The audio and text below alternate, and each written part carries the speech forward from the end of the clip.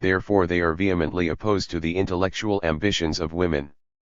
The same men who do not object to women being employed in difficult and dangerous occupations that threaten their womanliness and injure their maternity, would bar them from professions that are far less difficult and dangerous and far better suited to their physical abilities. In Germany, the lively agitation for the admission of women to universities has called forth a great number of opponents who especially oppose the admission of women to the study of medicine. Among these are Pochhammer, Felling, Binder, Hegar, and others.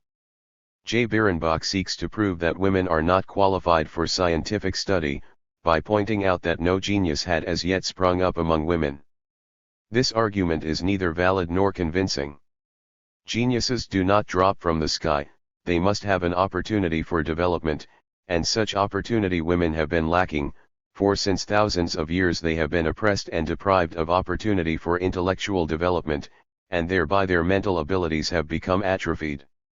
A considerable number of distinguished women exist even today, and if one denies the existence of potential geniuses among them, that is as far from being true as the belief that there were no more geniuses among men than those that were recognized as such. Every country schoolteacher knows how many able minds among his pupils are never developed because they lack opportunity for development. Indeed, we all have in our day met persons in whom we recognized rare ability and who, we felt, would have become a credit to the community, if circumstances had been more favorable to them. The number of talents and geniuses among men is far greater than could be revealed until now. The same is true of the abilities of women that have for thousands of years been far more hampered, repressed, and cramped than those of men. We have no standard whereby we can measure the amount of intellectual strength and ability among men and women, that would unfold if they could develop under natural conditions. Today it is in human life as in plant life. Millions of precious seeds never achieve development because the ground on which they are cast is unfertile or is already occupied, and the young plant is thus deprived of air, light, and nourishment. The same laws that apply to nature apply to human life. If a gardener or farmer would claim that a plant could not be perfected without having made an attempt to perfect it, his more enlightened neighbors would consider him a fool. They would hold the same opinion of him if he would refuse to interbreed one of his female domestic animals with a male of more perfect breed to obtain more perfect stock. There is no peasant today who is so ignorant not to recognize the advantage of a rational treatment of his vegetables, fruit, and cattle. Whether his means allow the application of advanced methods is another question. Only in regard to humanity even educated people will not admit what they regard as an irrefutable law with the rest of the organic world. Yet one need not be a scientist to derive instructive observations from life. How is it that peasant children differ from city children? How is it that children of the wealthier classes are, as a rule, distinguishable from the children of the poor by facial and bodily traits and by mental qualities? It is due to the difference in their conditions of living and education. The one-sidedness of training for a certain profession leaves its particular imprint upon a person. As a rule, a minister or a school teacher can easily be recognized by his bearing and the expression of his face, as also a military man, even in plain clothes. A cobbler is easily distinguished from a tailor, a carpenter from a locksmith. Twin brothers who greatly resembled each other in their youth, will show marked differences in a more advanced age if their occupations have been very different from one another. If, for instance, one is a manual laborer, say a blacksmith, and the other has studied philosophy. Heredity on the one hand and adaptation on the other, are decisive factors in human development as well as in the animal kingdom, and man, moreover, is the most adaptive of all creatures. Sometimes a few years of a different mode of life and a different occupation suffice to alter a person completely. External changes are never more clearly seen than when a person is transplanted from poor and narrow circumstances to greatly improved ones. His past can perhaps be disavowed least in his mental culture. When people have attained a certain age, they frequently have no ambition for intellectual improvement, and often they do not need it either. A parvenu rarely suffers from this shortcoming. In our day money is the chief asset, and people bow far more readily before the man with a great fortune than before the man of knowledge and great intellectual abilities, especially if it is his ill fortune to be poor. The worship of mammon was never greater than in our day. Yet we are living in the best of worlds. Our industrial districts furnish a striking example of the influence of decidedly different conditions of life and education. Even externally, workers and capitalists differ to such an extent as if they were members of two different races. These differences were brought home to us in an almost startling manner at the occasion of a campaign meeting during the winter of 1877 in an industrial town of Saxony. The meeting, in which a discussion with a liberal professor was to take place, had been so arranged that an equal number of both parties were present.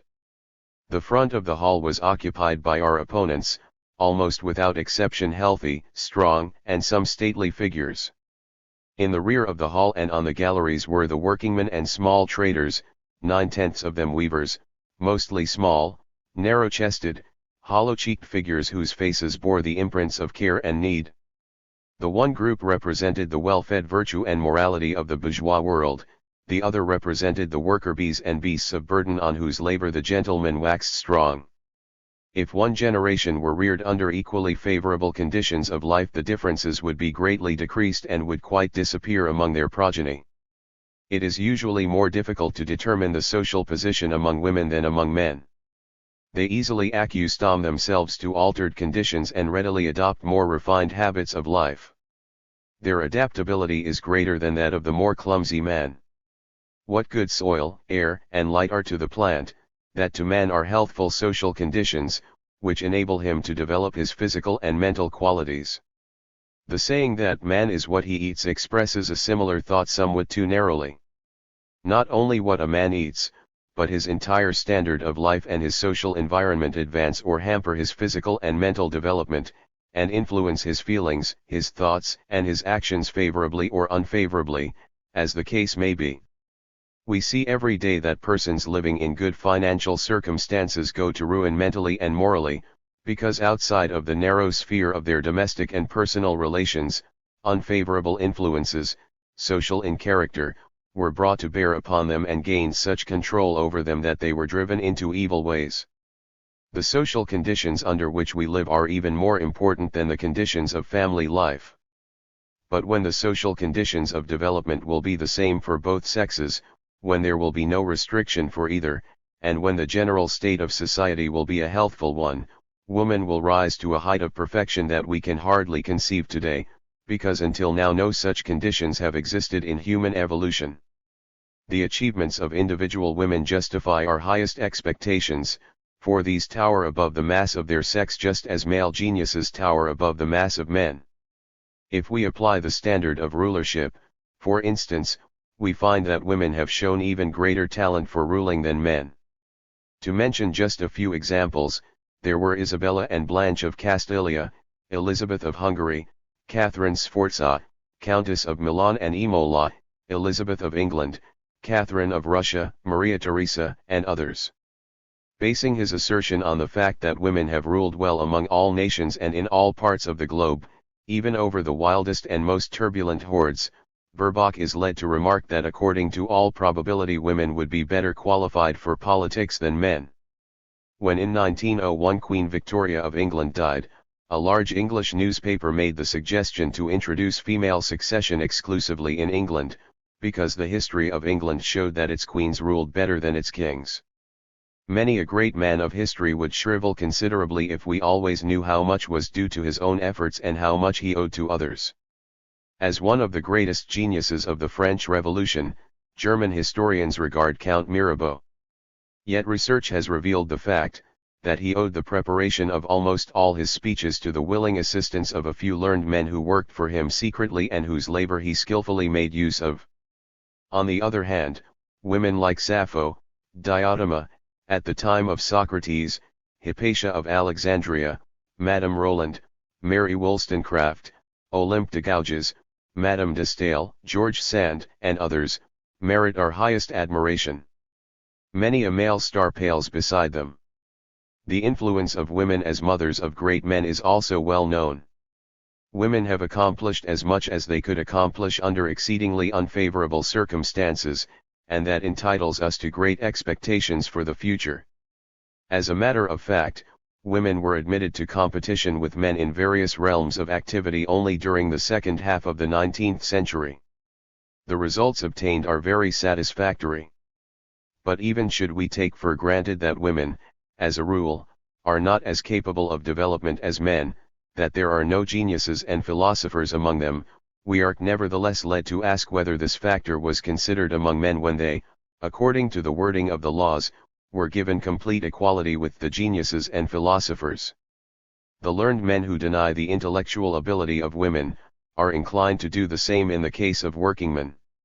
When persons of nobility pride themselves on their blue blood and their pedigree, they smile and contemptuously shrug their shoulders, but in the presence of the man of lowly birth they consider themselves an aristocracy that have achieved their favored position, not through their more advantageous circumstances, but only by their own peculiar talents. The same men, who are unprejudiced in one respect and have a poor opinion of persons who are not as liberal-minded as they, become incredibly narrow-minded and fanatical when their class interests or personal conceit are involved. Men of the upper classes judge men of the lower classes unfavorably, and in the same way almost all men judge women unfavorably. The majority of men regard women only as a means to their comfort and enjoyment. To regard them as beings endowed with equal rights is repugnant to their prejudiced minds. Woman should be modest and submissive, she should confine her interests to the home, and leave all other domains to the lords of creation. Woman should check every thought and inclination, and wait patiently for what her earthly providence, father or husband, may decide. If she lives up to this standard she is praised for her good sense, modesty, and virtue, even though she may break down under the burden of physical and moral suffering. But if we speak of the equality of all human beings, it is preposterous to wish to exclude half of humanity. Woman has the same right as man to develop her abilities and to employ them freely. She is a human being as well as man and should have the freedom of disposing of her own body and mind and he her own master. The chance of having been born a woman, must not affect her human rights. To exclude woman from equal rights because she has been born a woman and not a man, a fact of which both man and woman are innocent, is as unfair, as to make rights and privileges depend upon religious or political opinion, and it is as irrational as the belief that two persons are innate enemies because, by the chance of birth, they belong to different races or nationalities. Such views are unworthy of a free human being. Progress of humanity consists in removing whatever keeps one human being, one class, or one sex in slavery and dependence upon another. No difference is justified except those differences established by nature to fulfill its purpose. But no sex will overstep the natural limits, because it would thereby destroy its own purpose in nature. 3. Differences in physical and mental qualities of man and woman. One of the chief arguments of the opponents of equal rights is, that woman has a smaller brain than man and is less developed in other respects, and that therefore her lasting inferiority is proven. It is certain that man and woman are two human beings of different sex, that each has different organs adapted to the sexual purpose, and that, owing to the fulfillment of the sexual function, a number of differences in their physiological and psychological conditions exist. These are facts that no one can nor will deny, but they do not furnish any cause for social or political inequality between man and woman. Humanity and society consist of both sexes, both are indispensable to their maintenance and development. Even the greatest man was born by a mother to whom he may owe his best qualities and abilities. By what right, then, can woman be denied equality with man? According to the opinion of eminent authorities, the most marked differences in physical and mental qualities between man and woman are the following. In regard to stature, Havelock Ellis considers 170 centimeters the average height for men and 160 centimeters for women. According to Weyrord, it is 172 and 160, and in northern Germany, according to Krauss, 173 and 163 centimeters. The proportion of man's stature to woman's is as 100 to 93. The average weight of adult persons is 65 kilograms for men and 54 for women.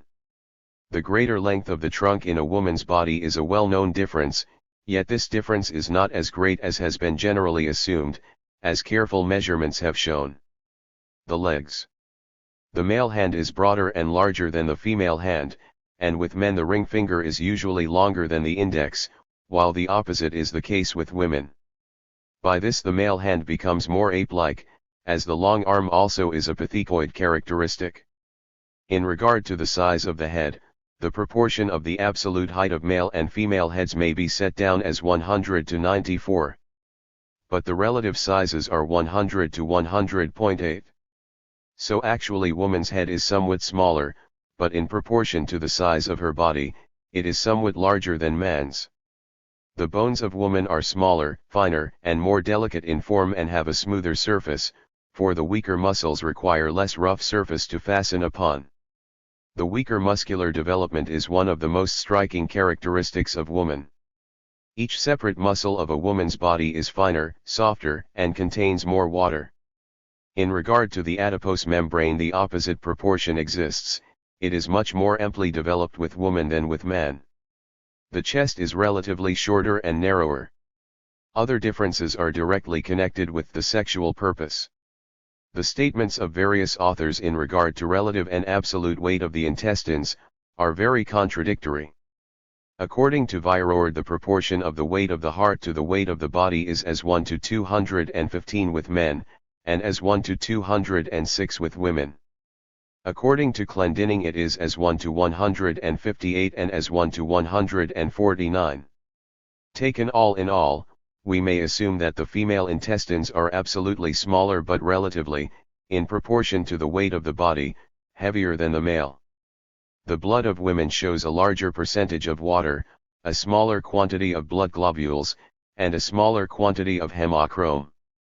With woman, the smaller size of the heart, the narrower vascular system, and probably also the larger percentage of water in the blood, cause a less intense assimilation of matter and an inferior nutrition.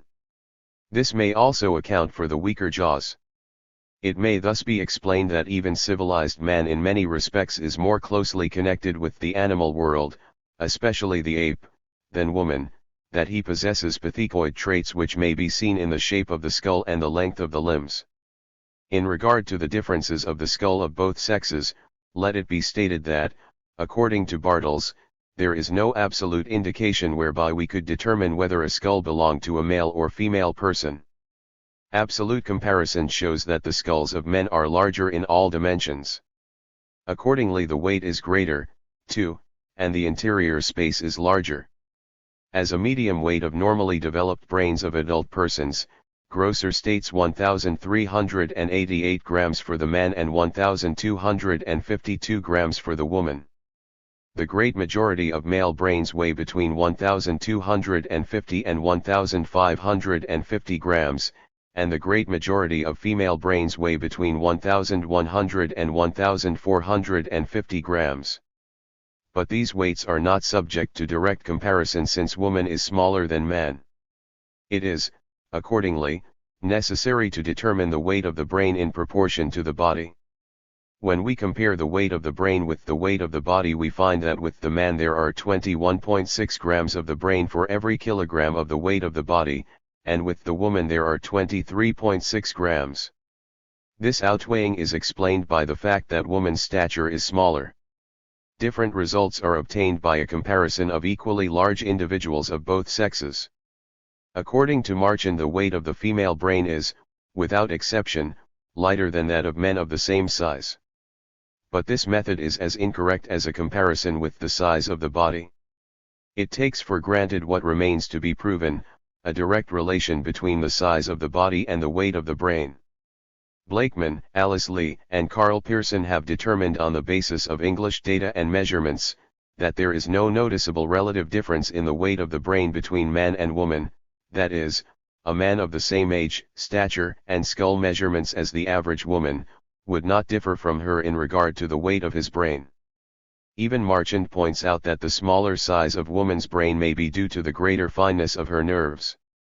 Grosser says, indeed, this has not yet been determined by means of the microscope, and would be difficult to determine. But we must point to the analogy that the eyeball and the cavity of the ear are also somewhat smaller with woman than with man, yet these organs are no less fine and serviceable. Another, perhaps the chief reason, for the lighter weight of the woman's brain may be found in her weaker muscular development. Inasmuch as the differences are rooted in the nature of sex, they can, of course, not be altered. But to what extent these differences in blood and brain can be changed by a different mode of life cannot be definitely determined for the time being. That modern woman differs from man to a greater extent than primitive woman or the woman of inferior races, seems to be established, and when we consider the social development of woman's position among civilized nations during the past 1,000 or 1,500 years, it seems only too obvious. The following shows the capacity of the female skull according to Havelock Ellis. Negro 984, Russian 884. Hottentot 951, German 838 to 897. Hindu 944, Chinese 870. Eskimo 931, English 860 to 862. Dutch 913, Parisian, 19 years, 858. The conflicting statements among the Germans show that the measurements have been taken among greatly differing material, both in regard to quality and quantity, and that therefore they are not absolutely reliable. But the figures clearly show one thing, that Negroes, Hottentots, and Hindu women have a considerably larger capacity of the skull than the German, English and Parisian women, and yet the latter are far more intelligent. A comparison of the brain weights of well-known deceased men shows similar contradictions and peculiarities. According to Professor Reclam, the brain of the scientist Cuvier weighed 1,830 grams, that of Byron, 1,807, that of the famous mathematician Gauss, 1,492, of the philologist Hermann, 1,358, of the Parisian prefect Haussmann, 1,226. It is said that the weight of Dante's brain also was below the average weight of the male brains. Havelock Ellis gives us similar information.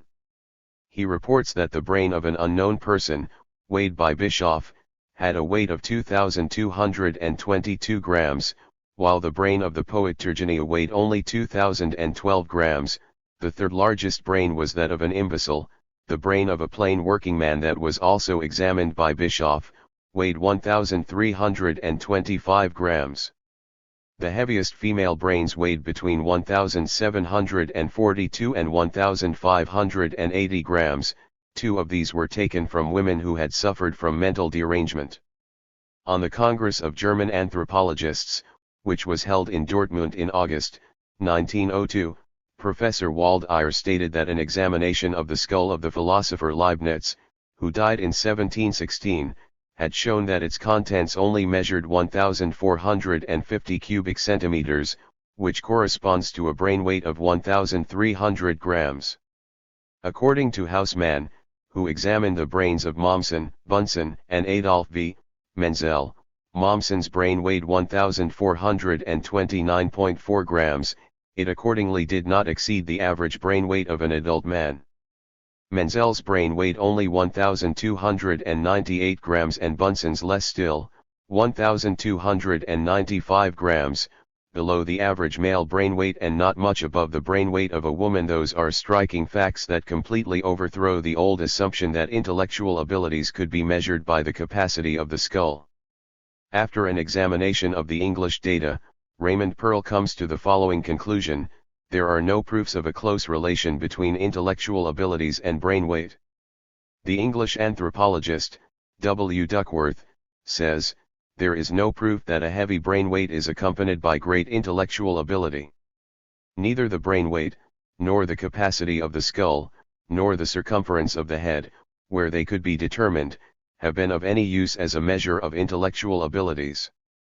Kohlbruegge, who has during recent years published the results of the examinations of human brains of many races, says, intelligence and brain weight are entirely dependent of one another. Even the greater brain weight of famous men is not sufficient proof, since it exceeds the general medium weight, but not that of the upper classes to which these men belonged.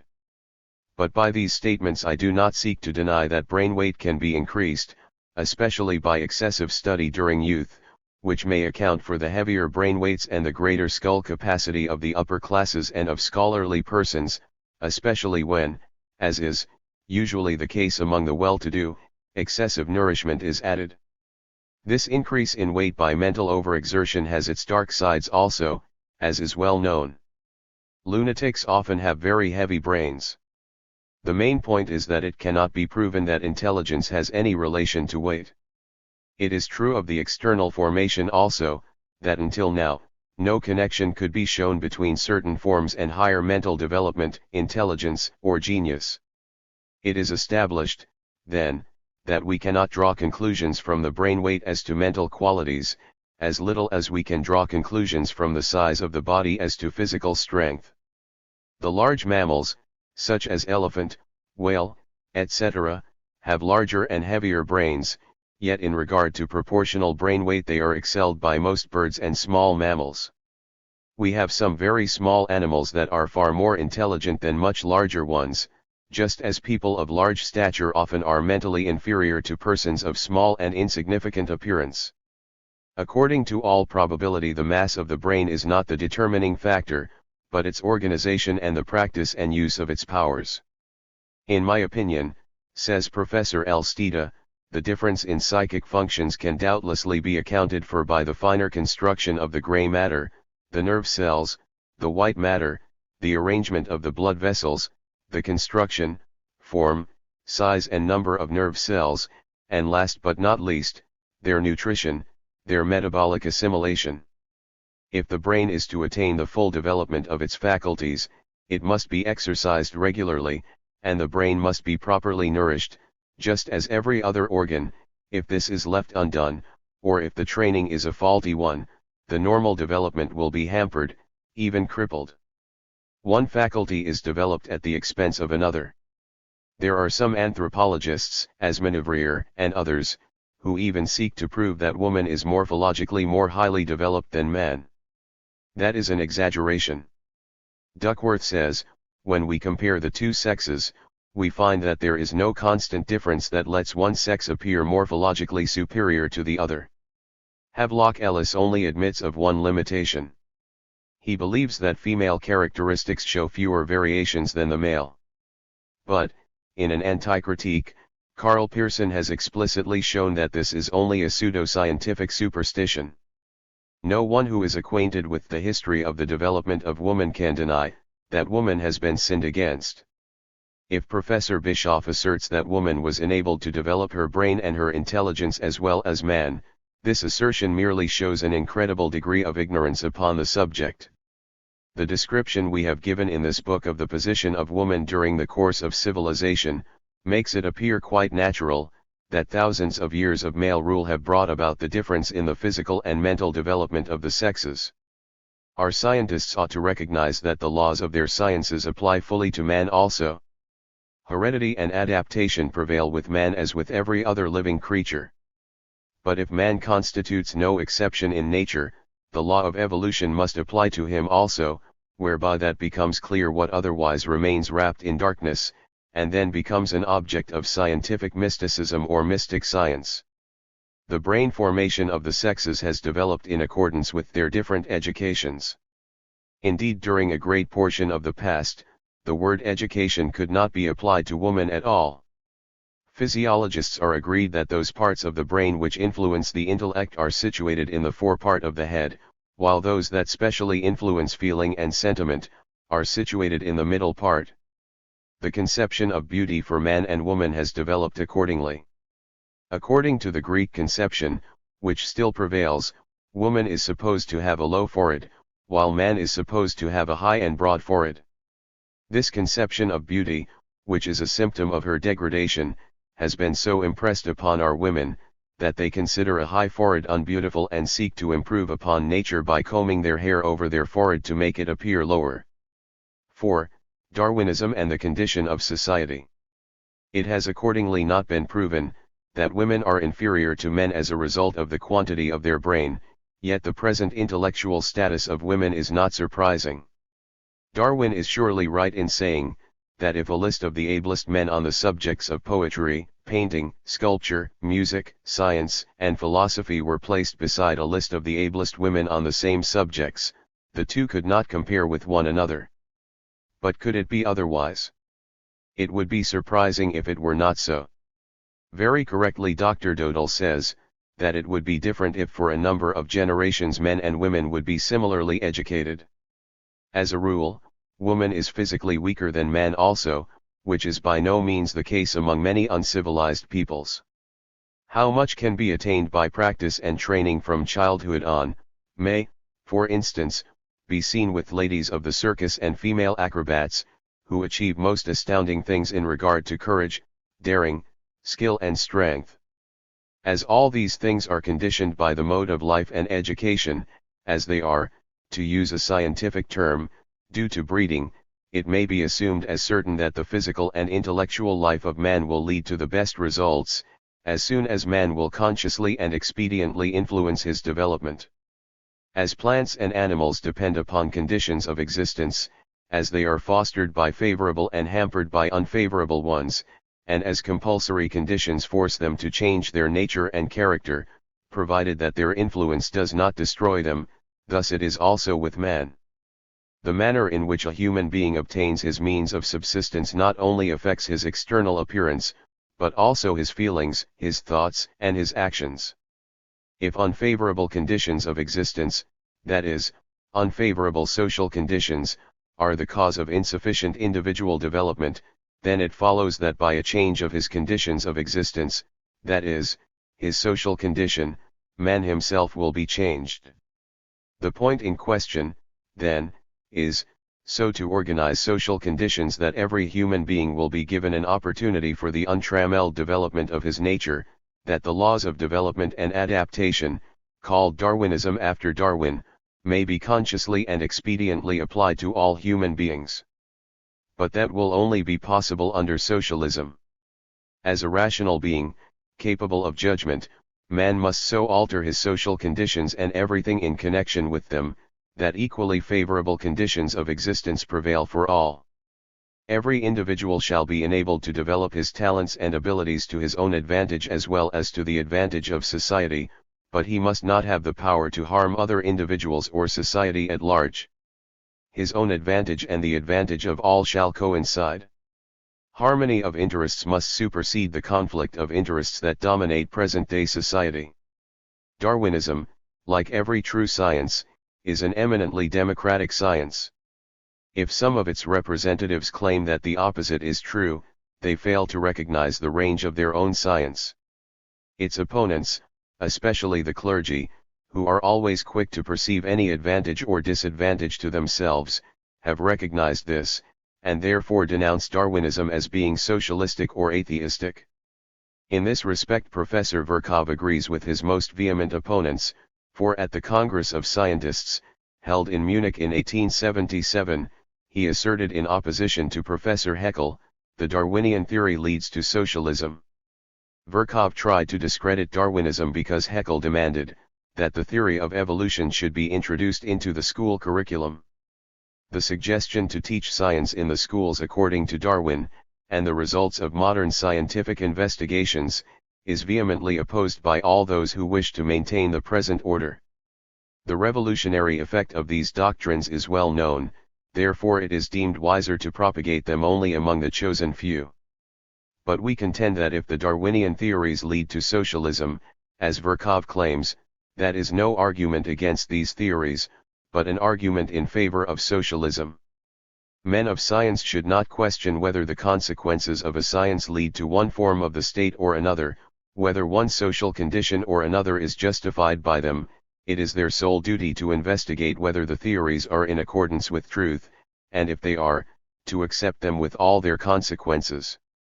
Whoever acts otherwise, be it for personal gain or favor or to serve class or party interest, commits a despicable action and is no credit to science.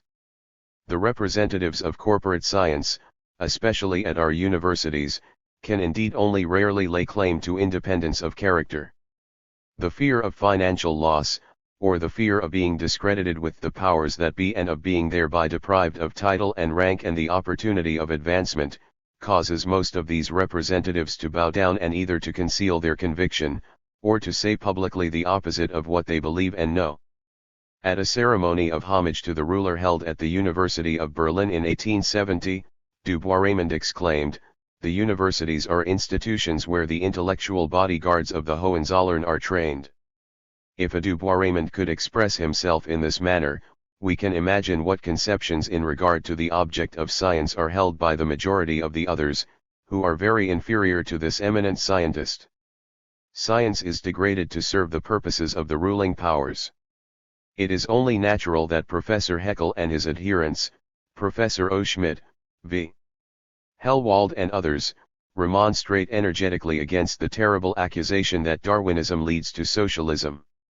They claim that the opposite is true, that Darwinism is aristocratic, since it teaches that everywhere in nature the more highly organized and stronger living beings suppress the inferior ones, and since, according to their conception, the propertied and educated classes constitute these more highly organized and stronger living beings in human society, they consider the rule of these classes a matter of course, since it is justified by the laws of nature.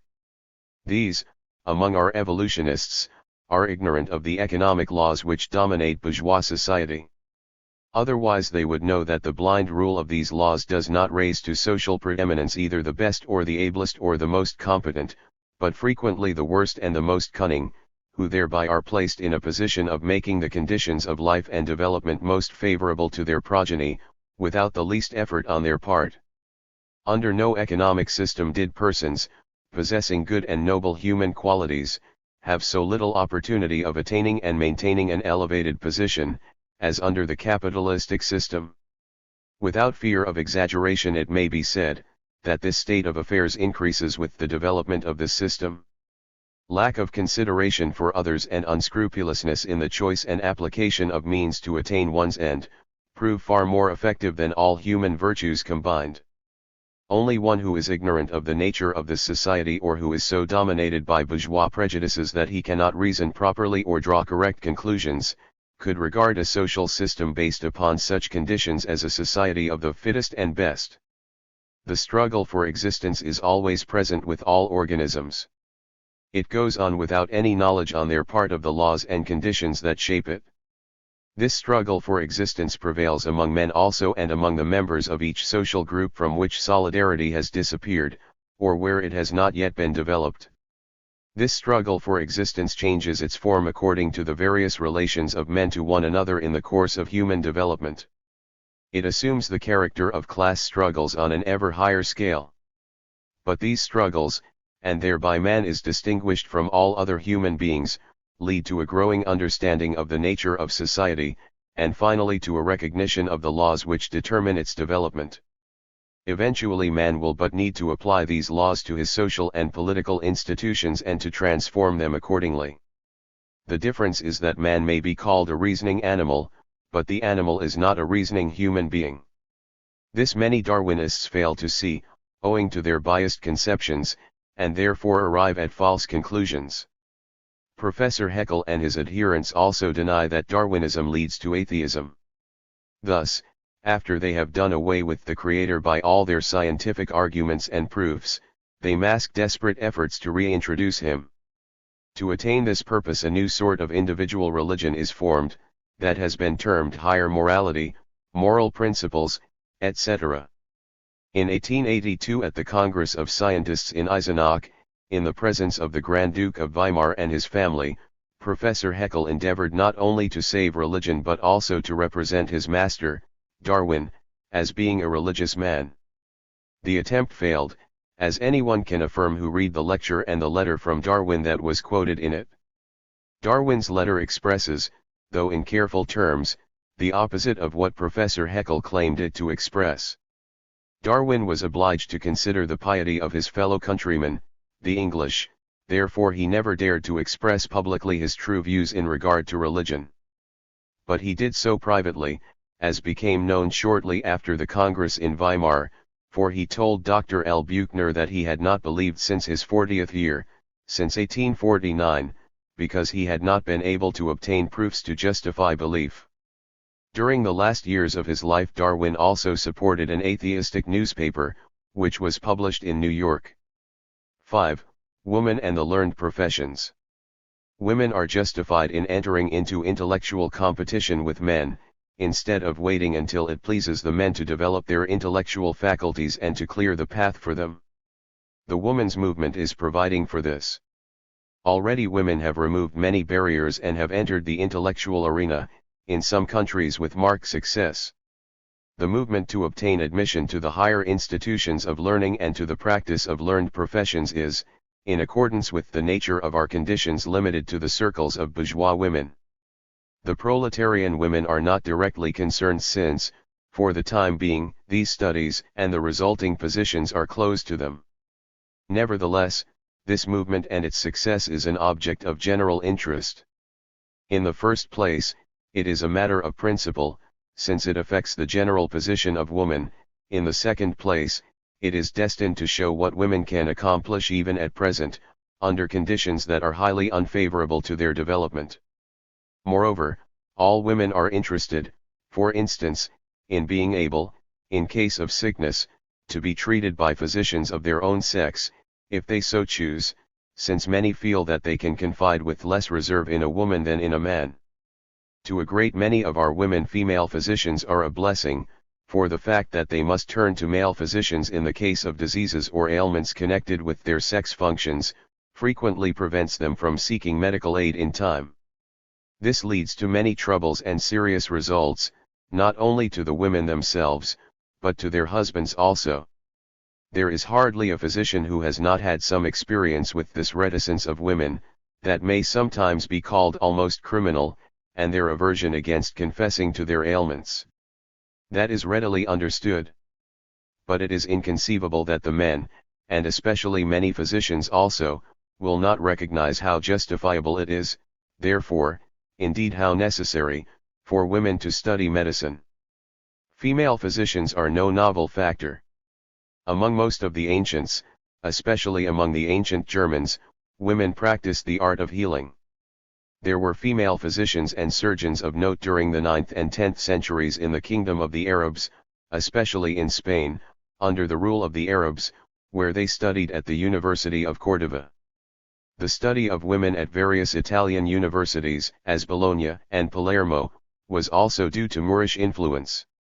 When the heathen influence ceased in Italy, these studies were prohibited.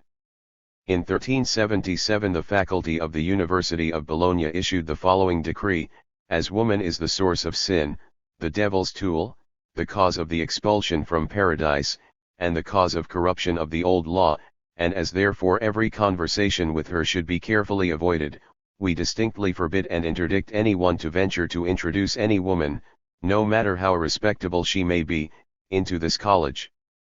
Should some one do so nevertheless, the rector shall punish him severely. One good result of the study of women is, that female competition has a very stimulating influence on the studiousness of the male students, which has left much to be wished for, as has been affirmed by various sources. That alone would be a great gain. It would furthermore considerably improve their habits. The drunkenness, pugnacity, and beer saloon habit of our students would become greatly checked. Those places from which our statesmen, judges, public attorneys, police officials, ministers, representatives of the people, etc., are chiefly recruited, would become more worthy of the objects for which they were founded and are being maintained. According to the impartial opinions of those competent to judge, such an improvement is exceedingly needful. The number of states that admit women to their high schools and universities are rapidly increasing since a few decades. None that lays claim to being a civilized state can offer continued resistance to this demand. The United States took the lead and Russia followed, two states that are diametrically opposed to one another in every respect. In the North American Union, women have been admitted to high schools and universities in all the states, in Utah since 1850, in Iowa since 1860, in Kansas since 1866, in Wisconsin since 1868, in Minnesota since 1869, in California and Missouri since 1870, and in Ohio, Illinois and Nebraska since 1871. Since then all the other states followed. Quite in accordance with their opportunity for study, the women in the United States have achieved their positions. According to the census of 1900 there were 7,399 female physicians and surgeons, 5,989 writers, 1,041 architects, 3,405 ministers, 1,010 lawyers, and 327,905 teachers. In Europe, Switzerland took the lead in opening its universities to women. The following shows the number of male and female students at Swiss universities. Total enrolled female students. Total number of women attending courses. 1896 to 1897 7,676 1,502 2,757 1900 to 1904 8,521 1,904 3,156 1905 to 1906 4,181 391 728 1906 to 1907 5,301 854 1,429 During the term 1906 to 1907 the female students were distributed as follows among the various faculties: Law, 75, Medicine, 1,181, Philosophy, 648. According to nationality there were 172 Swiss women, and 1,732 foreigners. The number of German women students in Switzerland has decreased, since they are admitted to German universities now, although not without restrictions. During the term 1906 to 1907 the number of regularly enrolled female students constituted about 30% of all the students. In England women are admitted to lecture at the universities, but at Oxford and Cambridge they are still barred from taking degrees. In France in 1905 there were 33,168 students, among these 1922 women. They were distributed as follows: Law, 57, Medicine, 386, Sciences, 259, Literature, 838, Miscellaneous, 382. The following are the countries in which women have been admitted to universities: United States, England, Holland, Belgium, Denmark, Sweden, Norway, Russia, Germany, Austria, Hungary, Italy, Switzerland, France, Turkey, and Australia. Female physicians are admitted to the practice of their profession in India, Abyssinia, Persia, Morocco, China, etc. Especially in the Oriental countries female physicians are constantly gaining ground. The restrictions that custom and religion place upon women in these countries make female physicians an especially great boon. After long struggles and great exertions, Germany, too, has at last taken a new course, though timidly at first. By a decision passed by the Federal Council on April 24, 1899, women have been admitted to examinations for the practice of medicine and dentistry, as well as pharmacy, upon the same terms as men. By another decision of the Federal Council of July 28, 1900, German women physicians who studied abroad are admitted to practice in Germany, and studies commenced abroad were accredited to them. Even since 1898 some German universities, as Heidelberg and Göttingen, had opened their doors to women. During the term 1901 to 1902, 1,270 women attending courses were already enumerated in the registers of the universities.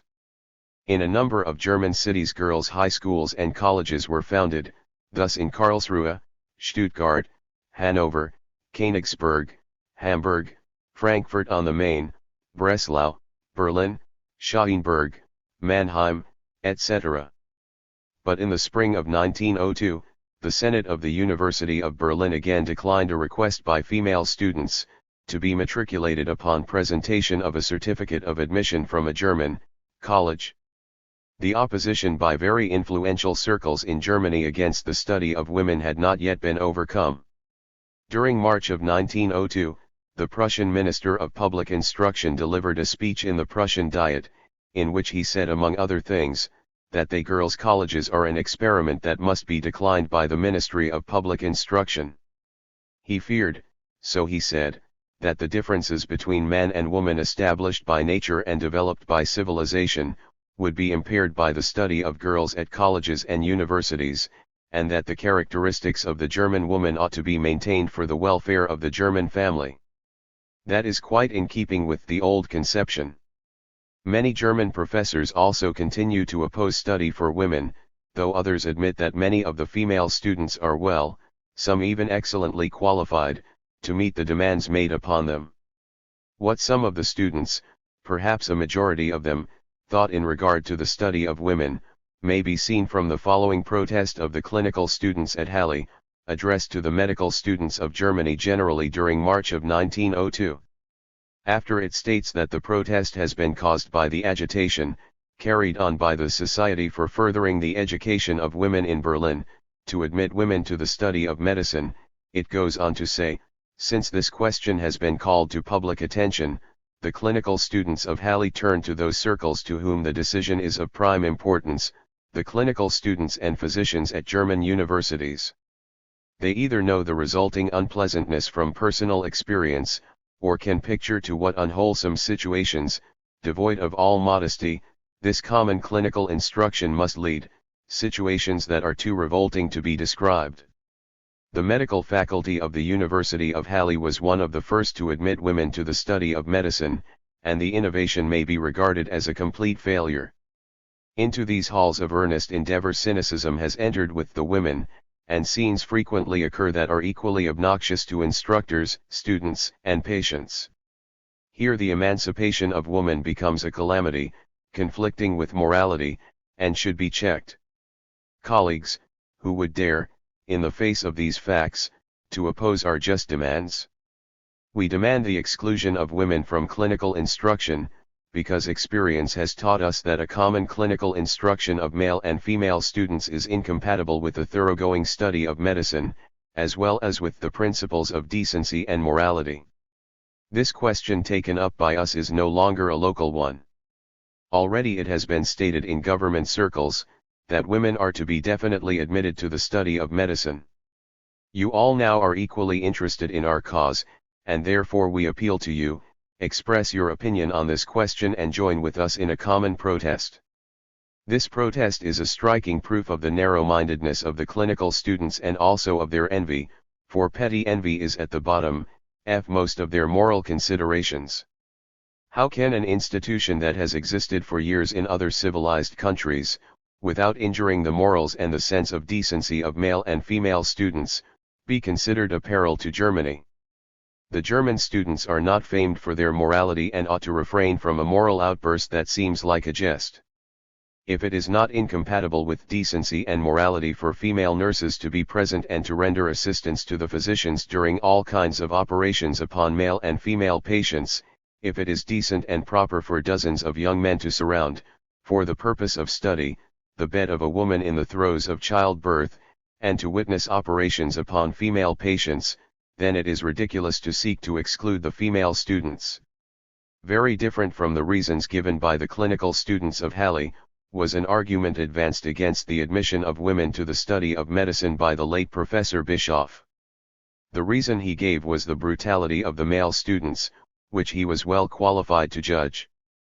But, regardless of the narrow-mindedness or envy of men, the question has been decided in favor of the women. On August 18, 1908, an edict was published, decreeing the regular enrollment of female students at the universities of Prussia, where until then they had been admitted to the lectures. The only restriction is, that for the purpose of immatriculation German women require the consent of the minister in one case, and foreigners require it in all cases. The entire number of women students enrolled at German universities was, during the term of 1908 to 1909, 1,077, as against 377 during the summer of 1908 and 254 in 1906. They were distributed among the various universities as follows: Berlin, 400, Bonn, 69, Breslau, 50, Erlangen, 11, Freiburg, 67, Gießen, 23, Göttingen, 71, Greifswald, 5, Halle, 22, Heidelberg, 109, Jena, 13, Kiel, 2, Königsberg, 17, Leipzig, 44, Marburg, 27, Munich, 134, Tübingen, 6, Würzburg, 7. Only the universities of Strasbourg, Rostock, and Munster had no female students. The entire number of women attending courses was 1,787 during the summer of 1908 and 1,767 during the term 1908 to 1909. They were distributed as follows: Berlin, 313, Strasbourg, 249, Breslau, 168, Munich, 131, Bonn, 120, Königsberg, 116, Leipzig, 95, Gießen, 93, Göttingen, 73, Tübingen, 67, Halle, 54, Freiburg, 50, and in all others less than 50. Of the regularly enrolled women students, 3 studied theology, 31, law, 334, medicine, and 709, philosophy. The admission of women to the universities necessitated a thoroughgoing reform of girls' high schools. According to the provisions of May 31, 1899, a 9 years course had been set down as the rule for girls' high schools, while a 10 years course was the exception. But development necessitated the regular introduction of a 10th class. According to statistics, there were in 1901 213 public high schools for girls. Among these Go had a 9 years course and 54 a 10 years course. In October 1907, the number of schools having a 9 years course had decreased from Go to 69, and the number of schools having a 10 years course had increased from 54 to 132. Among the private schools for girls, too, there were, besides 110 with a 9 years course, 138 with a 10 years course. It only remained to add the bureaucratic seal to this actual development, and to preserve as much as possible of the characteristics of German women.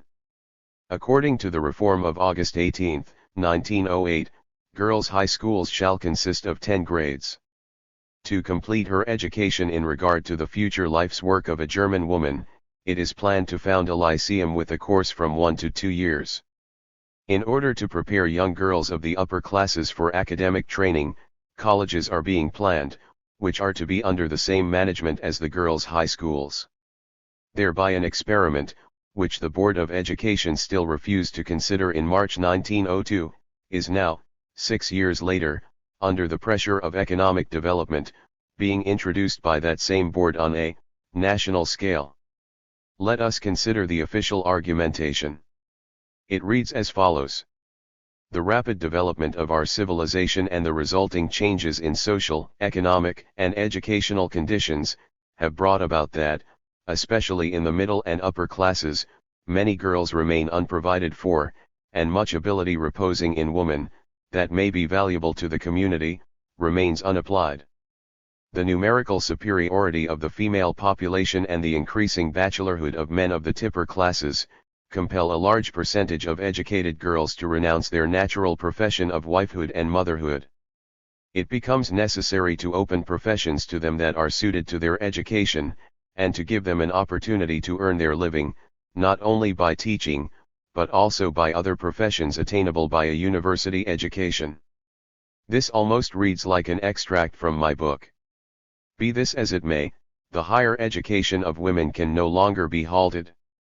There are female physicians in all civilized countries of the world, and even in some that are not yet regarded as civilized.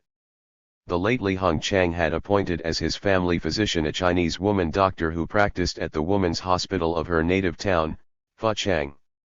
The late Sonia Kawaluska, the noted mathematician, was professor of mathematics at the University of Stockholm from 1889 until her death in 1891. There are many women professors in the United States, and some also in Italy, Switzerland, England, and France. In France, the famous Marie Curie, who together with her husband discovered radium and polonium, was, after the death of her husband in 1906, appointed his successor at the university. We see women acting as physicians, dentists, lawyers, chemists, physicists, geologists, botanists, teachers at higher institutions of learning, etc., and it is tipped to the women themselves to prove by their achievements that they are as competent to fill the positions entrusted to them as men. In Switzerland, during the summer of 1899, a majority of voters in the canton of Zurich favored the admission of women to the practice of law. The decision was passed by 21,717 against 20,046 votes. In the United States, women are admitted to the bar in 34 states. They are also admitted in France, Holland, Sweden, Denmark, Finland, Russia, Canada, and Australia. Many men, especially learned men, are opposed to the higher education of women, because they believe that the sciences will become degraded if even women can practice them. They regard scientific study as a privilege reserved for the chosen few of the male sex. Unfortunately, our universities, as our entire educational system, still leave much to be wished for. As the children in the public schools are frequently robbed of the most valuable time to cram their brains with a lot of things that are not in conformity with reason and scientific knowledge, as they are burdened with a lot of learning that will prove useless in life and will rather hamper than help their development, thus it is also with our higher institutions of learning.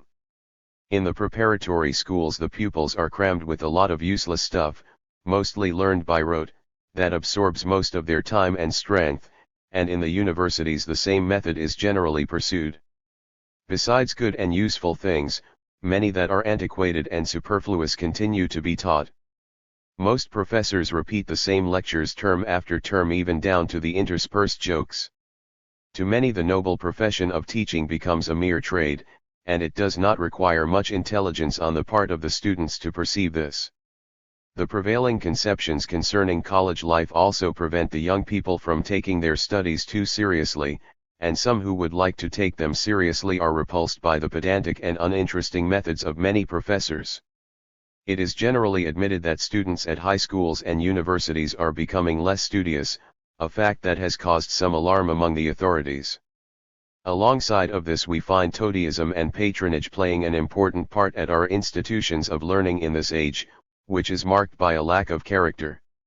To be of good family and to have sound principles, is regarded as being of greater importance than knowledge and ability. A patriot, that is, one who has no convictions of his own, but takes his cue from his superiors and fawns upon them, is considered more than a man of character, wisdom, and ability.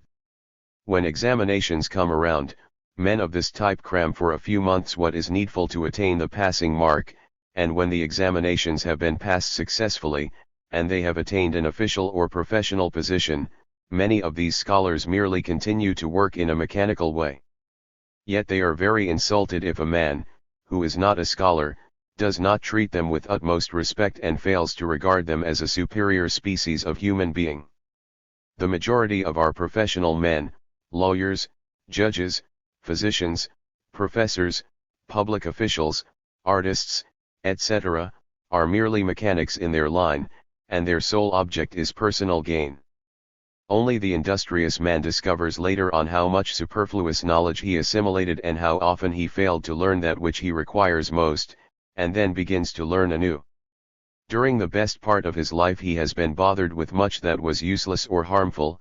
He requires a second part of his life to cast what is useless or harmful aside and to attain the heights of the views of his time, and then only can he become a useful member of society. Many do not surpass the first stage, others come to a standstill in the second, and only few have the energy to struggle on to the third. But decorum demands that the medieval trash and superfluous learning should be maintained, and as women have been until now, and in many cases still are, excluded from the preparatory institutions, this fact furnishes a convenient excuse for excluding them from the lecture halls of the universities. In Leipzig, during the 70s, one of the most noted professors of medicine made the following frank confession to a lady: a classical education is not essential to an understanding of medicine, but it must be made a condition of entrance to maintain the dignity of science. Opposition against an obligatory, classical education as being essential to the study of medicine, is gradually manifesting itself in Germany also. The tremendous advance of the sciences and their great importance to life in general, necessitates a scientific training.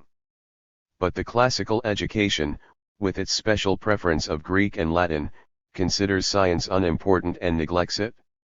It therefore frequently happens that young students are wanting in the most elementary scientific knowledge, that is of decisive importance for a study like medicine. Even teachers themselves are beginning to oppose this one-sided method of education. In other countries, for instance, in Switzerland, the study of science has long since been held as being of prime importance, and all who possess sufficient preliminary knowledge in the natural sciences and mathematics are admitted to the study of medicine, even without having had a so-called classical education. The same is true of Russia, the United States, and other countries. In Russia, where suppression and persecution of the Jews is considered one of the maxims of government, an imperial ukase, in 1907, prescribed that in the newly established school of medicine for women, only 5% of the students might be of other than Christian faith. Of these only 3% might be Jewesses, and the remaining 2% were to be reserved for students of Muslim origin. This is one of the retrogressive measures which are daily occurrences in Russia. The Russian government certainly had no cause for such provisions, because there is quite a dearth of physicians in that tremendous realm, and because the Russian women practitioners, regardless of their faith or origin, have been noted for the most unselfish devotion in the practice of their profession.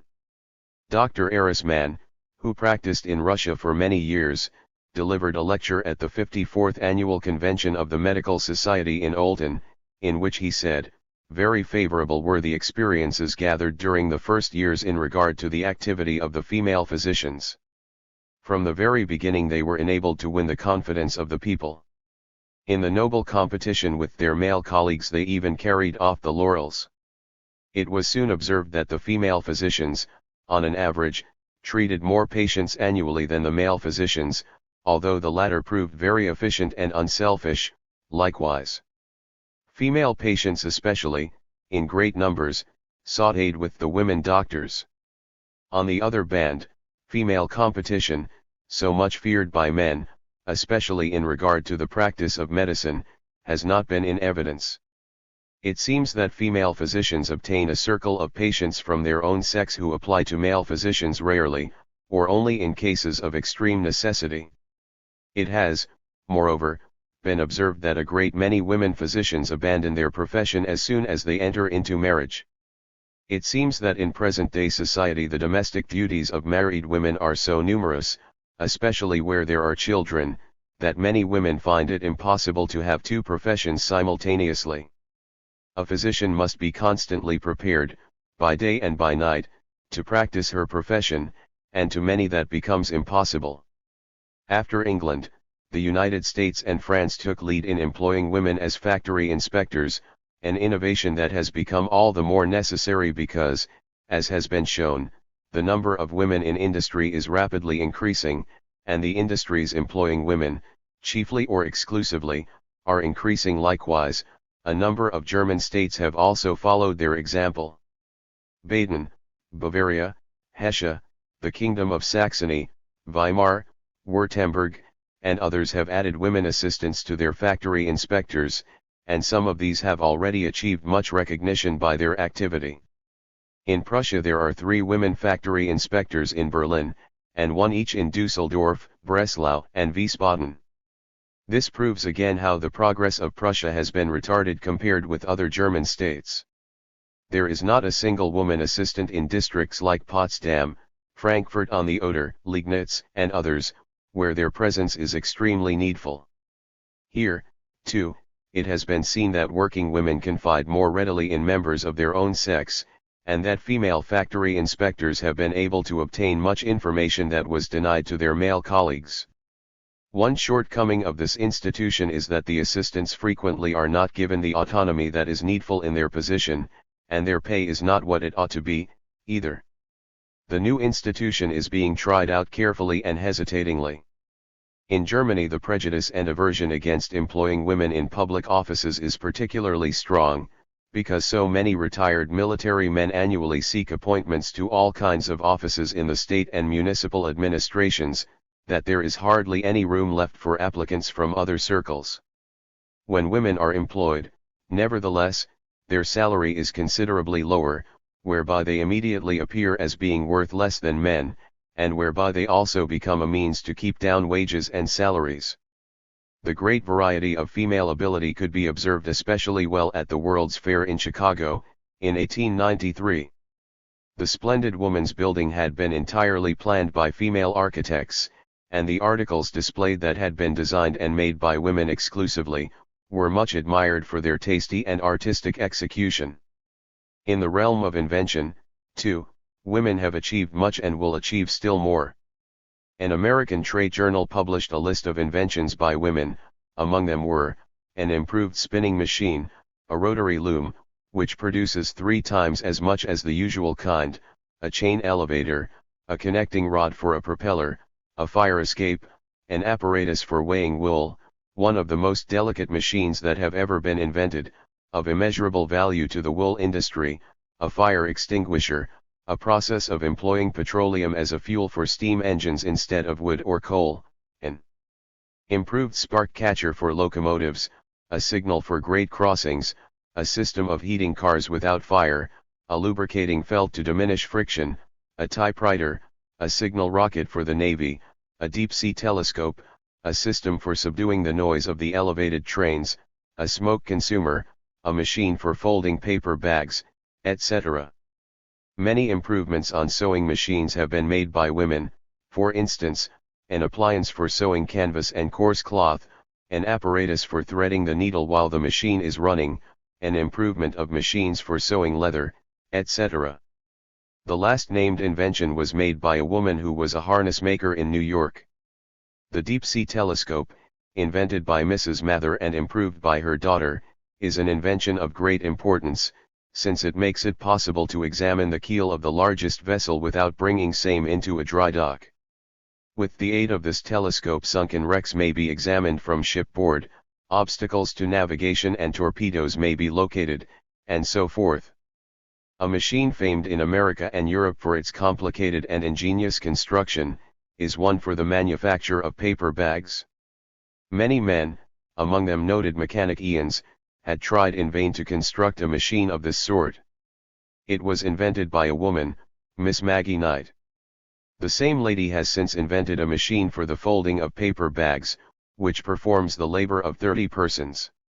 She personally conducted the construction of this machine in Amherst, Massachusetts. Chapter 15. The legal status of women. 1. The struggle for equality before the law. The social dependence of a race, class, or sex, always finds expression in the laws and political conditions of the country in question. The laws of a country are the formulated expression of its ruling interests. Women, being the dependent and oppressed sex, find their legal status mapped out to them accordingly. Laws are both negative and positive. They are negative by failing to take notice of the oppressed in the distribution of rights. They are positive inasmuch as they point out his dependent position and denote whatever exceptions there may be. Our common law is founded on the Roman law, which considers the human being solely in his quality as a propertied being. The old German law, that dealt more favorably with women, has maintained its influence only to a slight extent. In the French language, as in the English language, human being and the male are denoted by the same word, l'homme, man. In the same way, the French law only recognizes the man as a human being, and, until a few decades ago, this was true also of England, where women were maintained in abject dependence. It was the same in ancient Rome. There were Roman citizens and wives of Roman citizens, but no Roman citizenesses. In Germany the legal status of women has been somewhat improved, inasmuch as the great variety of existing laws have been replaced by a uniform law, whereby rights enjoyed by women here and there have been made general. Thereby, unmarried women were admitted to guardianship, women were permitted to act as witnesses, to sign contracts, and to carry on a business independently. Both husband and wife are entitled to the common ownership of each other's property, unless the demands made by either party may be regarded as an abuse of his or her rights. If there are conflicting opinions between them on this subject, the decision rests with the husband, who also is entitled to determine the place of residence. If the husband should abuse this right, the wife is exempt from obedience. The sole management of the household rests with the wife. She has the so-called power of the keys, which empowers her, within her domestic sphere, to attend to her husband's affairs and to represent him. The husband is liable for his wife's debts. But the wife's power of the keys may be restricted, or entirely abolished, by her husband. Should he abuse his power, this limitation may be annulled by the courts. The wife is obliged to do the housework and to perform tasks in her husband's business, but only where such occupations are customary, in accordance with the husband's standard of living. A demand to establish, as the rule, separate rights of ownership by husband and wife, was declined by the Diet. This can only be obtained by means of the marriage contract, which is usually neglected, and may lead to disagreements later on. Instead, community of management was established. The husband is thereby entitled to dispose of his wife's property, while she is limited to her dowry. On the other hand, the wife has unrestricted control over whatever she may earn during marriage, by personal labor or in business. The husband has no right to deprive the wife of her earnings or her dowry. The wife may also demand security, in case she has good reason to fear that her property is endangered, which she may sometimes learn too late. She may also enter a complaint to have the common ownership abolished, if her husband should fail to provide for her and her children. The husband is liable for damage resulting from mismanagement. The wife may be grievously wronged by the existing divorce laws. 4. In case of divorce, the joint earnings of husband and wife belong to the husband, even if he is the guilty party, and if most of their common property has been earned by the wife. But the woman is entitled to alimony, according to her station, only if it can be shown that she is not able to maintain her standard of living by means of her own property or earnings. Paternal control has been replaced by the joint control of both parents, but in case of disagreement between the parents, the decision rests with the father. In case of the father's death, parental control, including the management and use of the child's property, devolves on the mother.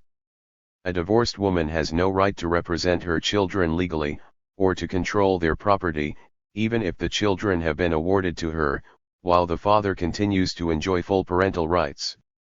In England, until 1870, according to the common law, husband was entitled to all the personal property of his wife. Only real estate remained her property by law, but even this the husband was entitled to manage and to use. The English woman was a mere cipher before the law. She could not sign any legal document, not even a will. She was her husband's chattel. If she committed any crime in her husband's presence, he was held responsible for it, since she was regarded as a minor. In case she damaged anyone's property, the damage was viewed as if done by a domestic animal, her husband was answerable for it. In 1888 Bishop J. N. Wood delivered a lecture in the chapel at Westminster, in which he said, among other things, that as late as a century ago English women had not been permitted to eat at their husband's table, nor to speak until they were spoken to. As a symbol of his marital power, a whip hung above the bed, that the husband was permitted to wield when the wife was not as docile as her lord desired her to be. Only her daughters were obliged to obey her. By her sons she was regarded as a servant. By the laws of 1870, 1882 and 1893, the woman is not only entitled to all the property brought into marriage by her, she is also entitled to everything she may obtain during marriage by her earnings, by inheritance, or by gift. This legal relation can be modified only by special agreement between husband and wife. In this respect, English legislation has followed the example set by the United States. By the Custody of Infants Act, of 1886, in case of the father's death, parental control devolves on the mother. The INTE State Estates Act, of 1890, still gives the man a privileged position. Both husband and wife are free to dispose of their property by their last will and testament. But if the wife dies INTE state, all her personal property belongs to her husband, while, if the husband dies INTE state, his widow is entitled to only 1/3 of his personal property and income on real estate, the remainder belongs to his children. Many remnants of the old medieval law remain in force that greatly impair the legal status of married women. As we have seen, the divorce laws are still highly unfavorable to women. If a man commits adultery, that alone is no ground for divorce for the woman, but only in connection with cruelty, bigamy, rape, etc. The civil law is especially unfavorable to women in France, and in all those countries, mostly Romanic countries, that are strongly influenced by the French Code Civil, or where it has been adopted in full, with some modifications. This is the case in Belgium, Spain, Portugal, Italy, Russian Poland, the Netherlands, and in most of the cantons of Switzerland. There is a saying by Napoleon I that is characteristic of his conception of the position of women, and that still holds true. It is: one thing is not French, a woman who may do as she pleases. As soon as a French woman marries, she is placed under the guardianship of her husband. According to the Code Civil, she may not appear in court without the consent of her husband, not even if she is connected with a lawsuit. The husband shall protect his wife, and the wife shall obey her husband. He controls the property brought into marriage by his wife. He may sell, rent, or mortgage same, without being obliged to ask her consent. The result is, that women frequently live in a condition of absolute servitude. A man may spend his wife's earnings on drink, or on frivolous women. He may gamble and run into debt, leaving his wife and children in want. He is even entitled to demand from an employer the wages his wife has earned. Under such circumstances, it is not to be wondered at that many women prefer to desist from marriage, as was frequently seen in France. In most Romanic countries, women cannot act as witnesses to legal documents, contracts, wills, etc. In France this was the case until 1897. But they are permitted, by a strange inconsistency, to act as witnesses at court in all criminal cases, where their testimony may perhaps lead to the execution of a human being. In criminal law, woman is everywhere regarded as man's equal, and crimes and transgressions committed by her are measured by the same standard as those committed by man. Our lawmakers seem blissfully unconscious of this glaring inconsistency. As a widow, a woman may make her will, but in a great many states she is not admitted as a witness to a will, yet she may be appointed as executrix. In Italy, women are admitted as witnesses in civil law since 1877. The privileged position of men is especially manifest in the divorce laws. According to the Code Civil, in France a man might obtain a divorce if his wife committed adultery, but a woman could not obtain it, unless her husband had brought his concubine into their home. This article has been changed by the divorce law of July 27, 1884, but in French criminal law the distinction has been maintained, which is very characteristic of the French lawmakers. If a woman has been convicted of adultery, she is punishable by imprisonment of from 3 months to 2 years.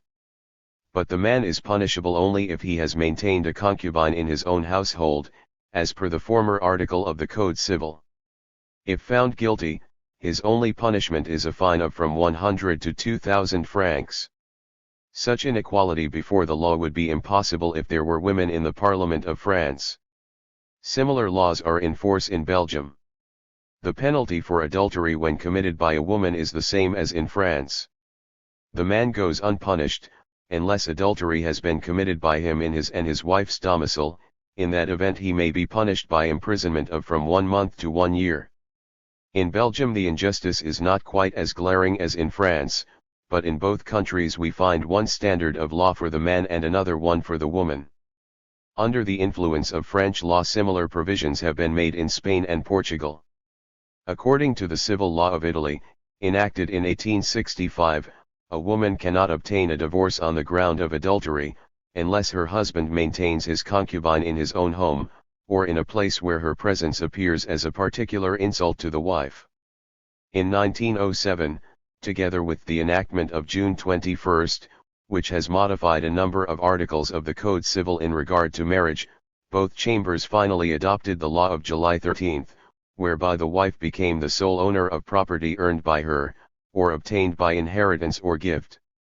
The husband has been deprived of his former control over the personal property of his wife.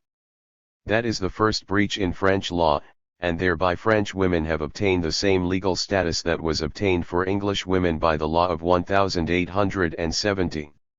Much more advanced than the Code Civil and more advanced also than German civil law, is the new civil law of Switzerland that was adopted on December 10, 1907, and will come into force on January 1, 1912. Until now the various cantons of Switzerland had their own laws. In Geneva, Wyatt, and Italian Switzerland they were partly founded on the Code Civil.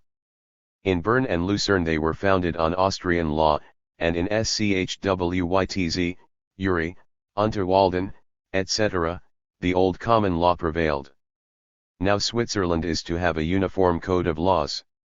The freedom of the wife and the children is assured.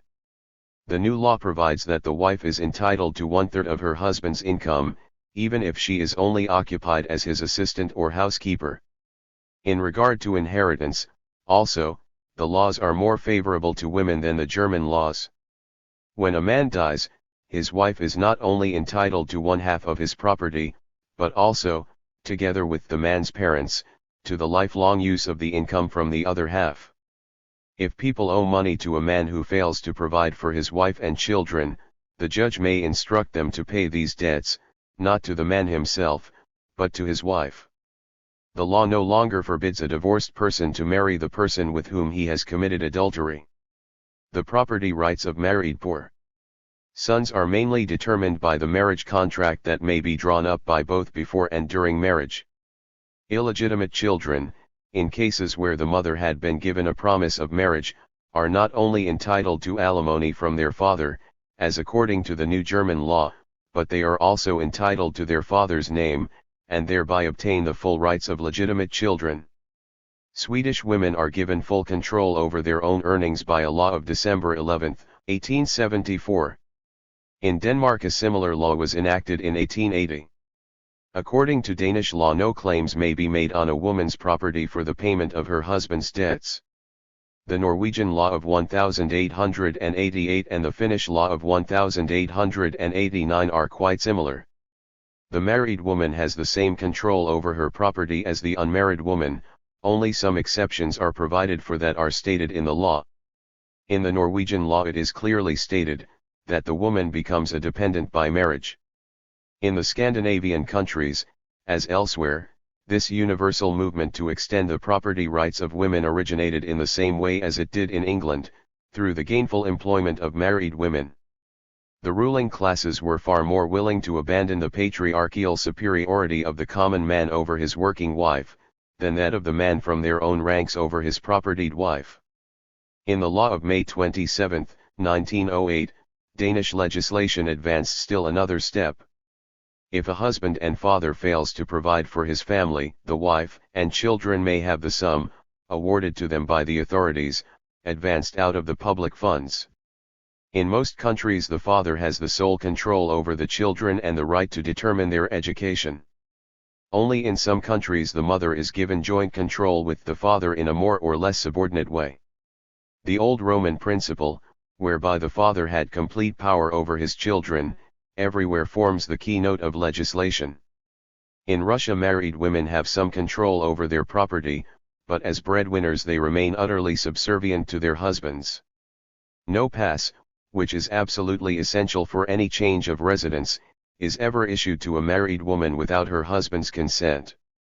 In order to accept a position or to practice any trade or profession, she must also have her husband's permission. Divorce is made so difficult, that it can be obtained only in very rare cases. The position of Russian women was much more independent formerly in the old peasant communities, which was due to the remaining communistic institutions or to the reminiscences of these institutions. The peasant woman was the manager of her own estate. Communism is the most favorable social condition for women. We have seen this from our exposition of the matriarchal period. In the United States, the women have succeeded in winning almost complete equality before the law. They have also prevented the introduction of English and other laws regulating prostitution. 2. The struggle for political equality. The evident inequality of women before the law has caused the more advanced among them to demand political rights, in order to attain their equality by means of legislation. The same thought has also led the working class to direct their agitation toward the conquest of political power. What is right for the working class, cannot be wrong for the women. Being oppressed, devoid of rights and, in many instances, disregarded, it is not only their right, but their duty to defend themselves and to adopt any method that appears good to them, so that they may win an independent position. Of course, these endeavors are opposed by the usual reactionary croakings. Let us see to what extent these are justified. Women possessing eminent intellectual abilities have influenced politics at all times and among all peoples, even where they were not endowed with the power of sovereigns. Even the papal court was not exempt from this. If they could not exert any influence by means of the rights conceded to them, they did so by their intellectual superiority, even by intrigues. For many centuries their influence was particularly strong at the court of France, as also at the Spanish and Italian courts. At the close of the 17th century, at the court of Philip V of Spain, Marie of Tremenil, Countess of Bracciano and Princess of Ursin, was the Prime Minister of Spain for 13 years, and during this time very ably conducted Spanish politics.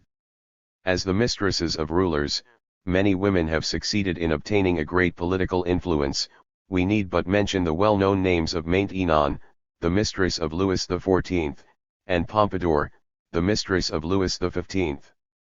The great intellectual awakening of the 18th century, that produced men like Montesquieu, Voltaire, D'Alembert, Holbach, Helvetius, La Mettrie, Rousseau, and many others, did not fail to affect the women.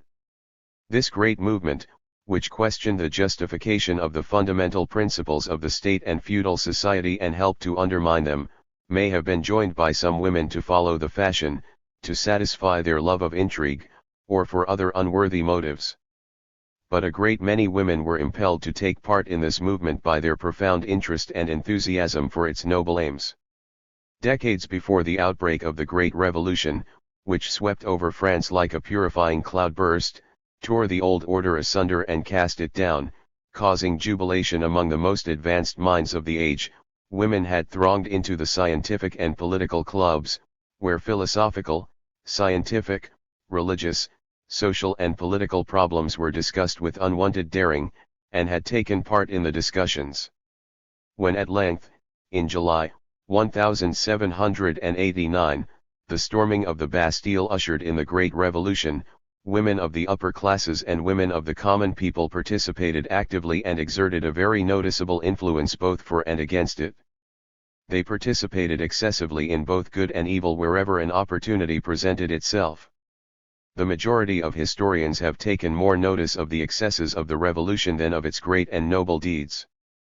These excesses, by the way, were only too natural, for they were the result of tremendous exasperation at the unspeakable corruption, the exploitation, the imposition, the baseness and villainy of the ruling classes. Under the influence of these biased descriptions, Schiller wrote the lines, "And women there become hyenas and mock at horror and despair." And yet in those years women have set so many noble examples of heroism, magnanimity, and admirable self-sacrifice, that to write an impartial book on the women in the Great Revolution, would mean the erection of a noble monument in their honor. According to Michelet, women even were the vanguard of the revolution.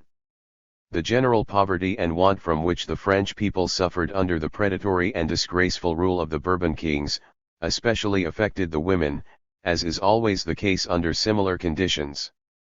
Being excluded from almost every decent means of support, tens of thousands of them fell victims to prostitution. To this was added the famine of 1789, which increased the suffering of women and children to the utmost. This famine led them to storm the town hall in October and to march in masses to Versailles, the seat of the court. It also caused a number of them to petition the National Assembly that the equality between man and woman be reinstated, that work and employment be open to them and that they be given positions suited to their abilities. As the women recognized that they needed power to win their rights, but that they could attain power only by organizing and by standing together in great numbers, they organized women's clubs throughout France, some of which had a surprisingly large membership, and also took part in the men's meetings. While brilliant Madame Roland preferred to play a leading political part among the statesmen of the French Revolution, the Girondists, passionate and eloquent Olympe de Gouges took the leadership of the women of the people and espoused their cause with all the enthusiasm of her fervent temperament. When the Assembly proclaimed the rights of man, in 1793, she promptly recognized that they were only rights of men. In opposition to these, Olympe de Gouges, together with Rose Lacombe and others, wrote The Rights of Women, in 17 articles. On the 28 Brumaire, she defended the rights before the Paris Commune, with arguments that are still fully justified. In her argumentation the following sentence, characteristic of the situation, was contained: if a woman has the right to mount the scaffold she must also have the right to mount the platform. Her demands remained unfulfilled. But her reference to the right of woman to mount a scaffold met with bloody confirmation. Her defense of the rights of women on the one hand, and her struggle against the atrocities of the Assembly on the other, made her appear ripe for the scaffold to the Assembly. She was beheaded on the 3rd of November, of the same year. 5 days later Madame Roland was beheaded, also. Both went to their death heroically. Shortly before these executions, on October 17, 1793, the Assembly had shown its attitude of hostility toward women by deciding to suppress all the women's clubs. Later on, when the women continued to protest against the wrong perpetrated against them, they were even forbidden to attend the Assembly and the public meetings, and were treated as rebels. When monarchical Europe marched against France and the Assembly declared the fatherland to be in danger, Parisian women offered to do what was done 20 years later by enthusiastic Prussian women, to bear arms in defense of the fatherland, thereby hoping to prove their right to equality. But they were opposed in the Commune by the radical Chaumet, who addressed them thus: since when are women permitted to deny their sex and to make men of themselves?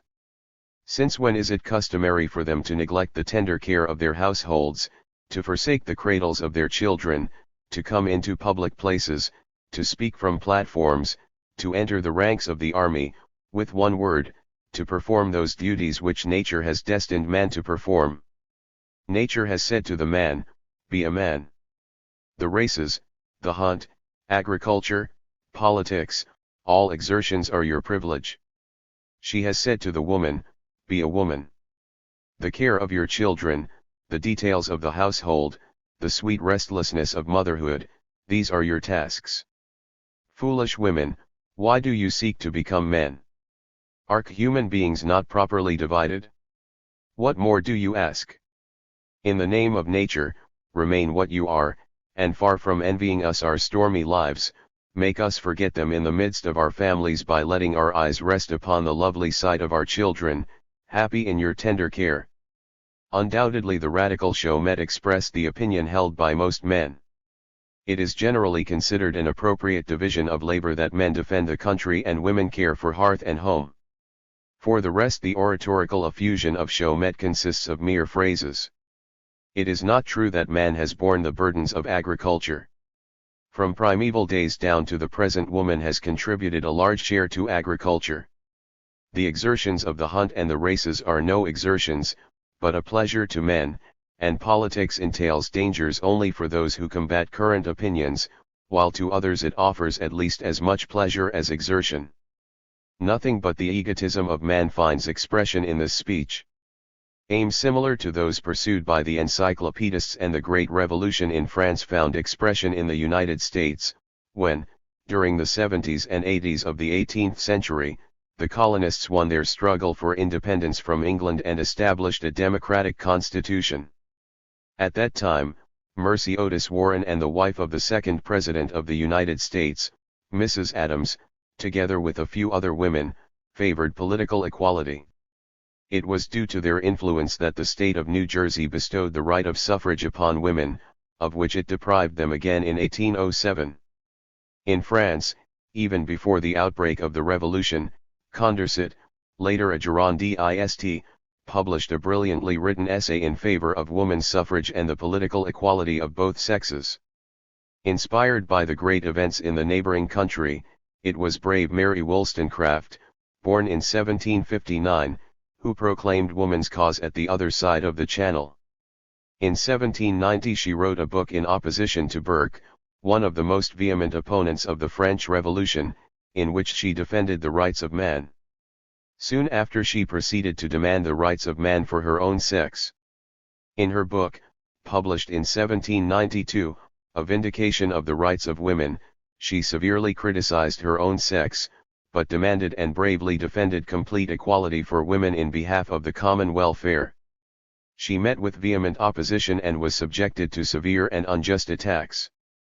Heartbroken by bitter inward struggles, she died in 1797, misunderstood and ridiculed by her contemporaries. At the same time, when the first serious endeavors to obtain political equality for women were being made in France, England, and the United States, even in Germany, which was particularly retrogressive then, a German writer, THGV Hippel, anonymously published a book in Berlin, in 1792, on the civic improvement in the condition of women, in which he defended the equal rights of women. At that time a book on the civic improvement in the condition of men would have been equally justified. We must therefore doubly admire the courage of this man, who, in his book, ventured to draw all the logical conclusions from social and political sex equality and defended same very ably and intelligently.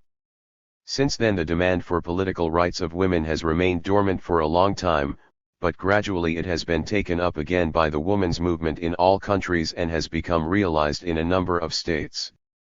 In France the Saint-Simonists and Fourierists favored sex equality, and, in 1848, the Fourierist considerant moved in the Constitutional Committee of the French Parliament to bestow equal political rights upon women. In 1851, Pierre Leroux repeated the motion in the chamber, but likewise unsuccessfully. At present matters have an entirely different aspect.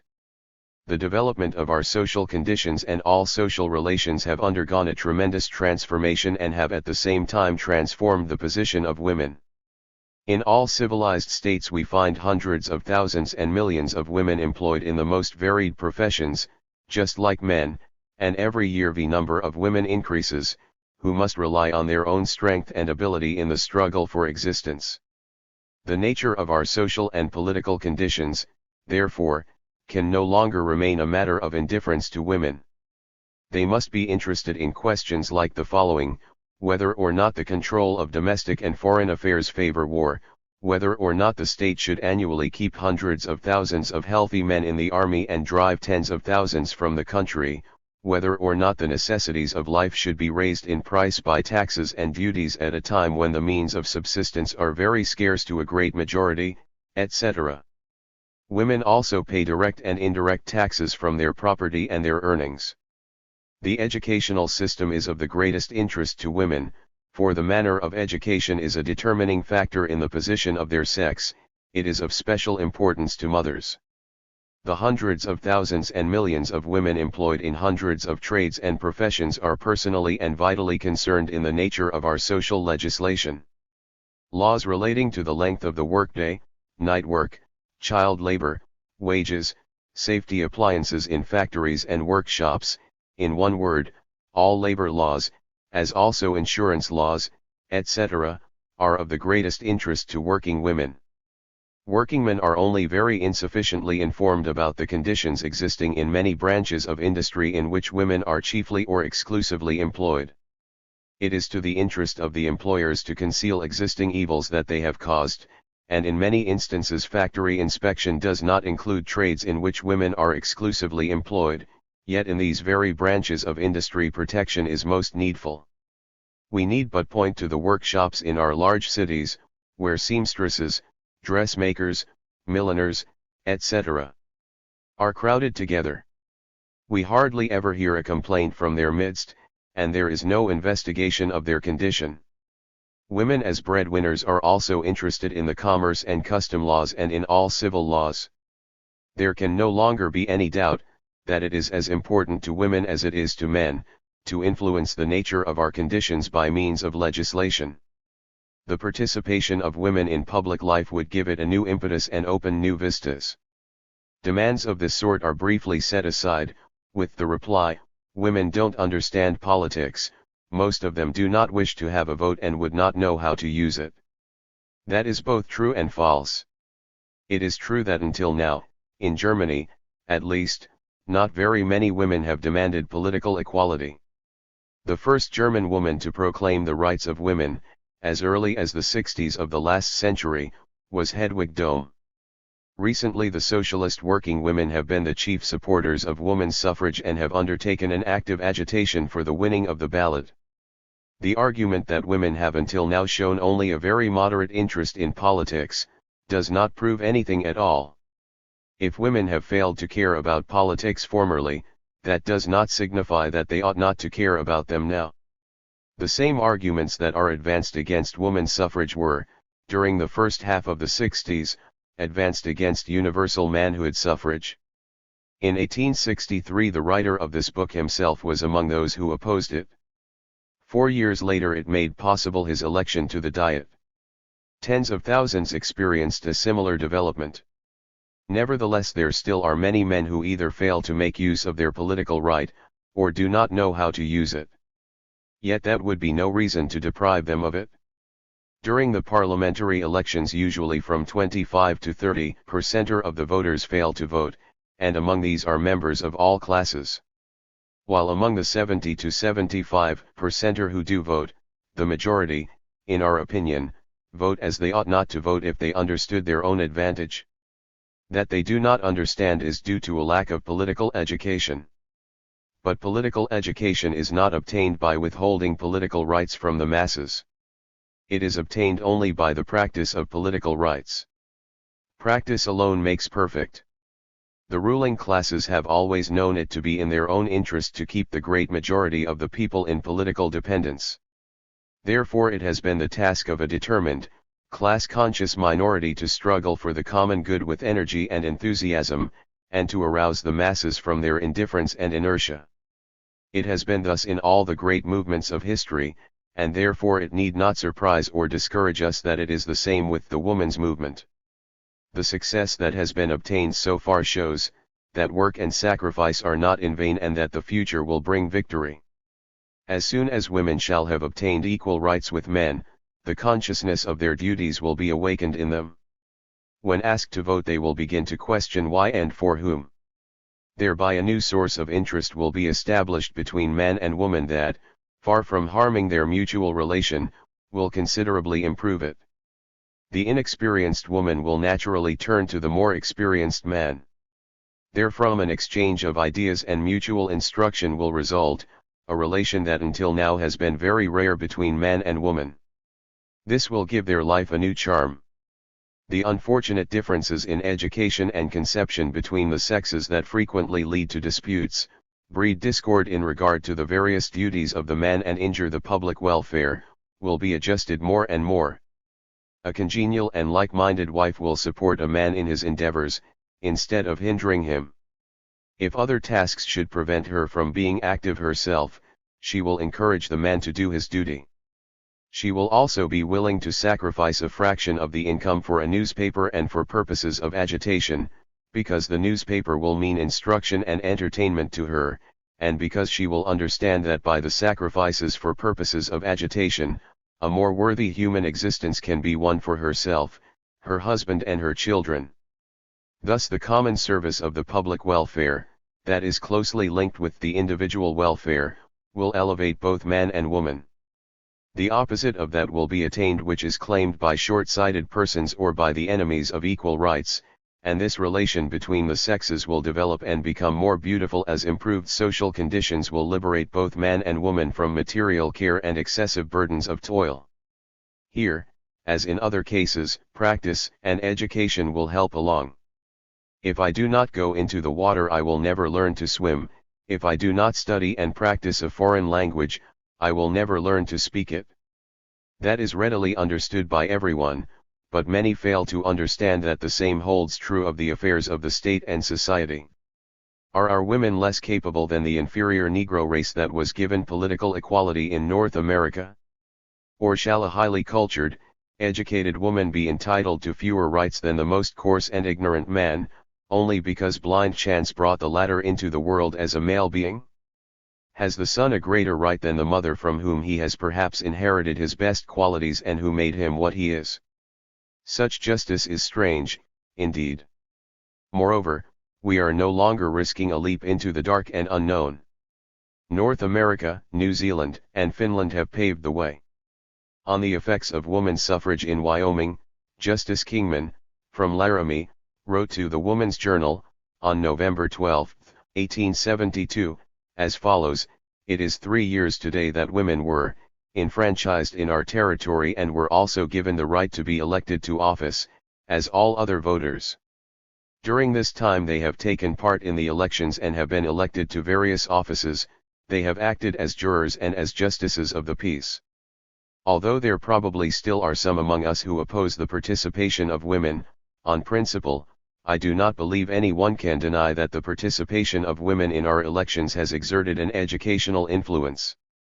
The elections became more quiet and orderly, and at the same time our courts were enabled to punish various kinds of criminals who had been allowed to go unpunished until then. When the territory was organized, for instance, there was hardly a person who did not carry a revolver and make use of same upon the slightest provocation. I do not remember a single case where a person had been convicted of shooting by a jury composed entirely of men, but, with 2 or 3 women among the jurors, they always followed the instructions of the judge. The prevailing sentiment in regard to woman suffrage in Wyoming, 25 years after its introduction, was expressed in a proclamation by the legislature of that state to all the legislatures of the country. It read: "Whereas, Wyoming was the first state to adopt woman suffrage, which has been in operation since 1869, and was adopted in the Constitution of the state in 1890, during which time women have exercised the privilege as generally as men, with the result that better candidates have been elected for office, methods of election purified, the character of legislation improved, civic intelligence increased, and womanhood developed to a greater usefulness by political responsibility, therefore, resolved, by the House of Representatives, the Senate concurring, that, in view of these results, the enfranchisement of women in every state and territory of the American Union is hereby recommended as a measure tending to the advancement of a higher and better social order. It is certain that the enfranchisement of women has shown many advantageous results for Wyoming, and not one single disadvantage. That is the most splendid vindication of its introduction. The example set by Wyoming was followed by other states. Women were given full parliamentary suffrage in Colorado in 1894, in Utah in 1895, in Idaho in 1896. Women have municipal suffrage in Kansas, and school suffrage, tax-paying suffrage, etc., in a number of other states in the Union. In 1899, after the innovation had been in force in Colorado for 5 years, the legislature decided upon the following resolution, by 45 against 3 votes. Whereas, equal suffrage has been in operation in Colorado for 5 years, during which time women have exercised the privilege as generally as men, with the result that better candidates have been selected for office, methods of election have been purified, the character of legislation improved, civic intelligence increased and womanhood developed to greater usefulness by political responsibility, therefore, resolved, by the House of Representatives, the Senate concurring, that, in view of these results, the enfranchisement of women in every state and territory of the American Union is hereby recommended as a measure tending to the advancement of a higher and better social order. In a number of states, the legislatures have passed woman suffrage bills, but these decisions were annulled by the vote of the people. This was the case in Kansas, Oregon, Nebraska, Indiana, and Oklahoma. In Kansas and Oklahoma this proceeding has been twice repeated, and in Oregon even 3 times. The noteworthy fact is that each time the majorities against the political emancipation of women became smaller. The municipal rights obtained by women are very varied, but, taken all in all, do not amount to much. As a matter of course, women enjoy the full municipal rights of citizenship in those 4 states in which they have been given national suffrage. But only one other state, Kansas, has given women municipal suffrage, which also includes school and tax-paying suffrage and makes them eligible to school boards. A limited municipal suffrage, founded upon an educational qualification, has been exercised by the women of Michigan since 1893. Louisiana, Montana, Iowa, and New York give women the right to vote on municipal questions of taxation. The women have not obtained as much influence in the general administration of municipal affairs as they have in regard to the administration of schools. They have school suffrage and are eligible to school boards in the following states: Connecticut, Massachusetts, New Hampshire, Vermont, New York, New Jersey, Delaware, Ohio, Illinois, Wisconsin, Minnesota, North and South Dakota, Nebraska, Montana, Arizona, Oregon and Washington. In Kentucky and Oklahoma they have school suffrage, but are not eligible to office. In Kentucky the school suffrage is limited by certain restrictions. In Maine, Rhode Island, Pennsylvania, Louisiana, Iowa, and California, women are eligible to school boards, but only to certain offices. In New Zealand, women have had full parliamentary suffrage since 1893. They have actively participated in the parliamentary elections, more actively than the men, but they are not eligible to office. Only men may be elected. In 1893, of 139,915 women of voting age, no less than 109,461 registered, 785 for each 1,000, 90,290, 645 for each 1,000, took part in the elections. In 1896 108,783 of the women voted, in 1902 138,565, in 1905 175,046. In Tasmania, women were given municipal suffrage in 1884 and national suffrage in 1903. In South Australia, women have had national suffrage since 1895, in West Australia since 1900, in New South Wales since 1902, in Queensland since 1905, in Victoria since 1908. Federated Australia introduced parliamentary women's suffrage in 1902. The parliamentary suffrage implies the eligibility of women to parliament, but until now no woman has been elected. Women who are of age may vote for members of parliament and be voted for on the same terms as men. The municipal administration is less democratic. The right of participation in the administration of municipal affairs is connected with military service. Since 1889, tax-paying women are eligible to the charity boards of town and rural communities. They may also be elected as directors of charitable institutions and members of school boards. The Grand General Strike of October, 1905, and the victory of the Russian Revolution made possible the restoration of the constitution in Finland. The working class, by bringing pressure to bear upon the National Diet, succeeded in obtaining the passage of a law that provided for the introduction of universal suffrage, including the women. Only such persons were excluded who received aid from public funds, or who owed their personal tax to the state, 50 cents for men and 25 cents for women. In 1907, 19 women, and in 1908, 25 women were elected to the Parliament of Finland. In Norway, women participate in the administration of schools since 1889. In cities, the city councils may appoint them to school boards, and women having children of school age take part in the election of school inspectors. In the rural districts, all who pay school taxes, regardless of sex, are entitled to take part in the school meetings of the communities. Women may hold the office of school inspector. Gradually women were given a voice in other municipal matters also. In 1901, municipal suffrage was extended to all Norwegian women who had attained their 25th year, who were Norwegian citizens, having been in the country at least 5 years, and who paid taxes on an income of at least 300 crowns, in the rural districts, and 400 crowns in the cities, or whose husbands paid the required amount of taxes. Women answering these requirements were also made eligible to municipal offices. By this law 200,000 women were enfranchised, 30,000 of them in Christiania alone.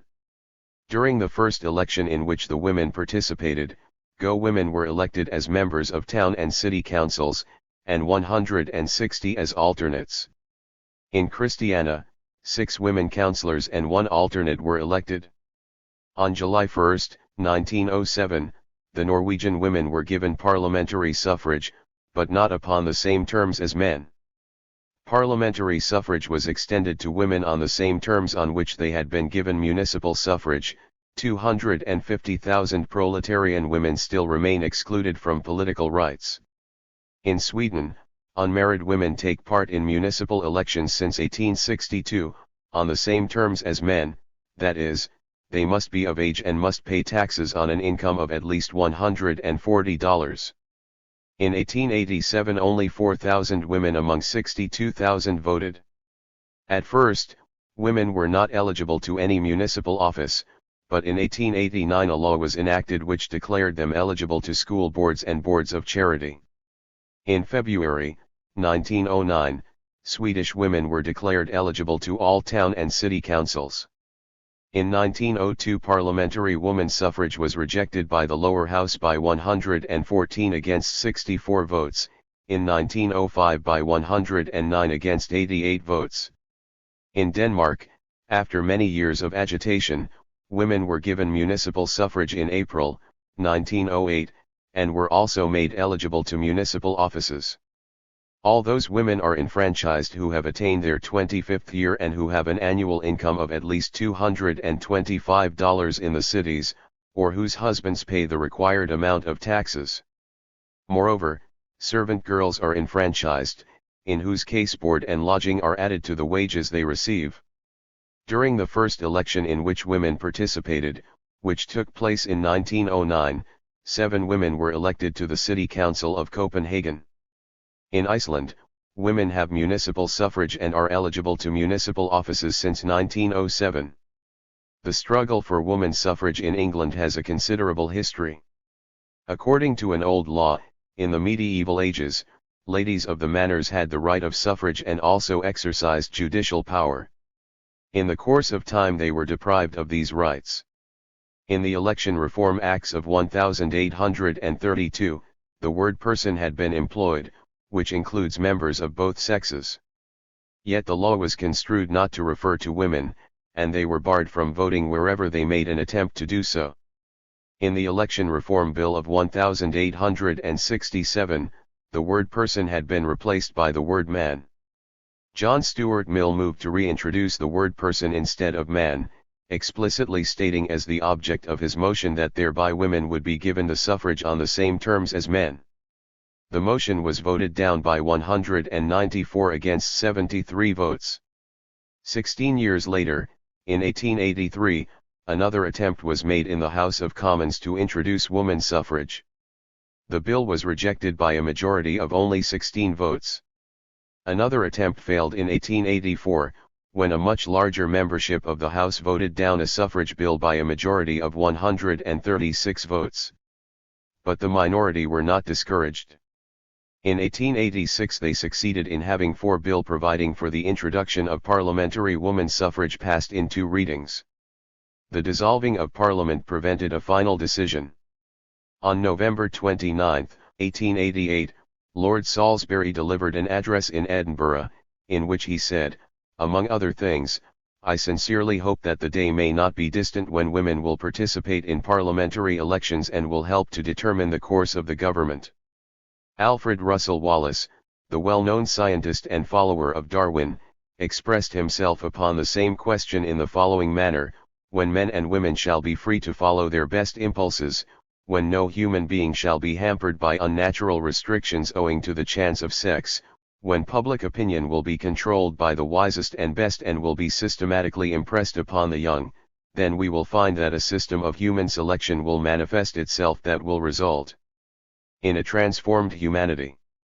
As long as women are compelled to regard marriage as a means whereby they may escape poverty and neglect, they are and remain at a disadvantage compared to men. Therefore, the first step in the emancipation of women is to remove all the restrictions which prevent them from competing with men in all branches of industry and in all occupations. But we must advance beyond this point and permit women to exercise their political rights. Many of the restrictions from which women have hitherto suffered would have been spared them if they had had a direct representation in Parliament. On April 27, 1892, the second reading of a bill by Sir A. Rollitt was again rejected by 175 against 152 votes. On February 3, 1897, the House of Commons passed a suffrage bill, but, owing to various maneuvers of the opponents, the bill did not come up for the third reading. In 1904 the same scene was reenacted. Of the members of Parliament elected to the House of Commons in 1906, a large majority had declared themselves in favour of women's suffrage prior to their election. On June 21, 1908, a grand demonstration was held in Hyde Park. On February 28, a bill providing that women should be given parliamentary suffrage on the same terms as men, had been passed by 271 against 92 votes. In regard to municipal administration, women's suffrage in Great Britain is constantly expanding. In the parish councils, tax-paying women have a voice and vote as well as men. Since 1899, women in England have the right to vote for town, district, and county councils. In the rural districts, all proprietors and lodgers, including the female ones, who reside in the parish or district are entitled to vote. All inhabitants who are of age may be elected to the above-named bodies, regardless of sex.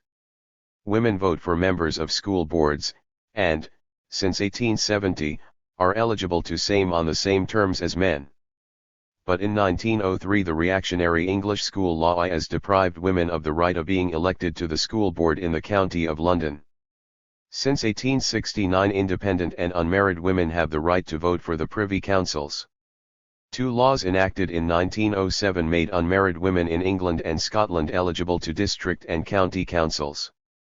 But a woman who may be elected as chairman of such a council, shall thereby not hold the office of Justice of Peace that is connected with it. Women are also eligible to parish councils and as overseers of the poor. The first woman mayor was elected in Aldeburgh on November 9, 1908. In 1908 there were 1,162 women on English boards of charity and 615 women on school boards. In Ireland, tax-paying women have had municipal suffrage since 1887, and since 1896 they may vote for members of boards of charity and be elected to same. In the British colony of North America, most of the provinces have introduced municipal women's suffrage on similar terms as in England. In the African colonies of England, municipal women's suffrage has likewise been introduced. In France the first slight progress was brought about by a law enacted on February 27, 1880. By this law a school board was created consisting of women school principals, school inspectors, and inspectors of asylums. Another law of January 23, 1898, gave women engaged in commerce the right to vote for members of courts of trade, and, since November 25, 1908, women may be elected as members of courts of trade themselves. In Italy women may vote for members of courts of trade and be elected as such since 1893. They are also eligible to boards of supervisors of hospitals, orphan asylums, foundling asylums, and to school boards. In Austria women belonging to the class of great landowners may vote for members of the Diet and the Imperial Council, either personally or by proxy. Tax-paying women, over 24, may vote for town and city councillors. Married women exercise the suffrage indirectly through their husbands, others through some other authorized agent. All the women belonging to the class of great landowners have the right to vote for members of the Diet, but, with the exception of Lower Austria, they do not exercise it personally. Only in the one domain referred to, the law of 1896 provides that the great landowners, regardless of sex, must cast their vote in person. Women may also vote for members of courts of trade, but may not be elected to same. In Germany, women are explicitly excluded from voting for any lawmaking bodies.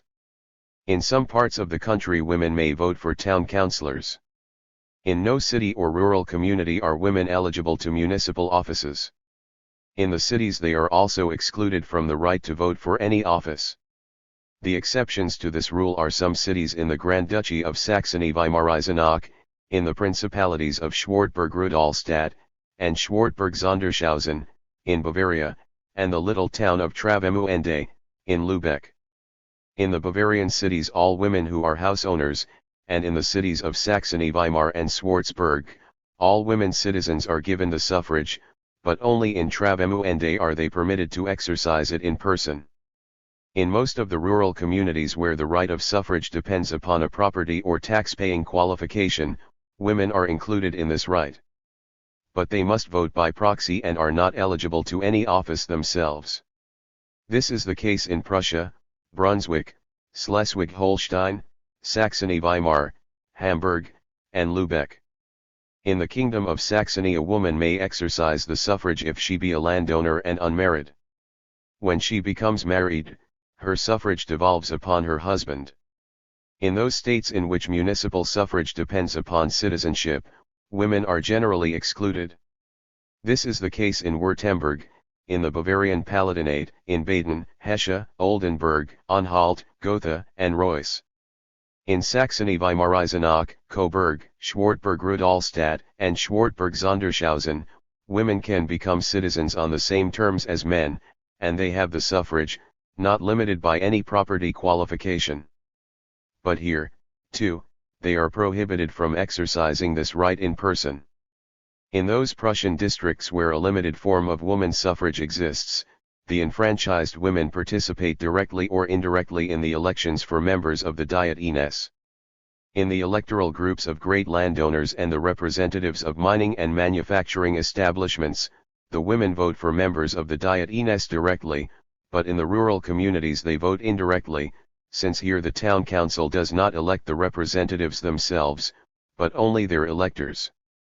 As the local Diet Ines elect representatives to the provincial diets, the small number of enfranchised women are enabled to exert a very modest influence on the administration of the provinces. During recent years, women have been admitted to boards of charity, and have been made overseers of the poor and of orphan asylums in growing numbers and with marked success. In some cities, they have also been admitted to school boards, and in one city, they have been made members of a commission for the inspection of dwellings. Insurance against sickness is the only public institution in connection with which women may vote and be voted for. They remain excluded from voting for members of courts of trade. The above quoted instances show that suffrage in Germany and Austria is determined, almost without exception, not by the person, but by property. Politically, human beings are mere ciphers if they have no money and no possessions. Neither intellect nor ability, but property is the determining factor. It is very instructive to note this fact in regard to the morality and justice of the present state. We see that a number of exceptions have already been made to the theory that women are in the same class with minors and that the franchise must accordingly be withheld from them. And yet people vehemently oppose the endeavor to give women full political equality.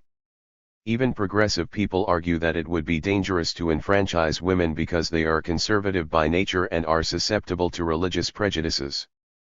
But these arguments are true to some extent only, so long as women are maintained in ignorance.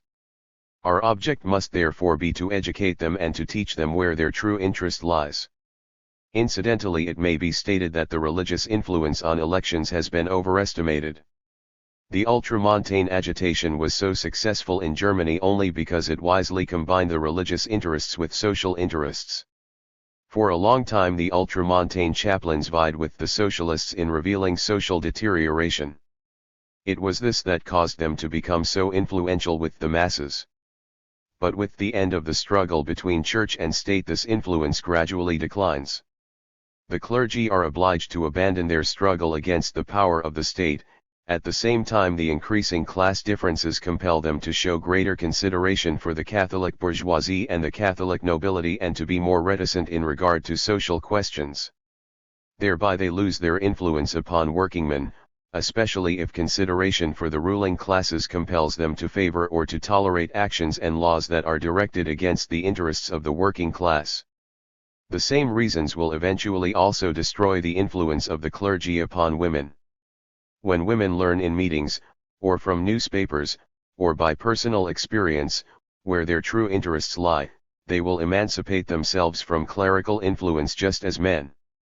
In Belgium, where ultramontanism still predominates among large circles of the population, a number of the Catholic clergy favor woman suffrage because they deem it an effective weapon against socialism. In Germany, too, a number of conservative members of the Diet have declared themselves in favor of the woman suffrage bills introduced by socialist members and have explained their position by asserting that they consider woman suffrage a weapon against socialism. Undoubtedly there is some truth in these opinions, taking into consideration the present political ignorance of women and the strong influence exerted over them by the clergy. But still this is no reason to disfranchise them. There are millions of workingmen, too, who vote for candidates of bourgeois and religious parties against their own class interest and thereby prove their political ignorance, yet no one would propose to disfranchise them for this reason. The withholding or the rape of the franchise is not practiced because the ignorance of the masses, including the ignorance of women, is feared, for what these masses are, the ruling classes have made them. It is practiced because the ruling classes fear that the masses will gradually become wise and pursue their own course. Until recently the various German states were so reactionary that they even withheld from women the right of political organization. In Prussia, Bavaria, Brunswick, and a number of other German states, they were not permitted to form political clubs. In Prussia they were not even permitted to participate in entertainments arranged by political clubs, as was distinctly set down by the Supreme Court in 1901. The rector of the Berlin University even went so far as to forbid a woman to lecture before a social science club of students. In the same year the police authorities of Brunswick forbade women to take part in the proceedings of the Social Congress of Evangelists. In 1902 the Prussian Secretary of State condescended to give women the permission to attend the meetings of political clubs, but under the condition that they had to take their seats in a part of the hall specially set aside for them, like the Jewish women in their synagogues. Nothing could have better characterized the pettiness of our conditions. As late as February 1904, Posadowski solemnly declared in the Diet, "Women shall keep their hands off politics." But eventually the state of affairs became unbearable even to the bourgeois parties. The new National Law on Assembly and Organization of April 19, 1908, brought the only marked improvement by establishing equal rights of women in regard to political organization and public assembly. The right to vote must of course be combined with the right to be elected to office. We hear the cry, how ridiculous it would be to behold a woman on the platform of the Diet. Yet there are other states where women have ascended to the platforms of parliaments, and we, too, have long since become accustomed to set women on platforms in their meetings and conventions. In North America women appear on the pulpit and in the jury box, why not on the platform of the Diet? The first woman to be elected to the Diet will no bow to impress the other members. When the first workingmen were elected to the Diet they, too, were the objects of cheap wit, and it was asserted that workingmen would soon recognize the folly of electing men of their type. But the working class representatives quickly succeeded in winning respect, and at present their opponents fear that there may be too many of them. Frivolous jesters exclaim, but picture a pregnant woman on the platform of the Diet, how shocking! Yet the same gentlemen consider it quite proper that pregnant women should be employed at occupations which shockingly degrade their womanly dignity and decency and undermine their health. That man is a wretch, indeed, who dares to ridicule a pregnant woman. The very thought that his mother was in the same condition before she gave him birth must drive the blood to his cheeks in shame, and the other thought, that his wife's being in the same condition may mean the fulfillment of his fondest hopes, must silence him. The woman who gives birth to children is serving the community at least as well as the man who risks his life in defense of the country. For she gives birth to and educates the future soldiers, far too many of whom must sacrifice their lives on the battlefield. Moreover, every woman risks her life in becoming a mother. All our mothers have faced death in giving us life, and many of them have perished. In Prussia, for instance, the number of deaths in childbirth, including the victims of puerperal fever, by far exceeds the number of deaths from typhoid. During 1905 and 1906, 0.73 and 0.62% of typhoid patients died. But among 10,000 women, 2.13 and 1.97% died in childbirth. How would conditions have developed, Professor Herf rightly remarks, if men were subjected to these sufferings to the same extent? Would not the utmost measures be resorted to? The number of women who die in childbirth, or are left sickly as a result of same, is far greater than the number of men who die or are wounded on the battlefield. From 1816 to 1876, in Prussia alone, no less than 321,791 women fell victims of puerperal fever, that is an annual average of 5,363. In England, from 1847 to 1901, 213,533 women died in childbirth, and still, notwithstanding all hygienic measures, no less than 4,000 die annually. That is a far greater number than the number of men killed in the various wars during the same time. To this tremendous number of women who die in childbirth must furthermore be added the still greater number of those who become sickly as a result of childbirth and die young. This is another reason why woman is entitled to full equality with man. Let these facts be especially noted by those persons who advance the military service of men as an argument against the equal rights of women. Moreover, our military institutions enable a great many men to escape the performance of this duty. All these superficial objections to the public activity of women would be impossible if the relation of the sexes was natural, instead of there being an artificially stimulated antagonism between them. From their early childhood on, the sexes are separated in their education and their social intercourse. It is especially the antagonism we owe to Christianity that keeps the sexes apart and maintains one in ignorance about the other, whereby free social intercourse, mutual confidence, and the ability to supplement each other's traits of character are prevented. One of the first and most important tasks of a rationally organized society must be to remove this detrimental discord and to restore the rights of nature. We begin by making even the little children in school unnatural, firstly, by separating the sexes, and secondly, by failing to instruct our children as to the sex nature of human beings. In every fairly good school, natural history is being taught at present. The child learns that birds lay eggs and hatch them. He learns when birds mate and that both the male and female bird build the nest, hatch the eggs and feed the young. He also learns that mammals bring forth their young alive. He hears of the mating season and that the male animals fight one another for possession of the females. Perhaps he even learns how many young one or another species of animal usually brings forth and how long the female is pregnant.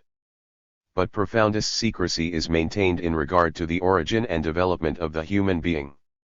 When the child seeks to satisfy its natural curiosity by questioning his parents, especially his mother, he rarely ventures to question the teacher. He is told the most ridiculous fairy tales that cannot satisfy his thirst for knowledge and that must exert an all the more harmful influence when, some day, he nevertheless learns the true nature of his origin. There are few children who have not learned of it by the time they are 12 years old. In every small town, and especially in the country, even very young children have occasion to observe the pairing of poultry and domestic animals at close range in the yards, in the streets and on pasture. They bear that the pairing of domestic animals and the birth of the young is discussed without a sense of shame by their parents, their cider brothers and sisters and the servants. All this causes the child to doubt the truth of what his parents told him in regard to his own coming into the world. Finally the child learns the truth, but not in the manner in which he ought to learn it if his education were a natural and rational one. The fact that the child keeps his knowledge a secret leads to an estrangement between him and his parents, especially between him and his mother. The parents have accomplished the opposite of what they sought to accomplish in their ignorance and short-sightedness. Those who recall their own childhood and the childhood of their playmates know to what this may lead. An American woman tells us that in order to satisfactorily answer the constant questions of her 8-year-old son as to his origin, and because she did not wish to tell him fairy tales, she revealed to him the truth about his birth. The child, she says, listened to her with utmost attention, and from the day upon which he had learned how much suffering he caused his mother, he had treated her with unwonted tenderness and respect and had also transferred these feelings to other women. The writer upholds the correct view that only by means of a natural education men can be led to treat women with more respect and self-control. Every unprejudiced person is bound to agree with her. Whatever starting point one may choose in the criticism of present-day conditions, one is bound always to reiterate the following: a thorough reorganization of our social conditions, and thereby a thorough transformation in the relation of the sexes, is needful. Woman, in order to attain her aim more quickly, must look about for allies, and she naturally finds such allies in the proletarian movement. The class-conscious proletariat has long since commenced to storm the fortress of the state that is founded on class rule, which includes the rule of one sex over the other. The fortress must be surrounded on all sides, and, by arms of all calibers, it must be forced to surrender. The beleaguering army finds its officers and suitable arms on all sides. The social sciences, the natural sciences, historical research, pedagogics, hygiene and statistics furnish the movement with arms and munition. Philosophy comes forward, too, and, in Mainlander's philosophy of deliverance, proclaims the early realization of the ideal state. The conquest of the class state and its transformation is made easier by dissension in the ranks of its defenders, who, notwithstanding their community of interests against the common enemy, fight one another in the struggle for the spoils. The interest of one group is opposed to the interest of another. Another point in our favor is the growing mutiny in the ranks of the enemy.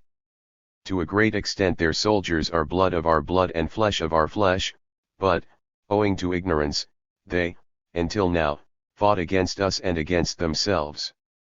More and more of these join our ranks. We are, furthermore, helped by the desertion of honest men of intellect, who were hostile to us at first, but whose superior knowledge and profound insight impels them to rise above their narrow class interest, to follow their ideal desire for justice, and to espouse the cause of the masses that are longing for liberation. Many still fail to recognize that state and society are already in a state of decay. Therefore an exposition of this subject also becomes necessary. Chapter 16. The Class State and the Modern Proletariat. 1. Our public life. The development of society has been a very rapid one in all civilized states of the world during recent decades, and any new achievement in any realm of human activity still hastens this development. Thereby our social conditions have been put into a state of unrest, fermentation, and dissolution, the like of which had never been known before. The feeling of security of the ruling classes has been shaken, and the institutions are losing their old stability whereby they might resist the attacks that are made upon them from all sides. A feeling of discomfort, insecurity, and dissatisfaction has taken possession of all strata of society, the highest as well as the lowest. The tremendous exertions made by the ruling classes to remove this unbearable state of affairs by patching and mending the body social, prove useless because they are insufficient. They only increase their sense of insecurity and heighten their discomfort and unrest. They have scarcely inserted one beam into the dilapidated structure in the form of some legislation, when they discover a dozen other decayed spots that require repairs still more urgently. At the same time they have constant quarrels and serious differences of opinion among themselves. A measure introduced by one party to appease the growing dissatisfaction of the masses, is condemned by the other party as an unpardonable weakness and leniency that is bound to stimulate a desire for still greater concessions. That is clearly seen by the endless discussions in all parliaments, whereby new laws and institutions are constantly being introduced without attaining any state of rest and satisfaction. Among the ruling classes themselves certain extreme differences exist, some of which are insurmountable, and these still intensify the social conflict. The governments, and not only those in Germany, sway to and fro like reeds shaken by the wind. They must lean on something, for they cannot exist without a support, and so they incline first toward one side and then toward another. There is hardly a progressive state in Europe in which the government can count upon a permanent majority in parliament. Social extremes break up the majorities, and the constant fluctuations of the market, especially in Germany, undermine the last remnant of confidence that the ruling classes still placed in themselves. Today one party is in control and tomorrow another. What the one has constructed with much difficulty is torn down by the other. The confusion increases, the dissatisfaction becomes more lasting, the struggles multiply and wear out more human strength in a few months than formerly in an equal number of years. Besides, the material demands, in the form of various taxes, are constantly increasing, and there is no limit to the public debts. The modern state is by its very nature a class state. We have seen how it became necessary to protect private property and to regulate, by means of laws and institutions, the relations of the proprietors to one another and to the non-possessors. Whatever forms the appropriation of property may assume in the course of historical development, it is established by the very nature of private property that the greatest proprietors are the most powerful persons in the state and shape it in accordance with their interests. It is, furthermore, established by the nature of private property that an individual can never obtain enough of same and employs all available means in order to increase it. He therefore endeavors so to shape the state that it may best enable him to attain his ends. Thereby laws and institutions of the state naturally develop into class laws and class institutions.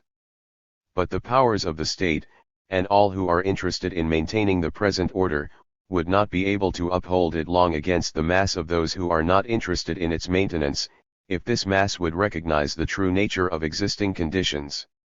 This recognition must therefore be prevented at any cost. The masses must be maintained in ignorance concerning the nature of existing conditions.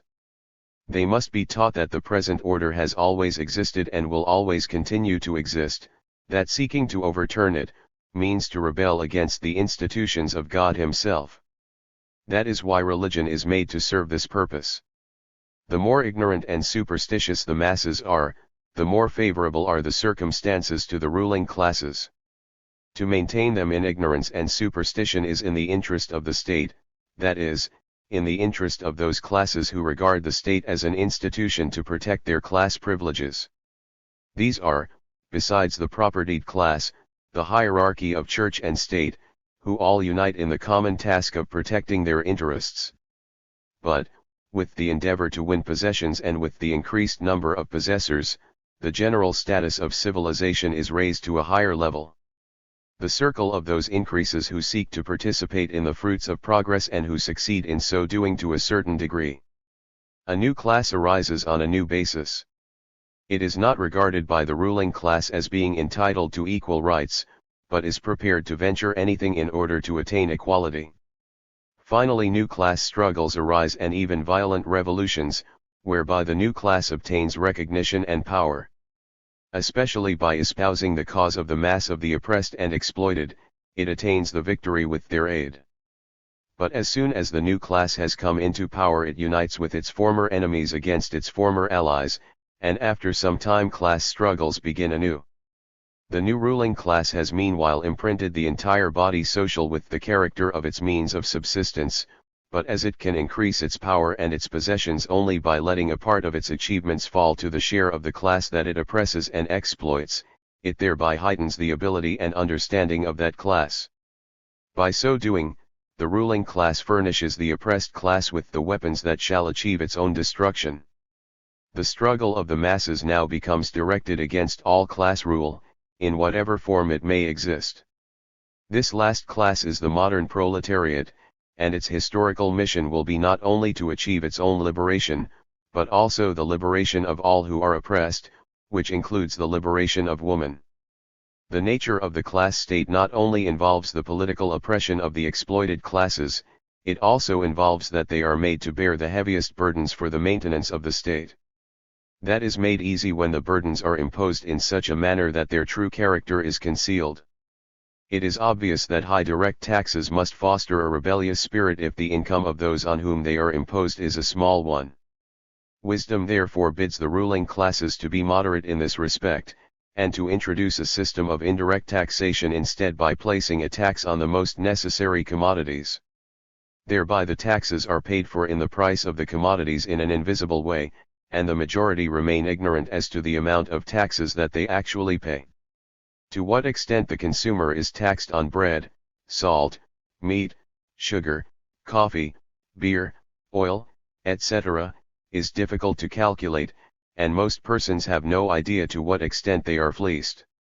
These taxes weigh heaviest on large families, they are therefore the most unjust form of taxation imaginable.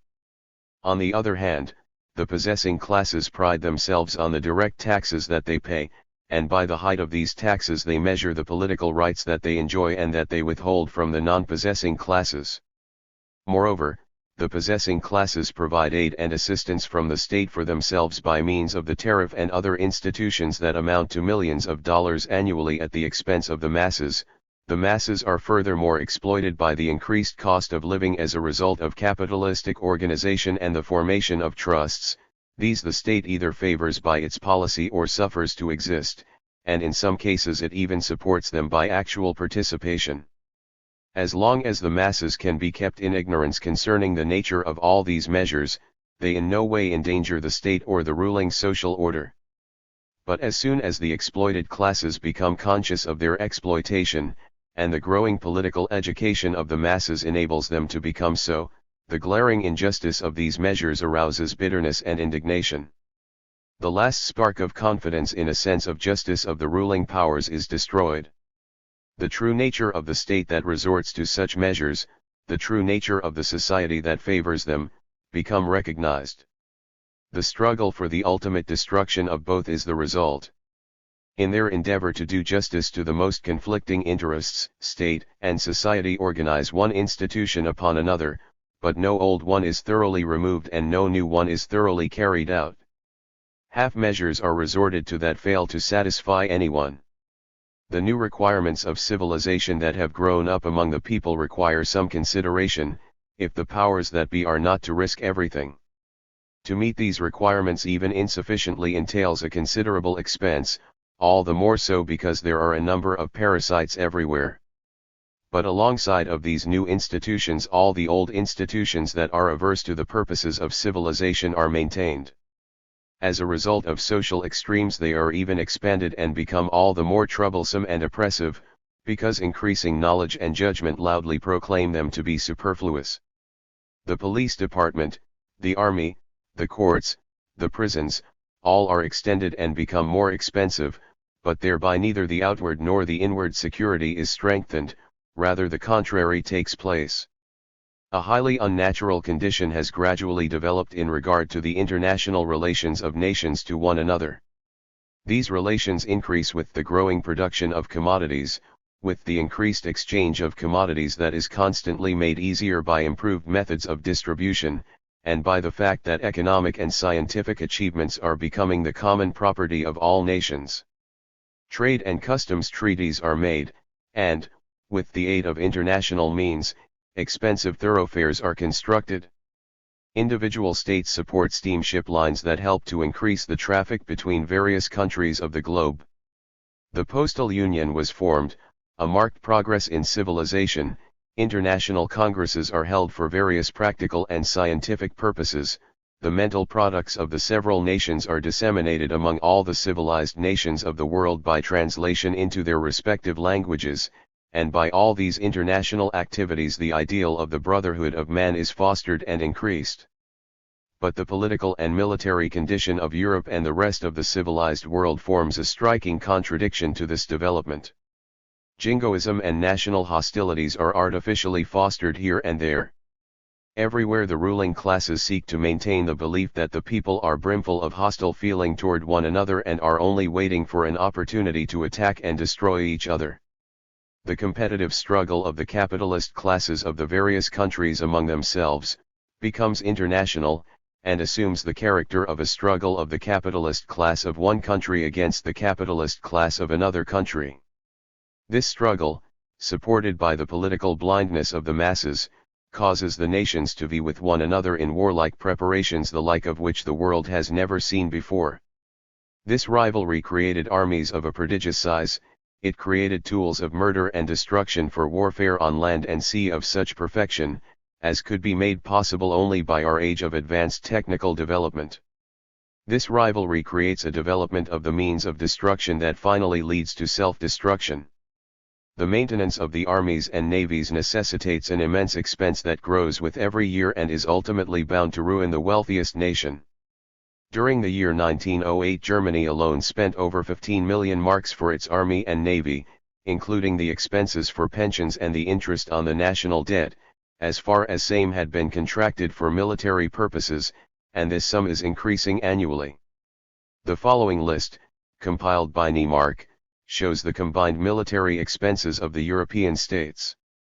1866 1870 1887 1906 Army and Navy 3000 3000 4500 6725 National debt 66,000 75,100 and 17,148,000 Interest 2,400 3,000 5,300 6,000 As shown by this list, Europe spends 6,725 million francs annually for armies and navies, and 6,000 million francs interest on debts that have mostly been incurred to serve warlike purposes. A fine state of affairs, indeed. America and Asia have begun to follow the example set by Europe. The United States spent $967 million in 1875 and $3,592,250,000 in 1907 and 1908. In Japan the expenses for Army and Navy, including the pensions, amounted to $51,250,000 in 1875 and to $551 million in 1908 and 1909. As a result of these expenses, objects of education and civilization are grievously neglected. The expenses for external defense predominate and undermine the true purpose of the state. The growing armies comprise the healthiest and strongest elements of the nation, and for their education and training all physical and mental forces are employed, as if training for wholesale murder were the most important mission of our age. At the same time the tools of warfare and murder are constantly being improved. They have attained such a degree of perfection in regard to speed, range, and force of destruction, that they have become a terror alike to friend and foe. If this tremendous apparatus should be set in motion, which would imply that the warring European forces would take the field with from 16 to 20 million men, it would be seen that it has become uncontrollable and indirigible. No general can command such masses, no battlefield is large enough to draw them up, no administration can provide for their maintenance during any length of time. In case a battle had taken place there would not be sufficient hospitals to care for the wounded, and to bury the dead would become almost impossible. If we furthermore take into consideration what disturbances and devastations would be wrought by a European war on the field of economics, we may say, without fear of exaggeration, the next war will be the last war. The number of failures in business would exceed all previous records. The export trade would come to a standstill and thousands of factories would accordingly be forced to shut down. The supply of provisions would run short, whereby the cost of living would be enormously increased. It would require millions of dollars to support the families whose breadwinners had gone to war. But whence should come the means to meet all these prodigious expenses? At present the German Empire alone spends from $11 to $12 million daily to maintain its army and navy in readiness for war. The political and military status of Europe has taken a trend of development that may easily end with a catastrophe by which bourgeois society will be engulfed. On the height of its development, this society has created conditions which make its own existence untenable. Itself the most revolutionary society that has hitherto existed, it has furnished the means for its own destruction. In a great many of our municipalities a desperate state of affairs gradually begins to prevail, since it becomes almost impossible to satisfy the annually increasing demands. These demands are especially heavy in our rapidly growing large cities and industrial centers, and most of them cannot meet the demands made upon them in any other way than by raising the taxes and by borrowing. Schools, building of streets, illumination, waterworks, sanitation, educational and welfare work, police and administration entail constantly increasing expenses. Besides, the well-to-do minority makes very heavy demands on the community. Higher institutions of learning are demanded, the building of museums and theaters, the laying out of fine residential districts and parks, with appropriate illumination, pavement, etc. The majority of the population may object to these privileges, but they are an innate part of the nature of conditions. The minority are in power and they use this power to satisfy their requirements of civilization at the expense of the community. These increased requirements are justified, too, for they represent progress. Their only shortcoming is that they are mainly enjoyed by the possessing classes alone, while they ought to be for the common enjoyment of all. Another evil is that the administrations are often expensive without being good. Not infrequently the officials are incompetent and lack proper understanding, while town or city councillors are generally so much engaged with the care for their private existence that they are unable to make the sacrifices that a thorough performance of their duties would require. Often public positions are used to further private interests to the detriment of the community. The taxpayers must bear the consequences. A thorough and satisfactory reform of these conditions cannot be attained by present-day society. In whatever form the taxes may be levied, the dissatisfaction increases. In a few decades most of the municipalities will be unable to satisfy their demands by the present form of taxation and administration. In the municipalities, as in the state, the need of a thoroughgoing transformation becomes manifest. In fact, the greatest demands for purposes of civilization are made upon them, they form the nucleus from which the social transformation will proceed as soon as the will and power for such transformation exist. But how shall this be attained while private interests control everything and public interests are of secondary importance? This is, briefly stated, the condition of our public life, which is but a reflection of the social condition of society as a whole. 2. Aggravation of social extremes. In present-day life the struggle for existence is becoming increasingly difficult. The war of all against all is raging and is waged relentlessly, often without any discrimination in the methods employed. The French saying, "Au toit de la, kjemy met," is practiced in actual life. The weak must make way for the strong. If the material force of money, of property, does not suffice, the meanest methods are resorted to that a desired aim may be attained. Lies, fraud and deception, forgery and perjury, the worst crimes are committed for this end. As one individual is arrayed against another in this warfare, thus we find class against class, sex against sex, age against age. Advantage is the only arbiter of human relations, every other consideration is set aside. As soon as advantage requires it, thousands upon thousands of workingmen and women are cast out into the street, and become public charges or enforced vagabonds. In masses workers wander from place to place through the length and breadth of the land, and society fears and despises them more and more as the duration of their unemployment makes their external appearance more shabby, and, eventually, also demoralizes their character. Respectable society does not know what it means to do without the simplest requirements of order and cleanliness for months, to wander about with an empty stomach, and to reap nothing but ill-disguised disgust and contempt from those who are the upholders of this system. The families of these unfortunates suffer the hardest privations and become dependent on public charity. Sometimes despair drives parents to awful crimes against their children and themselves, to murder and suicide. Especially during hard times, these deeds of despair increase to an appalling degree. But the ruling classes are not perturbed by such occurrences. The same editions of the daily papers that report such deeds, caused by poverty and despair, also contain reports of festive revelries and glittering official pageants, as if there were joy and abundance everywhere. The general need and the increasingly difficult struggle for existence drive more and more women and girls into lives of degradation and ruin. Demoralization, brutality, and crime increase, while the prisons, the penitentiaries, and the so-called reformatories can hardly contain the mass of their inmates. Crime is closely connected with social conditions. Society does not wish to admit this fact. Like the ostrich, that conceals its head in the sand not to see approaching danger, we deceive ourselves in regard to these conditions that should lead to self-accusation. We try to persuade ourselves that it is all due to laziness, love of pleasure and lack of piety on the part of the workingman. This is self-delusion and hypocrisy of the worst kind.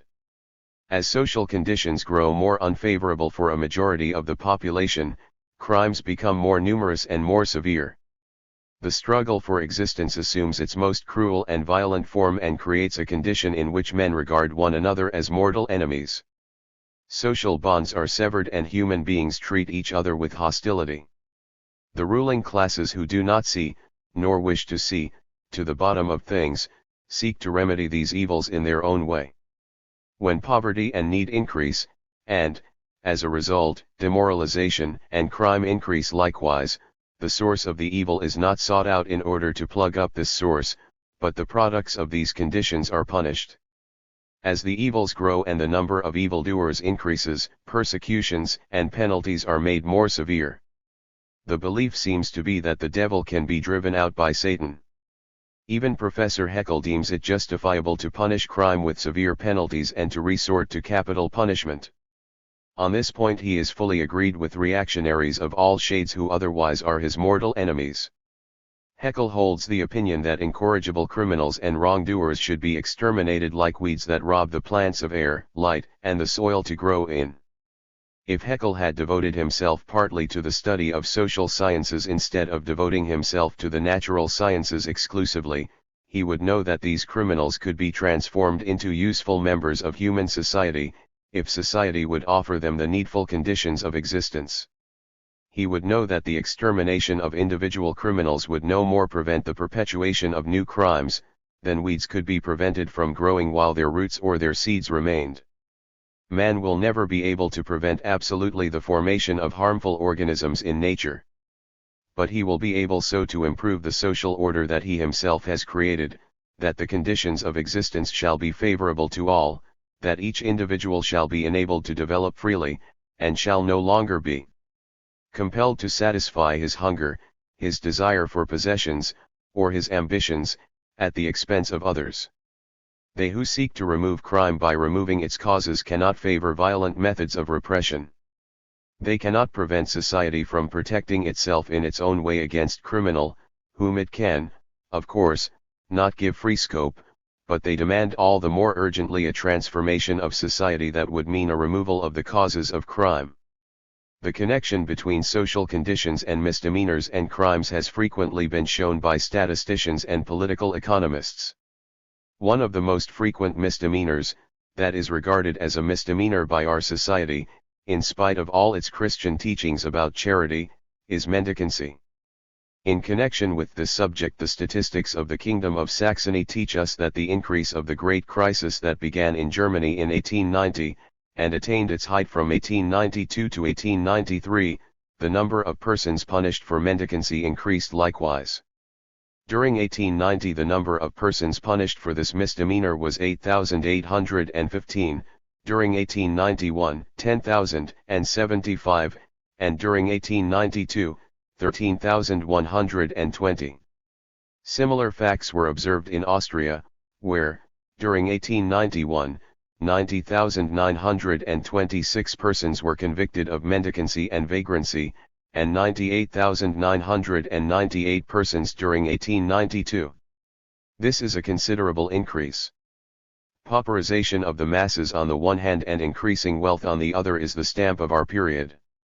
The trend of present-day development may be well judged from the fact that in the United States 5 men, John D. Rockefeller, the late Harriman, J. Pierpont Morgan, W. K. Vanderbilt, and G. J. Gould, in the year 1900, owned together over $800 million, and that they possess sufficient influence to control the economic life of the United States and partly also that of Europe. In all civilized countries, the large combinations of capitalists form the most noteworthy phenomenon of the recent period and are constantly gaining more social and political importance. Chapter 17. The process of concentration in capitalistic industry. 1. The displacement of agriculture by industry.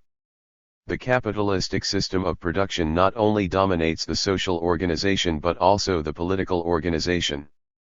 It influences and controls the thoughts and sentiments of society. Capitalism is the ruling power, the capitalist is lord and master of the proletarian, whose labor power he buys as a commodity to be applied and made use of, at a price that oscillates according to supply and demand and the cost of production, as with every other commodity. But the capitalist does not buy labor power to please God, or to render a service to the working man, as he sometimes seeks to present it, but to obtain surplus value by it, which he pockets in the form of profit, interest, and rent.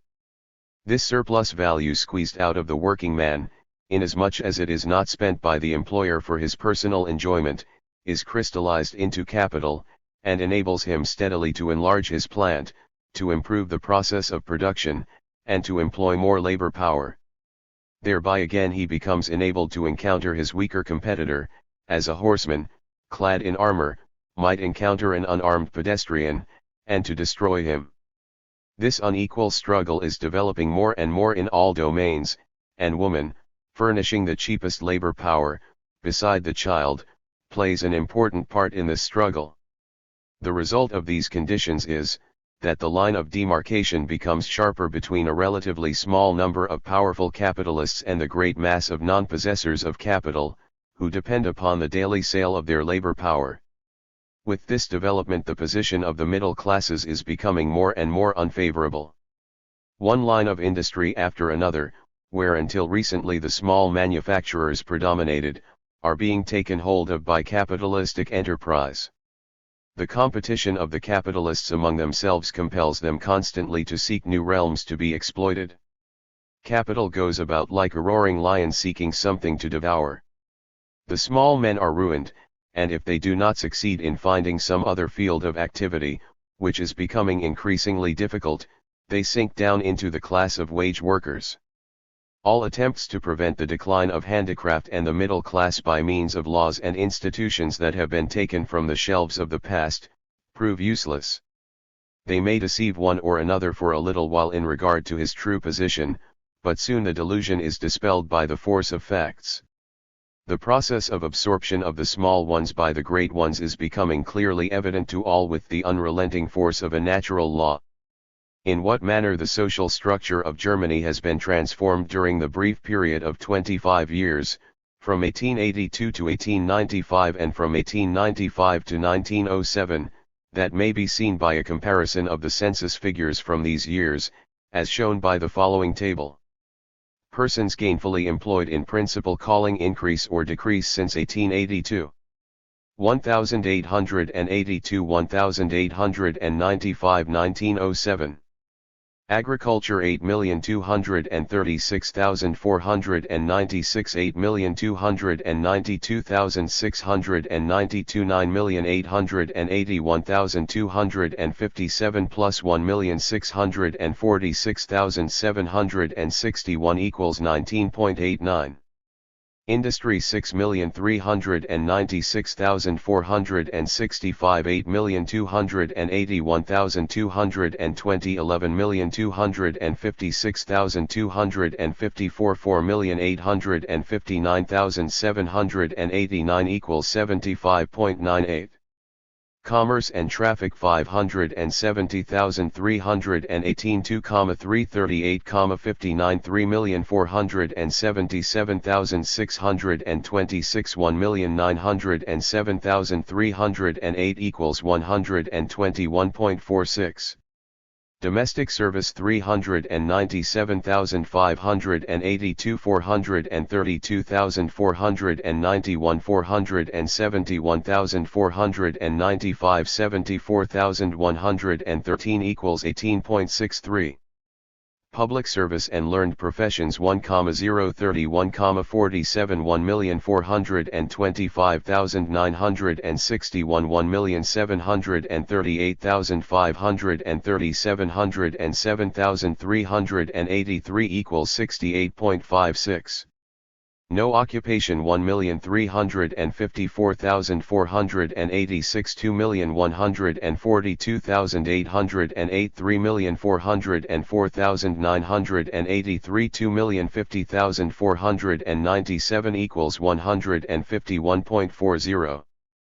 Total 18,986,494 22,913,683 30,232,345 plus 11, 145,851 equals 53.95.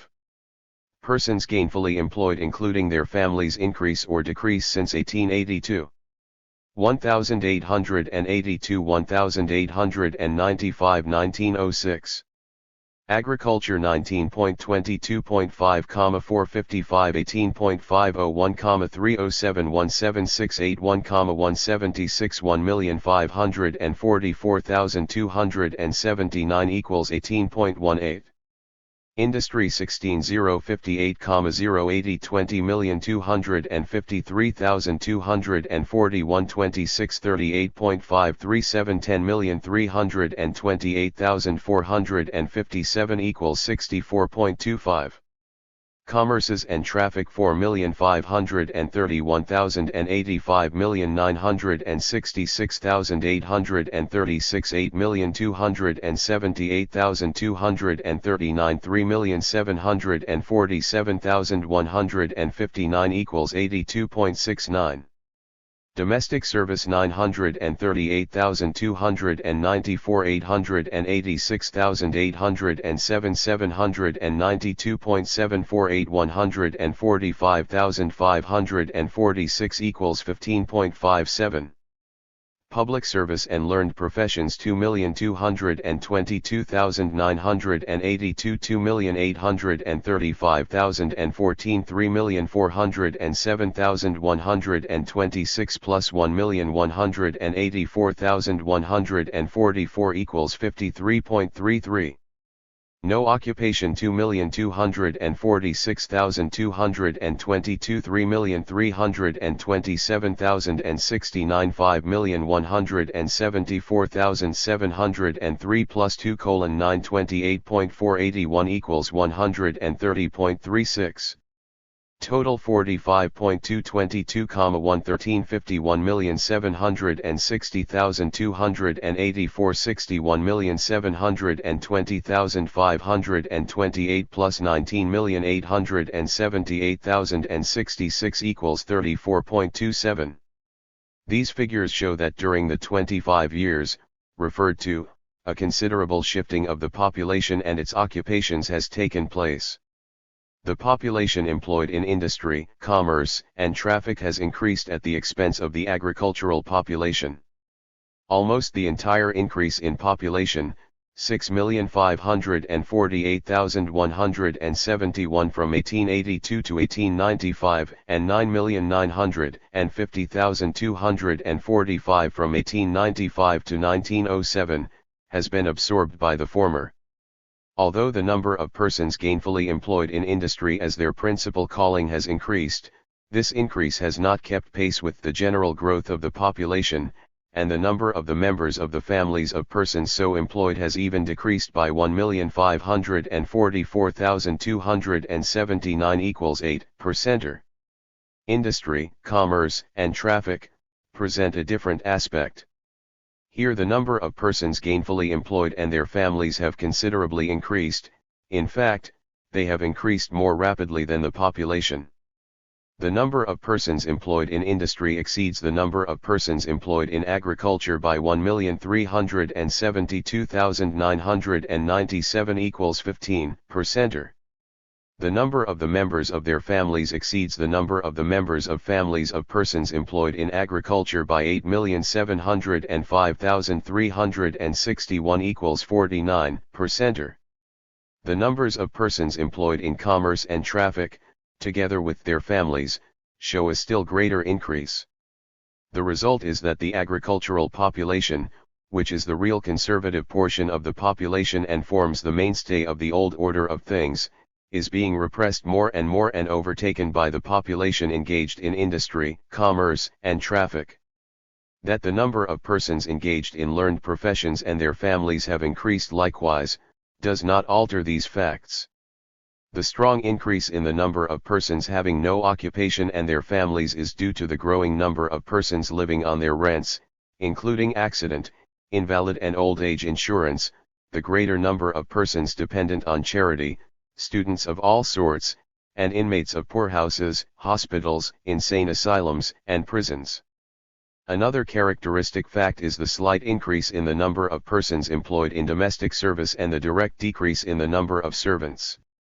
This shows, firstly, that fewer persons can afford to employ domestic help. It shows furthermore that proletarian women who strive for greater independence, like this profession less and less. In 1882 the number of persons engaged in agriculture as their principal calling constituted 43.39% of persons gainfully employed, in 1895, 36.19%, and in 1907 only 32.69%. The agricultural population, including the families of those gainfully employed in agriculture, in 1882 constituted 42.51% of the entire population, in 1895, 35.74%, and in 1907 only 28.65%. Those employed in industry as their principal calling constituted, in 1882, 33.69% of the entire population, in 1895, 36.14%, and in 1907, 37.23%. Including their families, they constituted 35.51% in 1882, 39.12% in 1895, and 42.75% in 1907. The following figures show the percentage of persons employed in commerce and traffic. Persons employed, including their families: 1,882 8.27 10.02, 1,895 10.21 11.52, 1907 11.50 1,341. We see, then, that in Germany, at present, 56.16% of the population depend upon industry and commerce, and that not more than 28.65% are engaged in agriculture. 2. Increasing pauperization. Preponderance of large industrial establishments. It is also important to state how the population employed in gainful occupations is divided among independent workers, employees, and laborers, and what proportion of each of these is furnished by either sex. This information may be gathered from the table on the following page. This table shows that the number of persons independently engaged in agriculture increased by 280,692 from 1882 to 1895, an increase of 12.5%, but that from 1895 to 1907 it decreased by 67,751, so that from 1882 to 1907 the number of independent persons in agriculture has increased by only 212,941 equals 9.2%. On the other hand, the number of workingmen that had decreased by 254,025 equals 4.3%, from 1882 to 1895, has, since 1895, increased by 1,655,677 equals 29.4%. Upon examining this increase more closely, we find that it is mainly due to female members helping to support the families. When we take only the rural day laborers and help into consideration, we find that the male workers have decreased by 38,195 persons, while the female workers have increased by 45,942 persons. Altogether, this shows the considerable decrease of 335,253 persons among agricultural laborers. In agriculture, then, not only the number of independent persons, but also the number of help and day laborers has decreased. The increase in the agricultural occupation, compared to the previous census, is due to the greatly increased assistance from members of the families, especially the female members. Independent persons, employees, wage workers. 1882, 1895, 1907, 1882, 1895, 1907, 1882, 1895, 1907. Agriculture. Male 2,010,865, 2,221,826, 2,172,740, 60,763, 78,066, 82,549, 3,629,959, 3,239,646, 3,028,983. Female 277,168, 346,899, 328,234, 5,881, 18,107, 16,264, 2,251,860, 2,388,148, 4,254,488. Total 2,288,022, 2,568,725, 2,500,974, 66,644, 96,173, 98,812, 5,881,819, 5,627,794, 7,283,471. Industry.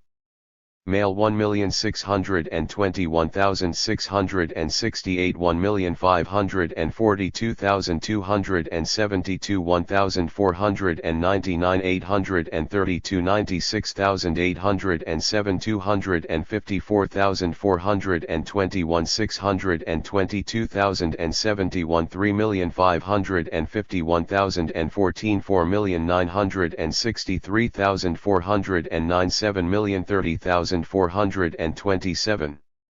Female 579,478, 519,492, 477,292,269, 9,324, 63,936, 545, 2, 1,562,698. Total 2,201,146, 2,061,764, 1,978,122, 99,076, 263,745, 686,007, 4,096,243, 5,955,711, 8,593,125. Commerce. Male 550,936, 640, 94, 765,551, 138,387, 249,920, 426,220, 582,885, 836,042, 1.354, 482. Female 150,572, 202, 616, 246,641, 3,161, 11,987, 79,689, 144,377, 365,005, 605,043. Total 701,508, 843,557, 1,012,192, 141,548, 261,907, 505,900, 727,262, 1,201,047, 1,959,525. Altogether, male 4,183,469, 4.405, 039, 4,338,123, 295,957, 582,407, 1,130,839, 7,763, 85, 89, 071, 097, 13,694,160. Female 1,007,218, 1,069,007, 1,052,165, 11,311, 39,418, 159,889, 2,941,455, 3,715,455, 4,161,961. Total 5,190,685, 7,474,046, 5,390,288, 307,268, 621,825, 1,290,728, 10,705,324, 12,816, 55, 21, 17,856,121. The industrial occupation presents a different picture. In a term of 25 years, the persons independently employed decreased by 234,024 equals 10.6 per cent, while the population increased by 36.48%.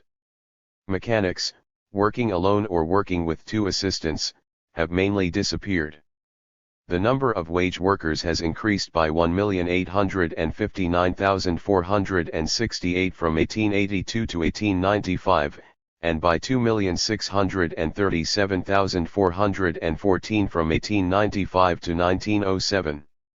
When we count only the wage workers proper, not including the members of their families who assist at their work, we find that their number has increased from 5,899,708 in 1895 to 8,460,338 in 1907. 3/4 of all persons employed in industrial occupations are wage workers. In commerce and trade we find the opposite ratio. Here the number of persons independently engaged has greatly increased, but the number of employees and workers has increased likewise. The number of women independently engaged in commerce has increased especially. They chiefly are either widows who seek to make their living as small dealers, or married women who endeavor to increase their husband's income. The number of persons independently engaged in commerce increased by 310,584 equals 44.3%, from 1882 to 1907. But the number of employees and wage workers has increased still more. This shows how tremendously commerce and trade have developed, particularly from 1895 to 1907. There are almost twice as many employees as prior to that period, and among these almost 6 times as many female employees. During the period from 1882 to 1907, the entire number of persons independently engaged in the 3 occupations increased by 5.7%. It did not keep pace then with the increase in population. The number of employees increased by 325.4%, and the number of wage workers by 39.1%. We must furthermore take into consideration that among 5,490,588 independent persons, many lead an entirely proletarian existence. Among the 2,086,368 manufactories enumerated, there were no less than 994,743 small producers who worked alone and 875,518 who did not employ over 5 assistants. In commerce there were, in 1907 among 709,231 establishments, no less than 232,780 maintained by the owners without assistance. There were, besides, 5,240 porters, errand boys, etc., and thousands of insurance agents, book agents, etc. Another point to be considered is that the number of independent persons in the 3 occupations does not coincide with the number of establishments. If a firm, for instance, has dozens of branch establishments, as is frequently the case in the tobacco trade, or if a concern runs a number of stores, each branch is enumerated as an individual establishment. The same is true of industrial enterprises, when, for instance, a machine factory also runs an iron foundry, a carpenter shop, etc.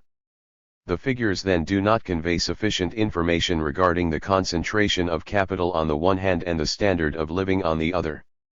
And yet, in spite of all these deficiencies, the results of the latest census of June 12, 1907, present a picture of the most powerful concentration of capital in industry, commerce, and traffic. They show that, hand in hand with the industrialization of our entire economic system, a concentration of all the means of production into a few hands is rapidly progressing. The independent small manufacturers and traders working alone, of whom there still were 1,877,872 in 1882, have become fewer again since 1895. In 1895, 1,714,351 were enumerated, and in 1907 only 1,446,286, a decrease of 431,586 equals 22.9%. The number of small producers and dealers has rapidly decreased from census to census. In 1882 it was 59.1%, 1,895, 46.5, and, 1907, only 37.3% of all persons gainfully employed. At the same time the number of large manufacturing and commercial enterprises has grown from 22.0 to 29.6, and to 37.3%. From 1895 to 1907 the number of persons employed by small concerns increased by 12.2%, the number of those employed by concerns of medium size, by 48.5%, and the number of those employed by large concerns, by 75.7%. Among 5,350,025 persons industrially employed in 1907, the by far largest group is employed by large concerns, while, in 1882, a greater number of persons were small, individual producers. In the 7 following branches of industry the large concerns predominate, employing more than half of all persons engaged in these industries. Of each 100 persons the following percentage were employed by large concerns: mining 96.6%. Machine manufacture 70.4. Chemical trade 69.8. Textile trade 67.5. Paper trades 58.4.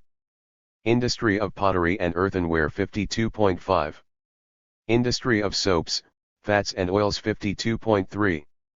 In the other groups, industry on a large scale already predominated in 1895, and everywhere its predominance has been still further increased. In the malleation of metals, 47.0, in the polygraphic trades, 43.8, in traffic, 41.6, and in the building trades, 40.5% of all persons were employed by large concerns. We see, then, that in almost every branch development has favored industry on a large scale. The concentration of manufacture and the concentration of capital, which are one and the same thing, take place particularly rapidly wherever capitalistic production obtains full control. Let us, for instance, consider the brewing industry. In the German brewery tax district, excluding Bavaria, Württemberg, Baden, and Alsace-Lorraine, there were number of breweries producing 1,000 hectoliters of beer. 1,873, 13,561, 10,927, 19,655.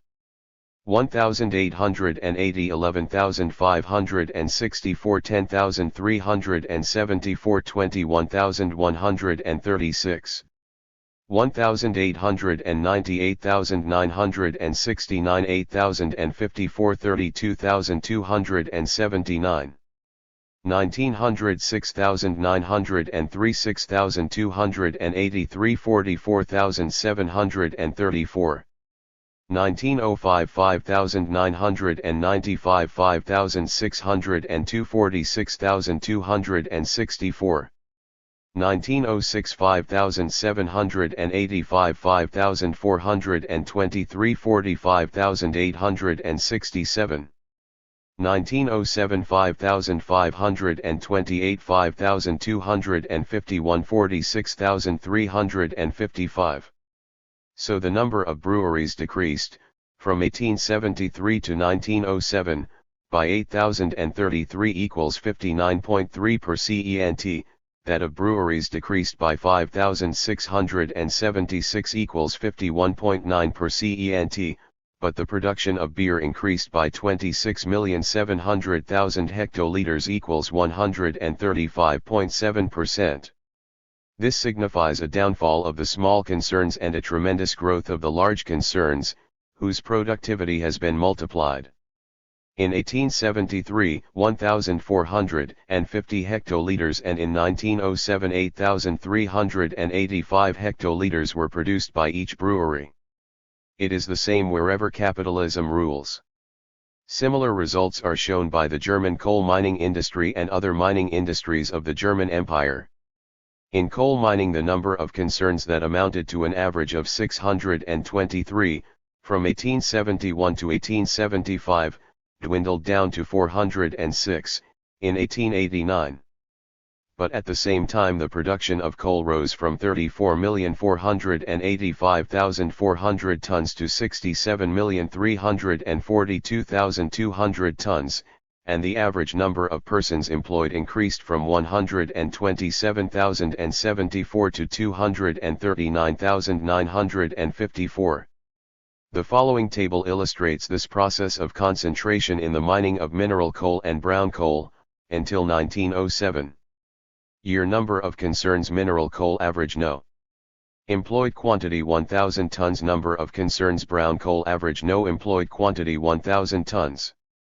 1900, 338, 143,693, 109,290.2, 569, 50,911, 40,498.0. 1905, 331, 493,308, 121,298.6, 533, 54,969, 52,512.1.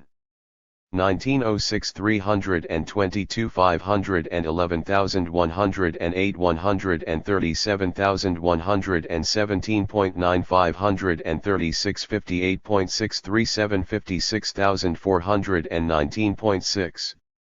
1907 313 545,330 143,185.7 535 66,462 62,546.7. We see, then, that, in the production of mineral coal since the 70s, the number of concerns has decreased by 49.8 per cent, while the number of wage workers employed has increased by 216.9 per cent, and the output even by 420.6%. The following table shows the development in the entire mining industry. Year number of concerns, average number employed, quantity 1,000 tons. 1,871 to 75, 3,034, 277,878, 51,056.0. 1,887, 2,146, 337,634, 88,873.0. 1,889, 1,962, 368,896, 99,414.0. 1905, 1,862, 661,310, 205,592.6. 1906, 1,862, 688,853, 229,146.1. 1907, 1,958, 734,903, 242,615.2. Here the number of concerns has decreased by 35.5 per cent, while the number of wage workers employed increased by 164.4 per cent, and the output, 374.5%. The number of employers had grown smaller but wealthier, and the number of proletarians had greatly increased. In the industrial districts of the Rhine and Westphalia there still were 156 mines in 1907, but 34 of these controlled more than 50% of the output. Although the census enumerates 156 mines, the Coal Trust, which controls the mines with but a few exceptions, had only 76 members. To such extent the process of concentration has developed. According to the reports of February, 1908, the output of the Coal Trust amounted to 77.9 million tons of coal. In 1871 there were 306 blast furnaces, employing 23,191 laborers and producing 1,563,682 tons of crude iron. In 1907, 303 blast furnaces, employing 45,201 laborers, produced 12,875,200 tons. In 1871 crude iron was produced at the rate of 5,110 tons for every blast furnace, in 1907 at the rate of 42,491 tons for every blast furnace. According to a list published in Steel and Iron, in March, 1896, only one blast furnace in Germany was able to produce crude iron at the rate of 820 tons in 24 hours. But in 1907 there were 12 blast furnaces that could, within 24 hours, produce 1,000 tons, and more. In 1871 to 1872, 311 factories in the beet sugar industry consumed 2,250,918 tons of beets. In 1907 to 1908, 365 factories consumed 13,482,750 tons. The average consumption of beets per factory was 7,237 tons during 1871 to 1872 and 36,939 tons during 1907 to 1909. This mechanical revolution does not take place in industry alone, but also in commerce and traffic. The following table shows the development of German maritime trade. Year sailing vessels, registered tonnage, number of crew.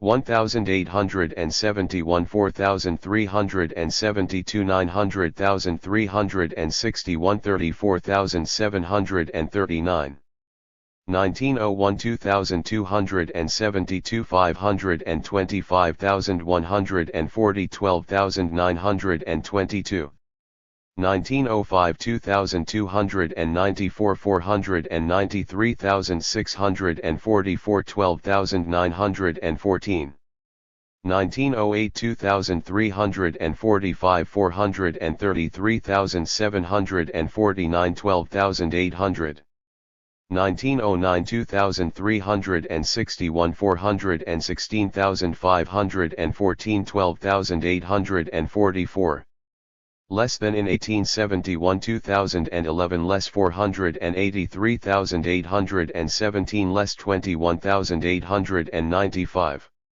Sailing vessels, then, are considerably diminishing, and among those still existing the registered tonnage and the number of the crew is decreasing. In 1871 there were, for each sailing vessel, 205.9 registered tonnage and 7.9 members of the crew. In 1909 each sailing vessel had an average of but 1,764 registered tonnage, and only 5.4 members of the crew. German maritime trade by steam navigation presents a different aspect, as the following table shows. Year ocean-going steamships registered tonnage number of crew. 1,871 147 81,994 4,736 1901 1,391 347,875 36,801 1905 1,657 1,774,072 46,747 1908 1922 2,256,783 57,995 1909 1953 2,302,910 58,451 more than in 187, 1,806 2,221,005 53,715. Not only had the number of steamships greatly increased, their tonnage had increased more still, but, in proportion to this increase the number of the crew had decreased. In 1871 a steamship had an average tonnage of 558 tons and a crew of 32.1 men. In 1909 it had an average freight capacity of 1,230 tons and a crew of only 29 men. The rapid increase of motor power employed is another symptom of capitalistic development. In the territory of the German Zollverein, according to Vebel, 99,761 horsepower were used in 1861. In 1875, in Germany, factories employing more than 5 persons, used 1,055,750 horsepower, and in 1895, 2,933,526 horsepower, almost 3 times the number used in 1875. Railroads, streetcars, and steamboats are not contained in this list. The following list shows the amount of horsepower used in Prussia. Stationary steam engines, movable boilers and traction engines. 1,879 888,047,000 1,896 2,534,900 159,400 1,900 3,461,700 229,600 1905 4,684,900 315,200 1906 4,995,700 334,400 1907 5,190,400 363,200 So the amount of horsepower employed in Prussia in 1907 is 6 times greater than in 1879. How tremendously industry has developed since the census of 1895 can be seen by the fact that the number of stationary engines in Prussia has increased by 35% from 1896 to 1907. The productiveness of the machines has increased by 105% during this period. While, in 1898, 3,305 steam engines of 258,726 horsepower served to run dynamos, there are 6,191 of 954,945 horsepower in 1907. That is an increase of 87 and 269%. The following figures show the increased application of steam power in the most important industries. Industry 1879 1897 1907. Mining and foundries 516,000 1,430,000 2,284,000. Masonry and bricks 29,132,000 255,000. Metallurgy 23,000 57,113,000.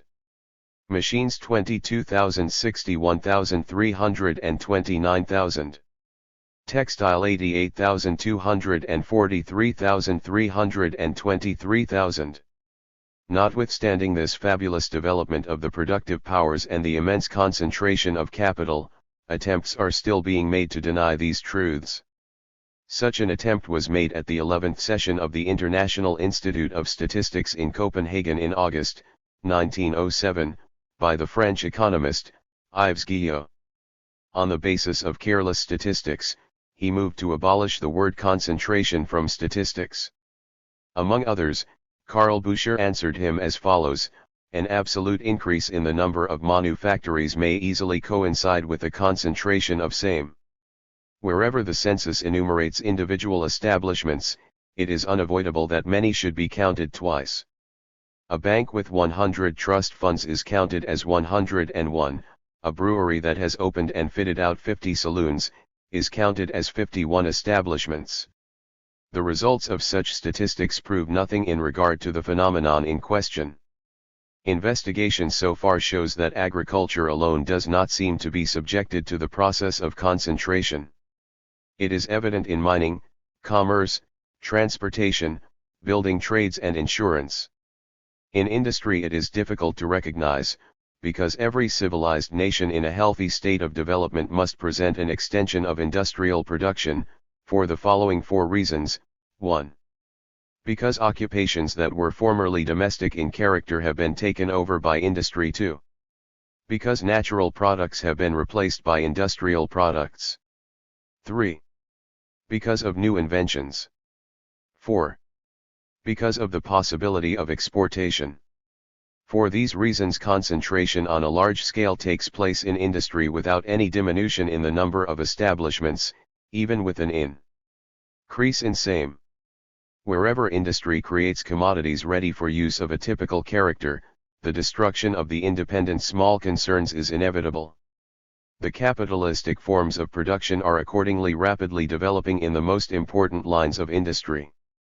It is not wise to oppose the socialists where they are right, and they are undoubtedly right in their assertions in regard to increasing concentration. The same aspect presented by the economic development of Germany is presented by all the industrial states of the world. All the civilized states endeavor to become industrial states more and more. They not only seek to manufacture articles of industry to supply their own demand, but also to export them. Therefore we not only speak of a national market, but also of the world market. The world market regulates the prices of countless articles of industry and agriculture and controls the social status of the nations.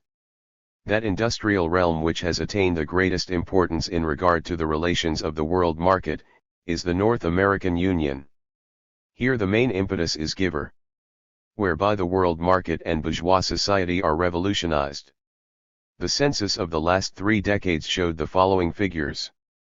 Amount of capital invested in industry: $1,882,790,000,000. $1,896,525,000,000, $1,909,813,000,000. Value of industry: $1,885,369,000,000, $1,899,372,000,000, $1,913 billion. The United States, accordingly, is the leading industrial country of the world. Its exportation of products of industry and agriculture increase with each year, and the tremendous accumulations of capital that are a natural result of this development seek investment beyond the boundaries of the country, and influence the industry and trade of Europe to a marked degree. It is no longer the individual capitalist who is the motive power underlying this development. It is the group of captains of industry, the trust, that is bound to crush the most powerful individual enterprise, wherever it chooses to turn its activities. What can the small man amount to in the face of such development, to which even the great must yield? 3. Concentration of wealth. It is an economic law that, with the concentration of industry and its increased productivity, the number of workers employed relatively decreases, while the wealth of a nation, in proportion to the entire population, becomes concentrated in fewer hands. That can be clearly seen by the distribution of the income in various civilized countries. Of the larger German states, Saxony possesses the oldest and best statistics on the income tax. The present law is in force since 1879. But it is advisable to take a later year, because during the first years the assessments were, on an average, too low. The population of Saxony increased by 51% from 1880 to 1905. The number of persons assessed increased by 160% from 1882 to 1904, the assessed income by 23%. Until the beginning of the 90s an income up to 300 marks per annum was exempt from taxation, after that up to 4,000 marks. In 1882 the number of persons exempt from taxes were 75,697 equals 6.61 per cent. In 1904, 205,667 equals 11.03%. It must be noted that, in Saxony, the incomes of wives and of members of the family under 16 are added to the income of the husband and father. The taxpayers having an income from 400 to 800 marks formed 48% of those assessed in 1882, in 1904 only 43.81%. A part of them had advanced into a class with a higher income. The average income of the taxpayers of this class had increased by 37% from 421 to 582 marks, during this period, but still remained behind the average of 600 marks.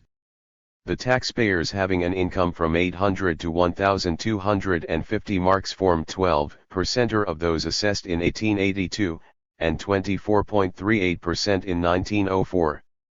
But those with an income from 1,250 to 3,300 marks formed 20% in 1882 and only 16.74% in 1904. In 1863 Lassalle computed that only 4% of all incomes in Prussia were over 3,000 marks annually. When we consider that, in the meantime, rents, taxes and the cost of living have increased, and that the demands in regard to the standard of living have grown, it becomes evident that the position of the masses has relatively scarcely improved. The medium incomes of from 3,400 to 10,000 marks in 1904 formed only 3.24 per cent of those assessed, and the incomes of over 10,000 marks less than 1%.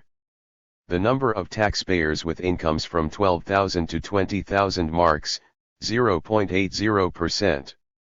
The number of incomes of over 12,000 marks has increased from 4,124 in 1882 to 11,771 in 1904, that is, by 185%. The highest income in 1882 was 2,570,000 marks, in 1906, 5,900,600 marks. These figures show the following facts. The lower incomes have increased somewhat, but in many cases this increase has been more than equalized by the increased cost of living. The middle classes experienced the least improvement, but the number and the income of the richest people show the greatest increase. Accordingly, the class extremes became more marked.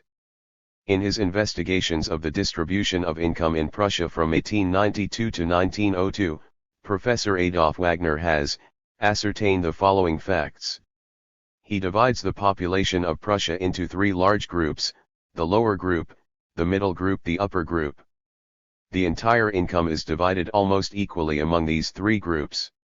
The 3.51% of the upper group control 32.1% of the entire income. The lower group, including the 70.66% of those exempt from taxation, also controls an income of 32.9% of the entire income, and the middle group, with 25.83% controls 34.9% of the entire income. If we take into consideration only those incomes that are subject to taxation, we find that all those having an income from 900 to 3,000 marks, who formed 86.99% of those enumerated in 1892, and 88.04% in 1902, controlled over half of the assessable income, 51.05% in 1892, and 52.1% in 1902. Incomes of over 3,000 marks, which formed, respectively, 13 and 12% of those enumerated, controlled about 49% of the entire assessable income in 1892 and 48% in 1902. The average income of the small taxpayers throughout Prussia amounted to 1,374 in 1892 and to 1,348 in 1902. It had, accordingly, diminished to 1.89%. On the other hand, the average income of the large taxpayers has increased from 8,811 marks in 1892 to 9,118 marks in 1902, or by 3.48%. Upon the upper group, which formed only 0.5% of all those enumerated in 1892 and 0.63% in 1902, 15.95% of the entire income devolved in 1892, and 18.37% in 1902. The increase is slightest with the lowest and medium class of the middle group. It is somewhat greater with the highest class of the lower group. But it is greatest and increasingly great from class to class, with the highest class of the middle group and with the entire upper group. The greater the income of a group of those enumerated, the richer they are, the more, accordingly, their number relatively increases. The number of those having high and highest incomes increases, who, on an average, also attain increasingly large incomes. In other words, a growing concentration of incomes takes place, not only among particularly rich individuals, but among the economically high and highest group of the population, that is rapidly growing and yet comprises a relatively small number. This shows that the modern economic development has indeed been favorable to the entire population by increasing the income and by increasing the number of members of each economic social class, but that the distribution has been a very uneven one, the rich being mostly favored, then the lower classes, and the middle class least. It shows, accordingly, that the social class differences, inasmuch as they depend upon the size of the income, have increased. The Prussian income tax assessments of 1908 show that there were 104,904 taxpayers with an income of more than 9,500 marks, representing a total income of 3,123,273,000 marks.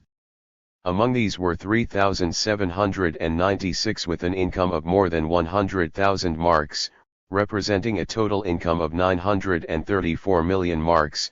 77 were enumerated with an income of more than a million. The 104,904 taxpayers, or 1.78%, with an income of more than 9,500 marks, represented the same total income as the 3,109,540, with an income of from 900 to 1,350 marks. In Austria about 24% of the assessed net income devolved upon approximately 12 to 13% of the taxpayers having incomes of from 4,000 to 12,000 crowns. If the incomes up to 12,000 crowns are taken together, this group comprises over 97% of the taxpayers and 74% of the income. The remaining 3% of the taxpayers control 26% of the assessed income. The minimum exempt from taxation is higher in Austria than in Prussia, 1,200 crowns, or 1,014 marks. The small taxpayers having an income of from 1,200 to 4,000 crowns formed 84.3% of all taxpayers in 1904. The number of richest persons having an income of more than 200,000 crowns was 255 in 1898, and in 1904 it was 307, or 0.032% of all taxpayers. In Great Britain and Ireland, according to LG Kyaza Money, half of the national income belongs to 1/9 of the population. He divides the population into three groups: the rich, with an income of more than £700 sterling, the wealthy, with an income of from £160 to £700 sterling, and the poor, with an income of less than £160 sterling. Class persons including families' income in pounds sterling. Rich 250,000 1,250,000 585 million. Wealthy 750,000 3,750,000 245 million. Poor 5,038,880 million. According to these figures, more than 1/3 of the national income belongs to 1/30 of the population. The investigations of Booth for London, and of Rowntree for York, have shown that 30% of the entire population lead an existence of direst lifelong poverty. For France, Levasseur compiled the following figures: on the basis of the statistics of inheritance, 2/5 of the national wealth are owned by 98% or having less than 100,000 francs, about 1/3 is owned by a small group of 1.7%, and 1/4 of the entire national wealth belongs to a wee minority, 0.12%. All these figures show how great are the numbers of the non-possessing masses, and how thin the strata of the possessing classes. The growing inequality, says G. Schmaler, is undeniable. It cannot be doubted that the distribution of wealth in Central Europe, from 1300 to 1900, became increasingly unequal, though of course the inequalities varied in the different countries. Recent development, with its growing class distinctions, has greatly increased the inequalities in income and wealth. This capitalistic process of development and concentration, that takes place in all civilized countries, combined with the prevailing anarchy in the methods of production, that so far was unable to prevent the formation of trusts, inevitably leads to overproduction and to an overstocking of the market. We enter upon the crisis. Chapter 18. Crisis and Competition. 1. Causes and effects of the crises. The crisis arises because no standard exists whereby the real demand for a commodity may at any time be measured and ascertained. There is no power in bourgeois society that is enabled to regulate the entire production. In the first place, the consumers of a commodity are scattered over a wide area, and the purchasing ability of the consumers, who determine the consumption, is influenced by a number of causes that no individual producer is able to control. Moreover, every individual producer must compete with a number of other producers whose productive abilities are unknown to him. Each one seeks to defeat his competitors by every means at his command, by a reduction in prices, by advertising, by giving credit for prolonged periods, by sending out drummers, and even by cunningly and insidiously disparaging the products of his competitors, the latter means being especially frequently resorted to during critical times. The entire realm of production accordingly depends upon the subjective discretion of the individual. Every manufacturer must dispose of a certain quantity of goods in order to subsist. But he seeks to sell a far larger quantity, for this increased sale determines not only his larger income, but also the probability of his triumphing over his competitors. For a while sales are ensured, they even increase, this leads to more extensive enterprises and to increased production. But good times and favorable conditions tempt not only one but all manufacturers to multiply their efforts. Production by far exceeds the demand. Suddenly it becomes manifest that the market is overstocked with goods. The sales slacken, the prices fall, production is limited. To limit production in any branch means to decrease the number of workers employed in this branch, and a reduction in wages, whereby the workers in turn are compelled to limit their consumption. The inevitable result is, that, production and consumption in other branches slacken likewise. Small dealers of all kinds, shopkeepers, bakers, butchers, etc., whose chief customers are workingmen, fail to dispose of their goods and also suffer want. The effects of such a crisis may be seen from the statistics of the unemployed that were compiled by the trade unions of Berlin at the close of January, 1902. In Berlin and suburban towns there were over 70,000 persons who were entirely unemployed, and over 60,000 who were partly unemployed. On February 13, 1909, the trade unions of Berlin took another census of the unemployed and found that there were 106,722 unemployed persons. In England there were 750,000 unemployed persons during September 1905. These figures represent workingmen and women who were willing and eager to work but unable to find work. The deplorable social conditions of these human beings may be easily imagined. Since one industry furnishes the raw material to another and one depends upon the other, the ills that befall one must affect the others. The circle of those affected widens. Many obligations that had been entered upon in the hope of prolonged favorable conditions cannot be met, and heighten the crisis that grows worse from month to month. A heap of accumulated goods, tools, and machines becomes almost worthless. The goods are frequently sold under price, and this often leads to the ruin of the owners of such goods as well as to the ruin of dozens of others who in turn are compelled to sell their goods under price also. But even during the crisis the methods of production are constantly improved in order to meet the increased competition, and this means again forms a cause for new crises. After a crisis has lasted for years and overproduction has gradually been removed by selling the products under price, by limiting production and by the ruin of smaller manufacturers, society slowly begins to recuperate. The demand increases again, and promptly the production increases also, slowly and carefully at first, but more rapidly with the prolonged duration of favorable conditions. People seek to reimburse themselves for what they have lost and seek to secure their portions before a new crisis sets in. But as all manufacturers are guided by the same impulse, as they all seek to improve the means of production in order to excel the others, a new catastrophe is ushered in more rapidly and with still more disastrous results. Countless lives rise and fall like bubbles, and this constant reciprocal action causes the awful conditions that we experience during every crisis. The crises become more frequent as production and competition increase, not only among individuals, but among entire nations. The small battle for customers, and the great battle for markets becomes increasingly severe and is bound to end with enormous losses. Meanwhile goods and supplies are stored away in masses, but countless human beings who wish to consume but are unable to buy, suffer hunger and privation. The years 1901 and 1907-08 have proven the correctness of this representation. After years of business depression, during which capitalistic development nevertheless continued to progress uninterruptedly, the upward course set in, stimulated to no slight extent by the changes and new equipments that the Army and Navy required.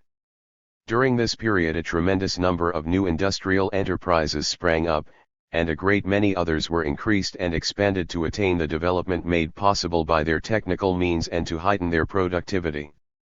But in the same way the number of enterprises increased were transferred from the hands of individual capitalists to capitalistic associations, a transformation that is always accompanied by an enlargement of the manufactory. Many thousands of millions of marks represent the newly formed stock companies. Moreover, the capitalists of all countries seek to form national and international agreements. Trusts spring up like mushrooms from the ground. These endeavor to determine the prices and to regulate production on the basis of exact statistical research to avoid overproduction and reduction in prices. Entire branches of industry have been monopolized in this way to the advantage of the manufacturers and to the disadvantage of the workers and the consumers. Many believed that thereby capital had obtained the means that would enable it to dominate the market in all directions. But appearances are deceiving. The laws of capitalistic production prove stronger than the most cunning representatives of the system, who believed to have regulated it. The crisis came, nevertheless, and it was seen again that the wisest calculation proved faulty and that bourgeois society cannot escape its fate. But capitalism continues in the same manner since it cannot change its substance. By the way in which it is bound to act, it upsets all laws of bourgeois economics. Unrestricted competition, the alpha and omega of bourgeois society, is supposed to place those most capable at the helm of all enterprises. But experience shows that as a rule it places these at the helm who are most shrewd and cunning and least troubled by a conscience. Moreover, stock companies set aside all individuality. The trust goes further still. Here not only does the individual manufacturer cease to be an independent person, the stock company too becomes a mere link in a chain that is controlled by a board of capitalists whose main purpose is to plunder the public. A handful of monopolists become the masters of society. These dictate the prices to be paid by the consumers for commodities, and to the workers their wages and standard of living. This development shows how superfluous private enterprise has become, and that production conducted on a national and international scale is the goal toward which society is bent.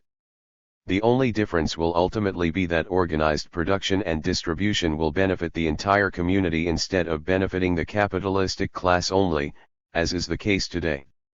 The economic revolution above described, which is rapidly driving bourgeois society to the heights of its development, is constantly intensified by new, important events.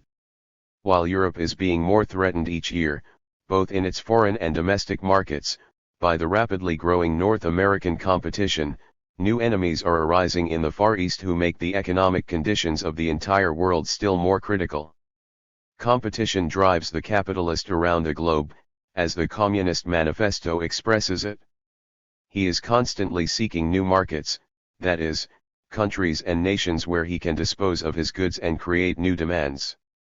One side of this endeavor may be seen from the fact that since a few decades the various states are eagerly engaged in colonization. Germany was foremost among these and succeeded in taking possession of large tracts of land, but these possessions are chiefly occupied by people of a very primitive degree of civilization who have no demand worth speaking of for European products. The other side of this endeavor is directed toward carrying capitalistic civilization to nations who have already attained a higher degree of civilization, but who until recently were rigorously opposed to modern development. Such are the East Indians, the Japanese, and especially the Chinese. These are nations that comprise more than 1/3 of the entire population of the earth. When once given an impetus they are well able, as the Japanese have already demonstrated during the war with Russia, to develop the capitalistic method of production quite independently, and to do so, moreover, under conditions that will be accompanied by disastrous results to the more advanced nations.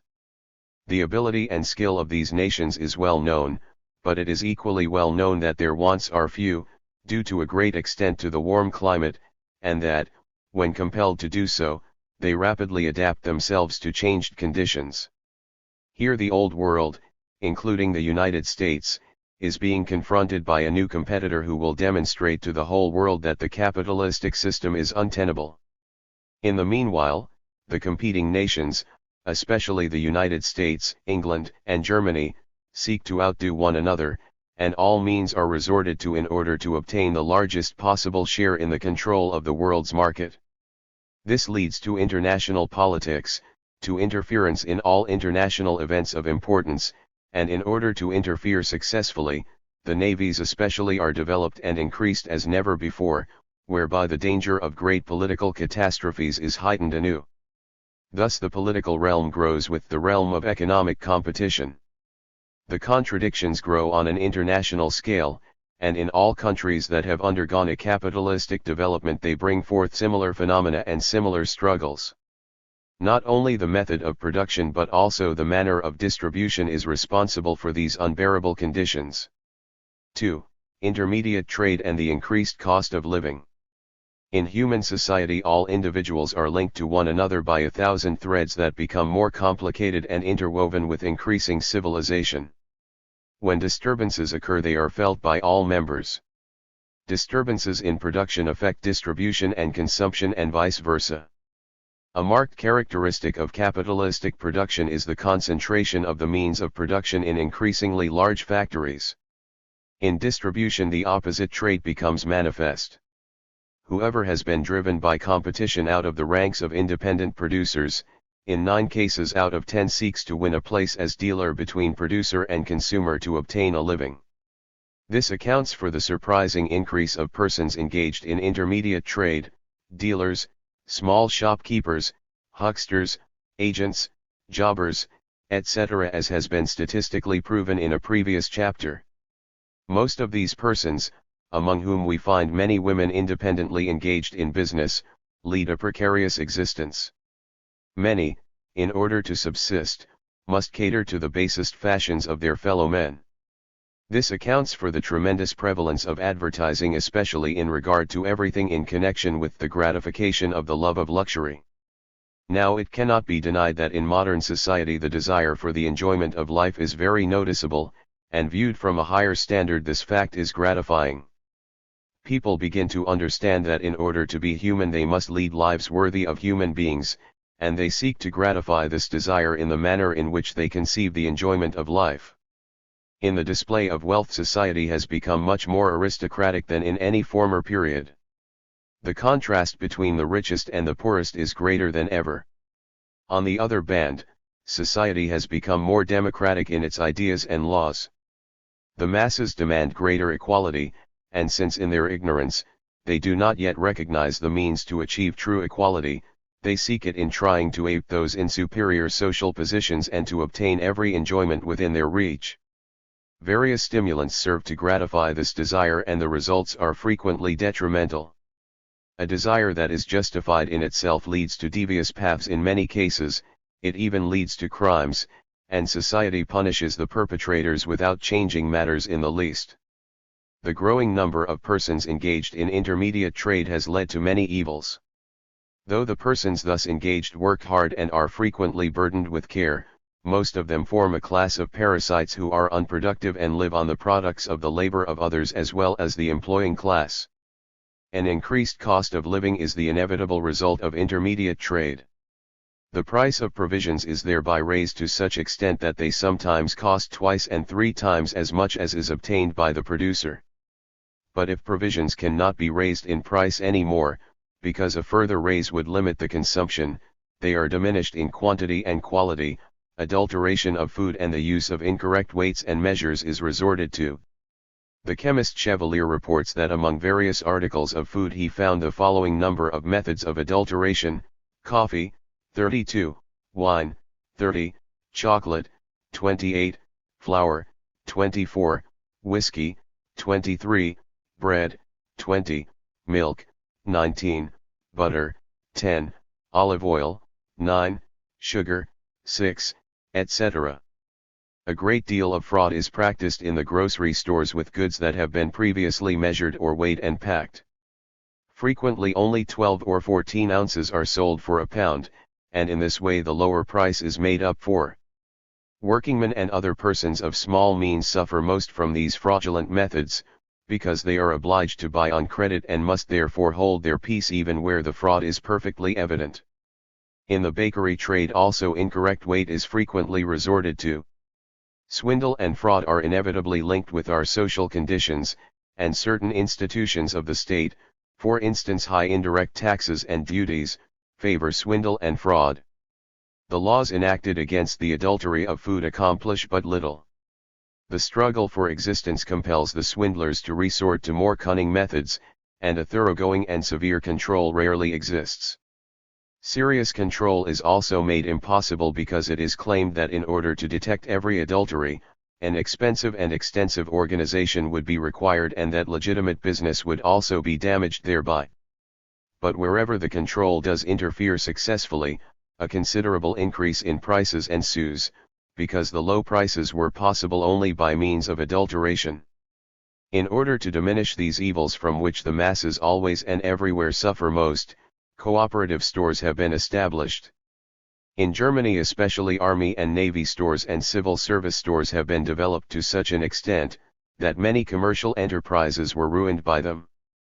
But the workingmen's cooperative stores have also developed tremendously during the last decade and have partly even undertaken the manufacture of certain commodities. The cooperative stores in Hamburg, Leipzig, Dresden, Stuttgart, Breslau, Vienna, etc., have become model establishments, and the annual sales of the German cooperative stores amount to hundreds of millions of marks. Since a few years the German cooperative stores have central establishments in Hamburg where the goods are purchased wholesale on the largest scale. This enables the various branch stores to obtain these goods at the lowest possible price. These cooperative stores prove that the scattering methods of intermediate trade are superfluous. That is their greatest advantage beside the other advantage that they furnish reliable goods. The material advantages to their members are not very great, nor do they suffice to bring about any marked improvement in their social status. But the establishment of these cooperative stores proves the existence of a widespread recognition that intermediate trade is superfluous. Society will ultimately achieve an organization that will do away with commerce, since the products will be turned over to the consumers without the aid of other intermediate agents than are required by transportation from one place to another and by distribution. When the common purchase of food has been achieved, the common preparation of food on a large scale appears to be the next logical step. This again would lead to a tremendous saving in labor power, space, material and many other expenses. Chapter 19. The Revolution in Agriculture. 1. Transatlantic competition and desertion of the country. The economic revolution in industry and trade has also largely affected agricultural conditions. The commercial and industrial crises affect the rural population likewise. Hundreds of thousands of members of the families of farmers are temporarily or permanently employed in industrial establishments of various kinds. This manner of employment constantly expands, firstly, because the great number of small farmers do not have enough work on their own farms to keep themselves and the members of their families usefully employed, and, secondly, because the large farmers find it profitable to have an important portion of the products of their soil transformed into industrial commodities right on their own farms. In this manner they save the heavy expense of shipping the raw material, for instance, potatoes and grain for the manufacture of alcohol, beets for sugar, cereals for flour or for brewing beer, etc. They, furthermore, are enabled to establish a mutual relation between agricultural and industrial production and can employ the labor power on hand to better advantage. The wages are lower and the workers are more willing to than those in cities and industrial centers. Expenses of buildings and rents as well as taxes are considerably lower too, for the large landowners in the rural districts are both the makers and executors of the law. They furnish many representatives from their midst and control the administration and police force. That is why the number of factories in the country increases each year. Agriculture and industry are becoming more and more closely linked, and the large agricultural establishments mainly profit from this fact. The capitalistic development that the large estates have undergone, in Germany as elsewhere, has created conditions similar to those in England and the United States. We no longer meet with those ideal conditions in the country that still existed a few decades ago. Modern civilization has gradually taken possession of the country, too, in the remotest places even. Militarism especially has unintentionally exercised a revolutionary influence. The great increase in the standing army has made itself especially severely felt in the open country. A great portion of the troops for the standing army is drawn from the rural population. But when the peasant's son, or day laborer or farm hand, returns to the country, after an absence of 2 or 3 years, from the city and the barracks, where the atmosphere has not been an exactly moral one, he has become acquainted with many new ideas and requirements of civilization that he seeks to satisfy at home as he did away from home. To make this possible, his first demand is for higher wages. The old modesty and contentedness have been shattered in the city. In many cases he prefers to stay away from the country altogether, and all endeavors, supported by the military authorities, to lead him back, remain unsuccessful. Improved means of traffic and communication also tend to raise the standard of requirements in the country. By his associations with the city, the farmer becomes acquainted with the world in an entirely new and tempting way. He is influenced by ideas and learns of requirements of civilization that have been entirely foreign to him until then. That causes him to become dissatisfied with his position. The increased demands made upon the population by state, county, community, etc., affect the peasant as well as the rural worker and make them more rebellious still. To this, other most important factors must be added. European agriculture, and especially German agriculture, has entered upon a new phase of its development since the close of the 70s of the last century. While, until then, the nations depended upon the farm products of their own agriculture, or, as England, upon that of the neighboring countries, France and Germany, the situation now began to change. As a result of the tremendously improved means of transportation, navigation and the construction of railways in North America, provisions began to be shipped from there to Europe and lowered the prices of grain, so that cultivation of the chief kinds of grain in Middle and Western Europe became far less profitable, unless the entire conditions of production could be changed. Moreover, the realm of international grain production greatly expanded. Besides Russia and Romania, who made every endeavor to increase their export of grain, products from Argentine Republic, Australia, India, and Canada appeared upon the market. In the course of development, another unfavorable factor was added. Influenced by the causes above enumerated, the small farmers and rural workers began to desert the country. They either emigrated beyond the seas or scores of them moved from the country to the cities and industrial centers, so that labor power in the country became scarce. The antiquated, patriarchal conditions, especially in Eastern Europe, the ill treatment and almost servile status of the farmhands and servants still heightened this desertion of the country. To what extent this shifting of the population has affected the rural districts from 1840 until the census of 1905, may be seen from the fact that during this period the Prussian provinces, East Prussia, West Prussia, Pomerania, Posen, Silesia, Saxony and Hanover, lost 4,049,200 persons, and Bavaria, Württemberg, Baden, and Alsace-Lorraine had a loss of 2,026,500, while Berlin increased by migration by about 1 million persons, Hamburg by 402,000, the Kingdom of Saxony by 326,200, the Rhine provinces by 343,000, and Westphalia by 246,100. 2. Peasants and great landowners.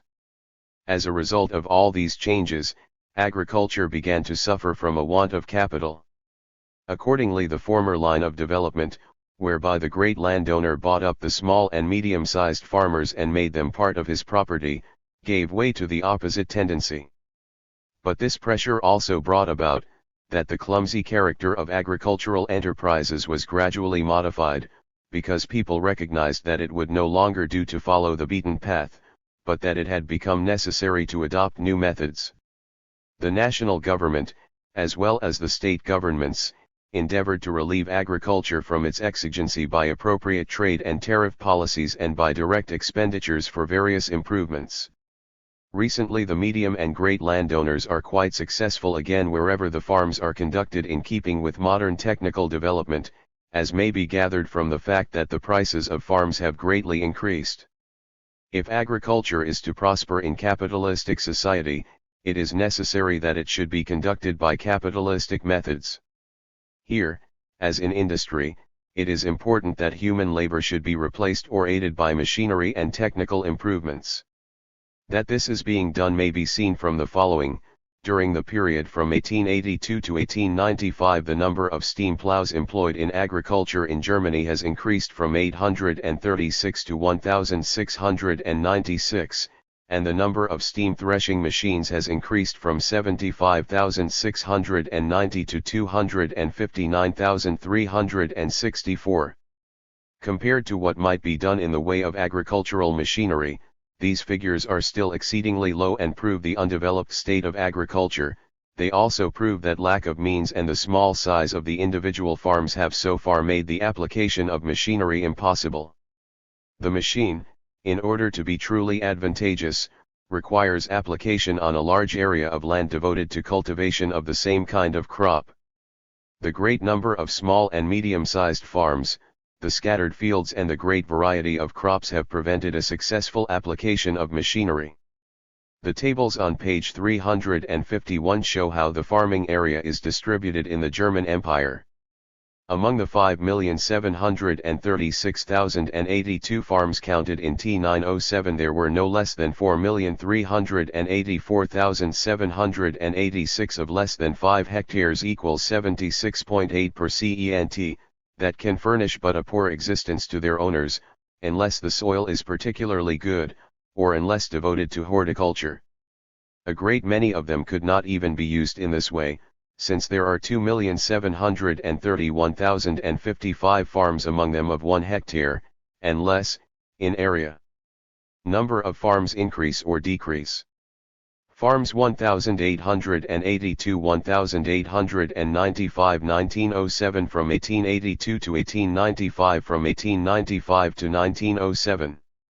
Less than 2 hectares 3,061,831 3,236,367 3,378,509 plus 174,536 plus 142,142.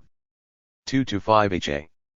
981,407 1,016,318 1,006,277 plus 34,911 to 10,041.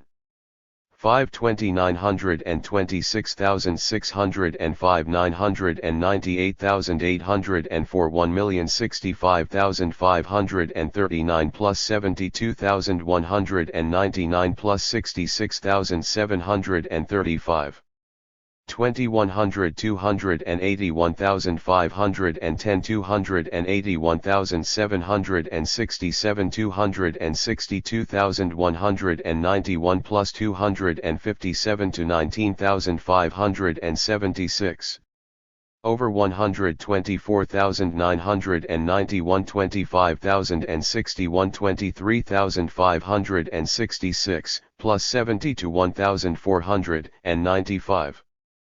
5,276,344 5,558 31 71 5,736,082 plus 281,973 plus 177,765.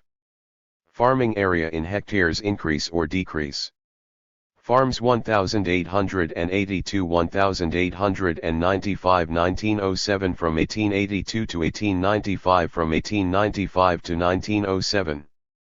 Less than 2 hectares 1,825,938 1,808,444 1,731,317 to 17,494. 77,127. 2 to 5 ha. 3,190,203 3,285,984 3,304,872 plus 95,781 plus 18,888. 529,158,398 9,721,875 10,421,565 plus 568,477 plus 699,690. 20,109,879,869,837 9,322,106 to 38,333, 547,731. Over 107,786,2631 7,831,801 7,055,031 plus 45,538 to 776,788. 31,868,972 32,517,941 31,834,87 31 plus 648,969 minus 683,068. But even among the farms of more than 5 hectares there are many that yield only a poor product, notwithstanding hard and long labor, owing to poor soil, unfavorable climate, bad location, lack of proper means of transportation, etc. It may be said without exaggeration that fully 9/10 of the farmers lack the means and the knowledge to cultivate their soil as it might be cultivated. Neither do the small peasants receive a fair price for their products, since they depend upon the intermediate trader. The dealer who traverses the country on definite days or indefinite seasons and usually trades off his merchandise to other dealers again, must obtain his profit. But to gather in the many small quantities means much more trouble to him than to procure a large quantity from a great landowner. The peasants owning small and medium-sized farms therefore receive less for their products than the great landowners, and if their products are of inferior quality, which is frequently the case owing to their primitive methods, they must accept almost any price. Sometimes they cannot ever wait for the time when their product will bring the highest price. They owe money on rent, interest, and taxes, they must repay loans, or must settle bills with tradespeople and mechanics, therefore they are obliged to sell no matter how unfavorable the time may be. In order to improve their property, or to satisfy joint heirs or children, they have mortgaged their farms. As they have few lenders to choose from, the conditions are not very favorable. A high rate of interest and definite dates of payment weigh heavily on them. A poor harvest or a faulty speculation in regard to the kind of product that they expected to sell at a good price often drive them to the verge of ruin. Sometimes the products are bought and the capital is loaned by one and the same person, and in that event the peasant is entirely in the hands of his creditor. In this manner the peasants of entire villages and districts are sometimes in the hands of a few creditors. This is the case with the peasants who raise hops, wine, tobacco, and vegetables in southern Germany, and on the Rhine, and with small farmers in central Germany. The creditor fleeces the peasants mercilessly. He allows them to remain on their farms as apparent owners, but as a matter of fact they no longer own them. Frequently the capitalistic exploiter finds this method far more profitable than to cultivate the land himself, or to sell it. In this manner thousands of peasants are recorded as owners of farms who are virtually not the owners.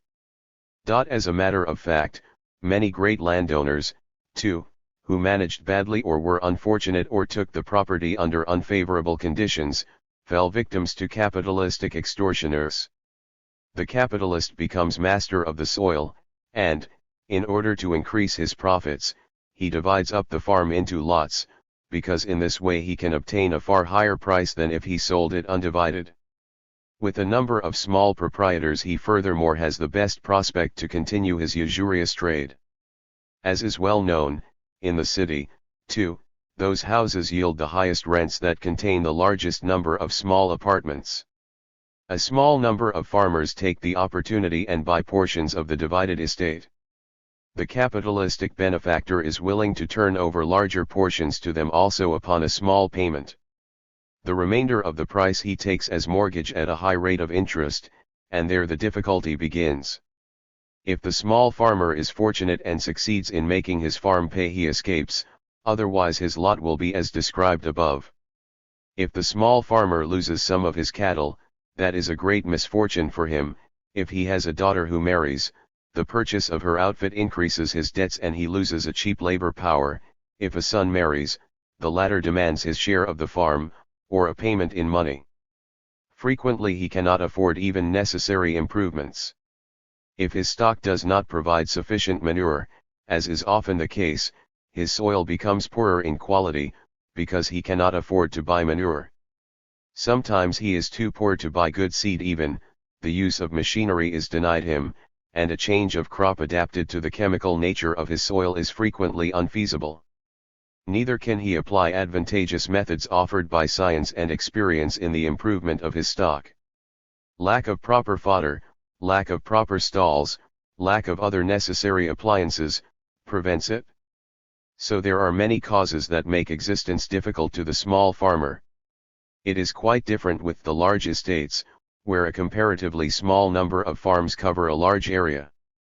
We see from the statistics that 23,566 farms, having an area of 7,055,013 hectares of cultivated soil, cover 2,019,824 hectares more than the 4,384,786 farms having an area of less than 5 hectares. But the numbers of the farms and the numbers of the owners do not coincide. In 1895 there were no less than 912,959 leased farms of all sizes, 1,694,251 farms that were partly owned and partly leased, and 983,917 farms that were cultivated in different ways, as farms loaned to officials, as part of communal property, etc. On the other hand, single individuals own a number of agricultural estates. The greatest German landowner is the King of Prussia, who owns 83 estates, with an area of 98,746 hectares. Other great German landowners are Prince of Pless owning 75 estates of 70,170 hectares. Prince Hohenzollern-Sigmaር 54,59,968. Duke of Ujist 52,39,742. Prince Hohenlohe-Eringen, 39,365. Prince of Ratiber 51,33,096. In 1895 the entailed estates in Prussia comprised an area of 2,121,636 hectares, or 6.09% of the entire area of the land. The 1045 entailed estates were owned by 939 proprietors, and their common property was by 206,600 hectares larger than the entire kingdom of Württemberg, which covers an area of about 1,9015,000 hectares. The large landowners are naturally interested in maintaining the present conditions. Not so the small proprietors, who would draw great advantages from a rational transformation of the conditions. It is an innate characteristic of large ownership of land that it seeks to enlarge its possessions more and more, and to take possession of all the farms within reach. It is so in Silesia, Lausitz, the Dukedom of Hesse and in other districts from which purchases of peasants' estates on a large scale are frequently reported. In Austria the large estates predominate far more than in Germany, or particularly in Prussia. Here, besides the nobility and the bourgeoisie, the Catholic Church has succeeded in taking possession of a lion's share of the soil. The expropriation of peasants is in full swing in Austria also. In Styria, Tyrol, Salzburg, Upper and Lower Austria, etc., all means are applied to drive the peasants from their native soil and to turn their farms into gentlemen's estates. The same scenes that were at one time enacted in Scotland and Ireland may now be observed in the most picturesque parts of Austria. Individuals, as well as societies, purchase enormous tracts of land, or rent what they cannot purchase, and transform them into hunting grounds. Trespassing on the valleys, hills, and hamlets is prohibited by the new masters, and the stubborn proprietors of some estates, who refuse to comply with the demands of the gentlemen, are annoyed so long in various ways that they yield and sell their property. Soil that has been cultivated for ages, where for thousands of years many generations made a living, are transformed into a wilderness where deer may roam about, and the mountains that have been taken possession of by the capitalistic nobility or bourgeoisie are the hunting grounds of the chamois. Poverty spreads over entire communities because they are denied the right of driving their cattle on the alpine pastures. And who are these persons who are robbing the peasant of his property and his independence? Besides Rothschild and Baron Meyer-Melnhof, the Counts of Coburg and Meiningen, Prince Hohenlohe, the Duke of Liechtenstein, the Count of Braganza, the Duchess Rosenberg, the Duke of Pless, the Counts Schonfeld, Festedix, Schafgotsk, Trott-Mansdorf, the Baron Gustad Hunting Club, the Count Caroly Hunting Club, the Nobleman's Hunting Club of Bleuenbach, etc. Everywhere the great landowners are extending their property. In 1875 there were only 9 persons in Lower Austria who owned more than 5,000 yokes each, with an area of 89,490 hectares. In 1895 there were 24 persons who owned an area of 213,574 hectares. Throughout Austria the great landowners control an area of 8,700,000 hectares, while 21,300,000 hectares belong to the small landowners. The proprietors of entailed estates, 297 families, own 1,200,000 hectares. Millions of small landowners cultivate 71% of the entire area, while a few thousand great landowners control more than 29% of the entire area of Austria. There are few land revenue districts in which there are no great landed proprietors. In most of the districts there are 2 or several landowners who exert a determining political and social influence. Almost half of the great landowners hold property in several districts of the country, a number of them in several crown lands of the empire. In Lower Austria, Bohemia, Moravia, and Silesia there is no district without them. Only industry succeeded in dislodging them to some extent, for instance, in northern Bohemia and at the boundary of Bohemia and Moravia. In all other parts of the country the large estates are increasing. In Upper Austria, where, of all crown lands, we still find a class of peasants that is fairly well off, in Goertz and Gradiaska, in Styria, Salzburg, in Galicia and Bukovina. They are increasing less rapidly in those countries that already are the domains of the great landowners, Bohemia, Moravia, Silesia, and Lower Austria. In Lower Austria, of the entire ground comprising 1,982,300 hectares, 393 great landowners owned 540,655 hectares, and the church owned 79,181 hectares. 13 estates comprise 425,079 hectares equals 9% of the entire area. Among these, Dukoios Sprinzenstein owns 33,124 hectares. The area of Moravia covers 2,181,220 hectares. Of these the church owned 81,857 hectares, and 116 estates of more than 1,000 hectares each comprised a larger area than the 500,000 estates up to 10 hectares, that form 92.1% of all estates. The area of Austrian Silesia covers 514,677 hectares. Of these the church owned 50,845 hectares, and 79 proprietors together owned 204,118 hectares. Bohemia, with an area of 5,194,500 hectares, has about 1,237,085 great landowners. The distribution of property is characterized by an unusual number of estates of smallest dimensions, and by extensive large estates. Almost 43% of all the estates are smaller than 1/2 hectare, and more than 4/5 do not exceed 5 hectares. These 703,577 estates only cover 12.5% of the area of Bohemia. On the other hand, 776 persons own 35.6% of the entire area, while they only form 0.1% of all estates. The unequal distribution of property is more striking still when we analyze the larger class, those over 200 hectares. We then obtain the following result. 380 persons own each 200 to 500 hectares. Together 116,143 hectare. 141 500 1100 and 1748. 104 1000 2000 50,000 567.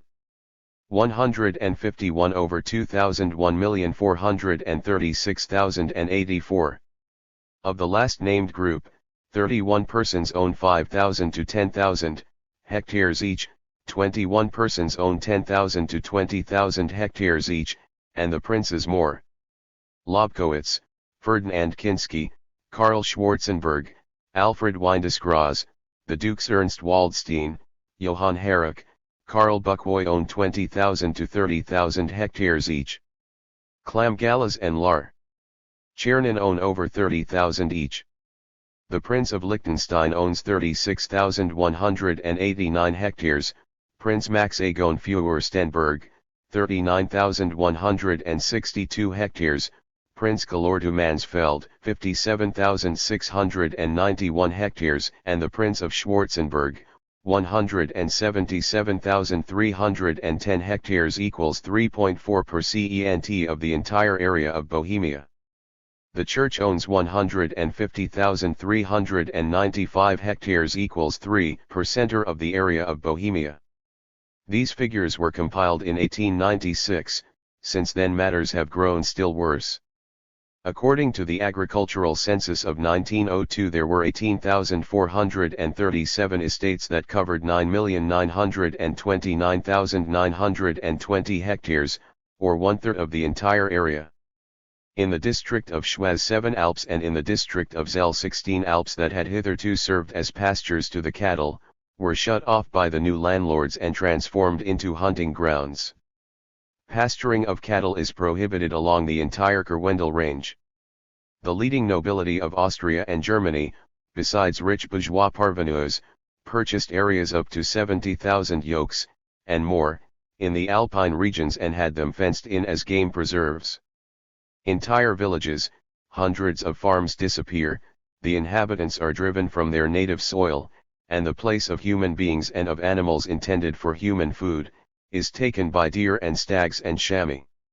Not a few of these men who have devastated entire provinces in this manner, afterwards speak on the needy condition of the peasants in the parliaments, and abuse their power to employ the aid of the state in the form of taxes on grain, wood, livestock, meat, whiskey, etc., at the expense of the propertyless classes. In the most advanced industrial states it is not the love of luxury of the privileged classes that dislodges the small estates, as is the case in Austria. Here the increasing demands of a rapidly growing population make it necessary to organize farming along capitalistic lines, in order to produce the required amount of food. This may be observed in a country so highly developed industrially as Belgium. According to the annual statistics, quoted by Emile van der Velde in an article, Landed Property in Belgium during the period from 1834 to 1899, it says, only farms of less than 5 hectares, and especially those of less than 2 hectares, have diminished in number. But the farms of more than 10 hectares have increased to 3,789. The concentration of landed property that is in keeping with modern industry and cattle breeding on a large scale, may here be clearly observed. Since 1880 a development has set in that takes the opposite course of the one that took place from 1866 to 1880. While, in 1880, there still were 910,396 farms, only 829,625 remained in 1895, that means a decrease by 80,771 farms equals 9% in 15 years. As a matter of fact, this decrease has affected only farms of less than 5 hectares. On the other hand, farms of from 5 to 10 hectares increased by 675, those of from 10 to 20 hectares by 2,168, from 20 to 30 hectares by 414, from 30 to 40 hectares by 164, from 40 to 50 hectares by 187, and those of over 50 hectares by 181. 3. The contrast between city and country. The condition of the soil and its cultivation is of the greatest importance to the advancement of our civilization. The existence of the population primarily depends upon the soil and its products. The soil cannot be increased at will, the manner of its cultivation is therefore the more important. The population of Germany, which grows by about 870,000 persons annually, requires a considerable import of bread and meat, if the prices of the most necessary articles of food are still to be within reach of the masses. But here we are confronted by sharp contrasting interests between the agricultural and industrial population. That part of the population that is not engaged in agricultural pursuits, is interested in obtaining articles of food at low prices, since their welfare, both as human beings and as individuals engaged in industry and commerce, depends upon it. Every increase in the cost of articles of food leads to a deterioration in the standard of living of a large portion of the population, unless the wages of the population depending upon agricultural products should be raised also. But an increase in wages usually implies an increase in the prices of industrial products, and that may result in a decline of sales. But if wages remain stationary, notwithstanding the increased cost of articles of food, the purchase of other commodities must be limited, and again industry and commerce suffer. Matters have a different aspect for those engaged in agriculture.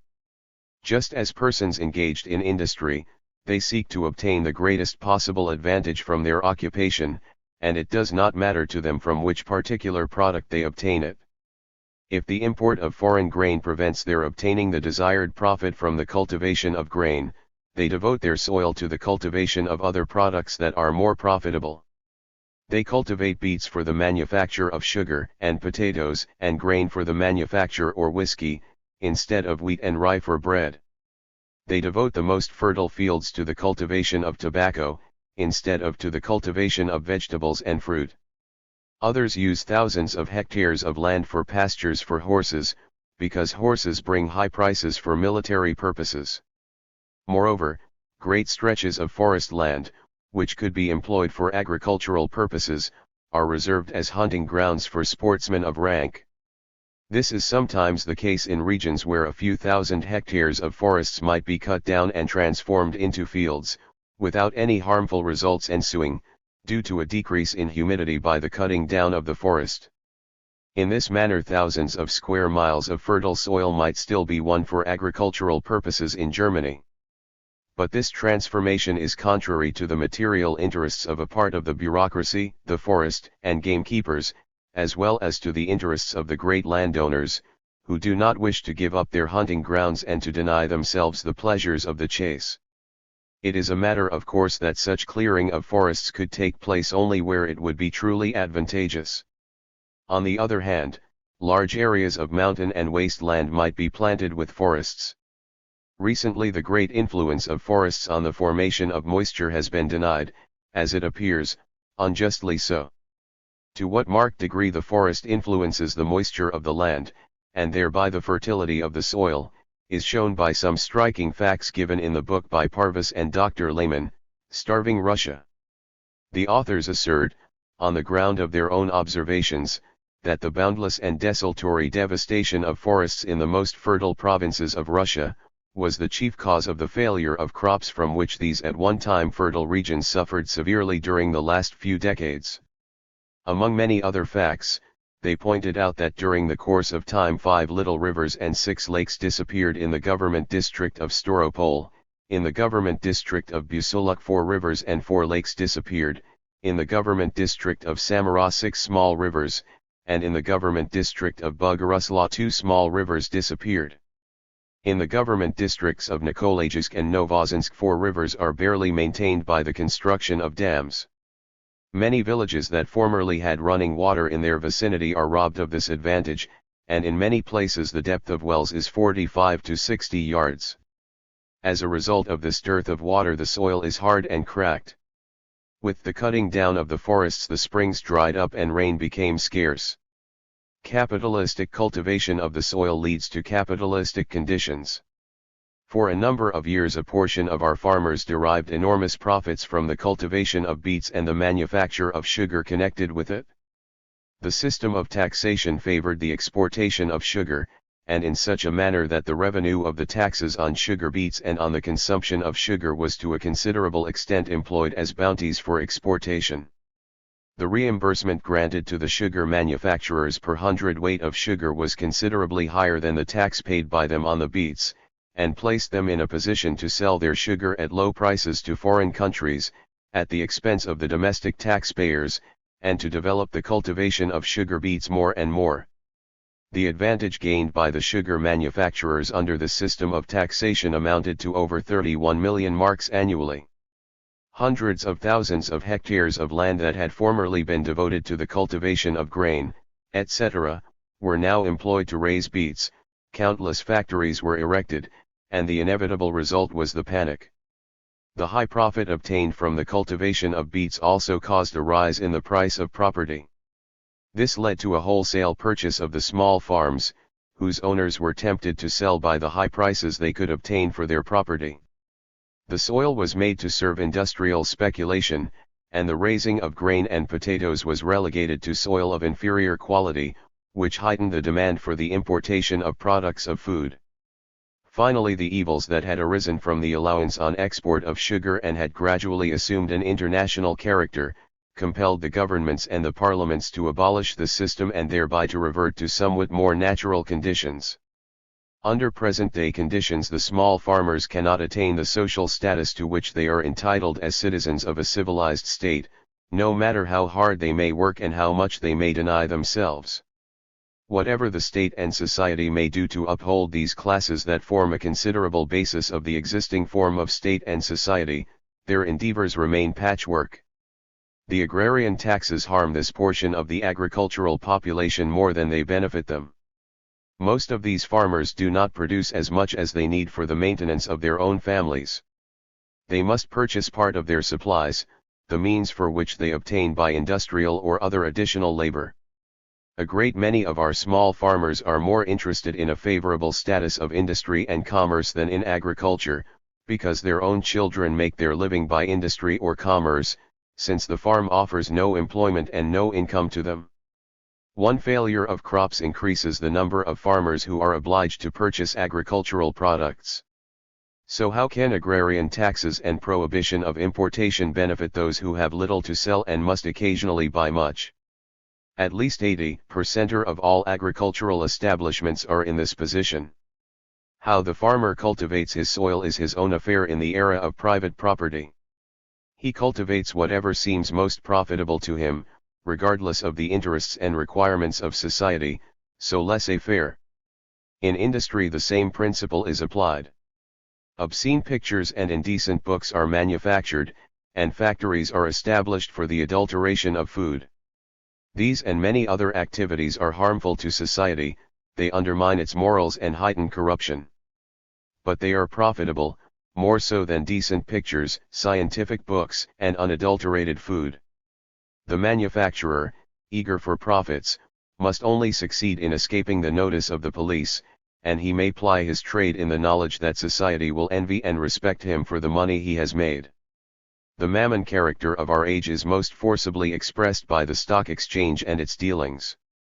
Products of the soil and industrial products, means of transportation, meteorological and political conditions, want and abundance, disasters and suffering of the masses, public debts, inventions and discoveries, health or disease and death of influential persons, war and rumors of war often invented for this purpose, all these and many other things are made the object of speculation and are used to exploit and cheat one another. The kings of capital exert the most decisive influence on the will and woe of society, and, favored by their powerful means and connections, they accumulate boundless wealth. Governments and officials become mere puppets in their hands, who must perform while the kings of the stock exchange pull the wires. The powers of the state do not control the stock market controls the powers of the state. All these facts, which are becoming more evident every day because the evils are daily increasing, call for speedy and thoroughgoing reforms. But society stands helpless before these evils and keeps going about in a circle like a horse in a treadmill, a picture of impotence and stupidity. They who would like to act, are still too weak; they who ought to act, still lack understanding; they who might act, do not wish to. They rely upon their power and think, as Madame Pompadour expressed it, après nous le déluge. But what if the deluge should overtake them? Chapter XX. The Social Revolution. 1. The Transformation of Society. The tide rises and undermines the foundation of state and society. Everyone feels that the pillars are swaying and that only powerful props can support them. But to erect such props means great sacrifices on the part of the ruling classes, and there the difficulty lies. Every proposition, the realization of which would seriously damage the material interests of the ruling classes and would threaten to question their privileged position, is bitterly opposed by them and roundly condemned as a measure destined to overturn the present order of state and society. But, without questioning and ultimately removing the privileges of the ruling classes, the diseased world cannot be cured. The struggle for the liberation of the working class is not a struggle for privileges, but one for equal rights and equal duties and for the removal of all privileges. This declaration of principles is contained in the socialist platform. It follows that nothing can be attained by half measures and small concessions. But the ruling classes regard their privileged position as natural and self-understood; they will admit of no doubt in its permanence and justification. So it is quite natural that they oppose and combat every attempt to shatter their privileges. Even proposed measures and laws that do not change their privileged position and the present order of society in the least, cause the greatest excitement among them, if their purse strings are loosened thereby or likely to be loosened. In the parliaments mountains of paper are printed with speeches until the laboring mountains bring forth a ridiculous mouse. The most self-understood demands of workingmen's protection are met with as much opposition as if the existence of society depended upon it. When, after endless struggles, some concessions are won from the ruling classes, they act as if they had sacrificed a part of their fortune. They show the same stubborn opposition when called upon to recognize the oppressed classes on a basis of formal equality, for instance, to discuss questions of labor agreements with them as with their equals. This opposition to the simplest things and the most self-understood demands confirms the old experience that no ruling class can ever be convinced by reason, unless the force of circumstances compels discretion and compliance. But the force of circumstances may be found in the growing measure of understanding created in the oppressed by the development of our conditions. The class extremes are constantly becoming more severe, more noticeable, and more evident. The oppressed and exploited classes begin to recognize that existing conditions are untenable; their indignation increases, and with it the imperious demand to transform and humanize conditions. As this perception grows and reaches ever-widening circles, it finally conquers the vast majority of society, which is most directly interested in this transformation.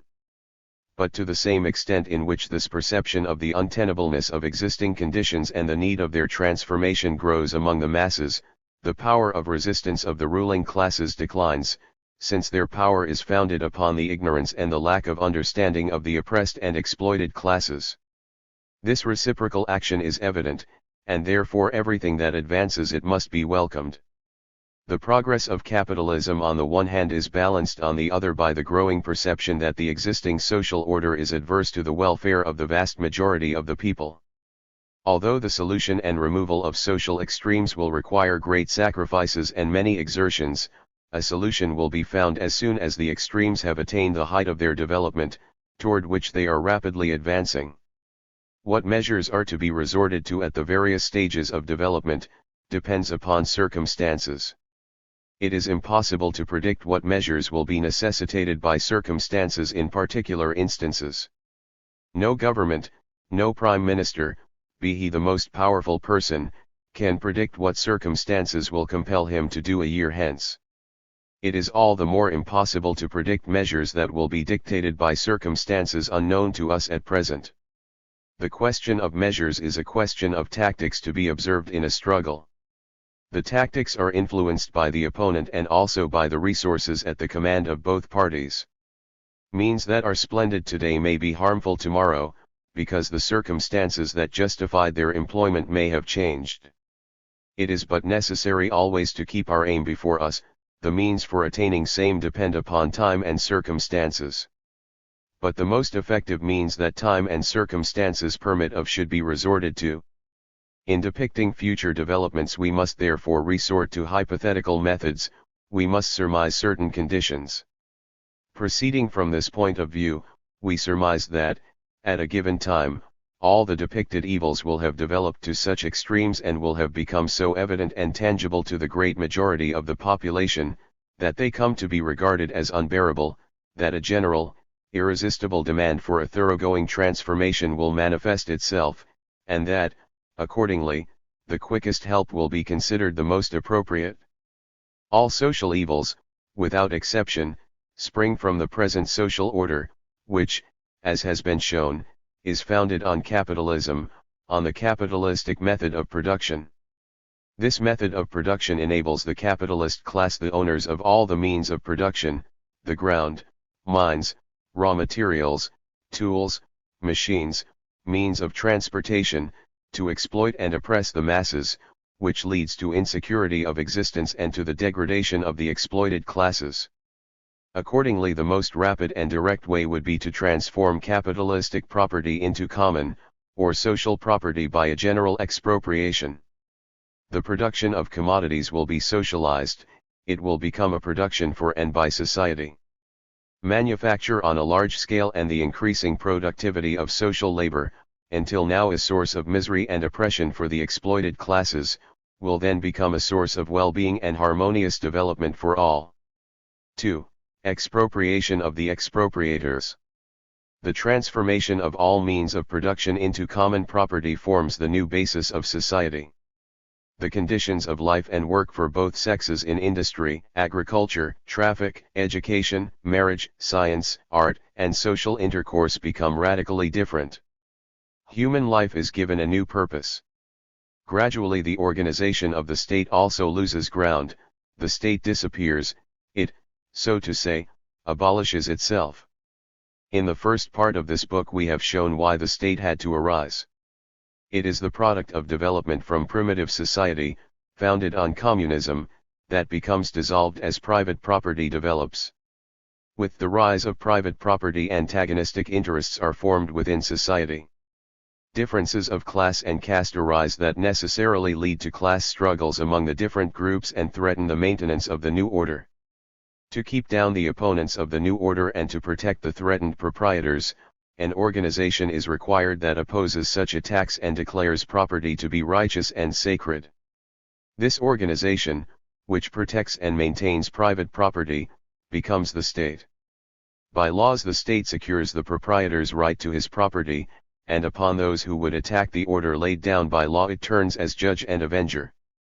By their innermost nature, then, the interests of the ruling, possessing class and of the powers of the state, always are conservative. The organization of the state only changes when the interest of property demands it. Thus the state is the indispensable organization of a society founded on class rule. As soon as class extremes have been removed by the abolition of private property, it becomes unnecessary and impossible. The state gradually ceases to exist with the passing away of class rule, as surely as religion ceases to exist when belief in superior beings and occult powers is no longer met with. Words must have a purport, when they lose same they cease to convey a meaning. Here a reader who is capitalistically minded may object and may ask, on what legal ground can society justify these overthrowing changes? The legal ground will be the same that always was found, when similar changes and transformations were needful, the common welfare.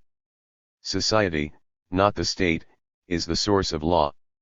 The state is only clerk to the society, whose duty it is to measure and dispense the law.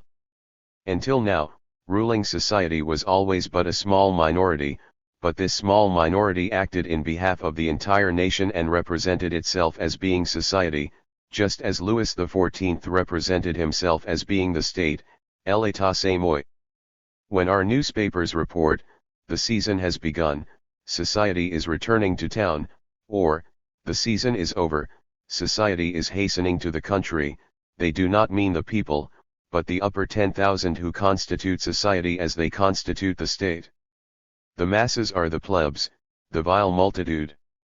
In the same way, everything undertaken by the state for society in behalf of the common welfare, has, first and foremost, served the interests of the ruling classes. Salus Republica Suprema Lex Esto, is the well-known legal principle laid down by the ancient Romans, but who formed the Roman Republic? The subjected peoples, the millions of slaves? No. The comparatively small number of Roman citizens, above all the Roman nobility, who permitted the slaves to support them. When, during the Middle Ages, nobility and princes robbed the communal property, they did so on the legal ground of the common welfare, and in what manner? They disposed of the communal property and the property of the helpless peasants. The history of the Middle Ages, down to recent times, has amply shown. The agrarian history of the past 1,000 years is a history of uninterrupted robbery of communal and peasant property, practiced by the nobility and the church in all civilized states of Europe. When the great French Revolution then proceeded to expropriate the property of the nobility and the church, it did so in behalf of the common welfare. And the greater part of the 8 million of property holders who form the chief stay of bourgeois France, owe their existence to this expropriation. In behalf of the common welfare, Spain took possession of much church property, and Italy confiscated it entirely, applauded by the most ardent defenders of sacred property. The English nobility for centuries robbed the Irish and English nations of their property, and from 1804 to 1832 legally presented itself, in behalf of the common welfare, with no less than 3,511,710 acres of communal property. When, after the great North American Civil War, millions of slaves were emancipated, who had been the lawfully acquired property of their masters, without reimbursing the latter, this was done in behalf of the common welfare. Our entire bourgeois development is an uninterrupted process of expropriation and confiscation. In this process the mechanic is expropriated by the manufacturer, the peasant by the great landowner, the small dealer by the large merchant, and, finally, one capitalist by another.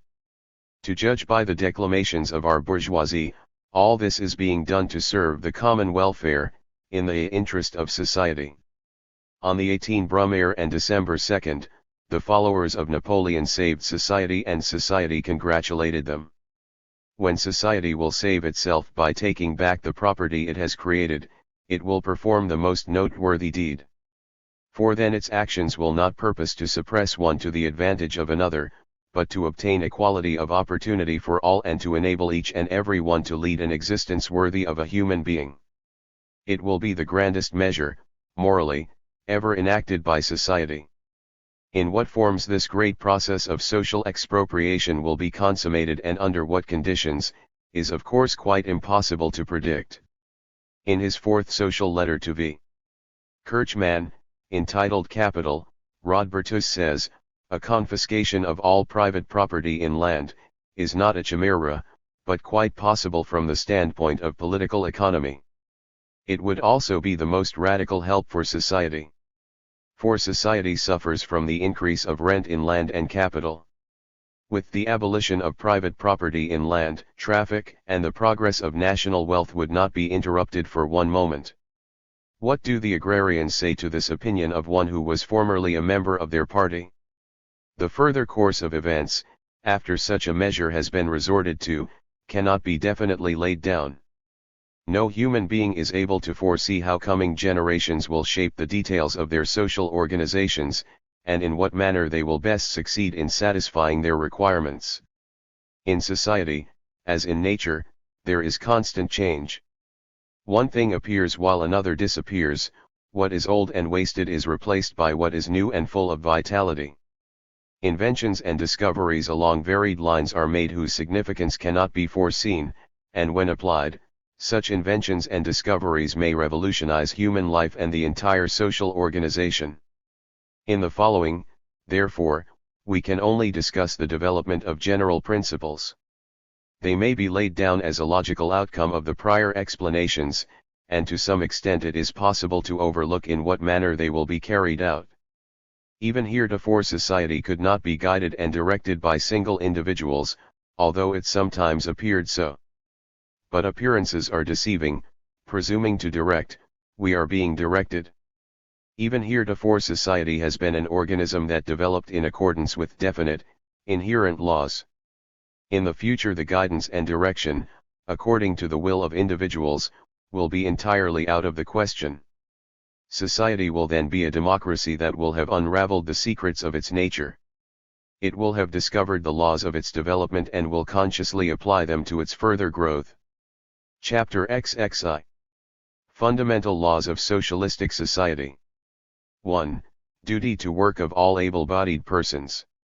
As soon as society has become the owner of all means of production, the duty to work of all able-bodied persons, regardless of sex, becomes a fundamental law of socialized society. Society cannot exist without labor. It therefore is justified in demanding that all who seek to satisfy their requirements, should also serve to the best of their physical and mental abilities in producing the commodities that are needful to satisfy the requirements of all. The silly assertion that the socialists wish to abolish work is an absurdity. Lazy persons, shirkers of work, are met with in bourgeois society only. Socialism is agreed with the Bible in asserting that he who will not work neither shall he eat. But work shall be useful, productive activity. The new society will therefore insist that everyone choose some definite industrial, agricultural, or other useful activity, whereby he performs a certain amount of labor for the satisfaction of existing requirements. No enjoyment without labor no enjoyment. Since all are obliged to work, all have the same interest in having three conditions of labor complied with. Firstly, that the workday shall not be too long and that the work shall not require overexertion. Secondly, that the work shall be varied and as agreeable as possible. Thirdly, that it shall be as productive as possible, since on this the length of the workday and the number of obtainable enjoyments depend. But these three conditions again are determined by the number and the nature of the means of production and the workers. They are furthermore determined by the required standard of living. Socialistic society does not establish itself in order to lead a proletarian existence, but to abolish the proletarian manner of living of the great majority of people. It seeks to grant to everyone the fullest measure of the comforts and joys of life, and so the question arises, to what extent will the requirements of society grow? In order to determine this, an administration will be necessary that comprises all fields of social activity. Here our municipalities will form an appropriate foundation. If they are too large to permit of obtaining an insight, they may be divided into districts. As in primitive society, all members of the communities who are of age, regardless of sex, will participate in the elections and choose the persons who are to take charge of the administration. At the head of all local bodies there will be a central administration. This, let it be noted, will not be a government with ruling powers, but an executive board of managers. Whether this board of managers is to be elected by the entire population or by the local boards is not essential. These questions will not be as important then as they are now, for election to these offices will not mean greater power and influence and a higher income. They will be positions of trust to which the fittest, be they men or women, will be elected, and they can be recalled or re-elected, as conditions may demand, or as it may seem desirable to the voters. All offices are temporary. The persons who hold these positions, therefore, cannot be regarded as officials. Their function is not a permanent one, nor is a hierarchical order of advancement provided for. Viewed from this standpoint, it also becomes a matter of indifference whether there will be any intermediate bodies between the central administration and the local administrations, as provincial administrations, etc. If considered necessary they will be instituted, if not, they will be omitted. All that will be determined by experience. If progress in the development of society should make old institutions superfluous, they will be abolished without any ado and without any conflict, since no one is personally interested in their maintenance, and new ones will be instituted instead. This thoroughly democratic administration is very different from the present. At the present time, what battles in the newspapers, what a warfare of tongues in the parliaments, what piles of documents in the government offices, to accomplish an insignificant change in the administration or government. To begin with, the main task will be to determine the existing forces, the number and kind of means of production, factories, workshops, means of transportation, area of land, and the previous productivity. Further, it will be necessary to determine the supply on hand and the number of articles and products required to supply the demand in a given length of time. As at present the state and the various municipalities annually determine their budgets, this will in future be done for the entire social demand, and changes made necessary by new or increased demands can be fully taken into consideration. Statistics here become the main factor. They are the most important auxiliary science in the new society, since they furnish the standard whereby all social activity may be measured. Statistics are being used for similar purposes at present on a large scale. The budgets of nation, state, and municipality are founded on a great number of statistical investigations that are annually undertaken by the various branches of administration. Experience of long duration and a certain stability in current demands simplify them. Under normal conditions, every manufacturer and every merchant is also enabled to determine his requirements for the coming quarter of a year and in what manner he must arrange his production and his purchases.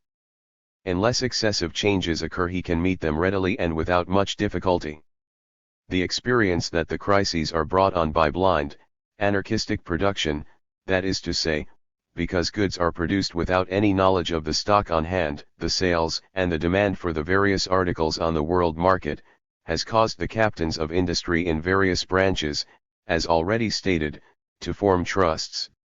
The object of these trusts is to determine prices on the one hand, and on the other to regulate production. By the producing ability of each individual concern and by the sales it is likely to make, the amount of goods to be produced for the coming months is determined. Failure to comply with these rules is punished by a fine and by proscription. The manufacturers form these agreements not to benefit, but to harm the public, and solely for their own advantage. Their purpose is to use the power of cooperation to ensure the greatest advantage for themselves. By regulating production, it becomes possible to exact the payment of prices that can never be obtained as long as the individual manufacturers compete with one another. So the manufacturer enriches himself at the expense of the consumer, who must pay the fixed price for the article that he needs, and, as the consumer is injured by the trusts, so also the worker. Regulation of production by the manufacturers releases a number of workers and employees, and these, in order to live, must underbid their fellow workers. Moreover, the social power of the trust is so great that the labor unions, too, can rarely cope with them. The employers, accordingly, enjoy a double advantage: they receive higher prices and pay lower wages. This regulation of production by associations of employers is the opposite of that which will take effect in socialistic society.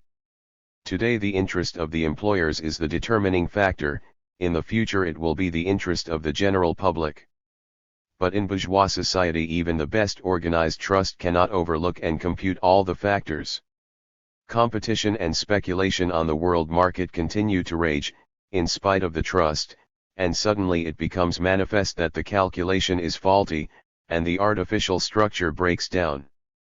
Like industry, commerce also possesses far-reaching statistics.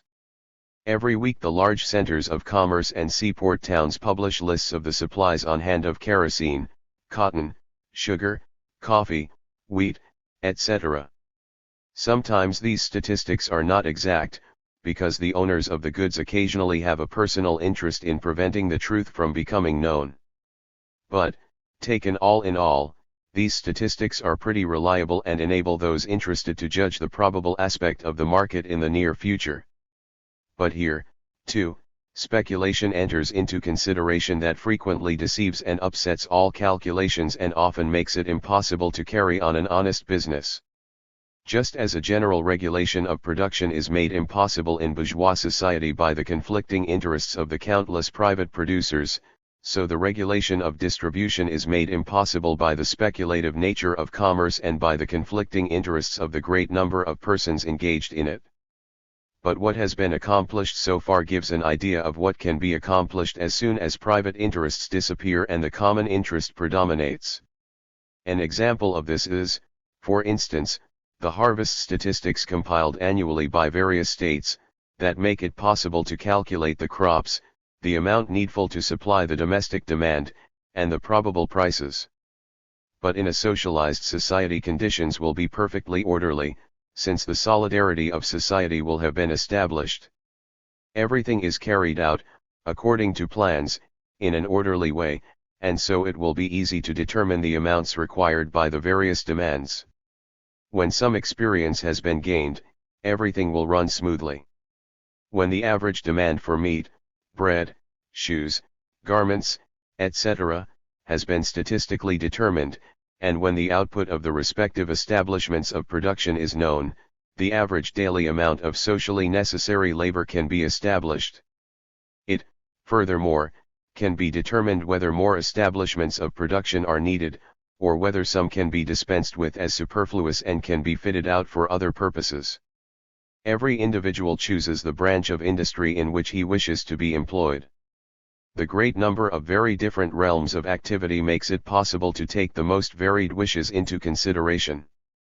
If there is an excess of workers in one branch and a lack of workers in another, it will be the duty of the administration to make the necessary arrangements and to bring about an equalization.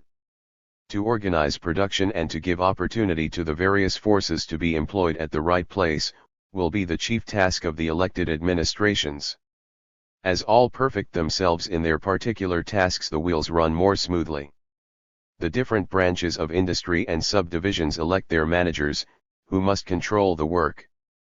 But these are no slave drivers, as overseers and foremen are today, but fellow workers who simply practice the administrative function entrusted to them, in place of a productive one. It is not impossible that at a more advanced stage of organization and with a more perfect education of all its members, these functions will become alternating and will, in definite rotation, be overtaken by all persons concerned, regardless of sex. 2. Harmony of interests. Labor, organized on a basis of complete freedom and democratic equality, with one for all and all for one, will call forth a rivalry and a desire to create that are nowhere met with under the present industrial system, and this joy of creation will enhance the productivity of labor.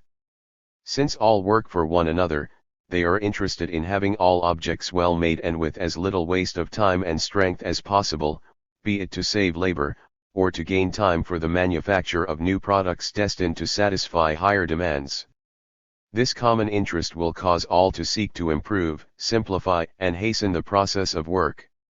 The ambition to discover and invent will be stimulated to the highest degree, and people will endeavor to outdo each other in new ideas and suggestions. So the opposite of what is claimed by the opponents of socialism will be true. How many discoverers and inventors perish in bourgeois society? How many are exploited and cast aside? If intelligence and talent were to hold the foremost place in bourgeois society, instead of property, the greater part of the employers would have to make way for their workingmen, foremen, mechanics, engineers, chemists, etc. These are the men who, in 99 cases out of 100, have made the discoveries, inventions, and improvements that are applied by the man with the full purse. How many thousands of discoverers and inventors have failed because they could not find a man who would furnish the money to carry out their discoveries and inventions, and how many meritorious discoverers and inventors are crushed by the social misery of daily life, is quite beyond our calculation. Not the persons endowed with a quick intelligence and a clear brain are masters of the world, but those endowed with ample means, which does not imply that a clear brain and a full purse cannot belong to the same person. Everyone engaged in practical life knows with how much suspicion the workingmen regard every improvement, every new invention that is introduced today, and their suspicion is entirely justified. For, as a rule, not the workers but the employers are the only ones to derive any advantage from it. The worker must fear that the new machine, or the improvement, will make him superfluous and turn him out into the street. Instead of joyfully acclaiming a new invention that is a credit to humanity and ought to be a boon to him, he curses it. Many an improvement in the process of production invented by workingmen has never been introduced. The inventor keeps his invention to himself, because he fears that it will harm him, instead of benefiting him. Such are the natural results of conflicting interests. In socialistic society, the conflict of interests will be removed. Everyone will develop his abilities to serve himself and will thereby serve society. At present, satisfaction of personal egotism and service of society usually are extremes that exclude each other. In the new society, these extremes will not exist. Satisfaction of personal egotism and service of society will be harmonious, they will coincide. The splendid influence of such a status of morals is obvious. The productivity of labor will rapidly increase. Especially will the productivity of labor grow, because the dissemination of forces among hundreds of thousands of tiny manufacturers with imperfect tools and insufficient means, will cease.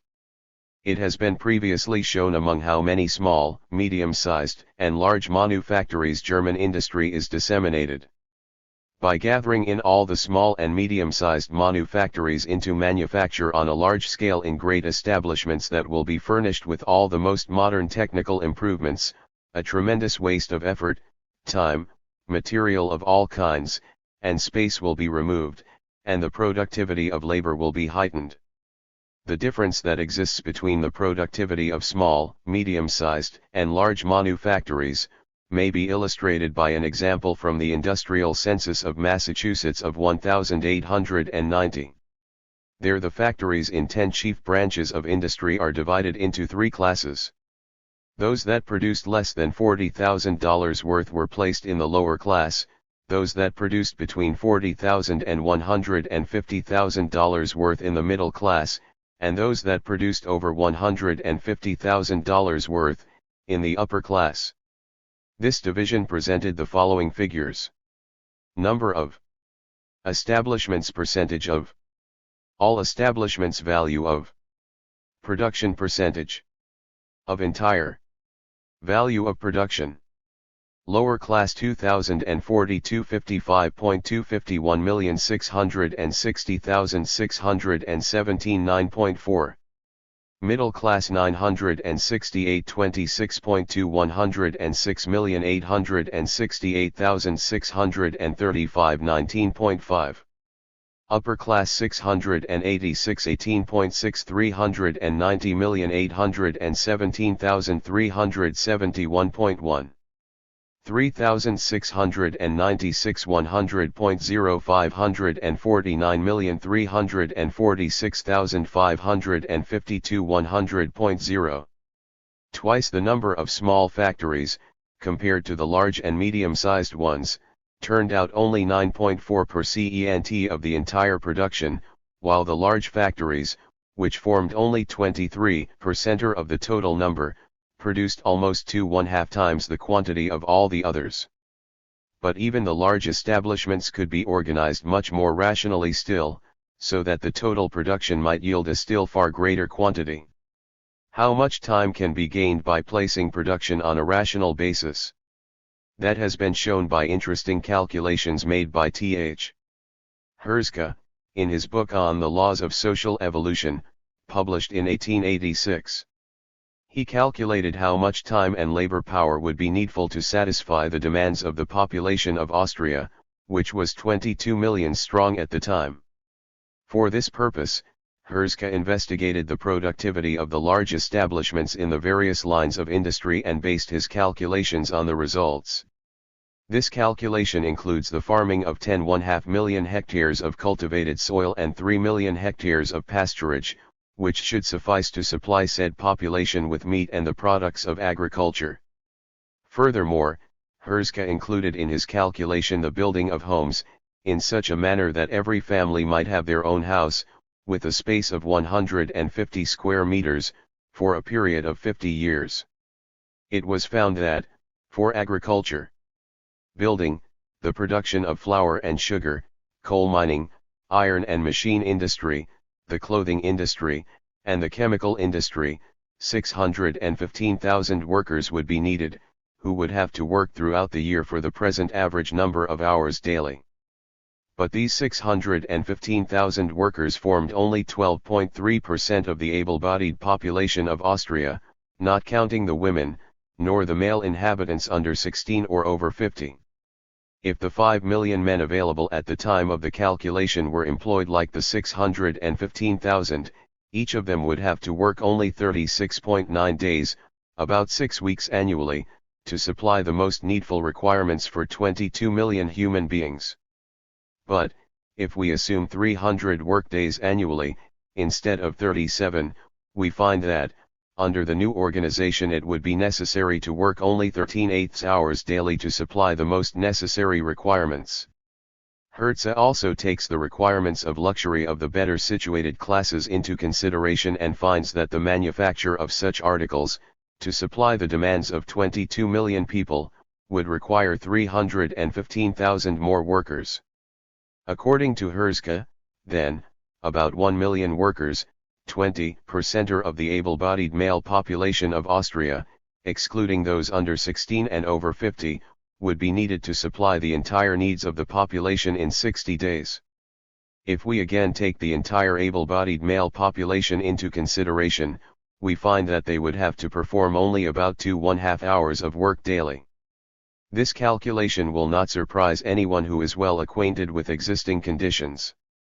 If we furthermore assume that, with such a short workday, only the sick and the invalids must be excluded, while men over 50 might still work, and youths under 16 might be active to some extent, and that the women might also serve in industry, except those who are engaged in child-rearing, the preparation of food, etc., we find that the hours of work might be shortened still more, or that the demands might be greatly increased. Nor will anyone deny that tremendous, incalculable progress may still be made in perfecting the process of production, a factor that will create further advantages. On the other hand, many requirements will be satisfied that only a small minority can satisfy today, and, with the higher development of civilization, new requirements will arise that will also have to be satisfied. It must be iterated and reiterated, the new society will not elect to lead a proletarian existence. It will demand the existence of a highly civilized people for all its members from the first to the last. But it shall not only satisfy all the material requirements, it shall also grant to all ample opportunity and time for the study of science and art, and for recreation. 3. Organization of labor. In a number of other very essential points, the socialistic cooperative system will differ from the bourgeois individualistic system. The cheap and poor goods that make up a large portion of bourgeois production, and necessarily must make up a large portion of it, because a majority of the customers can afford to purchase only cheap goods that wear out quickly, will be eliminated. Only the best will be produced that will last long and will not have to be renewed as often. The fads and follies of fashion that only favor extravagance and bad taste will disappear. Doubtless our wearing apparel will be better suited to its purpose and more tasty than today, for the fashions of the last century, especially those of the men, have been conspicuous by their bad taste, but new fashions will no longer be introduced every few months. The present follies of fashion are caused, on the one hand, by the competition of women among themselves, and on the other by conceit and ostentation and the desire to display one's wealth. Moreover, a great many persons depend upon these follies of fashion today, and it is to their interest to encourage and stimulate them. Together with the follies of fashion in dress, the madness of fashion in the style of dwellings will disappear. Here eccentricity is rampant today. Styles that have required centuries to become evolved among various nations, we are no longer satisfied with European styles, but turn to those of the Japanese, Indians, Chinese, etc.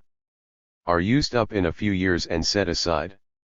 Persons engaged in mechanical arts hardly know what to do with all the designs and models. They have barely adapted themselves to one style, trusting to recover their expenses, when a new style appears that necessitates further sacrifices of time and money and of physical and mental forces. In this mad rushing from one fashion to another and from one style to another, the nervousness of our age is vividly reflected. No one would claim that there is any sense or reason in this rush and haste, or that it might be regarded as a healthful state of society. Socialism will give greater stability to the habits of life. It will make rest and enjoyment possible and will liberate us from the present haste and excitement. Nervousness, the scourge of our age, will disappear. Work will be made as agreeable as possible. To accomplish this, the places where production is carried on will be furnished practically and tastily, every means will be resorted to that danger may be eliminated, and that evil smells, smoke, etc., and all unpleasant and harmful factors will be done away with. At first the new society will produce with the means of production taken over from the old society. But these are insufficient. The workshops are scattered and are not properly constructed or furnished, and tools and machinery do not come up to the demands of the great number of persons employed and their desire for safety and comfort. To create a great many large, light, airy, well-equipped workshops becomes an imminent necessity. The arts and crafts, genius and skill, are immediately given a vast realm of activity. All branches of machine manufacture and the manufacture of tools, the building trades and the trades of interior decoration find ample opportunity for occupation. Whatever the human mind is able to invent in the way of convenient and agreeable buildings, appropriate ventilation, lighting and heating, and technical and mechanical improvements, will be instituted. To save motor power, light and beat, as well as time and labor, and to ensure the comfort of the workers, it will become desirable to concentrate the workshops in definite places. The dwellings will be separated from the workshops and freed from the unpleasantness of industrial activity, and the unpleasantness will be diminished and finally abolished by all sorts of institutions and appliances. Even the present status of technical knowledge gives us sufficient means to deprive the dangerous occupations, like mining, the chemical trades, etc., of their dangers entirely. But these means are not applied in bourgeois society, because they entail a heavy expense and because no one is duty-bound to do more for the protection of the working man than is absolutely necessary. The dangers of mining, for instance, could be removed by working the mine in a different manner, by a thorough system of ventilation, by the installation of electric light, by a considerable shortening of the hours of work, and by a frequent change of shifts. It does not require special ingenuity to find safety appliances that will make accidents in the building trade next to impossible and to make this sort of work particularly agreeable.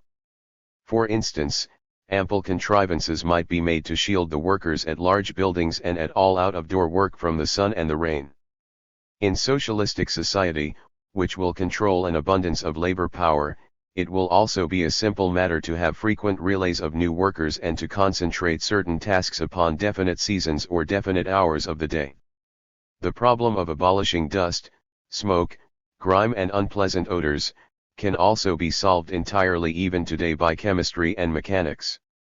But it is not done, or insufficiently done, because the private employers do not care to meet the heavy expense. The future places of production, wherever they may be, below the earth or above, will differ most favorably from the present ones. In private industry improved appliances are mainly a question of money. If they pay they will be established.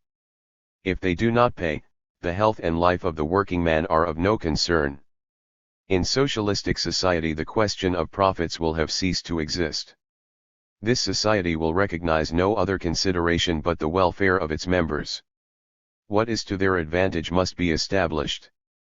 What is likely to harm them must be refrained from. No one will be compelled to enter into dangerous undertakings. If tasks are undertaken that entail dangers, one may be assured that there will be many volunteers, all the more so because the undertakings will not serve destruction but the advancement of civilization. 4. The growth of the productivity of labor.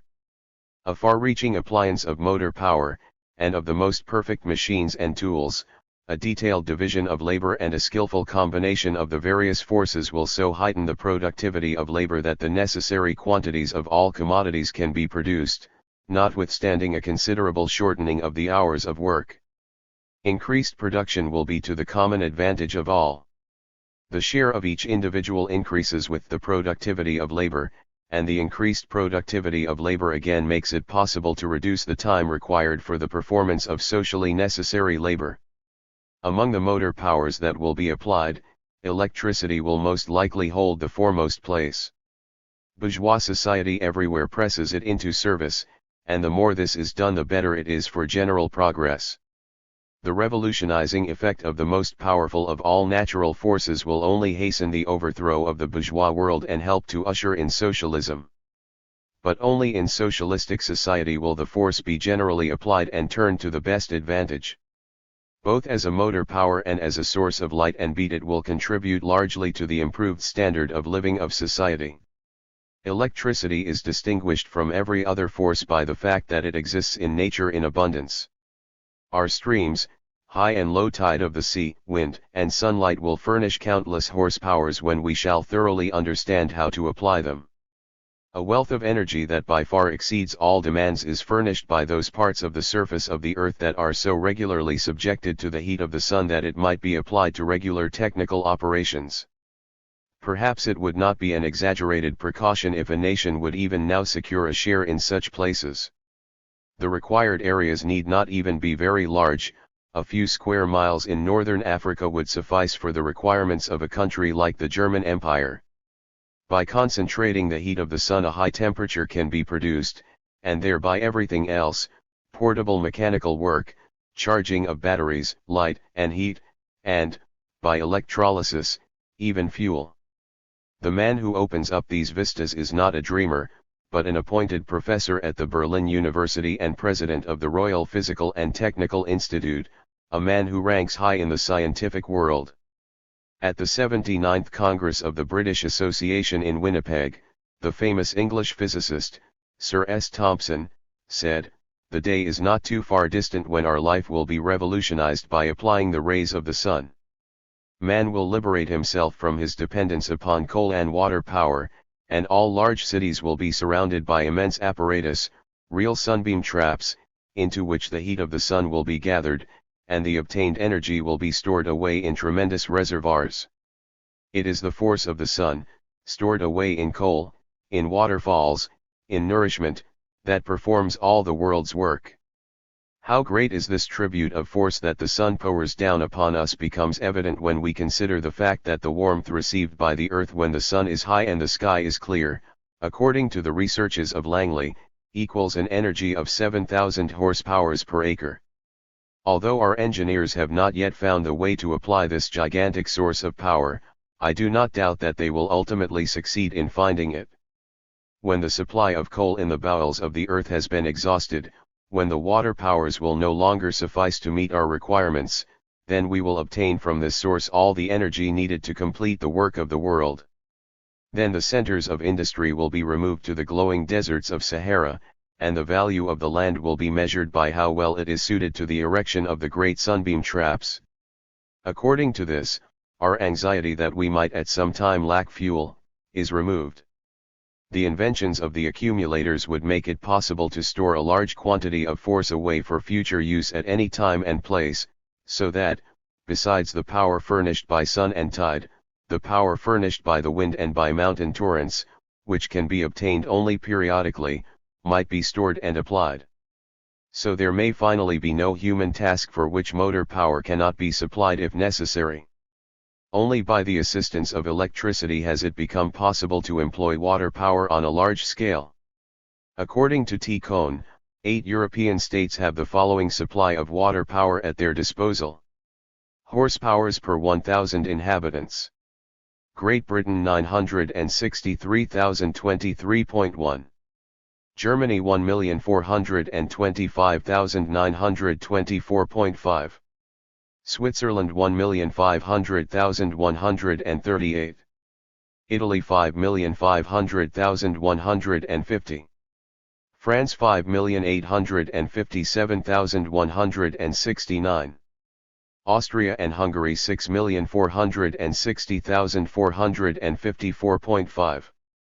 Sweden 6,750,001,290. Norway 7,500,000 3,409. Of the German states, Baden and Bavaria control the largest amount of water power. Baden alone can obtain 200,000 horsepowers at the Upper Rhine. Bavaria has at its disposal 300,000 horsepowers that have so far not been applied, besides 100,000 that are applied. Professor Rebach estimates that the theoretical energy of the entire amount of water flowing upon the surface of the Earth amounts to 8,000 million horsepowers. If only the 16th part of this could be efficiently applied, 500 millions of permanently serviceable horsepowers could still be won, an amount of energy 10 times as great as the energy obtained by the mining of coal during the year 1907, approximately calculated at 1,000 million tons. Although such calculations are of a purely theoretical character at present, they still show what achievements we may anticipate in the future from the use of white coal. The Niagara Falls alone, which flow from lakes covering an area of 231,880 kilometers, about 43% of the entire area of Germany, might furnish more water power than exists in England, Germany, and Switzerland combined. According to another calculation quoted in an official report, the United States have water power at their disposal of no less than 20 million horsepowers, which represent an equivalent of 300 million tons of coal annually. The mills that will be driven by means of this white or green coal, with the force of the gushing mountain streams and waterfalls, will have no smokestacks and no fire. Electricity will also make it possible to more than double the speed of our railroads. At the beginning of the 90s of the last century, Mr. Meems, in Baltimore, declared it to be possible to construct an electric car that would make 300 kilometers an hour, and Professor Elihu Thomson, in Lynn, believed that electric motors could be constructed that would make it possible to cover 260 kilometers in an hour. These expectations have nearly been realized. The trial rides made on the military railway Berlin-Zossen, during 1901 and 1902, showed the possibility of speed up to 150 kilometers an hour. During experiments made in 1903, the Siemens car attained a speed of 201 kilometers, and that of the General Electric Company, 208 kilometers. In the succeeding years, steam locomotives have also attained a speed of 150 kilometers an hour, and more. The present aim is to attain 200 kilometers per hour. Already, August Schirle has entered the arena with his new project of rapid transit, which relegates the existing railway lines to freight service and proposes to connect the large cities by monorail train service, with a speed of 200 kilometers. The question of transforming railroad service from steam into electricity is a current topic in England, Austria, Italy, and America. Between New York and Philadelphia, an electric train is to run at a speed of 200 kilometers an hour. The speed of ocean vessels will increase in the same manner. Here the determining factor is the steam turbine. It holds the foremost place in technical interest at present. It seems destined to displace the piston. While most engineers still regarded the steam turbine as a task of the future, it had become a present-day problem that attracted the attention of the entire world of technics by its success. It remained for electrotechnics, with its rapidly running machinery, to create a large field for the practical application of this new power engine. The by far greatest number of all steam turbines in use today serves to drive dynamos. The turbine has especially proved its superiority over the piston in navigation. The English steamship Lusitania, which is equipped with steam turbines, during August, 1909, made the journey from Ireland to New York in 4 days 11 hours and 42 minutes, with an average speed of 25.85 knots an hour. The steamship America, constructed in 1863, the fastest vessel at the time, made 12.5 knots an hour. The day is not distant when the problem of electric propellers for large vessels will be satisfactorily solved. They are already in use with smaller vessels. Simplicity, safety, good self-regulation, and absence of shaking make the steam turbine the ideal power for the creation of electric energy on board. Electricity will eventually be generally applied to both railway and steamship service. By electricity, the techniques of moving loads has also been revolutionized. Steam power, having made it possible to construct lifting engines with natural force, electric transmission of power led to a complete revolution in the construction of lifting machines by giving these machines freedom of motion and constant readiness for use.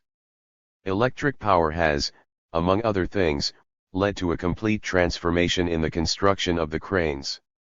With its massive curved beak of rolled iron, resting upon a heavy foundation of stone masonry, with slow motions and the hissing noise of the puffed-out steam, the steam crane conveys the impression of resembling a gigantic, prehistoric monster. When it has grasped a load, it exhibits a tremendous power for lifting, but it needs the assistance of human beings, who, by means of chains, fasten the weights to its hook. Owing to its clumsiness and slow motions, it is serviceable only for the lifting of very heavy loads, but not where quick action is needed. Even externally, the modern electric crane presents an entirely different aspect. We behold graceful steel trellis work stretched above the hull, and from this is stretched out a slender pair of tongs, which is movable in all directions. The whole mechanism is controlled by a single man. By means of a gentle pressure on the levers, he directs the electric currents and drives the slender steel limbs of the crane to rapid action. Unaided, they grasp the glowing steel and whirl it through the air, while no other noise is heard but the low buzzing of the electromotors. Without the aid of these machines, the steadily increasing transportation of masses of goods would not be possible. By a comparison of the wharf crane at Pola and that at Kiel, the development, in regard to the increase of lifting power from the middle to the end of the 19th century, may be judged. The lifting power of the former was 60 tons, that of the latter, 200 tons.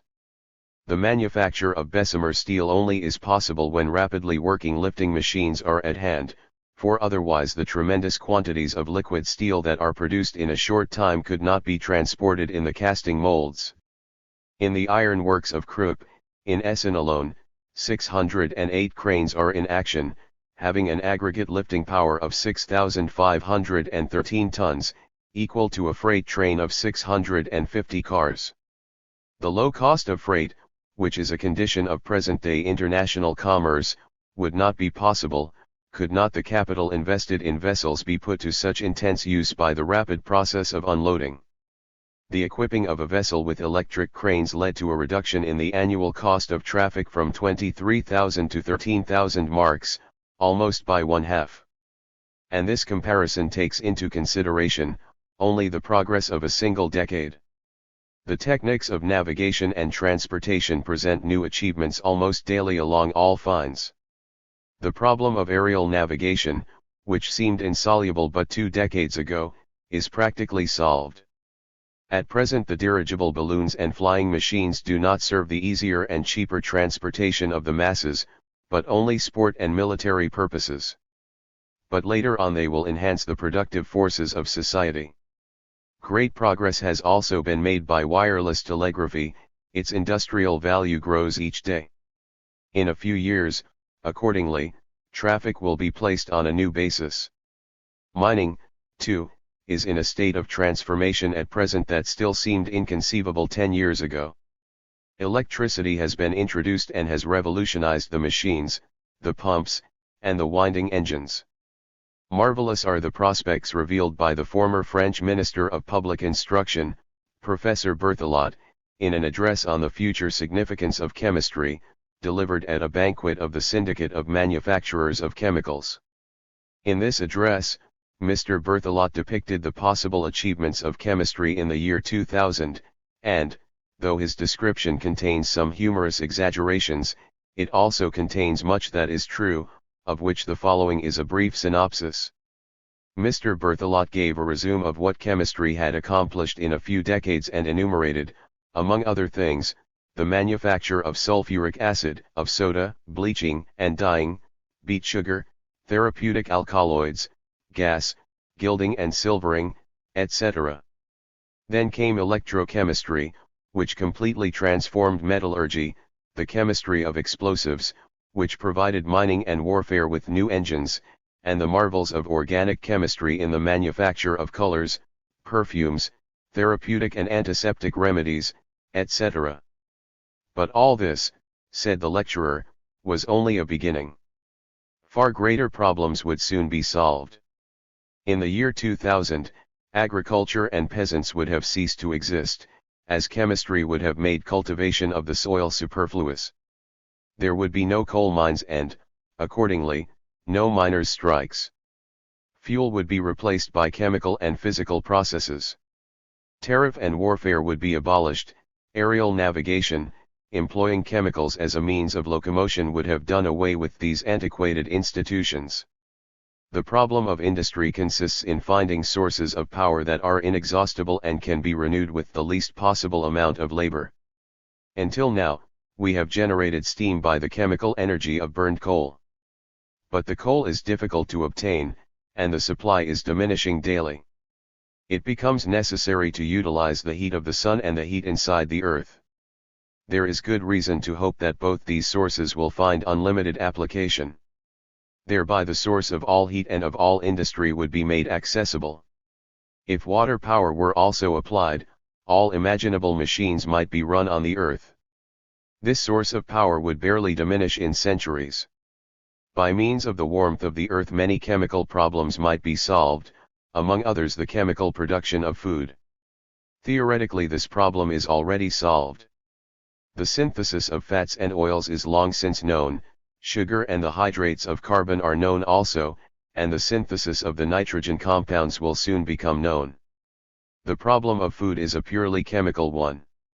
As soon as the necessary cheap power could be obtained, by means of carbon from carbonic acid, oxygen and hydrogen from water, and nitrogen from the atmosphere, food of all kinds would be produced. What had heretofore been done by the plants would henceforth be done by industry, and the products of industry would be more perfect than those of nature. The time would come when every one would carry a box of chemicals in his pocket from which he would satisfy his need of nourishment in albumin, fat, and hydrates of carbon, regardless of time and seasons, of rain and drought, of frost, hail and destructive insects. This would lead to a transformation that was as yet beyond our conception. Orchards, vineyards, and pastures would disappear. Man would become more gentle and humane, because he would no longer live upon the murder and destruction of living beings.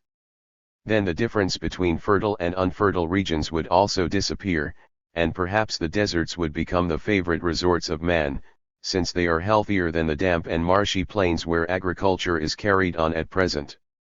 Then art and all the beauties of human life would attain their fullest development. The earth would no longer be disfigured by the geometrical figures drawn on its surface by agriculture, but would become a garden in which grass, flowers, shrubs, and forests might be grown at will. All humanity would dwell in plenty, in a golden age. But man would not fall a victim to laziness and corruption. Work is needful to happiness, and man would work as ever, since he worked for his own welfare, for the development of his mental, moral, and aesthetic possibilities. The reader may accept as true from this address of Berthelot whatever he chooses. The fact remains that future development will lead to a tremendous improvement in the quantity, quality, and variety of products, and that the comforts of life of coming generations will increase to a degree that we can barely conceive today. Professor Elihu Thomson agrees with Werner Siemens, who declared at the Convention of Scientists in Berlin, in 1887, that it would become possible by means of electricity to transform the elements directly into food.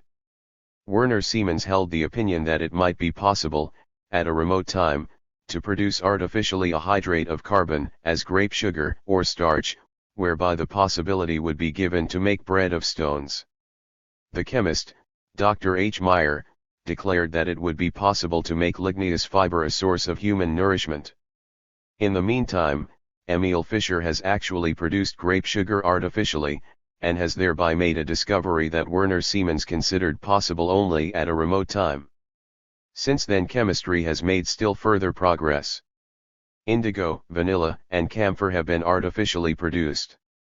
In 1906, W. Loeb succeeded in achieving the assimilation of carbonic acid, outside of the plant up to the production of sugar by means of electric tension. In 1907 Emil Fischer obtained one of the most complicated synthetic bodies that is closely related to natural protein. In 1908 Willstatter and Benz produced pure chlorophyll and proved it to be a compound of magnesium. Thereby the main problem of organic chemistry, to obtain albumin, may find its solution in a future not too far distant. 5. Removal of the contrast between mental and manual work. A need, deeply rooted in human nature, is the desire for freedom of choice and for the opportunity of a variation of occupations. Just as the best food becomes disgusting if the same thing is constantly placed before us, so an occupation repeated daily in treadmill fashion weakens and dulls. Man performs his task mechanically and does what he must do, but without enthusiasm or joy. A number of talents and abilities are innate in every human being that need but to be awakened in order to find expression and produce favorable results. Only thereby man becomes a perfect human being. Socialistic society will offer ample opportunity for the satisfaction of this desire for variation. The immense increase in productive forces, combined with a simplified process of work, will not only make it possible to limit the hours of work considerably, it will also make it easy to master a number of varied accomplishments. The old system of apprenticeship has already been abandoned. It still exists, and is possible only among undeveloped and antiquated forms of production, as represented by small manufactures. But as these will completely disappear in the new society, all forms and institutions peculiar to them will disappear also. New ones will take their place. Even at present it can be seen in any factory how few workingmen have learned and practice a definite trade. The workingmen employed in some line of production or other may have learned the most varied trades. Usually a short time is sufficient for them to gain experience in one detail of the process of production, and to this one detail they are tied down then, according to the prevailing system of exploitation, for long hours, without the slightest variation, and without any regard for their personal tastes and inclinations. At the machine they become machines. This state of affairs, too, will be removed by the new social order. There will be ample time to practice manual skill and to develop the mechanical arts. Large, splendidly equipped polytechnical schools will make it easy for both young and old to learn an occupation. Chemical and physical laboratories, in keeping with the standards of these sciences, will be erected, and capable teachers will be unbanned. Only then will people fully recognize what a wealth of talent and ability has been suppressed or wrongly developed by the capitalistic system of production. Not only will it be possible to satisfy the desire for variation, it must be regarded as the purpose of society to satisfy this desire, since the harmonious development of man depends upon it. The professional types that we meet with in present-day society, be these types the product of a definite, one-sided occupation or of laziness, will gradually disappear. There are exceedingly few persons today who possess the possibility of a variety of occupations. Rarely one finds persons so favored by special circumstances, that they can escape the monotony of their daily task and can, after the performance of physical work, recuperate by mental work. On the other hand, we sometimes find mental workers who devote part of their time to some manual work, gardening and the like. The beneficial effects of an occupation founded on a variation of mental and physical work are obvious. Such occupation is the only one adapted to natural needs. It is taken for granted, of course, that every occupation must be practiced with moderation and according to individual strength. In his book on the significance of science and art, Count Leo Tolstoy condemns the hypercritical and unnatural character that art and science have assumed as a result of our unnatural social conditions.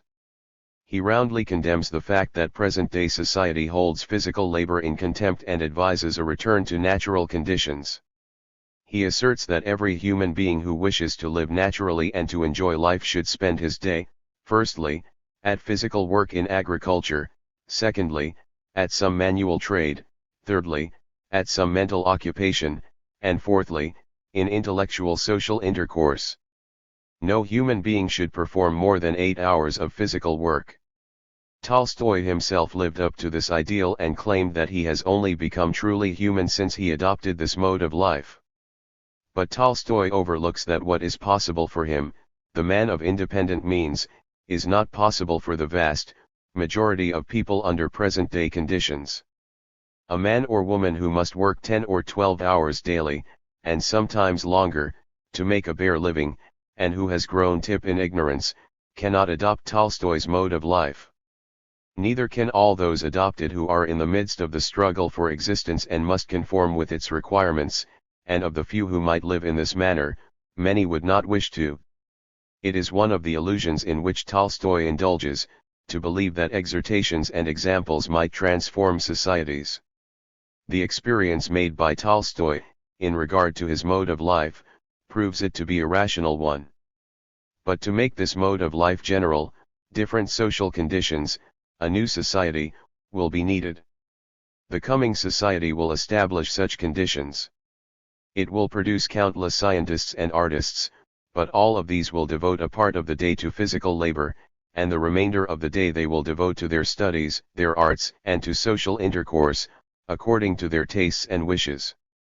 The present contrast between mental and manual work, a contrast that is intensified by the ruling classes, who are anxious to secure their mental superiority also, will, accordingly, have to be removed. 6. Increase of consumption. The above enumerated facts prove that panics, crises, and unemployment will be impossible in future society. Crises arise because capitalistic production, incited by the desire for profit, and without any reliable means of estimating the true demand, leads to overproduction and to overstocking of the market.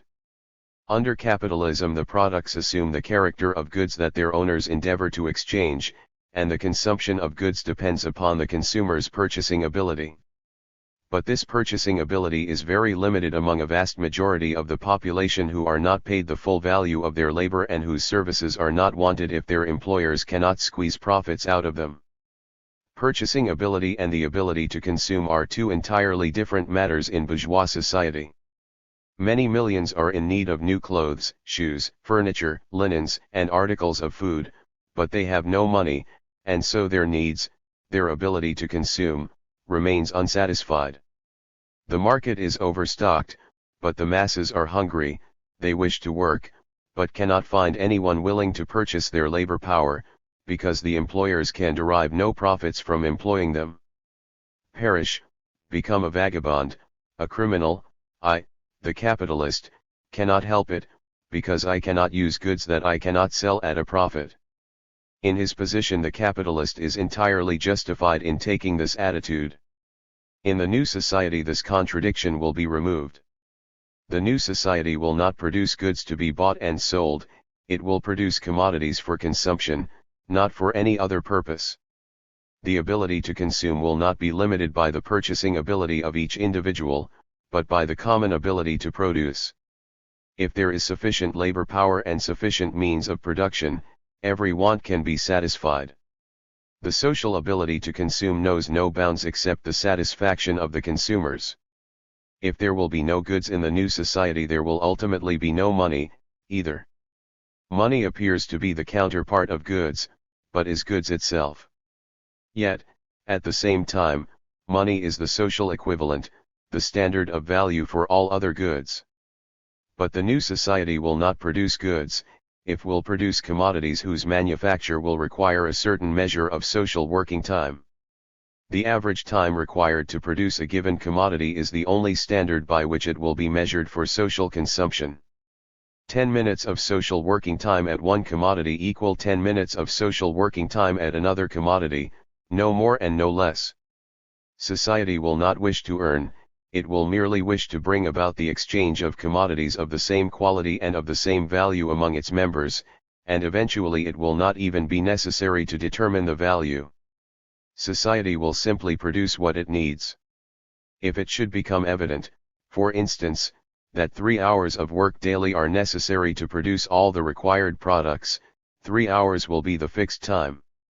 If the means of production should be improved to such extent that the supply can be furnished by 2 hours of work, it will be 2 hours.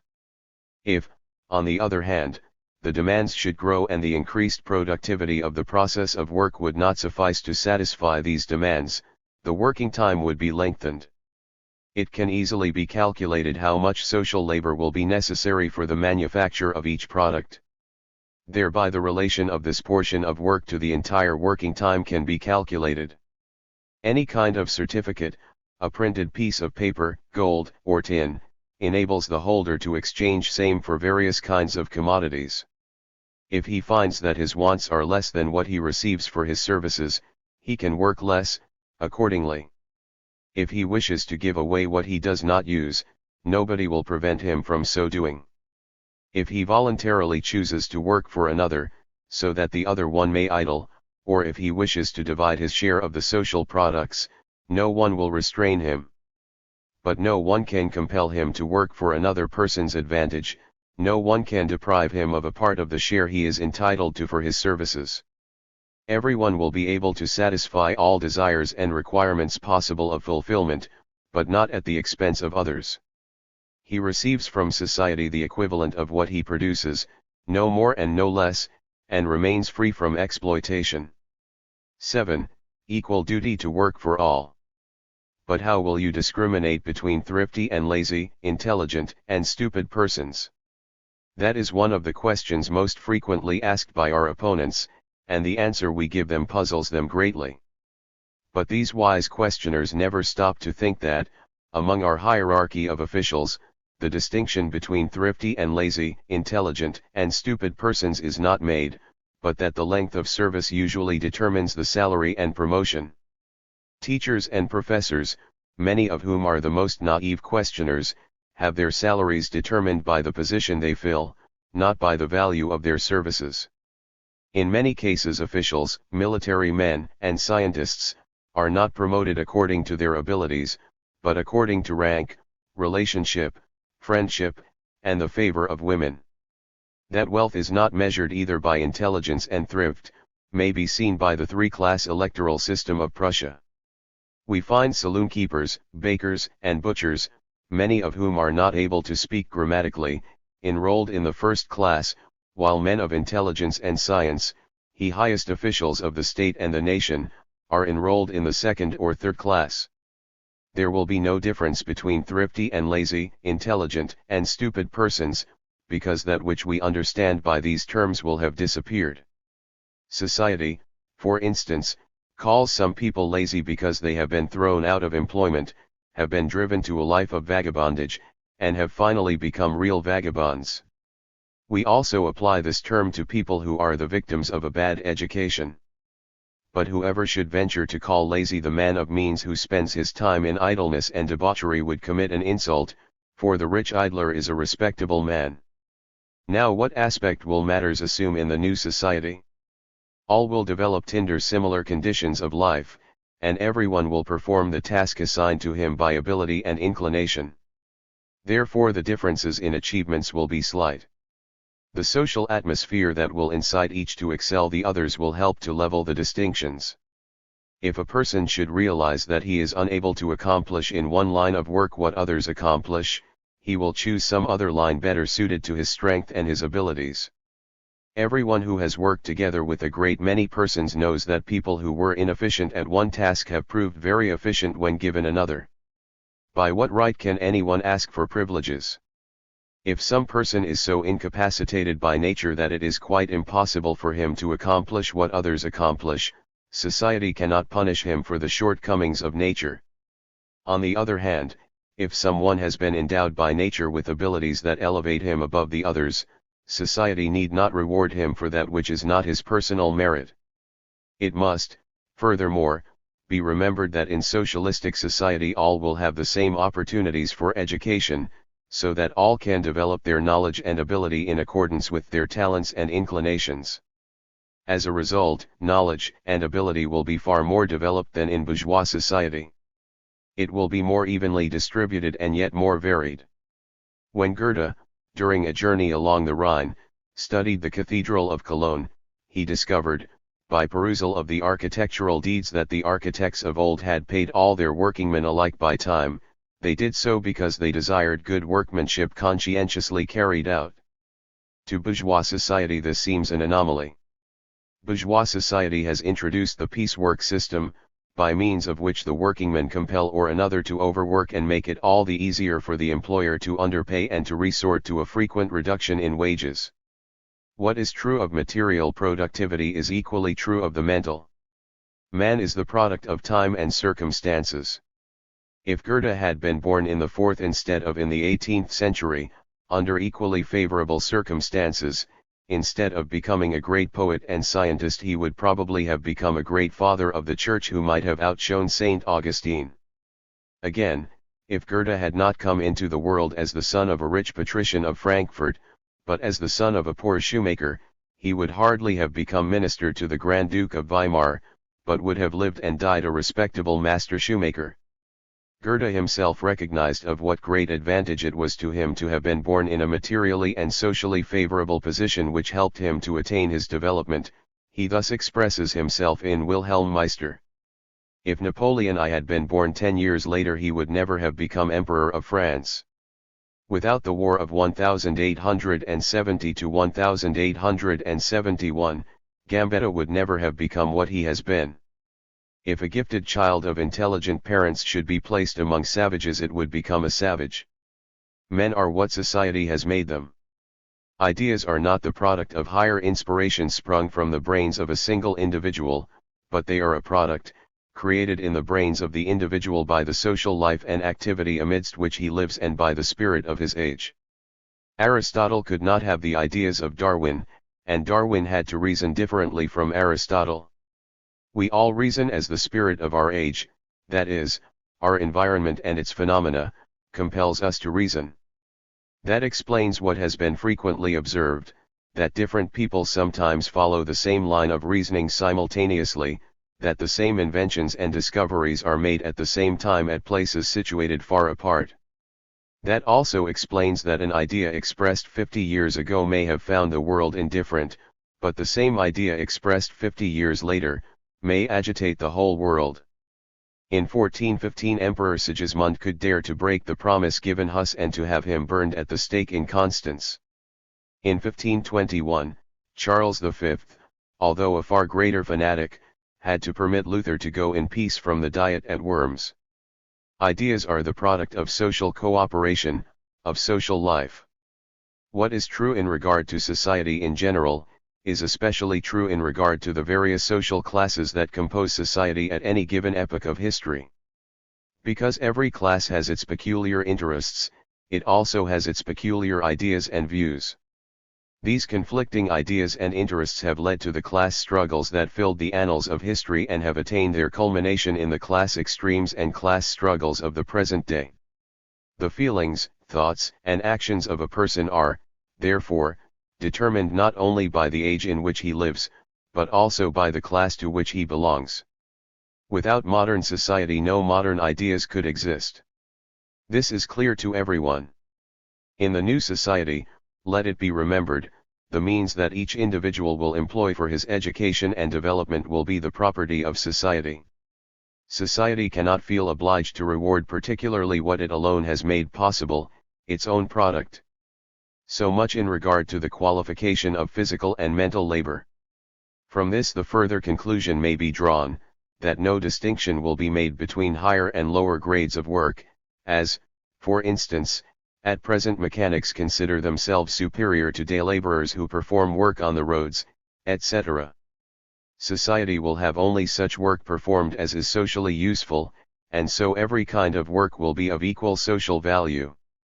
Should it not be possible to perform some kinds of dirty and disagreeable work by means of mechanical or chemical devices, which will undoubtedly be the case, to judge by the present rate of progress, and should there be no volunteers, it will be the duty of each worker to perform his share of such work when his turn comes.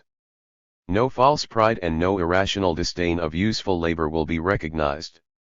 These exist only in our state of drones, where idleness is considered enviable, and where those workers are the most despised whose tasks are the hardest and most unpleasant ones, and often the most needful to society. Today the most disagreeable tasks are the ones most poorly paid. The reason for this is that we have a great many workers who have been maintained at a low level of civilization, whom the constant revolution in the process of production has cast out into the street, as a reserve force, and who, in order to live, must perform the lowest kinds of work, at wages that even make the introduction of machinery for such work unprofitable. The crushing of stone, for instance, is notoriously one of the most disagreeable and most poorly paid employments. It would be a simple matter to have this crushing of stones done by machinery, as is generally being done in the United States. But in Germany there is such an abundance of cheap labor, that the introduction of the stone crusher would not pay.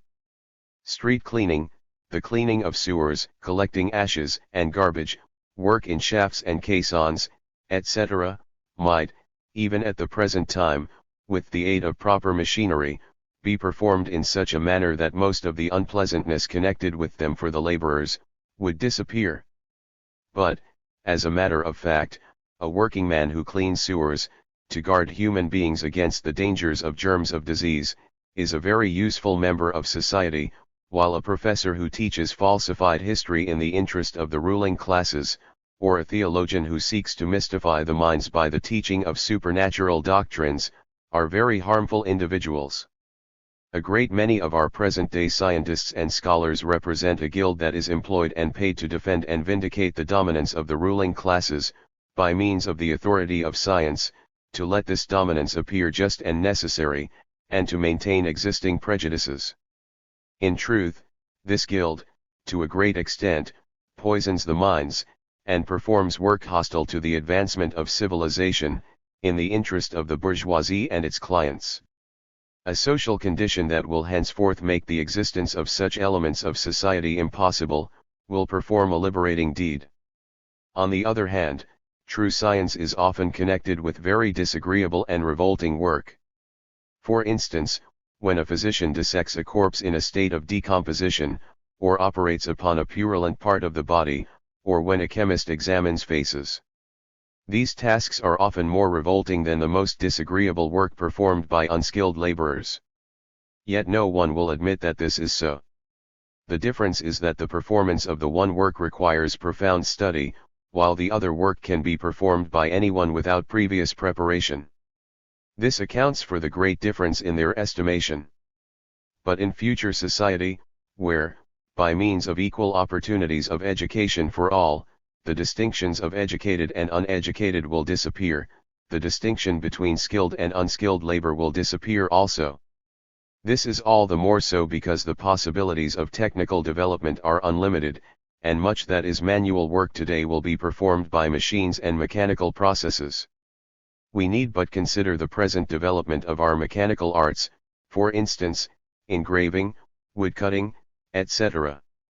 As the most disagreeable tests often are the most useful ones, so our conceptions, in regard to pleasant and unpleasant work, like many other conceptions in the bourgeois world, are superficial and founded entirely on outward appearances. 8. Abolition of trade. Transformation of traffic. As soon as the new society will have placed production on the basis sketched above, it will, as we have already noted, cease to produce goods, and will only produce commodities to supply the social demand. As a result of this, trade will also cease to exist, as trade is needful and possible only in an organization of society founded on the production of goods. By the abolition of trade, a great army of persons of both sexes will be mobilized for productive activity.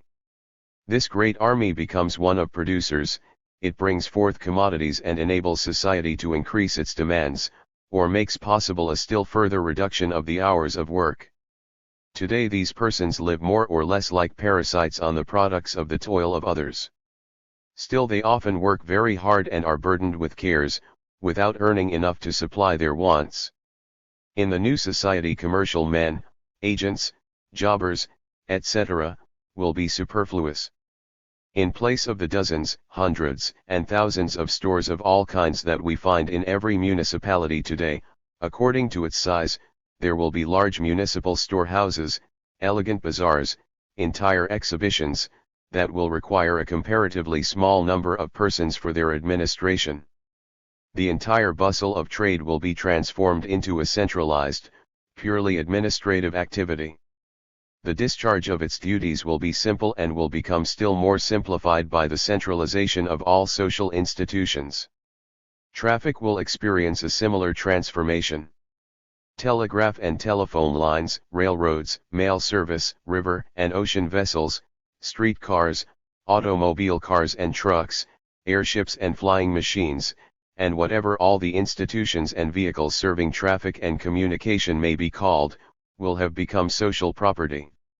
In Germany, many of these institutions, like the mail, the telegraph, the telephone system, and most railroads, have already been made state institutions. Their transformation into public property is a mere matter of form. Here private interests can no longer be injured.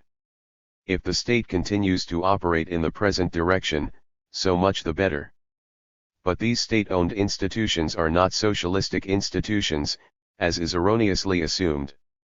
These institutions are exploited by the state, according to the same capitalistic principles as if they were privately owned. Neither the officials nor the workingmen are particularly benefited by them. The state does not treat them differently from a private employer. When, for instance, in the bureaus of the National Navy and the Railroad Administration orders are issued not to employ workingmen who are over 40 years of age, that is a measure which proves the class character of the state as a state of exploiters, and is bound to rouse the indignation of the workers. Such and similar measures resorted to by the state in its capacity of employer, are much worse than when resorted to by private employers. The latter is always a small employer compared to the state, and the employment that he refuses may be granted by another. But the state, monopolizing certain branches of employment, may, by such maxims, with one blow drive thousands into poverty. These are not socialistic but capitalistic actions, and socialists have every reason to protest against the assumption that the present state-owned institutions are socialistic in character and may be regarded as a realization of socialistic aims. As large, centralized institutions will replace the millions of private dealers, and agents of all kinds, so the entire system of transportation will also assume a different aspect. The millions of small shipments that are sent out daily to an equal number of owners, and entail a great waste of work, time, and material, will be absorbed by shipments on a large scale, sent out to the municipal storehouses and the large centers of manufacture. Here, too, work will become greatly simplified. As it is much simpler to ship raw material to a factory employing 1,000 workingmen than to ship it to hundreds of scattered small factories, so the centers of production and distribution for entire municipalities, or for parts of same, will mean a considerable saving. This will be to the advantage of society, but also to the advantage of each individual, for public interest and personal interest will then be identical. The aspect of our places of production, of our means of transportation, and especially also of our residences, will thereby become entirely changed. They will obtain a much more cheerful aspect. We will be freed, to a great extent, from the nerve-wracking noise, speed, and confusion of our large cities, with their thousands of vehicles of all kinds. The building of streets, street cleaning, the manner of living, the intercourse of people with one another, all will experience a great transformation. It will then be possible to carry out hygienic measures easily, which today can be carried out only at a great expense and insufficiently, and often only in the residential quarters of the wealthy classes. Under such conditions traffic and transportation must attain their highest development. Perhaps aerial navigation will be the favorite means of transportation then. The means of transportation are the veins that conduct the exchange of products, the circulation, through the entire body social, and are therefore particularly adapted to the dissemination of an equal standard of comfort and culture. To provide for the extension and ramification of the most perfect means of transportation to the remotest portions of the provinces will become a necessity to the public welfare. Here the new society will set tasks for itself that by far exceed those of present-day society. This highly perfected system of communication will also decentralize the masses of humanity that at present congest our large cities and centers of industry, and will scatter them broadcast over the land. This will not only be of the greatest benefit to public health, it will also have a decisive influence on the material and intellectual progress of civilization. Chapter XXII Socialism and agriculture. 1. Abolition of the private ownership of land.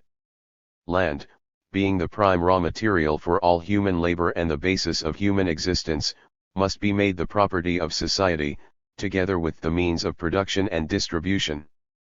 At an advanced stage of development, society will again take possession of what it owned in primeval days. At a certain stage of development, all human races had common ownership of land. Common property is the foundation of every primitive social organization, it is essential to its existence. Only by the rise and development of private property and the forms of rulership connected with it, has common property been abolished and usurped as private property, as we have seen, not without severe struggles. The robbery of the land and its transformation into private property formed the first cause of oppression. This oppression has passed through all stages, from slavery to free wage labor of the 20th century, until, after a development of thousands of years, the oppressed again convert the soil into common property. The great importance of the soil to human existence was the reason why the ownership of the soil constituted the chief cause of conflict in all social struggles of the world, in India, China, Egypt, Greece, Rome, the Christian Middle Ages, the realms of the Aztecs and Incas, and in the social struggles of modern times. Even at the present day, men like Adolf Samter, Adolf Wagner, Dr. Scheffel, Henry George, and others, who do not believe in other forms of common property, favor the common ownership of land. The welfare of a population depends primarily upon the cultivation of the soil.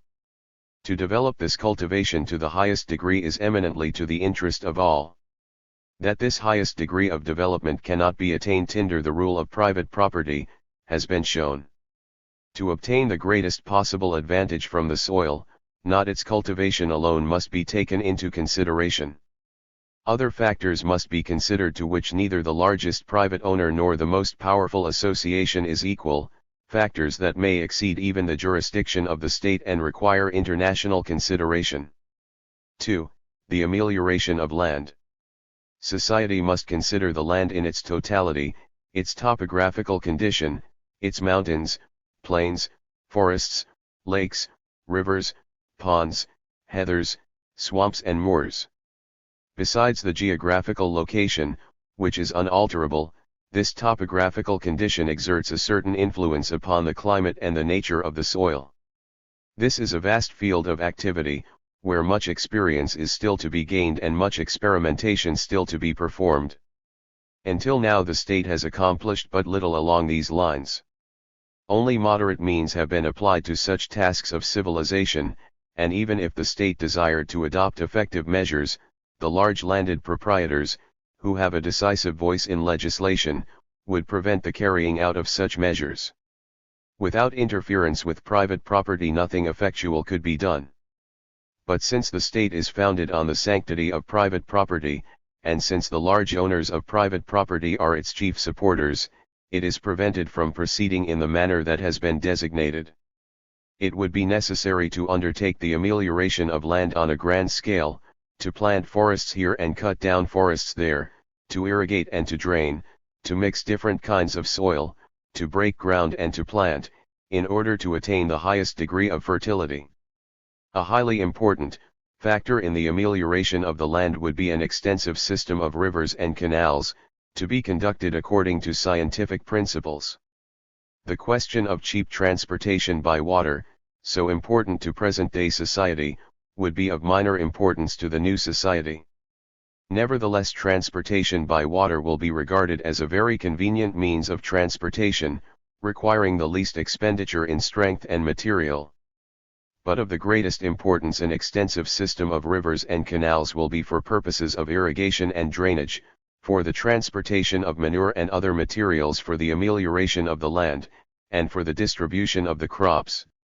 It has been determined by experience that countries where water is scarce, suffer much more from cold winters and hot summers than countries having an abundant water supply. For this reason, maritime countries rarely suffer from extremes of temperature. Such extremes of temperature are neither advantageous nor agreeable to plants or human beings. An extensive system of canals, combined with measures for the preservation of forests, would have a beneficial influence. Such systems of canals and large basins, to collect and preserve masses of water, would prove especially beneficial, when the melting ice and snow in spring, or heavy rainfalls cause rivers and streams to rise and to overflow their banks. The construction of similar canals and basins would be required for the mountain torrents. Floods, with their ravaging effects, would then become impossible. Extensive surfaces of water and the increased evaporation would probably also cause rain to fall more regularly. These improvements would also make it possible to establish pumps and lifting apparatus for an extensive irrigation of the land whenever necessary. Wide stretches of arid land might be made fertile by artificial irrigation.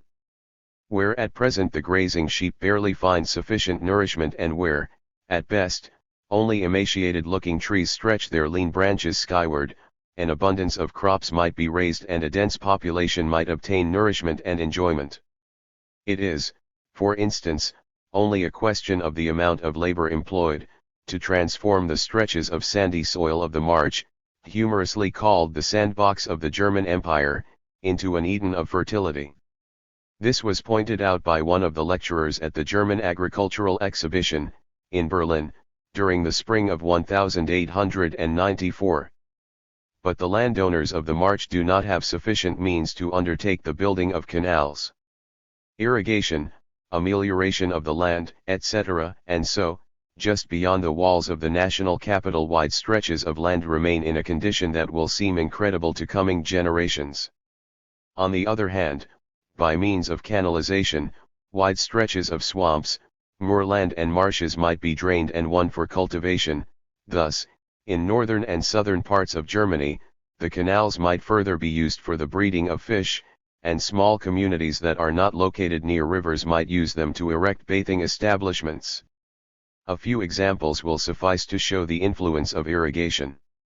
In the vicinity of Weissenfels, 7½ hectares of irrigated meadows yielded 480 cwt of hay, while 5 hectares, located beside these, that were not irrigated, yielded only 32 cwt. The former produced more than 10 times as much as the latter. Near Riesa, in Saxony, 65 acres of irrigated meadows increased the net proceeds from 5,850 to 11,100 marks. By an investment of 124,000 marks for irrigation of the arid lands at the right bank of the Lippe, an annual gain of approximately 400,000 marks was obtained. The amelioration of the land undertaken in Lower Austria cost about 1 million crowns and increased the value of the produce by about 6 million crowns. The expensive improvements paid.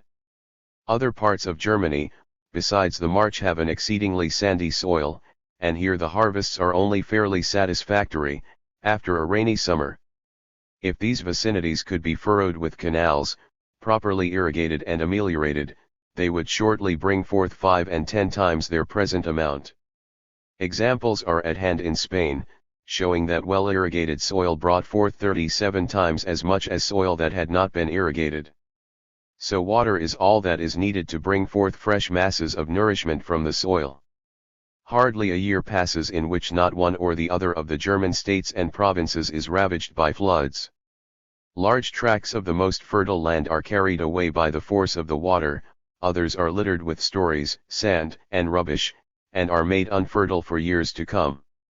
Entire orchards that have required decades to be grown are uprooted. Houses, bridges, streets, and dams are washed away, railroads are ruined and human lives are sacrificed, flocks perish and crops are destroyed. Wide stretches of land that are exposed to frequent ravages from floods are not cultivated at all, or only slightly, since their owners do not wish to suffer constant loss. Devastation of the forests, especially on the mountains, and particularly by private owners, increases the danger from floods. The mad devastation of the forests, prompted by a desire for profit, has led to a diminution of the fertility of the soil in the German provinces of Russia and Pomerania, in Carinthia and Styria, as also in Italy, France, Spain, Russia, and other countries. Frequent floods are the result of the devastation of forests on the mountains. The inundations of the Rhine, the Oder, and the Vistula are ascribed mainly to the devastation of forests in Switzerland, Galicia, and Poland. The same causes lead to the frequent inundations in Italy, especially of the river Po. As a result of the same causes, Madeira, large portions of Spain, the most fertile provinces of Russia, and stretches of land in Asia Minor, which were at one time fertile and blooming, have lost much of their fertility. At last even bourgeois society has begun to recognize that, in this respect, it will no longer do to maintain the policy of laissez-faire, and that, by sensible measures, applied on a large scale, the destructive forces can be transformed into constructive ones. So the construction of large dams was undertaken to collect immense quantities of water and to utilize the water power to supply electric power to industry and agriculture. The Bavarian state especially has undertaken to dam the mountain streams on a grand scale to obtain power for the running of electric railways and other industrial undertakings. Agrarian Old Bavaria is thereby rapidly becoming a modern industrial state. 3. Changed methods of farming. It is self-understood that these great tasks cannot be accomplished at once, but the new society will devote all its strength to these and similar undertakings, since it will be the avowed purpose of this new society to perform tasks in the interest of civilization and to permit nothing to interfere with their performance. In the course of time it will accomplish works the very thought of which would make present-day society dizzy. Measures and institutions like the ones described above will make agriculture much more favorable. Still other points are to be considered in connection with the improved methods of farming. At present many square miles of land are planted with potatoes to be used mainly for the distilling of whiskey, which is consumed almost exclusively by the poor and needy portion of the population. Whiskey is the only stimulant they can obtain, the only banisher of care. But among the truly civilized people of the new society the consumption of whiskey will disappear, the soil and the labor power will be employed to raise wholesome food. We have already pointed to the cultivation of sugar beets and the manufacture of sugar for export. In Germany more than 400,000 hectares of land, best suited to the raising of wheat, are devoted to the cultivation of sugar beets, to supply England, Switzerland, the United States, etc., with sugar. Our standing army, the scattered methods of production and distribution, the scattered methods of farming, etc., make it necessary to breed millions of horses, and large areas of land are required to pasture them. The thoroughly transformed social and political conditions will enable the new society to utilize most of this land for agricultural purposes. Recently areas of many square kilometers have been withdrawn from agriculture, entire villages have been wiped out, because the new long-range firearms and the new methods of combat necessitate drilling grounds on which whole troops may maneuver. Such use will never be made of the land in the future. The great realm of agriculture, forestry, and irrigation has already been made the subject of discussion, and a considerable literature exists on the subject. No particular field has remained unconsidered. Forestry, irrigation, and drainage, the raising of grain, the cultivation of vegetables, fruit, berries, flowers, and ornamental plants, the raising of fodder for domestic animals, cattle breeding, raising of poultry, fish, and bees, the preparation of dung and manure, the use of waste materials in farming and in industry, chemical examinations of the soil, and its preparation for one or another kind of crop, the nature of seeds, rotation of crops, farm implements and machinery, proper construction of farm buildings, conditions of climate, etc. All these things have been made subjects of scientific discussion and investigation. Almost daily new discoveries and experiences lead to improvements along one line or another. Since the researches of Thayer and J.V. Liebig, agriculture has become a science. Indeed, it has become one of the first and foremost sciences and has attained a degree of importance that few realms of productive activity can equal.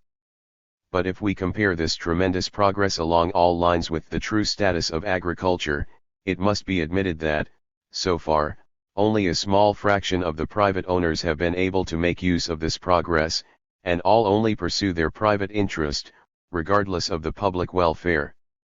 The great majority of our farmers, we may say about 99% of them, are quite unable to make use of the progress and the advantages offered by science and by technical improvements, because they lack the necessary means, or knowledge, or both.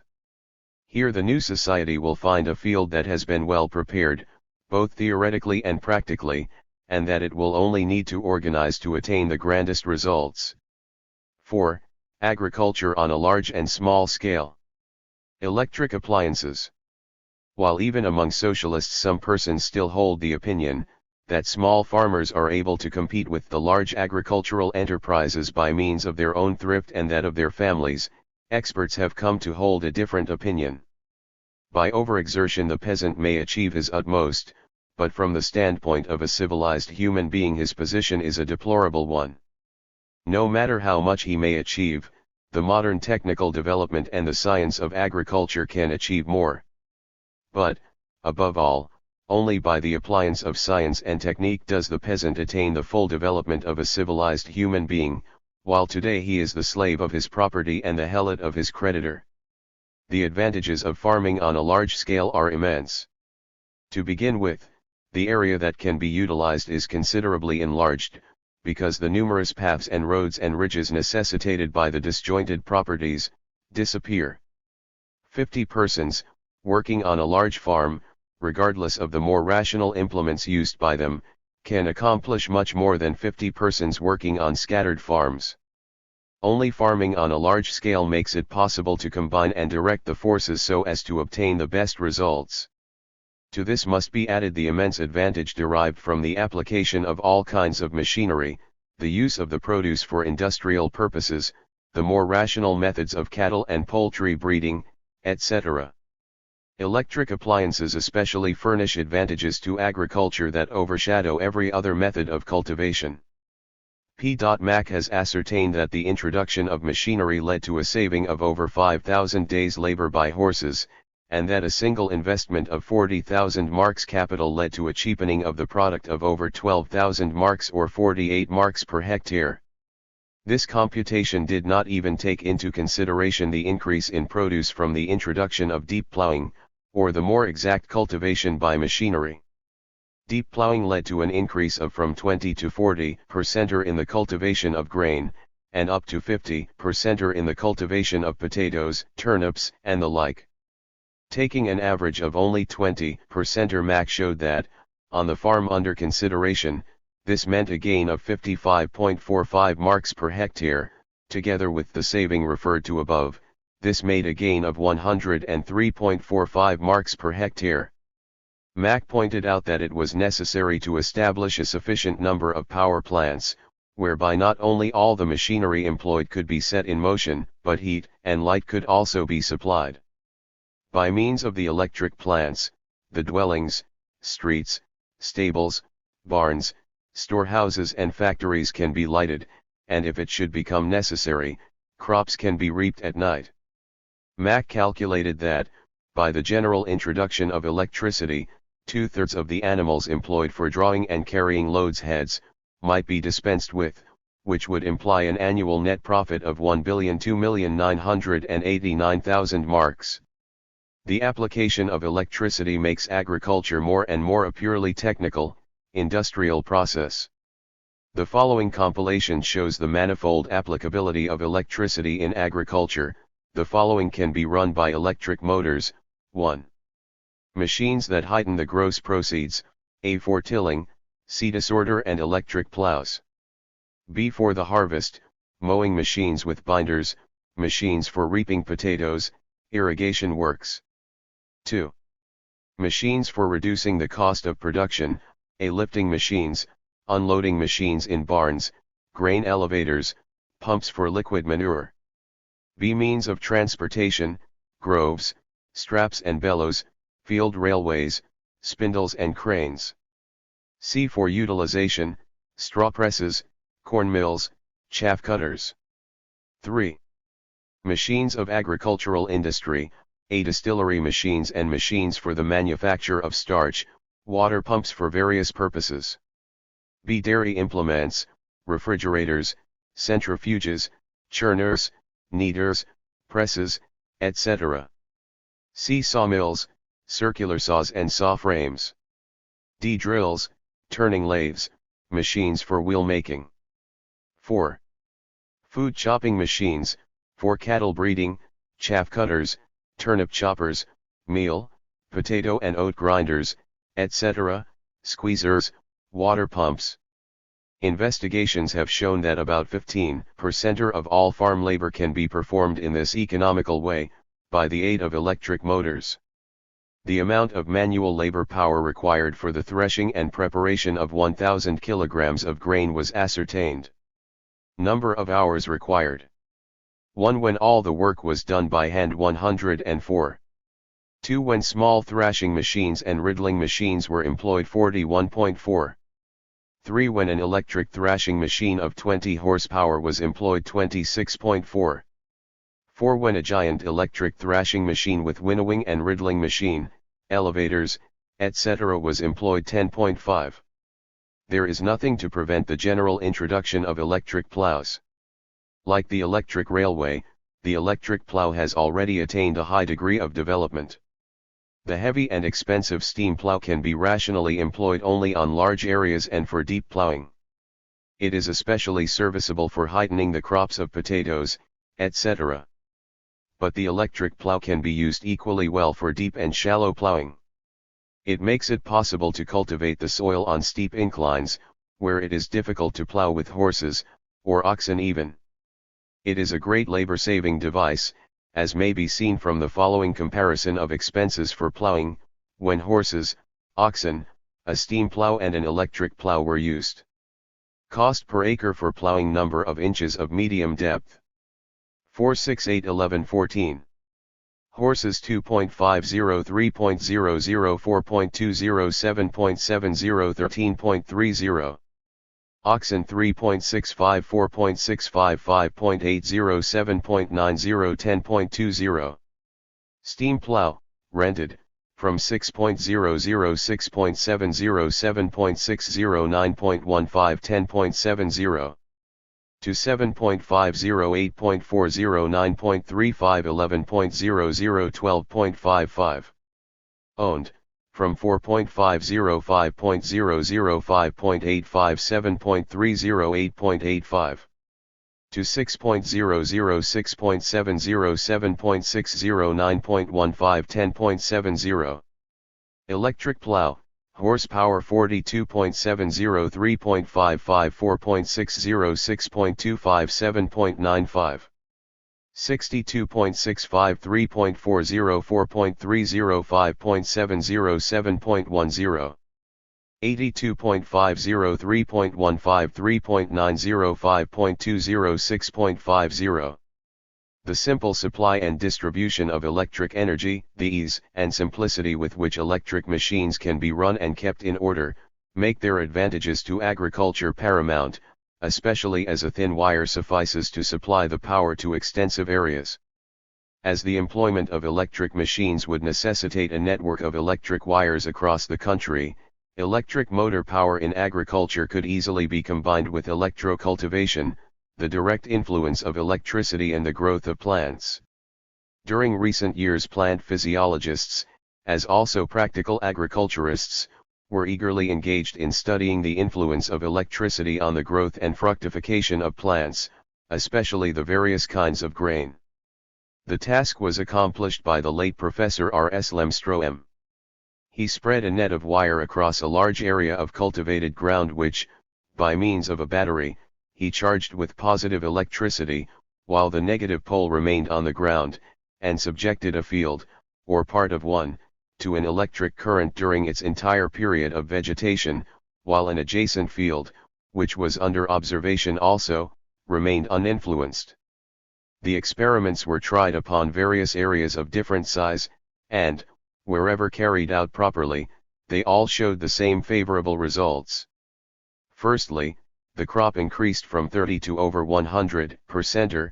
Secondly, it ripened in a shorter time, and thirdly, the quality was considerably improved. There were still a few practical shortcomings connected with this method, which Newman, an English agriculturist, succeeded in removing. He succeeded in interesting a famous English physicist, Oliver Lodge, in Lemstroem's method. According to recent reports from Lodge, these experiments have been successively tried from 1906 to 1908, the area under observation has been extended to 10 hectares, and it was satisfactorily proven that the charged wire net may be spread as high as 5 meters above the ground, without lessening the favorable influence of the electric current on the harvest. This altitude makes it possible to drive loaded wagons beneath the wire net and to perform all agricultural tasks without interference, while Lemstroem's net was not to be more than 40 centimeters above the plants to be influenced by the electric current. Several millers instituted comparative baking experiments, and the electrified wheat was found to make better flour than that which had not been electrified. So the new method is ripe for being successfully introduced into agriculture and horticulture. Fowler's steam plow, with 2 compound locomotives, requires an area of 5,000 hectares for its satisfactory application, which is larger than the cultivated area of most peasant communities. It has been calculated that, if the soil under cultivation in 1895 had been cultivated with the application of all available machinery and all other modern advantages, a saving of 1,600 million marks would have been realized. According to Roland, the successful combating of the diseases of grain alone would make the import of grain into Germany superfluous. In his book on Our Meadows and Produce of the Fields, Dr. Sonnenberg informs us that Bavarian agriculture suffers a loss of 30% annually, owing to the spread of weeds in the fields. On 2 areas of 4 square meters each, one of which was full of weeds, while the other had been kept clear of weeds, Nowitzki attained the following results. Stalks. Grains. Crop of straw. On the area with weeds 216 180 239 grams. On the area free from weeds 423 528 1077 grams. Drv. Ruemker, professor at the Agricultural Institute of the University of Breslau, declares that a careful economy of the nourishment of the soil is almost entirely wanting in Germany. The cultivation of the soil and the sowing are done in such a thoughtless manner, according to old, acquired habits, and by means of such insufficient and imperfect tools, that the returns of all the labor must remain poor and unsatisfactory. He claims that the German farmers do not even perform the easy task of rationally assorooting their seed. Professor V. Ruemker showed by the following table how the harvest can be increased per hectare by assorooting the seed. Wheat furnished not assorted. Kilograms. Per hectare assorted kilograms. Per hectare number of kilograms more. From ass seeds. Entire crop 8,000 10,800 plus 2,800. Grain 1,668 2,885 plus 1,217. Straw and chaff 6,332 7,915 plus 1,583. Weight in hectoliters of crop 77.2 78.7 plus 1.5. So, according to this table, 1,200 kilograms more of corn might be obtained per hectare by properly assorooting the seed, which, valued at 15 marks per CWT, represents a gain of 180 marks. Estimating the cost of assorooting 4.40 marks per hectare at the most, there still remains a clear cash profit of 175.60 marks per hectare for the grain alone, not counting the additional gain in straw and chaff. By a number of experimental cultivations, Ruemker furthermore ascertained that by selecting that kind of grain best suited to each particular vicinity, the harvests might be increased and the gross receipts improved, on an average, as follows. Rye by 300 to 700 kilograms of grain or by 42 to 98 marks per hectare. Wheat 300 to 845 to 120. Barley 200 to 734 to 119. Oats 200, 1200 26 to 156. The gain obtained from assorooting the seed and from a proper selection of the kind of wheat taken together, would, in the raising of wheat alone, increase the harvest by 1,500 to 2,000 kilograms of grain, or by 220 to 295 marks per hectare. In a paper on the future of German agriculture, it has been shown how tremendously all agricultural products could be increased by sufficient and appropriate fertilization, by supplying mineral manure, as hypophosphate, phosphoric acid, etc. The German harvest of wheat might be increased on an average of 36 cwts per hectare, and the harvest of rye by 24 cwts per hectare. Moreover, a considerable portion of the land used for the cultivation of rye at present, might, by proper manuring, be used for the cultivation of wheat, so that the average harvest of grain for bread, 2/5 of wheat, 3/5 of rye, might amount to 28.8 cwts per hectare. After the deduction of seed and of grain of inferior quality, there would still remain 26 cwts per hectare to feed the nation. The 7.9 million hectares that are planted with wheat and rye at present might be increased by an additional 1.5 million hectares of pasture, fallow ground, heaths and moorland, so that, with an average crop of 26 cwts per hectare and a cultivated area of 9.4 million hectares, a production of 251.92 million cwts of grain for bread might be obtained. With an annual consumption of 175 kilograms for every person, enough grain for bread could be raised to supply the needs of 144 million persons. At the time of the census of 1900, Germany had a population of approximately 56,345,000 inhabitants, and even at that time science and techniques were sufficiently far advanced that the German soil might have supplied a population 2.5 times as large with bread. Under the present agricultural system, with the scattered private ownership of land, Germany is obliged to import annually about 1/9 of its requisite supply of wheat and rye. If, under the present agricultural system, similar quantities were to be raised, it would mean so great an increase in the cost of articles of food, that a majority of the people could not afford to buy them, and that would not answer the purpose.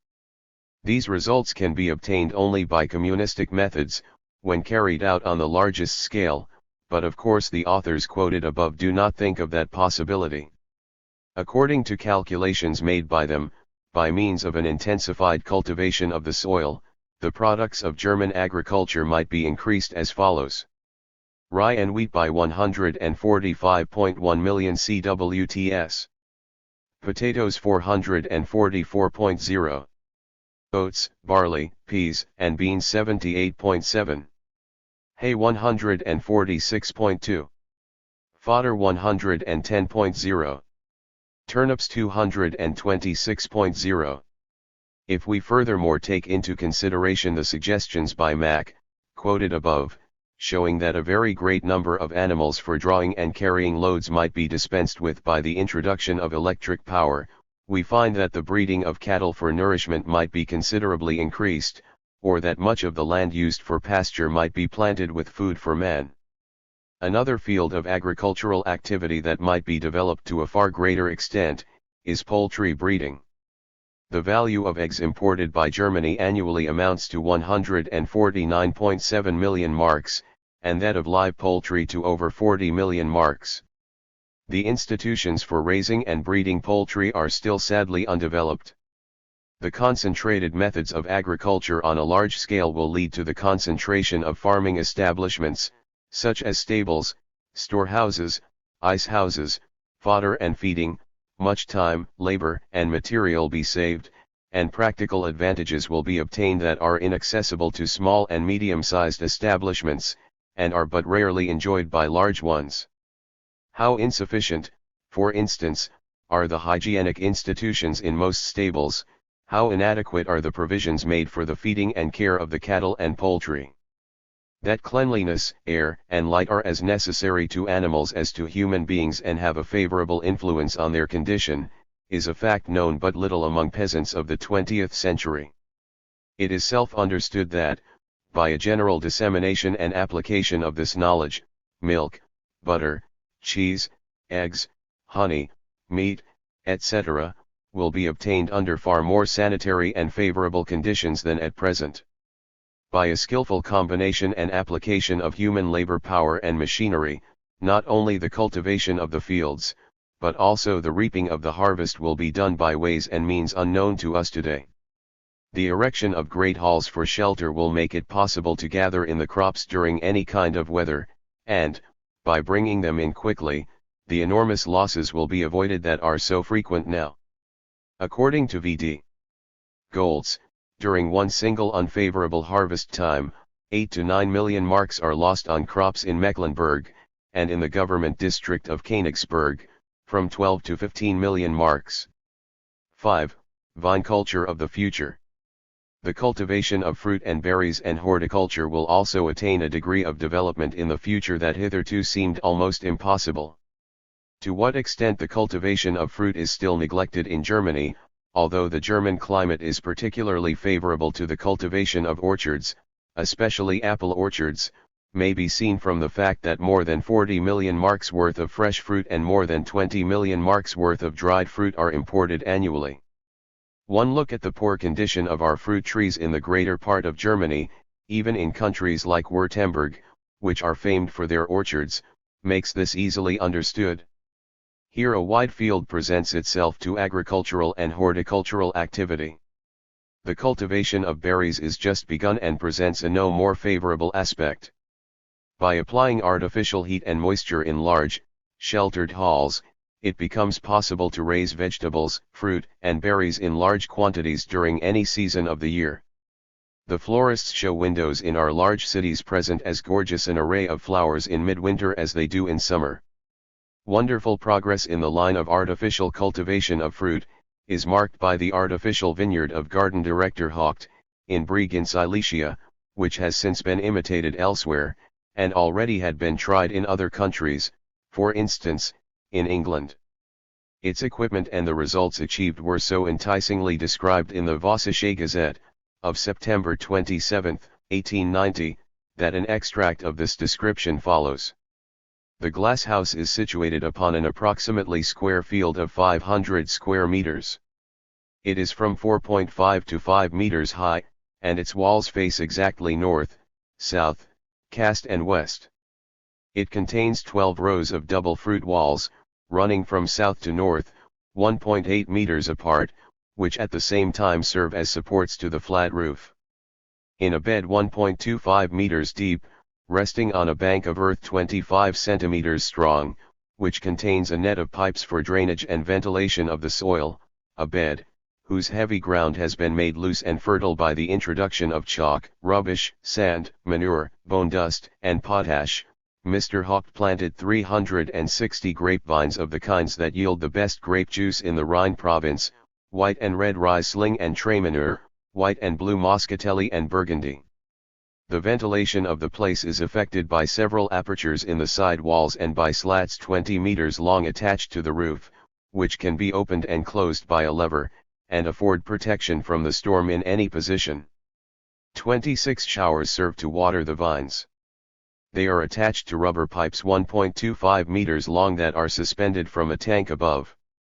But Mr. Haupt has introduced still another truly ingenious contrivance for quickly and thoroughly watering his wine hall and his vineyards, an artificial generator of rain. Under the roof 4 long copper tubes are attached that contain fine perforations half a meter apart. Through these perforations fine streams of water are driven upward, strike small round sieves made of gauze, and, by being filtered through them, are scattered in fountains of a fine spray. It takes several hours to water the place thoroughly by means of the rubber tubes, but one need open only one faucet, and throughout the building a gentle, refreshing rain falls down evenly upon the vines, the ground, and the granite walks, without any artificial heating. Only by the neutral qualities of the glass house, the temperature can be raised from 8 to 10 degrees or above the outside air. In order to protect the vines from their most dangerous and destructive enemy, the vine louse, in case one should appear, it will suffice to close all the drain pipes and open all the faucets. Thereby an inundation of the vines will be caused which, as is well known, this enemy cannot resist. The glass walls and roof protect the vineyard from storm, cold, frost and superfluous rain. A fine wire netting, spread over roof and walls, affords protection from hail. The artificial rain contrivance is a safeguard against drought. The wine-grower in such a vineyard makes his own weather and can mock the dangers of all the incalculable whims and treacheries of indifferent or cruel nature that threaten with ruin the fruit of the wine-grower's toil and care. Mr. Hawke's expectations were fully realized. The vines thrived splendidly in the even temperature. The grapes ripened to their fullest perfection, and in the fall of 1885 yielded a juice that was not inferior in richness and sweetness to any obtained along the Rhine. The grapes thrived equally well in the following year, and in that most unfavorable year, 1887. When the vines have attained their full height of 5 meters and bear an abundance of grapes to their very top, in this establishment about 20 hectoliters of wine can be produced annually, and the cost of wine per bottle to the producer will not exceed 40 pfennige. There is no reason why this new and most favorable system of vine culture should not be introduced on a large scale. Glass houses like this one, covering 1/5 of an acre, can without doubt also be erected on areas of 1 acre, or more, equipped with the same contrivances for ventilation, drainage, and artificial rain.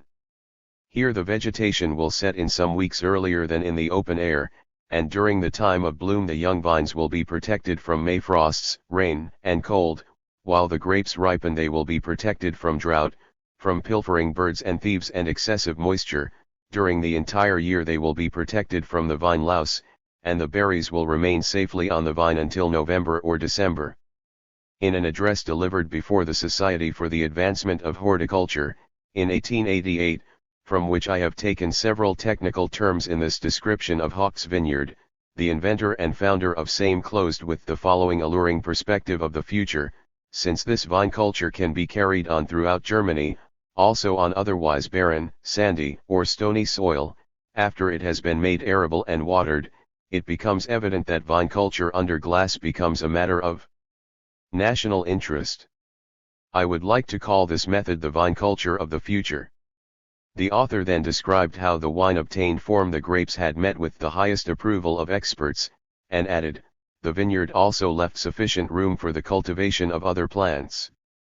Thus Mr. Hawke, between every 2 vines raises 1 rose bush, which presents a wealth of bloom during April and May. On the eastern and western walls he also raises peaches, and during April their luxuriant blossoms must impart to this glass palace a fairy-like appearance.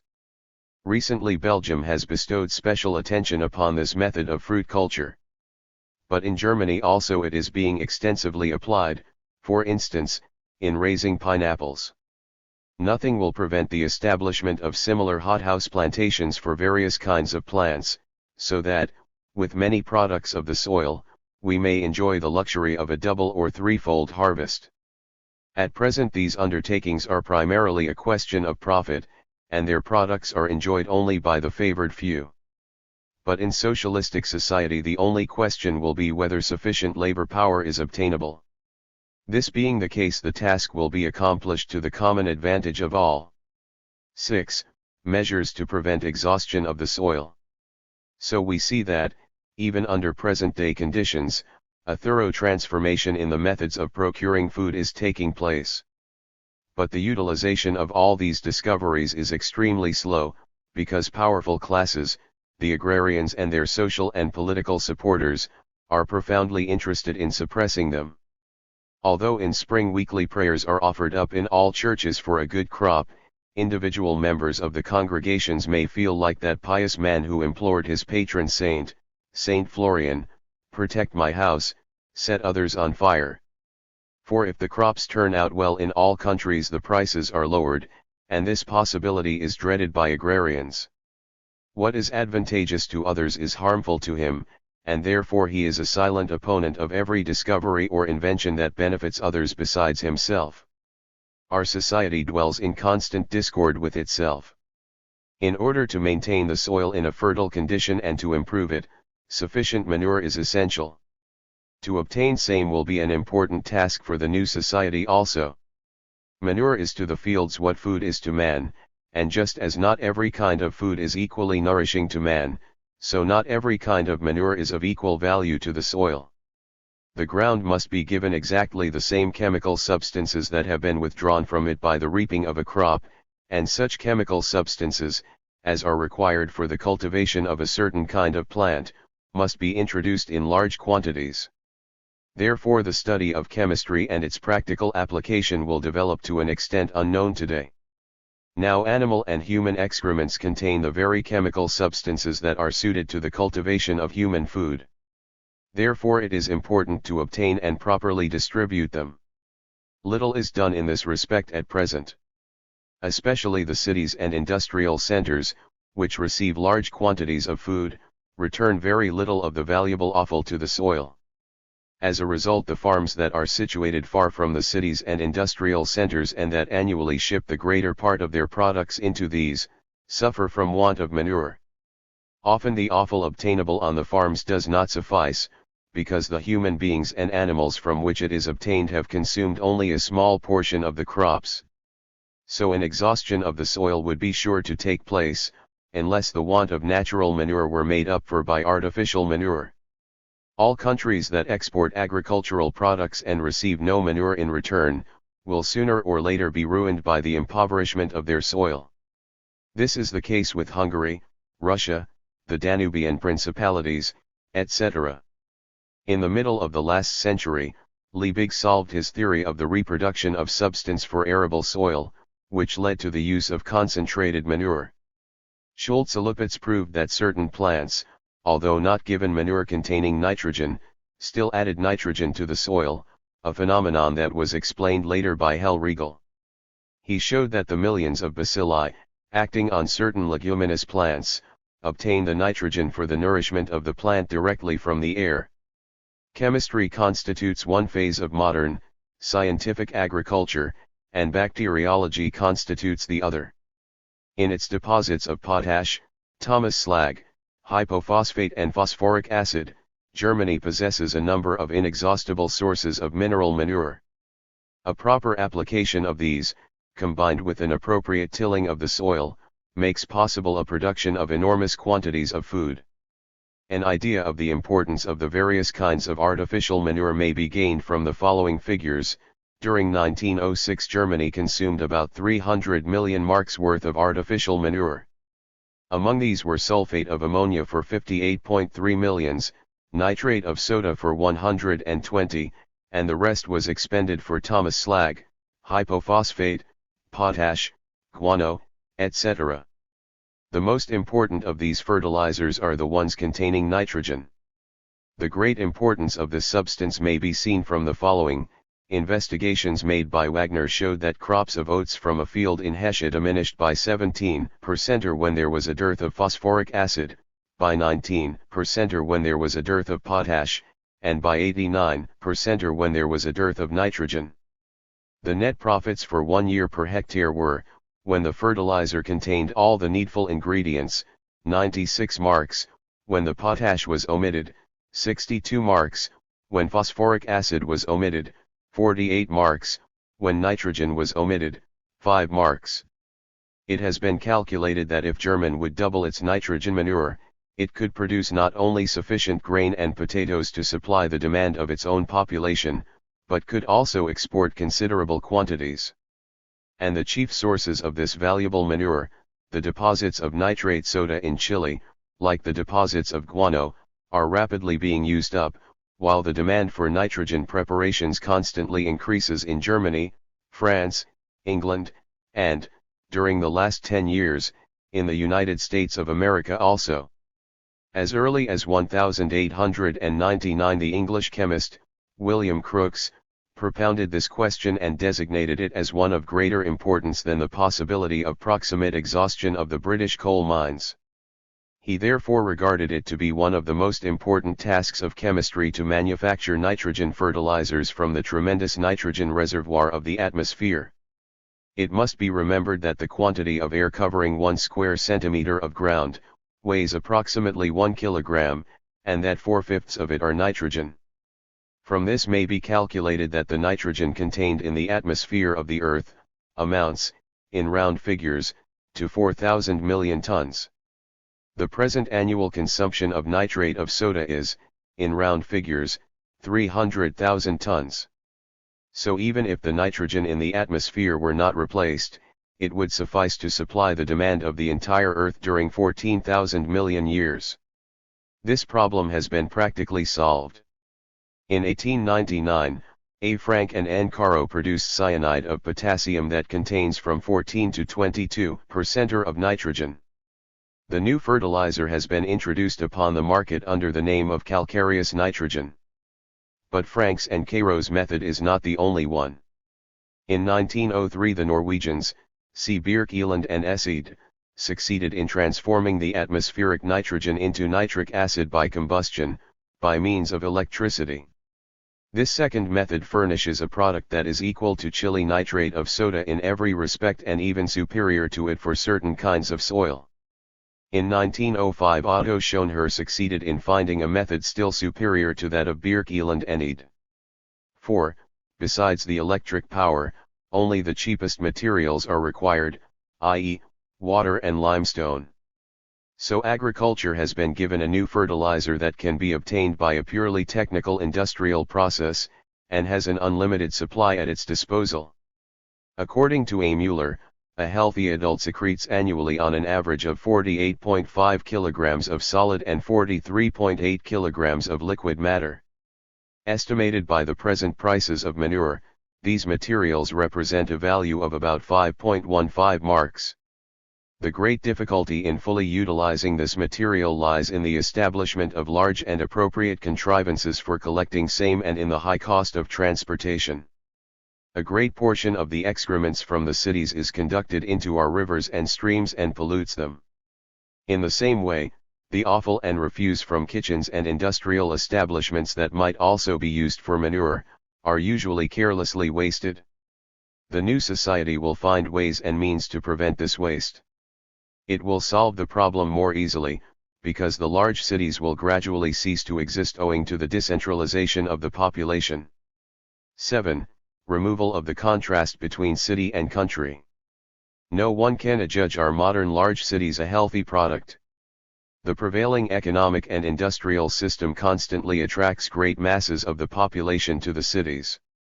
They are the chief seats of industry and commerce, and there all the highways of traffic converge. There the owners of great fortunes reside, and there the civil, judicial, and military authorities are located. In the cities are found the great institutions of learning, the academies of art, the places of enjoyment and recreation, exhibitions, museums, theaters, concert halls, etc. Thousands are attracted by their occupations, thousands by pleasure, and thousands of others by the hope of greater gain and a more pleasant life. But this formation of great cities, figuratively speaking, reminds one of a man whose girth is constantly increasing while his legs are constantly growing leaner, until they can no longer carry the load. In the immediate vicinity of these cities all the villages assume an urban character also, and here the proletarians flock together. These usually poor municipalities must tax their members to the utmost and still are unable to meet all demands. When they have finally extended close to the large city they are swallowed up by it, as a planet that has come too close to the sun. But thereby the conditions of life are not improved. On the contrary, they become more unfavorable by the crowding of masses in congested dwellings. These gatherings of masses are necessary in present-day development and, to a certain degree, form the centers of revolution, but in the new society they will have accomplished their purpose. Their gradual dissolution will be inevitable, for then the contrary will take place. The population will migrate from the large cities to the country, will form new communities adapted to the changed conditions, and will combine industrial and agricultural activity. As soon as the urban population, as a result of the development of the means of transportation, methods of production, etc., is enabled to transfer to the country all its accustomed requirements of culture, its institutions of learning, museums, theaters, concert halls, libraries, social centers, etc., the migration will begin. Life will offer all the advantages of the former large city without its disadvantages. The dwellings will be far more sanitary and pleasant. The rural population will participate in industry, and the industrial population will participate in agriculture and horticulture, a variety of occupations that only a few persons can enjoy at present, and only by excessively long and hard labor. As on all other fields, the bourgeois world is paving the way for this development, as each year a greater number of industrial establishments are transferred to the country. The unfavorable conditions prevailing in the large cities, high rents and high wages, compel many manufacturers to transfer their establishments to rural districts. On the other hand, the large landowners are becoming industrialists. Even today, tens of thousands of persons who work in the large cities have their homes in the suburbs, because the improved means of transportation enable them to live in this manner. By the decentralization of the population, the present contrast between urban and rural population will be removed. The peasant, this modern helot, who, until now, in his isolation in the country, has been excluded from all modern cultural development, will then become a civilized being in the fullest sense of the word. The wish once expressed by Prince Bismarck, that he might see the large cities destroyed, will be fulfilled, but in a different sense than he anticipated. Chapter XXIII. Abolition of the State. When we review what has been set forth so far, we find that, with the abolition of the private ownership of the means of production, and their transformation into social property, those evils gradually disappear that bourgeois society presents on all sides, and which are becoming more and more unbearable. Class rule will cease. Society will apply all its activities according to its own plans, and will guide and control itself. By abolition of the wage system, the exploitation of man by man, deception and fraud, adulteration of food, speculation, etc., will be eradicated. The halls of the temples of Mammon will be empty, for stocks, bonds, promissory notes, mortgages, etc., will have become waste paper. The words of Schiller, "All old scores shall be erased and the world shall make its peace," will be realized, and the scriptural saying, "In the sweat of thy brow shalt thou eat thy bread," will then prevail with the heroes of the stock exchange and the drones of capitalism, also. The employers and capitalists will be relieved forever of that worry about their property which, so they pathetically assure us, is often even harder to bear than the working man's lot of uncertainty and privation. The excitements of speculation, that give so many of our stock jobbers heart diseases and apoplexy, and cause them to be the victims of nervous prostration, will be spared them in the future. Freedom from care will be their lot and that of their descendants, and they will not deplore this lot. With the abolition of private property and class antagonism, the state, too, will gradually pass out of existence. As the capitalistic method of production converts ever greater numbers of the population into proletarians, it creates the power that, under penalty of its own destruction, is destined to bring about the transformation. Since its tendencies are to convert into state property the socialized means of production, it blazes the trail for the achievement of this transformation. The state was the official representative of society as a whole, its unification in a visible body, but it was this only in so far as it was the state of that particular class which itself represented society as a whole at its time, in antiquity, the slave-owning citizen, in medieval days, the feudal nobility, in our own day, the bourgeoisie. By finally becoming the actual representative of society as a whole, it renders itself superfluous. As soon as there will be no social class that needs to be repressed, as soon as the conflicts and excesses will be removed that are rooted in the present anarchistic methods of production and the individual struggle for existence, there will be nothing to necessitate a special power of repression, a state. The first act wherein the state will appear as the true representative of the whole body social, the act of taking possession of the means of production in behalf of society, will at the same time be its last independent act as state. State interference with social relations will become superfluous in one domain after another and will finally fall into disuse. Instead of a government of persons, there will be an administration of things and a direction of the processes of production. The state will not be abolished, it will die out. Together with the state will vanish its representatives, ministers, parliaments, standing armies, police, courts, lawyers and district attorneys, prison officials, collectors of taxes and duty, in short, the entire political apparatus. Armories and other military buildings, palaces of justice, and administration, prisons, etc., will then serve better purposes. Tens of thousands of laws, decrees and regulations will become just so much waste paper, their only value will be an historical one. The great and yet so petty parliamentary struggles, during which the men of the tongue imagine that by their orations they rule and guide the world, will disappear. They will make room for colleges of administration and administrative delegations, whose purpose will be to consider and determine the best means and methods of production and distribution, to decide how large a quantity of supplies is required, to introduce and utilize new appliances and improvements in art, science, education, traffic, etc., to organize and direct industry and agriculture. All these are practical, visible, tangible objects that will be objectively viewed by all, because no one will have any personal interests hostile to the interests of society. It will be to the common interest of all to have everything provided for and arranged in the most effective and advantageous manner. The hundreds of thousands of former representatives of the state will enter various professions, and by their intelligence and strength will help to increase the wealth and comforts of society. Neither political nor common crimes will be known in the future.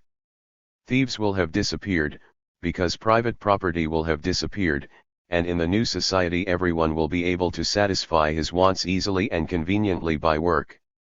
Nor will there be tramps and vagabonds, for they are the product of a society founded on private property, and, with the abolition of this institution, they will cease to exist. Murder. Why? No one can enrich himself at the expense of others, and even the murder for hatred or revenge is directly or indirectly connected with the social system. Perjury, false testimony, fraud, theft of inheritance, fraudulent failures. There will be no private property against which these crimes could be committed. Arson. Who should find pleasure or satisfaction in committing arson when society has removed all cause for hatred? Counterfeiting. Money will be but a chimera, it would be love's labor lost. Blasphemy, nonsense, it will be left to good, and Almighty God himself to punish whoever has offended him, provided that the existence of God is still a matter of controversy. Thus all the fundamental principles of the present order become a myth. In later days parents will tell their children about them like about legends of days gone by, and, when told of the persecutions to which men of the pew ideas were subjected, they will be impressed by these accounts just as we are impressed by the accounts of the burnings of heretics and witches. All the names of those great men who distinguished themselves by their persecutions of the new ideas and were applauded for it by their narrow-minded contemporaries, will be forgotten.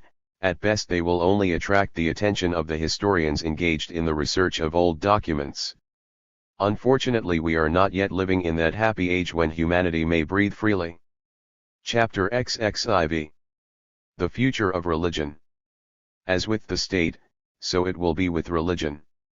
It will not be abolished, God will not be dethroned, people will not be robbed of their faith, as all the foolish arguments are worded that are directed against atheistic socialists. Such follies socialists leave to bourgeois idealists who attempted such measures during the French Revolution and, of course, failed utterly. Without any forcible attack or expression of opinions, of whatever nature they may be, the religious organizations will gradually disappear and the churches with them. Religion is the transcendental reflection of the social condition of every age. In the measure in which human development progresses and society is transformed, religion is transformed likewise. Religion, says Marx, is the striving of the people for an imaginary happiness. It springs from a state of society that requires an illusion, but disappears when the recognition of true happiness and the possibility of its realization penetrates the masses. It is to the interest of the ruling classes to prevent this recognition, and so they seek to uphold religion as a means for preserving their rule. This is clearly expressed in the well-known saying, religion must be preserved for the people.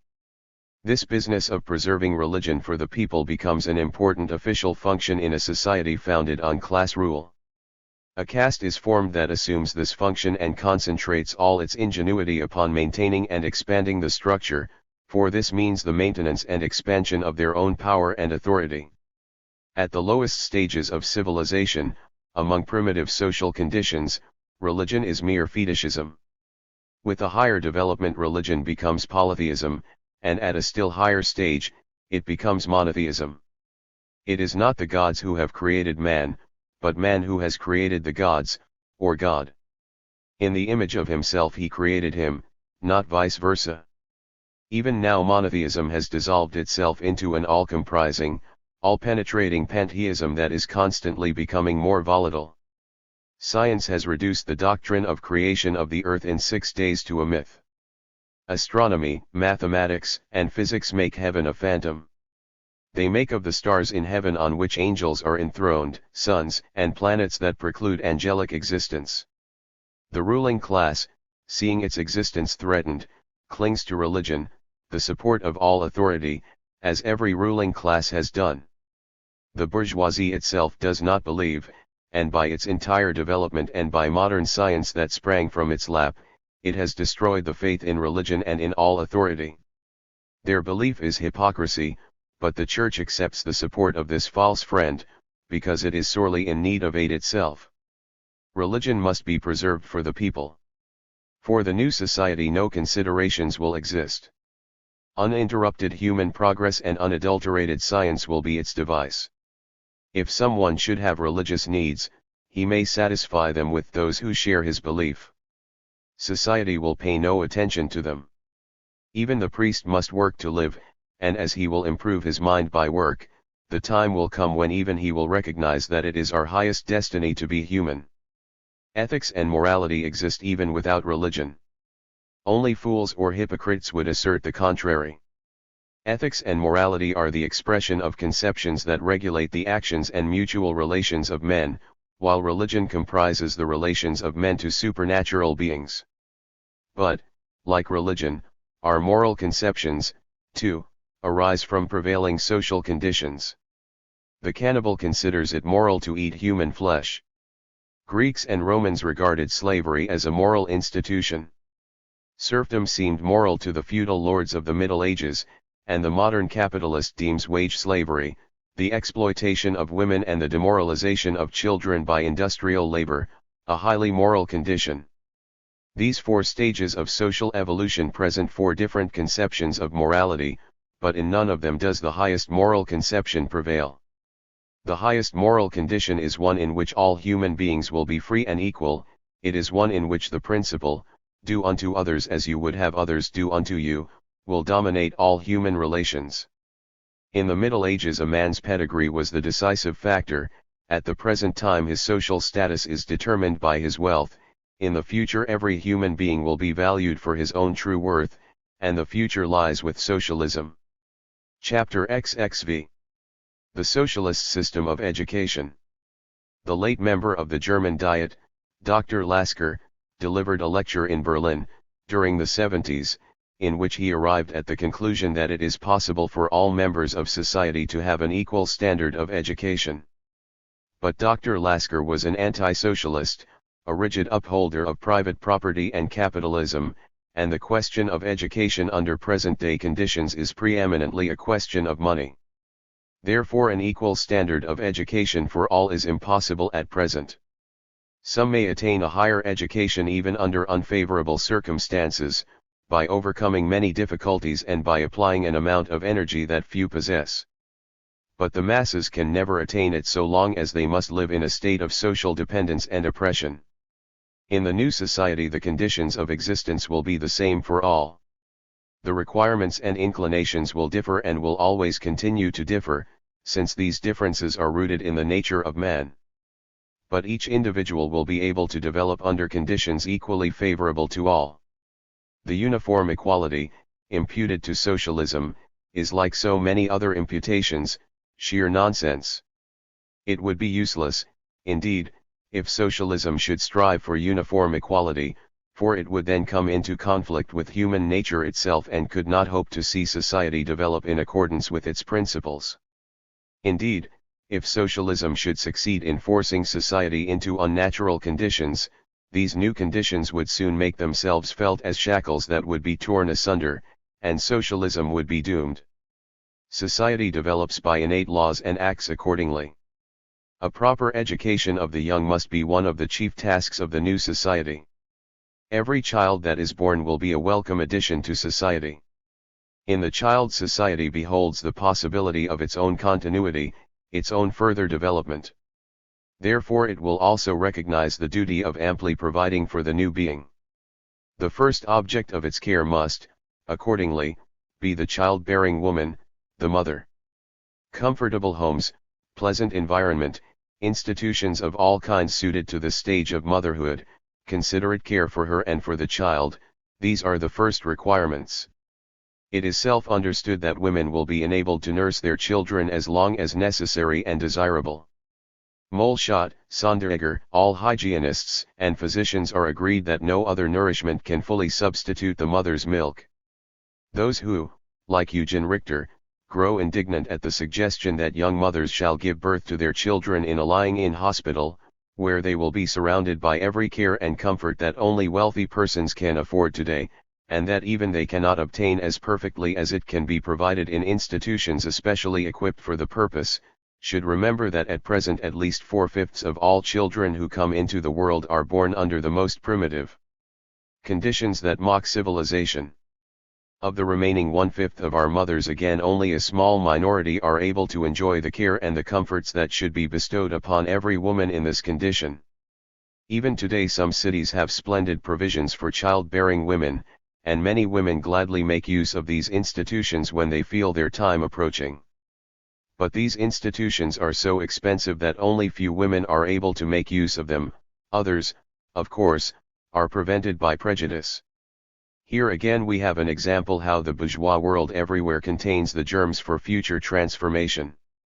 Motherhood among women of wealth and fashion becomes rather peculiar by the fact that these mothers transfer their maternal duties as soon as possible to a proletarian wet nurse. It is well known that the Lausitz is the region that supplies the bourgeois women of Berlin, who do not or cannot nurse their infants, with nurses. The breeding of nurses is carried on as a trade, since country girls do not hesitate to become pregnant, because they find it profitable, after the birth of their babies, to hire out as nurses to rich families in Berlin. It is not an unusual occurrence that girls have 3 or 4 illegitimate children in order to hire out as nurses, and if they earn enough money by this trade they are regarded as desirable wives by the young men of the Spreewald. Regarded from the viewpoint of bourgeois morality, such actions are despicable, but regarded from the viewpoint of the family interests of the bourgeoisie, they become praiseworthy and desirable. As soon as the child will have outgrown infancy it will join companions of its age in common play under common care and direction. Everything needful or desirable for the child's physical and mental development will be supplied. Every observer of children knows that they can be most easily educated in the company of other children. This quality can be successfully applied to the system of education. The play halls and the kindergarten will be succeeded by a playful introduction into the rudiments of knowledge and the various industrial tasks. They will be succeeded by appropriate mental and physical work, combined with gymnastic exercises and unrestricted motion on the playground and in the gymnasium, the skating rink and the swimming pool. There will be exercises, drills and wrestling matches for both sexes, for the aim will be to bring up a healthy, hardy race that will be normal both physically and mentally. Step by step the children will be initiated into the various practical activities, horticulture, agriculture, manufacture, the techniques of the process of production.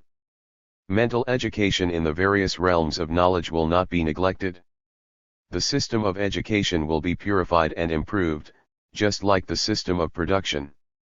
Many antiquated, superfluous methods and subjects, which only serve to hamper the child's mental and physical development, will be dropped. The knowledge of natural things, adapted to the child's understanding, will incite a far greater desire for study than a system of education where one subject conflicts with and contradicts another, For instance, when, on the one hand, children receive religious instruction as taught by the Bible, and, on the other, are taught science and natural history.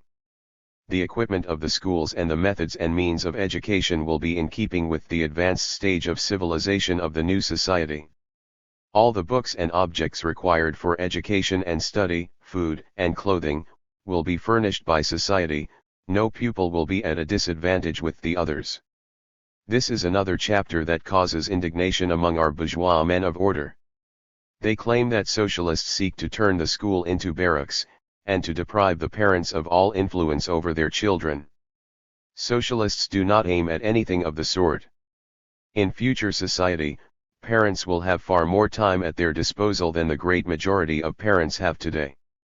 We need but point to the fact that at present many workingmen are employed 10 hours daily, and even longer, and that many employees in the postal and railroad service, prison and police officials, etc., as well as mechanics, small farmers, merchants, military men, physicians, etc., must devote an equal length of time to their occupations. In future, parents will be able to devote themselves to their children in a measure that is quite impossible today. Moreover, the parents will control the educational system and will determine the measures and methods that are to be adopted and introduced. For then society will be thoroughly democratic. There will be boards of education consisting of parents, men and women, and of the educators. Does anyone presume that these will act contrary to their sentiments and interests? That is done in present-day society, where the state carries out its ideas of education contrary to the wishes of most parents. Our opponents pretend that it is one of the most agreeable things to parents to have their children about them all day and to be constantly occupied with their education. As a matter of fact, this is not so. Every parent knows that the education of a child is no easy task. Several children facilitate education, but they cause so much work and worry, especially to the mother, that she is thankful when they are old enough to attend school, and she is relieved of their care for a part of the day. Moreover, most parents can educate their children but insufficiently, because they have no time. The fathers are engaged in their trades or professions and the mothers in their household tasks, and sometimes the mothers are breadwinners, also. But even those parents who have sufficient time usually lack the ability. How many parents are able to follow up the mental development of their children at school and to assist them? Mighty few. The mother, who, in most cases, might be best enabled to render such assistance, rarely has the ability, because she has not been properly trained herself. Moreover, the methods and subjects are changed so often that they are foreign to most parents. For most children the facilities at home are so insufficient that they have no proper order, comfort, or peace for doing their homework, nor are they helped by anyone. Often the home is small and overcrowded, the entire family are huddled together in a few small rooms, the furniture is scanty, and the child wishing to study lacks every comfort and convenience. Not infrequently light, air, and heat are wanting. The books and school supplies are either wanting entirely or are of the poorest quality. Frequently also the little ones are tortured by hunger, which destroys all inclination for study. Hundreds of thousands of children are put to work at all kinds of domestic and industrial occupations that rob their childhood of its joy and incapacitate them for mental work. Sometimes children must contend with the opposition of narrow-minded parents, who object to it that the children devote time to their studies or to play. In short, there are so many obstacles that it is to be wondered at that the young are so well educated. This is a proof of the health of human nature and of its innate desire for progress and perfection. Bourgeois society itself recognizes a number of these evils and facilitates the education of the young by introducing free public instruction and, here and there, by also furnishing the school supplies. As late as the middle of the 80s the then Minister of Education of Saxony, designated both these institutions as socialistic demands. In France, where public education had long been neglected and then progressed all the more rapidly, progress has advanced still further, at least, this is the case in Paris. Here the public school meal, at the expense of the municipality, has been introduced. Poor children are given the meals free of charge, and the children of parents who are in better circumstances must pay a nominal sum into the municipal treasury. Here we behold a communistic institution that has proved entirely satisfactory to parents and children. The insufficiency of our present educational system, it often fails to accomplish the moderate aims it has set for itself, becomes evident from the fact that thousands upon thousands of children are unable to get along at school on account of insufficient nourishment. Every winter there are thousands of children in our cities who come to school without breakfast. Hundreds of thousands of others are chronically underfed. To all these children, public feeding and clothing would be a blessing.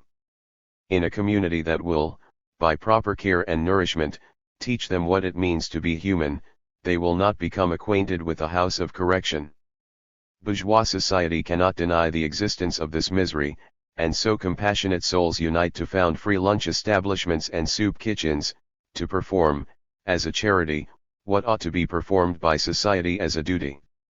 Recently a few municipalities have undertaken to feed poor children at public expense.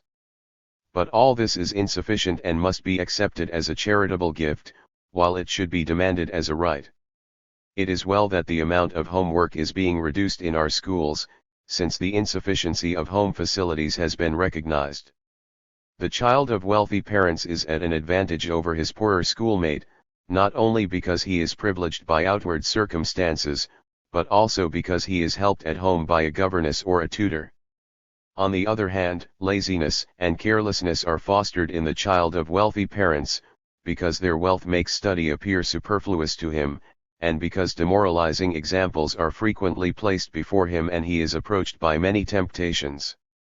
He who learns daily and hourly that rank, position, and wealth count for everything, acquires a peculiar conception of human duties and of the institutions of state and society. When we examine this question more closely, we find that bourgeois society has no reason to become indignant over the communistic methods of education aimed at by socialists, for it has itself introduced such methods for privileged classes, but in a distorted manner. We need but point to the cadet schools, the seminaries, and colleges for the clergy. Here thousands of children, some of them belonging to the upper classes, are trained in the most absurd and one-sided way and in strict monastic seclusion for certain occupations. Many members of the better classes, like physicians, clergymen, officials, manufacturers, large farmers, etc., who live in small towns where there are no higher institutions of learning, send their children to boarding schools in large cities, and do not see them during the entire year, except at vacation time. It is a contradiction, then, when our opponents decry a communistic system of education and estrangement between parents and children, and at the same time introduce a similar system of education, only in a wrong, insufficient, and distorted manner, for their own children. Only too frequently are the children of the rich not educated by their parents at all, but by nurses, governesses and tutors. A special chapter might be written on this subject that would not cast a favorable light on the family relations of these classes. Here, too, hypocrisy prevails and conditions are anything but ideal, both for the educated and the educators. In accordance with the entirely altered system of education that aims at the physical and mental development and culture of the young, the teaching force must be increased. The training of the rising generation should be provided for in the same way as the training of the soldiers is provided for in the German army. Here one officer has charge of from 8 to 10 men. If in future a similar number of pupils will be placed under the guidance of one teacher, the desired aims will be attained. Introduction into mechanical activities in the splendidly equipped workshops, and into horticultural and agricultural activities, will also constitute an important factor in the future education of the young. Everything will be taught with a proper variation of occupations and without overexertion, in order to educate harmoniously developed human beings. Education must be the same for both sexes and must be given in common to both. Separation of the sexes is justifiable only in cases where the differences of sex make it absolutely necessary. In this manner of education the United States is far advanced over Europe. Here education has been introduced from the primary school to the university. Not only is education furnished free, but the school supplies also, inclusive of the tools for manual training, lessons in cooking, and articles used by the pupils in the study of chemistry and physics. Many schools are equipped with gymnasiums, swimming pools, and playgrounds. In the higher schools the girls are trained in gymnastics, swimming, rowing, running, etc., as well as the young men. The socialistic system of education will attain still higher results. Properly regulated and ordered and placed under able control, it will continue until the age at which society declares its young men and women to be of age. Then the members of both sexes will be fully prepared to perform all duties and to enjoy all rights. Then society will be certain of having educated, capable, fully developed members, human beings to whom nothing human is foreign, who are as familiar with their own nature as they are with the nature and condition of society, into which they forthwith enter, enjoying full equality. So the excesses of our modern youth that are daily increasing, and that are a natural product of our disintegrating social conditions, will disappear. Unruliness, lack of self-control, immorality and brutal sensuality, which characterize the modern young men at our higher institutions of learning, our colleges and universities, and that are the result of domestic demoralization and unrest and of the baneful influences of social life, will not mark the young men of the future. The evil influences of the factory system and the congested dwellings, that cause young people to be self-assertive and unbridled at an age when human beings are in the greatest need of education and of being trained to exercise self-control, will also disappear.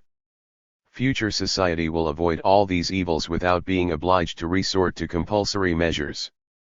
The social institutions and the resulting intellectual atmosphere that will dominate society will simply make the existence of such evils impossible. In society, as in nature, diseases and the destruction of organisms take place only where a process of decay has set in. None will deny that our present system of education is afflicted with great and serious defects, and, as a matter of fact, these defects are more marked with the higher schools and institutions of learning than with the lower ones. A village school is a model of moral healthfulness compared with a college, a sewing school for poor girls, a model of morality compared with a number of fashionable boarding schools. It is not hard to find the reason for this. Among the upper classes of society every striving after higher aims has been smothered, they are devoid of ideals. Owing to the lack of ideals and loftier aspirations, the unbounded love of enjoyment and the inclination to excesses are disseminated, with their resulting physical and moral deterioration. How can young persons, growing up in such an atmosphere, be different? A purely material enjoyment of life, carried to extremes, is all they see and know. Why should they strive after higher aims when the wealth of their parents makes every endeavor appear superfluous? The maximum education of the great majority of sons of the German bourgeoisie, consists in their passing the examination for 1 year's voluntary service in the army.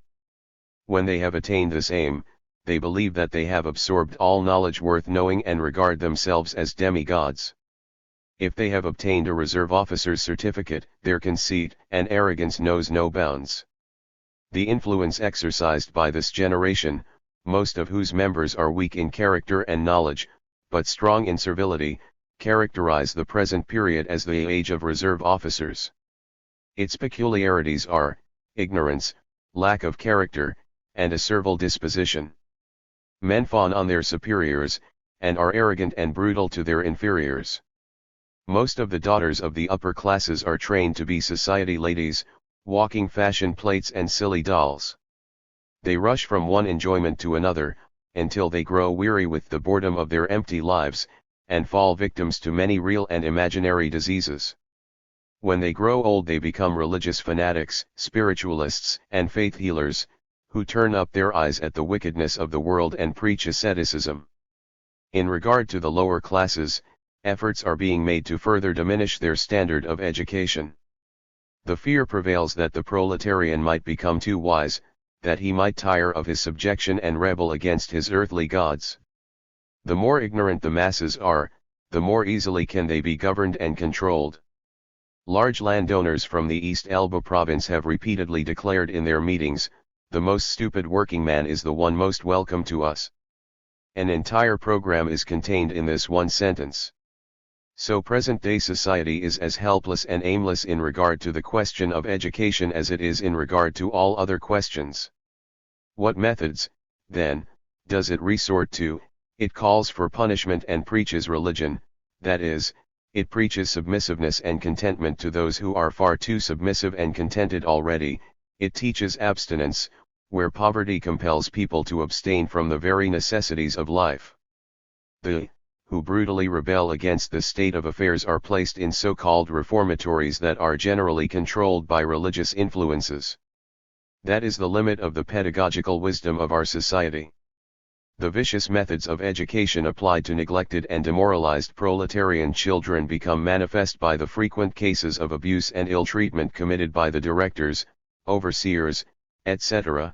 In these homes. Here it has been shown time and again how religious fanatics of the deepest dye have, with a perverted pleasure, ill-treated poor, helpless children with unspeakable brutality, and how many of these horrors may never become known.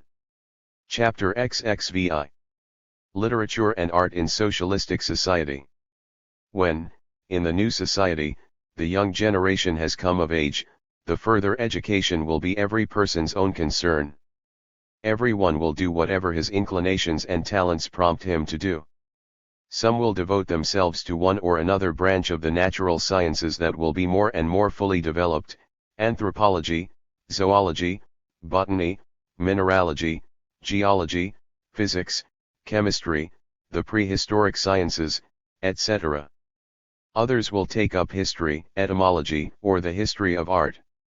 Some will become musicians, others artists, sculptors, actors.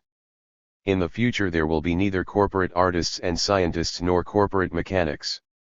Thousands of brilliant talents that have so far been suppressed will develop and will prove their knowledge and ability wherever an opportunity presents itself. There will no longer be professional musicians, artists, actors, and scientists, but these will be all the more inspired by enthusiasm, talent, and genius.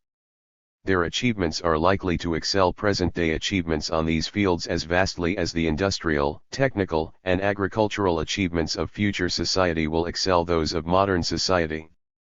An era of art and science will arise such as the world has never known, and the achievements that will have created it will be correspondingly great. The coming renaissance of art that will result from the introduction of conditions more worthy of human beings, has been foreseen by no less a man than Richard Wagner, who expressed himself on this subject as early as 1850, in his book on Art and Revolution. This book is especially noteworthy because it was published right after a revolution that had been beaten down and in which Wagner himself participated. In this book, Wagner predicts what the future will bring. He directly turns to the working class, who must help the artists to establish true art. Among other things, he says, when, for the free human beings of the future, it will no longer be the purpose of life to obtain the means of subsistence, but, as a result of a new belief, or rather, knowledge, they will be certain of obtaining the means of subsistence in return for an appropriate natural activity, when, in short, industry will no longer be our mistress, but our servant. The true purpose of life will become the enjoyment of life, and by education we will endeavor to make our children capable of its real enjoyment. An education founded on the exercise of strength and the care of physical beauty, will, owing to the love for the child and the joy at the development of its beauty, become a purely artistic one, and every human being will, in some way, be a true artist. The diversity of natural inclinations will develop the most manifold tendencies in an unthought of wealth. This is a thoroughly socialistic conception and coincides with our description. In the future, social life will become ever more public. Its trend of development can be best judged by the completely altered position of woman. Domestic life will be limited to what is absolutely essential, while the desire for sociability will be given the widest field. Large meeting halls for lectures and the discussion of public affairs, that will in future be decided upon by the people at large, dining halls, reading rooms, libraries, playgrounds, concerts, theaters, museums, gymnasiums, public baths, parks and promenades, institutions of education and learning, laboratories, etc., all splendidly equipped, will afford ample opportunity for entertainment and sociability, and will enable science and art to attain the highest degree of development. In the same way, the institutions for the care of the sick, the infirm, and the aged will meet the highest demands. How petty will our present age seem in comparison? This fawning for favors and goodwill from above, this servile disposition, this envious struggle against one another for the best place, carried on by the lowest and most spiteful means, and, at the same time, suppression of one's true convictions, concealing of good qualities that might displease those whose favor it sought, emasculation of character, the feigning of opinions and feelings that one does not possess, all these qualities that may be termed cowardice and hypocrisy, are daily becoming more pronounced. Qualities that are truly ennobling, self-confidence, independence and incorruptibility of one's opinions, are usually turned into faults and shortcomings under present-day conditions. Persons who cannot suppress these good qualities are often ruined by them. Many are so accustomed to their degradation that they do not even perceive it. The dog regards it as a matter of course that he has a master who is sometimes ill-tempered and whips him. The altered conditions of social life will also thoroughly revolutionize our literature. The theological literature, which furnishes the largest number of works in the annual catalogues of literary productions, will be eliminated, together with the judicial literature. For the one there will be no more interest, and for the other no need. The products that have reference to the struggles over institutions of the state, will also be eliminated, because these institutions will no longer exist. They will assume the character of historical studies. The numerous literary products of a highly superficial nature, which are just a proof of bad taste and sometimes are made possible only by a sacrifice of the author's pride, will be dropped. Even from the present point of view, we may say that 4/5 of all literary products might disappear from the market without a loss to one single interest of civilization, so great is the mass of superficial or harmful products and obvious trash on the field of literature. Fiction and the press will be affected in an equal measure. There is nothing more superficial and insipid than the greater part of our journalistic literature. If our standard of civilization were to be estimated by the contents of our newspapers, it would be deemed a low one, indeed. People and conditions are judged by the opinions of past centuries that have long since been proven untenable by science. A great many of our journalists are persons who, as Bismarck correctly said, have missed their vocation, but whose standard of education and salary are in keeping with the bourgeois interest in their trade. Moreover, the newspapers, as well as a majority of the magazines, have a very unworthy mission in their advertising sections, and their reports of the money market serve the same interests on a different field. The material interest of the publishers determines the contents. Modern fiction is, on an average, not much better than journalistic literature. It cultivates the excesses of sexual relations. It either renders homage to superficial enlightenment, or to antiquated prejudice and superstition. The purpose is to let the bourgeois world appear as the best of worlds, regardless of the numerous shortcomings that are, to some extent, admitted. On this wide and important realm future society will have to clear up thoroughly. Science, truth, beauty, and the conflict of opinions as to what is best, will alone control it. Every person of talent and ability will be enabled to participate. The writer will no longer depend upon the favor of the publisher, financial interest, or prejudice. He will depend upon the judgment of impartial experts whom he will help to select and against whose decisions he may appeal to the community, all of which is impossible today with the publisher or the editor of a newspaper, who only take their private interest into consideration. The naive conception, that a difference of opinions would be suppressed in a socialistic community, can be maintained only by those who consider the bourgeois world a perfect state of society, and, out of hostility to socialism, seek to slander and belittle it. A society founded upon perfect, democratic equality, will bear no oppression. Only perfect freedom of thought makes uninterrupted progress possible, which is the principle of life for society. It is a gross misrepresentation to depict bourgeois society as a defender of real freedom of thought. Parties that represent the interests of the ruling classes will only publish that in the press which is not adverse to class interests, and woe to him who would do otherwise. His social ruin is certain, as everyone knows who is acquainted with conditions. The writers know how the publishers treat literary works that do not suit them. Finally, the press and criminal laws betray what spirit dominates the ruling classes. True freedom of thought appears to them as the most dangerous of all evils. Chapter XXVII. Free development of individuality. 1. Freedom from care. Man should be given an opportunity for perfect development. That is the purpose of human association. So he must not remain tied down to the spot where lie has been placed by the chance of birth. One should become acquainted with the world and people not only through books and newspapers, but also by personal observation and practical experience. So future society must enable all to do what many are able to do even in present-day society, though at present the force of want usually forms the motive. The desire for change in all human relations is deeply rooted in human nature. This is due to the impulse of seeking perfection that is innate in every living being. The plant that is placed in a dark room extends and stretches, as if conscious of the ray of light that penetrates some crevice. It is the same with man. An instinct, that is innate in man, must find rational satisfaction. The desire for change will not be opposed by the conditions prevailing in the new society. The satisfaction of this desire will, on the contrary, become possible to all. The highly developed system of communication will make it easy, and the international relations will demand it. In the future far more persons will travel through the world, for the most varied purposes, than heretofore.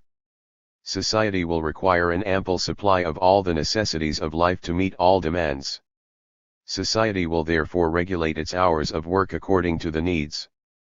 It will lengthen or shorten them, as the demands or the season of the year make this appear desirable. During one season it will devote more time to agriculture, and during another it will devote more time to industry and to artistic crafts. It will direct the labor forces as the needs may let it appear desirable. By combining various labor forces with the most perfect technical appliances, it will be able to carry out large undertakings playfully, that seem practically impossible today. As society provides for the young, so also will it provide for the old, the sick, and invalid. If anyone has, by some misfortune, become incapacitated for work, society will provide for him. This will not be an act of charity, but a simple performance of duty. The assistance will not be a morsel graciously given, but support and care provided with every possible consideration, bestowed as a matter of course upon him who performed his duty toward society as long as he was able to do so. The evening of life will be made beautiful by all that society has to offer. For everyone will hope himself to receive some day what he bestows upon other aged persons. No old person will be harassed by the thought that others are awaiting their death to inherit their possessions. They are also freed from the terror of being cast aside like a squeezed lemon when they have become old and helpless. They must neither depend on the kindness and support of their children, nor on public charity. How unfortunate is the position of most parents who in old age must depend upon the support of their children, is a well-known fact. And how demoralizing to children and to relatives is the hope of inheriting. What degrading passions are aroused and how many crimes are caused thereby: murder, suppression, legacy hunting, perjury and blackmailing. The moral and physical condition of society, the nature of its work, homes, food, dress, its social life, all will tend to prevent accidents, sickness, and debility. Dying a natural death, the normal decline of the vigor of life, will become the rule more and more. The conviction that heaven is upon earth and that death means the end, will cause people to lead a rational life. He who enjoys longest, enjoys most. The clergy themselves, who prepare people for the hereafter, know how to value a long life. Their carefree existence enables them to attain the highest average age. 2. Changes in the methods of nutrition. Food and drink are prime necessities of life. People who believe in the so-called natural manner of living frequently ask why socialists remain indifferent to vegetarianism. Everyone lives as best he may. Vegetarianism, that is, the doctrine of an exclusive vegetable diet, found its chief supporters among the persons who are so comfortably situated that they are able to choose between a vegetable and an animal diet. But the great majority of persons have no choice. They must live according to their means, and the scantiness of their means compels them to live on a vegetable diet almost exclusively and often on one of the poorest quality. For the German laboring population in Silesia, Saxony, Thuringia, etc., the potato is the principal article of food, even bread comes only second. Meat only rarely appears on their tables, and then it is meat of the poorest quality. The greater part of the rural population, although they raise cattle, also rarely eat meat, for they must sell the cattle, and, with the money obtained, must satisfy other needs. To these numerous people who are obliged to live as vegetarians, a solid beefsteak or a good leg of mutton would mean a decided improvement in their nourishment. If vegetarianism opposes the overeating of an animal diet, it is right. If it combats the partaking of meat as harmful and detrimental, mainly for sentimental reasons, it is wrong, when it is claimed, for instance, that natural feelings forbid to kill an animal and to partake of a corpse. The desire to live in peace compels it to wage war upon and destroy a great many living creatures, such as vermin, and, in order not to be devoured ourselves, we must kill and exterminate wild beasts. If we could allow the good friends of man, the domestic animals, to live undisturbed, these good friends would multiply to such a degree that they would eat us by robbing it of nourishment. The assertion that vegetable diet creates a gentle disposition is false, too. Even in the gentle, vegetarian Hindus the beast was aroused, when the severity of the English drove them to rebellion. The nutritive value of an article of food cannot be estimated only by the amount of albumin that it contains. It must be taken into consideration how large a quantity of the albumin consumed remains undigested. Considered from this viewpoint, we find, for instance, meat and rice, or potatoes, as 2.5 to 20 or 22. In other words, of 100 grams of albumin consumed with meat, 2.5 grams will pass out of the system undigested. Of 100 grams consumed with rice or potatoes, respectively, 20 and 22 grams will pass out. The famous Russian physiologist, Pavlov, and his scholars have shown that, with the digestion of bread, there is much more ferment than with the digestion of meat. Paulo has furthermore shown that the gastric juices produced by the pancreas glands are of two kinds. They are produced through stimulation of the mucous membrane by the food itself, and are also produced as appetite juices by stimulation of the senses. The quantity of our appetite juice depends upon our psychic condition for the time being, for instance, on hunger, grief, annoyance, joy, etc., and it also depends upon the nature of the food. But the importance of the appetite juice differs with different articles of food. Some foods, as, for instance, bread, boiled albumin, as contained in eggs, or pure starch, cannot be digested at all, unless the digestion is introduced by the appetite juice, as has been directly proved by experiments. They can only be digested when they are eaten with an appetite, or together with other food. But meat, as Paulo has shown, can be partly digested without appetite juice, although, with the aid of appetite juice, meat is digested much more rapidly. We must therefore take factors into consideration that depend upon the psychology of man. Here a connection has been established between facts of the physiology of nutrition and social conditions. The modern residents of large cities, especially the masses of the working class, live under social conditions that are bound to destroy their normal appetite.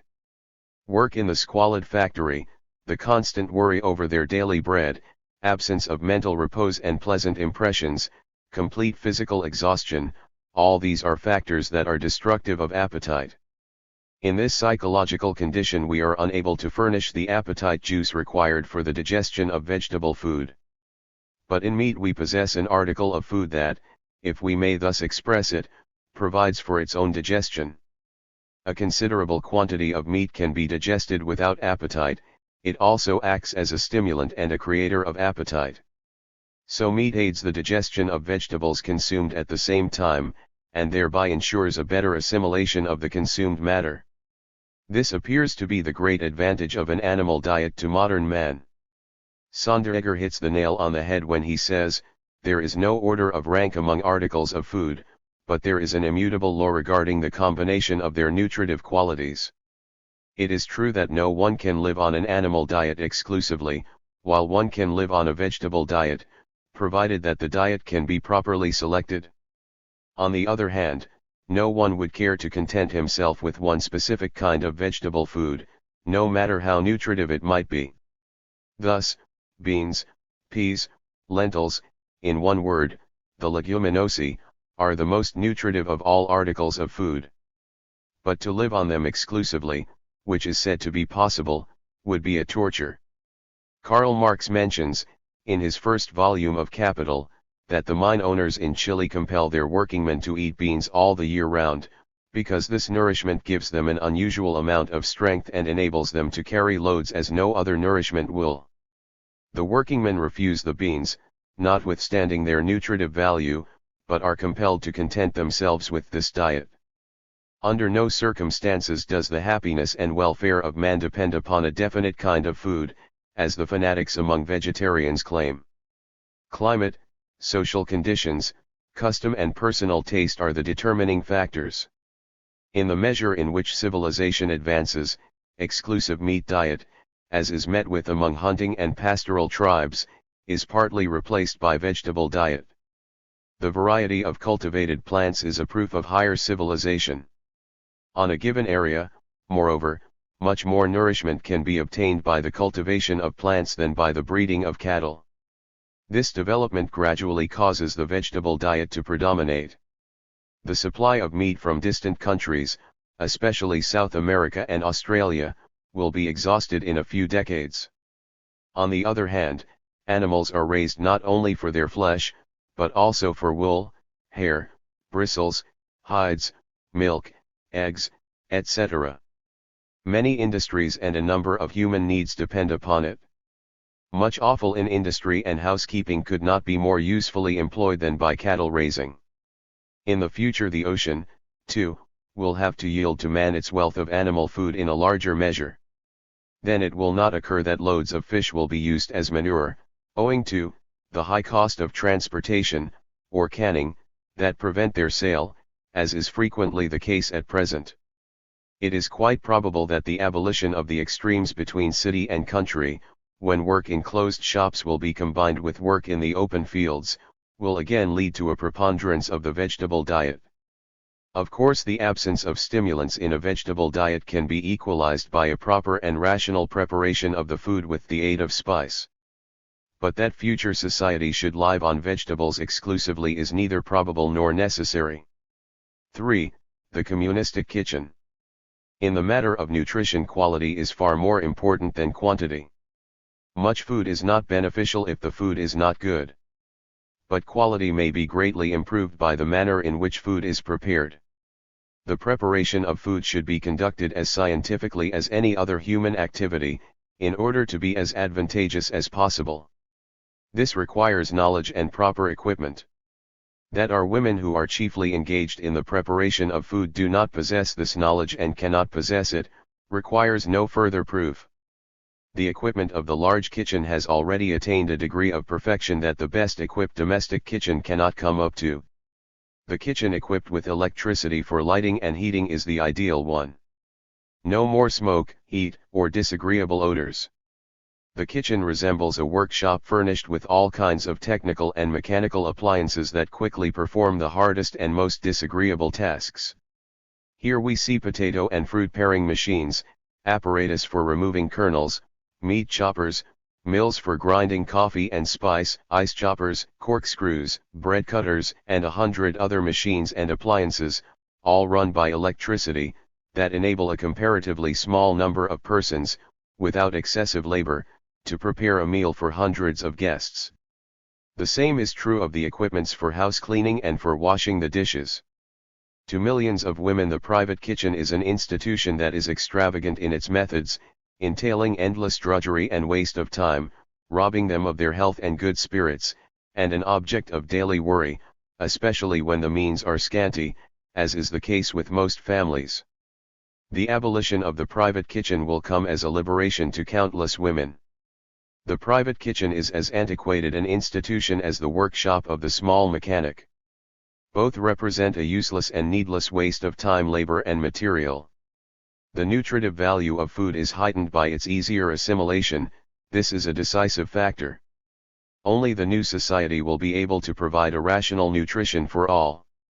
Cato sets forth with especial praise that in ancient Rome, tip to the 16th century of the city, there were men versed in the art of healing, but that they found little occasion to practice their art. The Romans led such simple and temperate lives that sickness was rare among them, and most people died from old age. Only when extravagance and idleness, in short, a dissolute life, set in, on the one hand, and poverty and excessive work on the other, matters were completely changed. In the future, extravagance, idleness, and dissoluteness will be impossible, but misery, want and privation will be impossible likewise. There is an abundance for all. Heinrich Heine has sung ere now. Sufficient grain is grown on earth, with bread all beings to provide. Roses and myrtles, beauty, mirth, and sugar peas are there beside. Yes, sugar peas for everyone. When want no longer harrows, then heaven gladly shall we leave, to angels and to sparrows. He who eats little lives well, said the Italian Cornaro, in the 16th century, as quoted by Niemeyer. Finally, chemistry, too, will be active in the future to produce new and improved articles of food. Today this science is frequently abused to adulterate food, but it is clear that a chemically prepared article of food that has all the qualities of a natural product, serves the same purpose. The manner in which food is obtained is a matter of secondary importance, provided that it answers all requirements. 4. Transformation of domestic life. As the kitchen, so our entire domestic life will be revolutionized, and countless tasks that must be performed today will become superfluous. As the central kitchen will do away with the private kitchen, so central heating and electric lighting plants will do away with all the trouble connected with stoves and lamps. Warm and cold water supply will enable all to enjoy daily baths. Central laundries and drying rooms will assume the washing and drying of clothes, central cleaning establishments, the cleaning of carpets and clothes. In Chicago, carpet cleaning machines were exhibited that cleaned carpets in an incredibly short time, calling forth the wonder and admiration of the ladies who visited the exposition. The electric door opens at a slight pressure of the finger and shuts off itself. Electric contrivances carry letters and newspapers to every floor of the houses, and electric elevators save one the trouble of climbing stairs. The interior furnishing of the houses, the coverings of walls, floors, furniture, etc., will be so arranged as to make house cleaning easy and to avoid the gathering of dust and germs. Garbage and all kinds of offal will be carried out of the houses by waste pipes like the water that has been used. In the United States, and in some European cities, for instance, in Zurich, Berlin, and its suburbs, London, Vienna, Munich, we already find wonderfully equipped houses, in which well-to-do families, others could not meet the expense, reside and enjoy a great many of the advantages described above. Here again we have an illustration of how bourgeois society paves the way for the revolutionizing of domestic life, though only for its chosen few. But when domestic life will be generally transformed in the manner we have pointed out, then the domestic servant, this slave to all whims of the mistress, will disappear. But the lady of the house will disappear also. Without servants, no civilization, Mr. V. Treitschke exclaims, horror-stricken, with an amusing pathos. He can picture society without servants as little as Aristotle could picture it without slaves. It comes as a surprise to us, though, that Mr. V. Trijk regards our servants as the standard bearers of our civilization. Trijk, like Eugen Richter, is also worried over the shining of shoes and the cleaning of clothes, which people cannot possibly attend to themselves. As a matter of fact, 9/10 of the people do polish their own shoes and clean their own clothes today, or women do it for their husbands, or daughters, or sons do it for the family, and we could answer that what has been done so far by the 9/10 might as well be done by the remaining 10th, also. There might be still another way. Why should not, in future, young persons, regardless of sex, be called upon to perform such and similar necessary tasks? Work is no disgrace, not even when it consists of shining shoes. That has been experienced by many an officer of noble birth who had to make his escape to the United States on account of debts, and there became a porter or a bootblack. In one of his pamphlets, Mr. Eugen Richter even has the shoe polishing problem cause the downfall of the socialist chancellor and the disruption of the socialist state. For the socialist chancellor refuses to polish his own shoes, and that is his great misfortune. Our opponents have enjoyed this description hugely and have thereby only proved that their demands on a criticism of socialism are exceedingly modest. Mr. Eugen Richter lived to experience the great grief that a member of his own party, in Nuremberg, invented a shoe polishing machine, shortly after the publication of his pamphlet, and that, at the World's Fair, at Chicago, an electric shoe polishing machine was exhibited that performed the task to perfection. So Richter's and Trijk's main argument against socialistic society has been shattered by an invention made within bourgeois society itself. The revolutionary transformation that is changing all human relations completely, especially the position of women, is being consummated under our very eyes. It is only a question of time when society will take up this transformation on a large scale, will hasten and generalize the process, and will thereby enable all to participate in its countless and multiform advantages. Chapter XXVIII.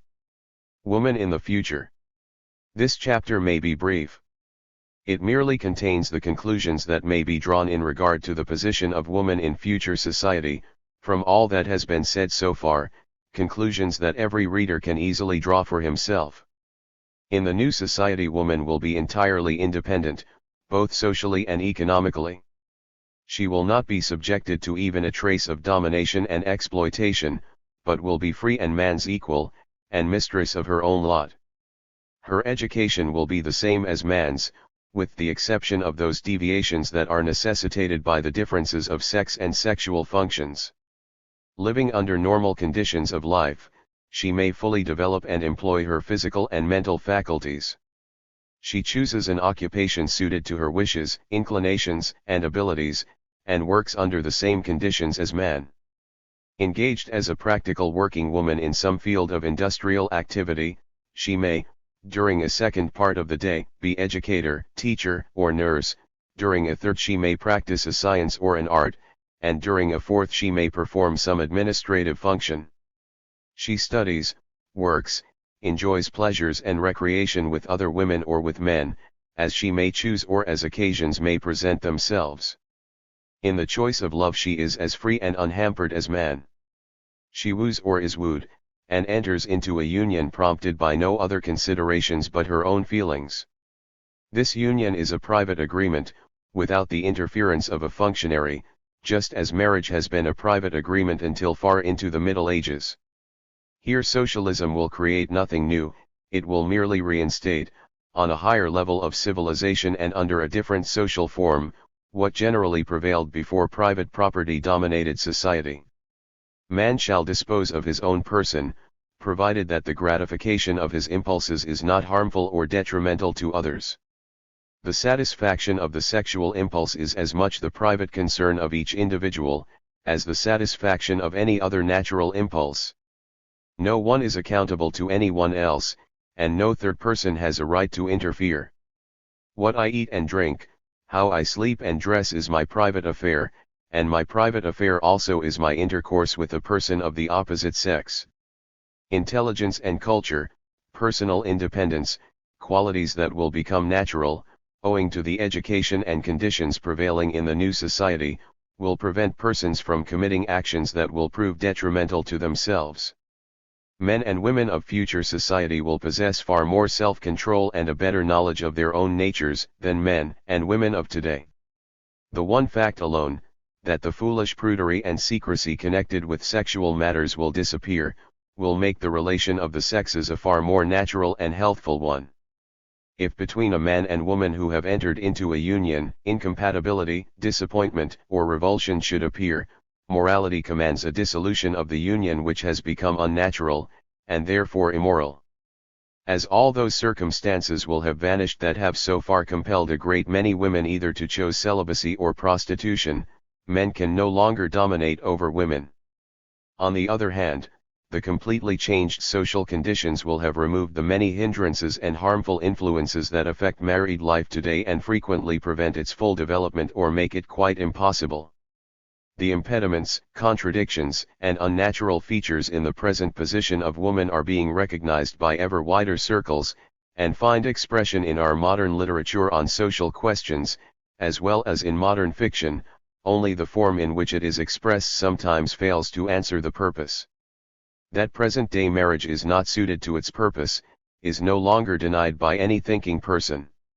So it is not surprising that even such persons favor a free choice of love and a free dissolution of the marriage relation, who are not inclined to draw the resulting conclusions that point to a change of the entire social system. They believe that freedom in sexual intercourse is justifiable among members of the privileged classes only. In a controversy, in which she opposes the emancipation of women as set forth by the writer, Fanny Lawald, Matilda Reichhard-Stromberg says the following: "If you demand complete equality for women in social and political life, George Sand must also be justified in her struggles for emancipation, that strove for nothing else but to possess what has long since been man's undisputed possession. For no good reason is to be found why only woman's head, and not also her heart, shall participate in this equality, why she shall not give and take as freely as man. On the contrary, if nature gives woman the right, and thereby also the duty, for we shall not bury a talent bestowed upon us, to exert her brain to the utmost in competition with the intellectual titans of the opposite sex, it must also give her the light to preserve her equilibrium, just as they do, by quickening the circulation of her heart in whatever manner she may see fit. We all read without being shocked in the least how, for instance, Goethe, to choose the greatest as an example, again and again wasted the warmth of his heart and the enthusiasm of his great soul upon some other woman. Intelligent people consider this perfectly natural, and only narrow-minded moralists condemn it. Why, then, deride the great souls among women? Let us assume that the entire female sex consisted of great souls like George Sand. Let us assume that every woman were a Lucretia Florini, whose children are all children of love, but who brings up these children with true motherly love and devotion, as well as in a rational and intelligent manner. How would the world fare? There is no doubt that the world could continue to exist and develop as today, and might even fare exceptionally well. But why should only great souls lay claim to this right, and not also the others who are no great souls? If a Goethe and a George Sand, to select only these two from among the many who have done and are doing likewise, could follow the inclinations of their hearts, if on Goethe's love affairs, especially, entire libraries are published that are devoured in a sort of reverent ecstasy by his admirers, why should we condemn in others what becomes an object of admiration in the case of a Goethe, or a George Sand? Of course, it is impossible to assert the free choice of love in bourgeois society, as we have shown by our entire line of argument, but if the community were placed under similar social conditions as are enjoyed today only by the few who are materially and intellectually favored, all would have the possibility of a similar freedom. In Jacques, George Sand depicts a husband who judges the illicit relation of his wife with another man in the following manner: no human being can command love, and none is guilty, if he feels or goes without it. What degrades the woman is the lie. What constitutes the adultery is not the hour she grants to her lover, but the night that she thereupon spends with her husband. As a result of this conception, Jacques feels it to be his duty to make way for his rival, and philosophizes accordingly. Borel, in my place, would have calmly beaten his wife, and would not have blushed to receive her into his arms afterwards, degraded by his blows and his kisses. There are men who would not hesitate, according to Oriental custom, to kill their faithless wife, because they regard her as their lawful property. Others fight a duel with their rival, kill or remove him, and then beg the woman, whom they claim to love, for kisses or caresses, while she either withdraws full of horror or yields in despair. These, in cases of conjugal love, are the most common ways of acting, and it seems to me that the love of hogs is less vile and debasing, than the love of such men. To these sentences, Brandes observes, these truths, that are elemental ones to educated persons today, were atrocious sophisms 50 years ago. But the propertied and cultured classes do not venture even today, openly to avow the principles of George Sand, although they actually live in accordance with them. They are hypocrites in marriage, as they are hypocrites in morals and religion. What was done by Goethe and George Sand, is being done by thousands of others today, who cannot bear comparison with Goethe or Sand, without suffering a loss of social esteem. Everything can be done if people hold a respected position.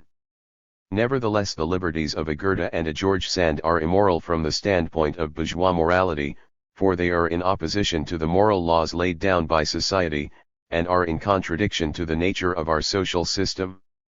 Compulsory marriage is the normal marriage to bourgeois society. It is the only moral union of the sexes, any other sexual union is immoral. Bourgeois marriage is, this we have irrefutably proved, the result of bourgeois relations.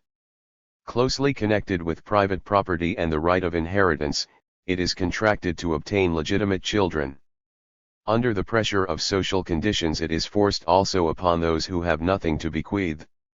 It becomes a social law, the violation of which is punished by the state, by imprisonment of the men or women who have committed adultery and have become divorced. But in socialistic society there will be nothing to bequeath, unless house furnishings and personal belongings should be regarded as hereditary portions, so the modern form of marriage becomes untenable from this point of view also. This also settles the question of inheritance, which socialism will not need to abolish. Where there is no private property, there can be no right of inheritance. So woman will be free, and the children she may have will not impair her freedom, they will only increase her pleasure in life. Nurses, teachers, women friends, the rising female generation, all these will stand by her when she is in need of assistance. It is possible that there will be some men, even in the future, who will say, like A. Humboldt, I am not built to become the father of a family. Moreover, I consider marriage a sin, the begetting of children a crime. What does it matter? The force of the natural impulse will establish the equilibrium with others.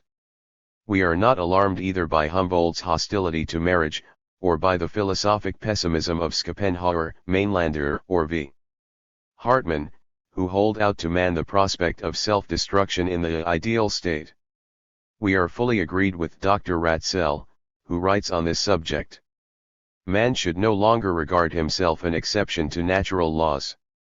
He should finally strive to recognize the laws underlying his own thoughts and actions, and should endeavor to live in accordance with these laws. He will eventually learn to arrange his life with his fellow beings, that is, the family and the state, not according to the precepts laid down in centuries gone by, but according to the rational principles derived from an understanding of nature.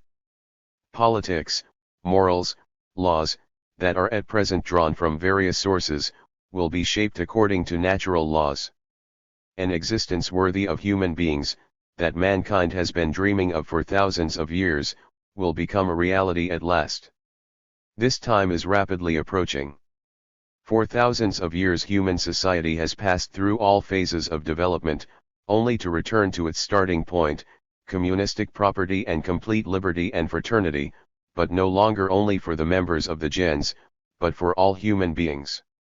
That is what the great progress consists of. What bourgeois society has striven for in vain, in what it failed and was bound to fail, to establish liberty, equality, and fraternity for all, will be realized by socialism. Bourgeois society could merely advance the theory, but here, as in many other things, practice was contrary to the theories. Socialism will unite theory and practice. But as mankind returns to the starting point of its development, it will do so on an infinitely higher level of civilization. If primitive society had common ownership in the gens and the clan, it was but in a coarse form and an undeveloped stage. The course of development that man has since undergone, has reduced common property to small and insignificant remnants, has shattered the gens and has finally atomized society, but in its various phases it has also greatly heightened the productive forces of society and the extensiveness of its demands.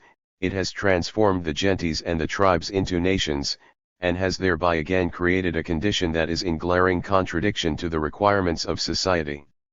It is the task of the future to remove this contradiction by re-establishing the common ownership of property and the means of production on the broadest basis. Society takes back what it has at one time possessed and has itself created, but it enables all to live in accordance with the newly created conditions of life on the highest level of civilization. In other words, it grants to all what under more primitive conditions has been the privilege of single individuals or classes. Now woman, too, is restored to the active position maintained by her in primitive society, only she no longer is mistress, but man's equal.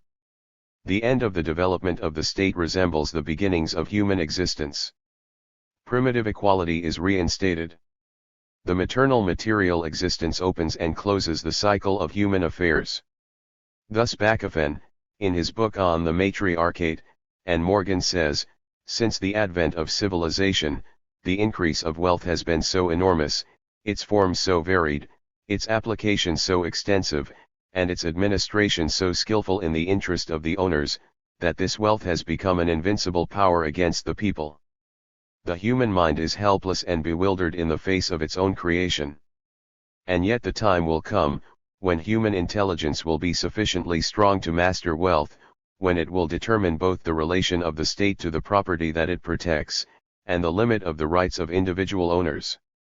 The interests of society are absolutely paramount to individual interests, and both must be placed into a just and harmonious relation. Pursuit of wealth is not the ultimate aim of man, if progress is to remain the law of the future as it has been the law of the past. The time that has elapsed since the advent of civilization is only a small fraction of the past existence of humanity, it is only a small fraction of its coming existence. We are threatened by the dissolution of society as the termination of a historic career, whose sole aim is wealth, for a career of this sort contains the elements of its own destruction.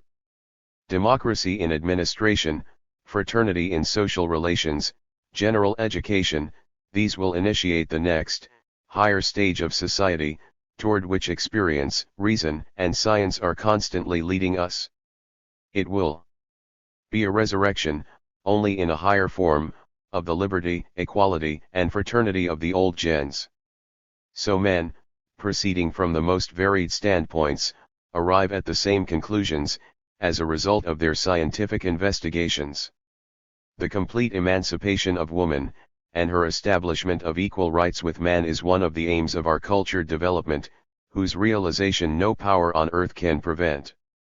But it can be accomplished only by means of a transformation that will abolish the rule of man over man, including the rule of the capitalist over the laborer. Then only can humanity attain its fullest development. The golden age of which men have been dreaming, and for which they have been yearning for thousands of years, will come at last. Class rule will forever be at an end, and with it the rule of man over woman. Chapter XXIX. Internationality. But an existence worthy of human beings cannot be the manner of living of a single privileged nation, for, being isolated from all other nations, it could neither establish nor maintain this condition. Our entire development is the product of the combined action of national and international forces and relations.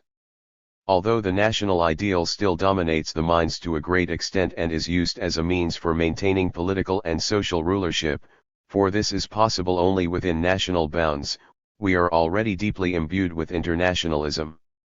Treaties of commerce, tariff, and navigation, the World Postal Union, international expositions, congresses on international law and international measurements of degrees, other international scientific congresses and associations, international expeditions of exploration, commerce, and trade, and especially the international conventions of workingmen, who are the heralds of the new era, and to whose influence it is due that, during the spring of 1890, upon an invitation from the German Empire, the first international conference on workingmen's protective legislation was held in Berlin.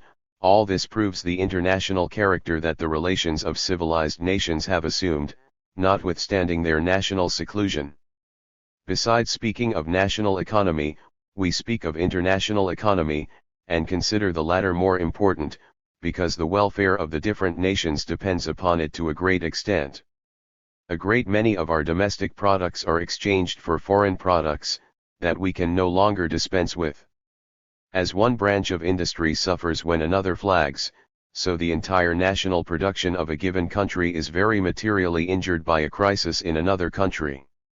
The relations of the different countries to one another are constantly becoming more cordial, regardless of the passing disturbances, like wars, and the instigations of national hatred, because these relations are dominated by material interests, the strongest of all.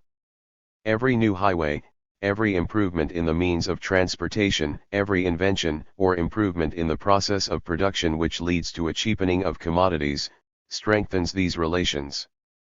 The case with which personal relations are established between widely separated countries and nations, is a new, important link in the chain of connections. Emigration and colonization are other powerful levers. Nations learn from one another and strive to excel each other. Beside the exchange of all kinds of material products, an exchange of intellectual products takes place, both in their original forms of expression and in translations, to millions of languages, people. It becomes a necessity to learn foreign languages, and beside material advantages, nothing is more likely to remove prejudice and to arouse sympathy, than an acquaintance with the language and intellectual products of a foreign nation. The effect of this process of approach on an international scale is an increasing resemblance in the social conditions of the various nations. With the most advanced civilized nations, that may therefore be regarded as the standard, this resemblance is so great, that whoever knows the economic structure of one nation, practically knows it of all. It is, as in nature, where animals belonging to the same species have skeletons that are identical in organization and structure, and if a scientist is given some parts of such skeleton he can theoretically reconstruct the entire animal. A further conclusion is that, wherever similar social conditions exist, the results springing from them must be similar. Accumulation of great wealth points to the opposite extreme of wage slavery, oppression of the masses by the system of production, rule of the masses by the propertied minority, and all the resulting evils. As a matter of fact, we see that the class antagonism and class struggle, which is raging in Germany, is stirring all of Europe, the United States of America and Australia. In Europe we meet with a spirit of unrest and dissatisfaction from Russia to Portugal, from the Balkans, Hungary, and Italy to England and Ireland. Everywhere we perceive the same symptoms of social fermentation, general dissatisfaction, and decomposition. Although these movements differ outwardly, according to the degree of development and the character of the population, they all are identical in character. Profound social antagonism is the underlying cause. With each year this antagonism is growing more pronounced, the fermentation and dissatisfaction pervades the body social more and more, until perhaps some slight provocation will cause an outbreak that will spread with the rapidity of lightning over the entire civilized world, and will everywhere arouse men to side with one or the other party in the great conflict. It will be the struggle of the new world against the old. Masses will enter the arena, and the struggle will be conducted with an amount of intelligence such as the world has never seen in any previous struggle, such as it will never see again, for it will be the last social struggle. Standing at the beginning of the 20th century, we can see this struggle approaching its last stages in which the new ideas will be victorious. The new society will construct itself upon an international basis. The nations will fraternize, they will join hands, and will endeavor to extend the new conditions to all nations of the world. One nation will no longer approach another as an enemy, to exploit and to oppress it, or as the upholder of a foreign religion that it seeks to force upon it, but as a friend, endeavoring to make civilized beings of all men. The tasks of colonization and civilization of the new society will differ as radically from those of the present in their very nature, and in the means employed by them, as the two social orders differ from one another. Neither powder and lead nor fire, water and the Bible will employed. The mission of civilization will be undertaken by peaceable means, that will make the civilizers appear to barbarians and savages not as enemies, but as benefactors. Reasonable voyagers and explorers have long since experienced how successful these methods are. When the civilized nations are united in a mighty federation, then the time will have come when the trumpets of war shall be silenced forever. Eternal peace will then no longer be a dream, as uniformed gentlemen would have the world believe. This time will arrive as soon as the nations will have recognized their true interests. These interests are not advanced by quarrels and conflicts, by warlike preparations that destroy countries and nations, but by peaceable agreements and common works of civilization. Moreover, the ruling classes and their governments see to it, as has been previously set forth, that armaments and wars come to an end by means of their own enormity. So the last weapons, like so many that have preceded them, will be gathered into old curiosity collections to prove to coming generations how men, for thousands of years, often lacerated one another like wild beasts of the jungle, until man finally triumphed over the wild beast within him. That national characteristics and differences lead to wars, these characteristics and differences being artificially stimulated by the ruling classes, so that a great war may, in case of necessity, counteract dangerous tendencies in the interior, is confirmed by an utterance of the late General Field Marshal Moltke. In the first volume of his posthumous work that deals with the German-French War of 1870–71, he says, among other things, in the introductory remarks, so long as nations lead a separate existence, there will be differences that can only be settled by force of arms. But it is to be hoped that the wars may become rare as they have become more terrible. This national separation, that is, this hostile exclusion of one nation from another, is passing away in spite of all endeavors to maintain it, and so coming generations will find it an easy matter to carry out tasks that gifted minds have long since planned and have attempted to accomplish, but unsuccessfully. Condorcet already conceived the idea of introducing a universal language. The late ex-president of the United States, Ulysses S. Grant, said in an address, "Since commerce, education, and the quick transportation of thoughts and objects by telegraph and steam have transformed everything, I believe that God is preparing the world to become one nation, to speak one language, and to attain a degree of perfection in which armies and navies will be superfluous. With a full-blooded Yankee, God must, of course, be the adjuster, instead of recognizing that matters are being adjusted in consequence of historic evolution. That is not to be wondered at. Ignorance or hypocrisy in religious matters are nowhere greater than in the United States. The less the power of the state guides the masses by its organization, the more must it be done by religion, by the church. Therefore the bourgeoisie appears most pious wherever the power of the state is weakest. Beside the U.S., this is the case in England, Belgium, and Switzerland. Even the revolutionary Robespierre, who played with the heads of aristocrats and priests as with bowling balls, was, as is well known, exceedingly religious. Therefore he had the Supreme Being solemnly reinstated after its recent dethronement by the Convention, an action of equally bad taste. Since before the Great Revolution the frivolous and dissolute aristocrats bragged about their atheism, Robespierre regarded it as being aristocratic, and thus denounced it before the Convention in his speech on the Supreme Being. Atheism is aristocratic. The idea of a Supreme Being that watches over the innocent oppressed and punishes triumphant crime, has sprung from the midst of the people. If there were no God it would be necessary to invent one. Virtuous Robespierre divined that his virtuous bourgeois republic could not remove social extremes. Therefore he preached belief in a Supreme Being, avenging wrong and equalizing what men could not yet equalize, therefore this belief was a necessity to the First Republic. Times change. One progress leads to another. Mankind will set ever new tasks for itself, and will lead them to a degree of development in which national or religious hatred and wars will no longer be known. Chapter XXX. The question of population and socialism. 1. Fear of overpopulation. There are people who regard the question of population as one of the most important and urgent of all, because, they claim that we are threatened with overpopulation, indeed, that it is already at hand. Therefore this question must be specially treated from an international standpoint, for nourishment and distribution of the population have become more and more a matter of international concern. There has been much discussion on the law governing the growth of population since Malthus. In his famous and notorious book, An Essay on the Principle of Population, that Karl Marx has described as a schoolboyish, superficial plagiarism on Sir James Stewart, Townsend, Franklin Wallace, etc., declaimed in a priest-like manner and not containing a single original thought, Malthus propounds the theory that mankind has the tendency to increase at the ratio of geometrical progression, while food increases only at the ratio of arithmetical progression.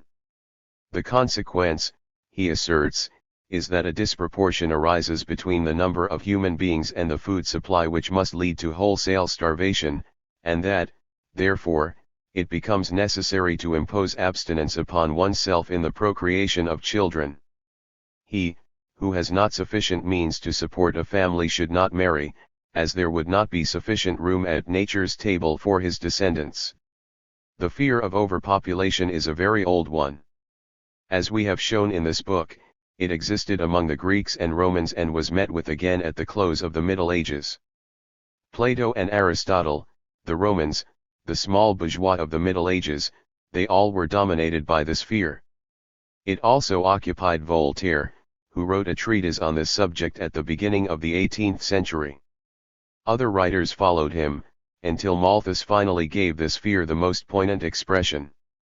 The fear of overpopulation is always met with at periods when existing social conditions are in a state of decay. The general dissatisfaction that prevails at such times is ascribed to the superabundance of human beings and the lack of food, instead of being ascribed to the manner in which food is obtained and distributed.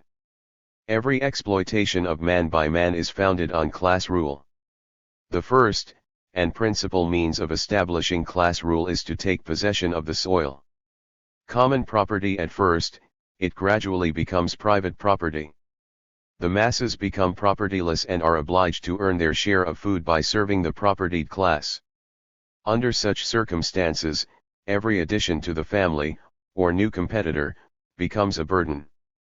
The specter of overpopulation appears, and spreads terror in the same measure in which the soil becomes monopolized and loses its productivity, either because it is not sufficiently cultivated, or because the best ground is turned into pastures, or because it has been reserved for the pleasures of the hunt of its masters, and thus withdrawn from cultivation for human food.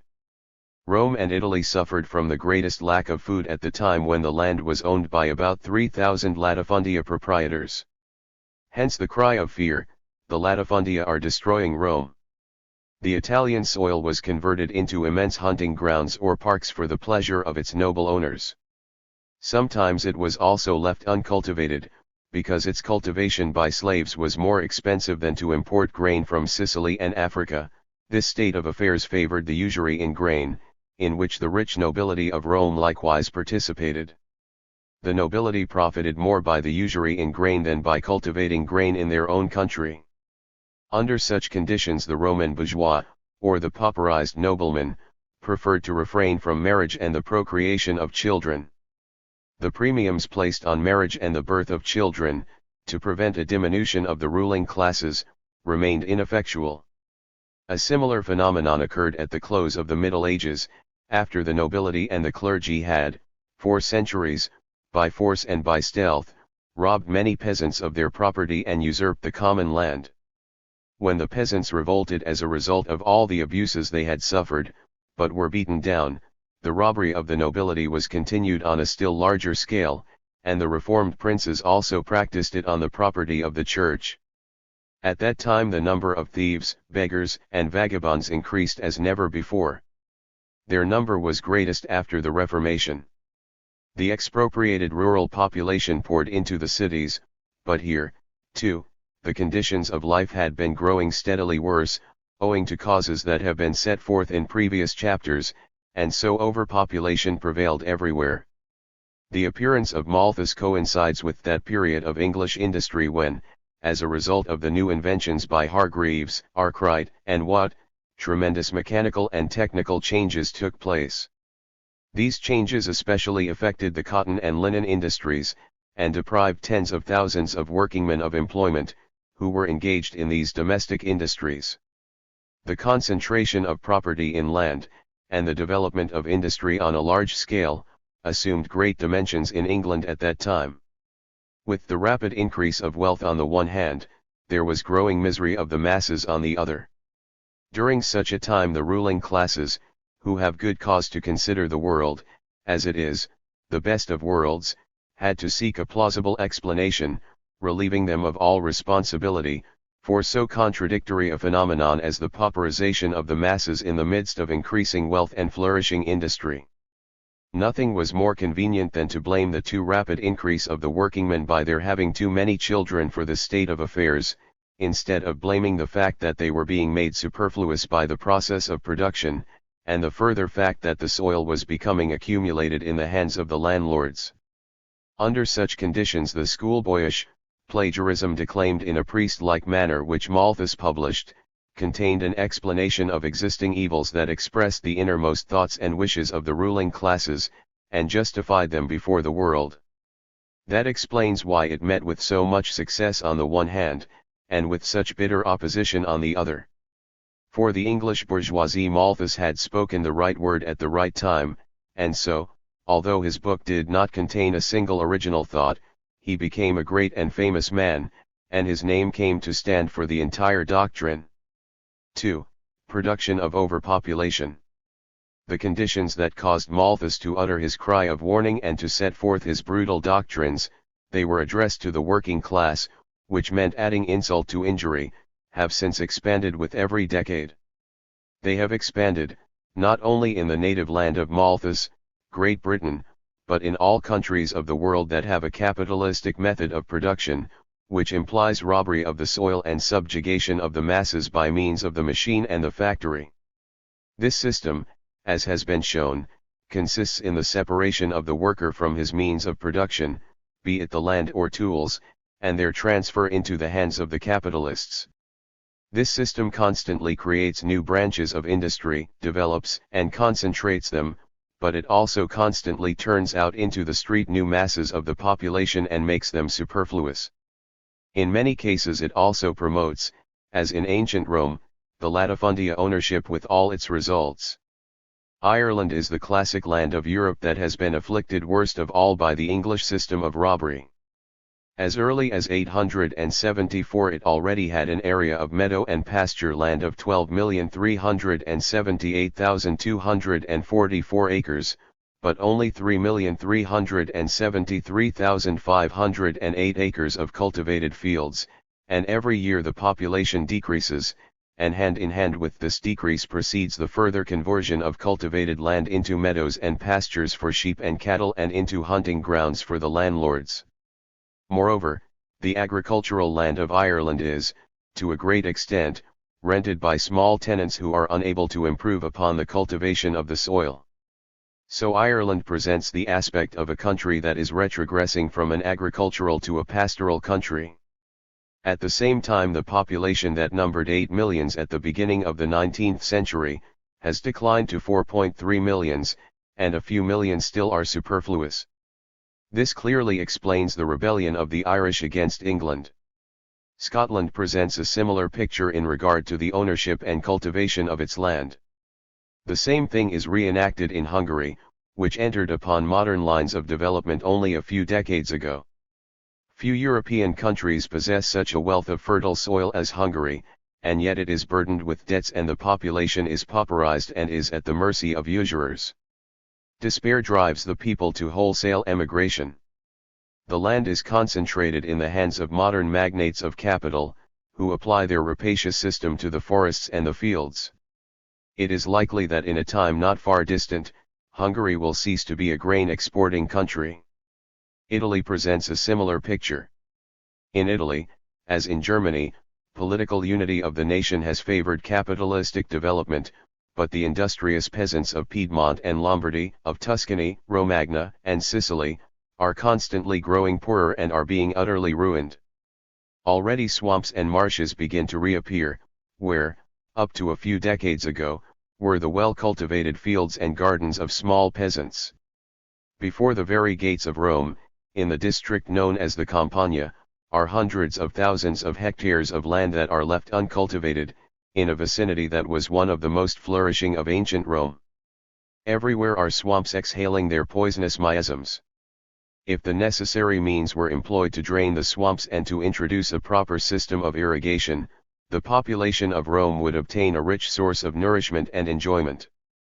But Italy suffers from the ambition to become a great power, so it ruins the population by bad administration, military and naval armament and colonization, and has no means left for true tasks of civilization, such as the cultivation of the Campagna. In southern Italy and Sicily conditions are similar as in the Campagna. Sicily, at one time the granary of Rome, is ever growing poorer. In all Europe there is no poorer, more exploited and worse treated population. The sons of the most beautiful country of Europe, flood half of Europe and America, and because their needs are few they serve to lower wages. They emigrate in masses, because they do not wish to starve on their native soil, which they no longer own.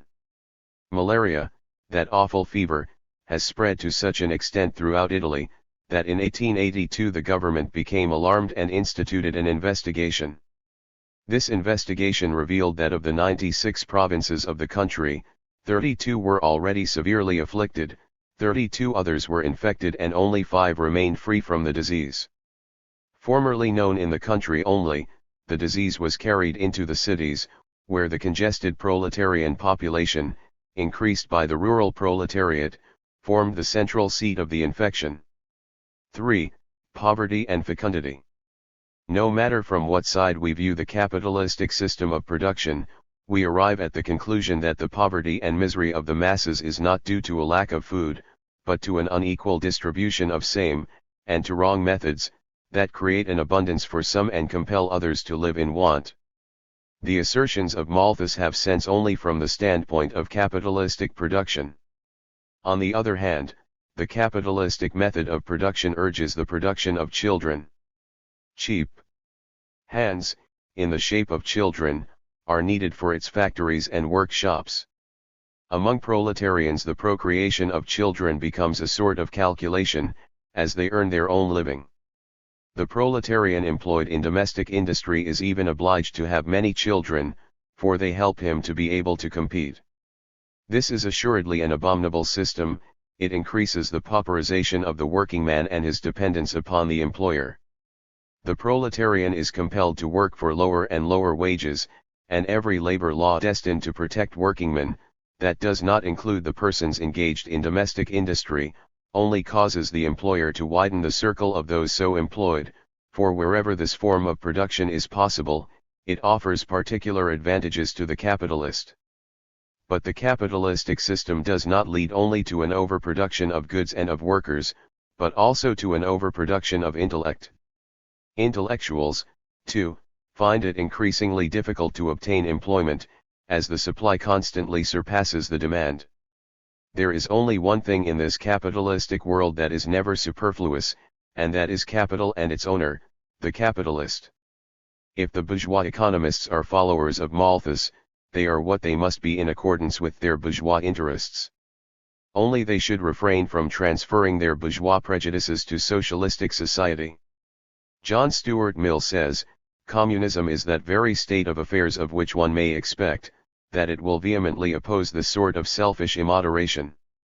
Every increase of the population that would diminish the comfortable status of the population, or increase its toils, would cause direct and unmistakable inconvenience to each individual member of the association, and this inconvenience could no longer be ascribed to the rapacity of the employers or the unfair privileges of the rich. Under such circumstances, public opinion could not fail to make known its disapproval, and if this would not suffice, punishments of one kind or another would be resorted to, in order to suppress this and similar immoderations. The danger of overpopulation, then, is not advanced by the communistic theory. This theory, on the contrary, tends to counteract this danger in a marked degree. Professor Adolf Wagner says, in Rau's textbook of political economy, least of all could a socialistic community grant absolute freedom of marriage or freedom in the procreation of children. The authors both proceed from the opinion that the tendency toward overpopulation is common to all social systems, but they both grant that socialism will be better able to maintain an equilibrium between population and nourishment than any other form of society. The latter is true, but the former is not. There were, indeed, some socialists who were infected by the ideas of Malthus, and feared that overpopulation was an imminent danger. But these socialistic Malthusians have disappeared. A better understanding of the nature of bourgeois society has changed their opinion on this subject. The complaints of our agrarians also teach us that we have too much food, viewed from the standpoint of the world market, and that the resulting lowering of prices make the production of food unprofitable. Our Malthusians imagine, and the chorus of bourgeois leaders thoughtlessly echo their fears, that a socialistic society upholding freedom of choice in love and maintaining an existence worthy of human beings for all its members, would foster rabbit-like propensities. They imagine that people, under such conditions, would indulge in an unbridled satisfaction of their lusts and in unlimited procreation of children. Rather, the contrary is likely to be true. So far, not the well-to-do classes have had the greatest number of children, but, on the contrary, the poorest classes. Indeed, we may say without exaggeration, the poorer the position of a proletarian stratum is, the more numerous is its blessing of children. Occasional exceptions are, of course, conceded. This opinion is confirmed by Virchow, who wrote, in the middle of the last century, as the English laborer in his deepest degradation, in the utmost emptiness of mind, knows only two sources of enjoyment, intoxication and cohabitation, so the population of Upper Silesia, until recent years, had concentrated all its desires and endeavors upon these two things. The enjoyment of liquor and the satisfaction of the sexual impulse had become the supreme factors of its existence, and so it can be easily explained that the population increased as rapidly in numbers, as it deteriorated physically and morally. Karl Marx expresses himself similarly in Capital. He says, not only the number of births and deaths, but the absolute size of the families also is in reverse ratio to the height of the wages, that is, to the means of subsistence at the disposal of the various categories of laborers.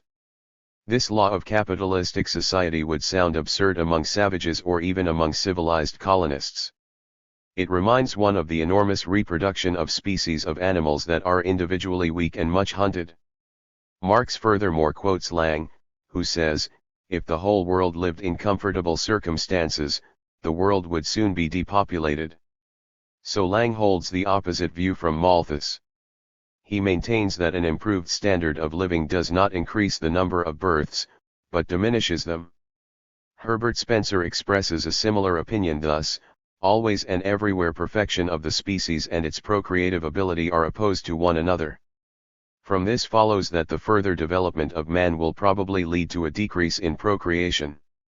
We see, then, that men, maintaining different standpoints on other subjects, are fully agreed on this one, and we fully concur with their conception. 4. Lack of human beings and abundance of food. The whole question of population might be disposed of by saying, that for a long time to come this fear of overpopulation is absurd, for we are confronted with an abundance of food that increases each year, so that we would be more justified in worrying over how to apply this wealth, than in worrying over whether it will suffice. The producers of food would even welcome a more rapid increase of consumers. But our Malthusians are indefatigable in raising objections, and so we must meet these objections, lest they assert that they cannot be answered. They claim that the danger of overproduction in a not distant future lies in the decrease of the productivity of the soil. Our cultivated soil, they claim, is becoming weary of yields, an increase in crops could no longer be expected, and since fresh soil that still might be cultivated is becoming rarer, the danger of a scarcity of food, if the population continues to increase, is imminent. In the chapters on agriculture we have, so we believe, already proved irrefutably of what enormous progress mankind is still capable in the matter of obtaining new masses of nourishment, judging even by the present state of agricultural science. Nevertheless, we will add some further illustrations. A very capable large landowner and an economist of recognized worth, who, therefore, far surpassed Malthus in both respects, as early as 1850, at a time when agricultural chemistry was in its beginnings, expressed the following: the productivity of raw products, especially of food, will in future not lag behind the productivity in manufacture and transportation. In our days, agricultural chemistry is just beginning to open up vistas to agriculture that may lead to some errors, but that will ultimately place the production of food into the power of society, just as society has the power today of furnishing any desired quantity of cloth, provided that there is a sufficient supply of work. Justus V. Liebig, the founder of agricultural chemistry, holds the opinion that if there is sufficient human labor power and sufficient manure, the soil is inexhaustible and continually yields the richest crops. The law of decrease of the productivity of the soil is a notion of Malthus that could be accepted at a time when agriculture was very undeveloped, but it has long since been refuted by science and experience. The yield of a field is in direct ratio to the amount of human labor power expended on it, and to the amount of proper fertilizers applied to it. If the small peasantry of France have been able to more than quadruple the yields of their soil during the last years, while the population has not even doubled, what results may be expected from a socialistic society? Our Malthusians overlook, furthermore, that under present-day conditions not only our own soil must be taken into consideration, but the soil of the entire earth, including countries whose fertility is 20 and 30 times as great as that of our fields of the same size. The earth is largely occupied by man, but with the exception of a very small fraction, it is nowhere cultivated and utilized as it might be. Not only Great Britain could produce far more food than it is producing at present, but also France, Germany, and Austria, and the other European countries might do so to a still greater extent.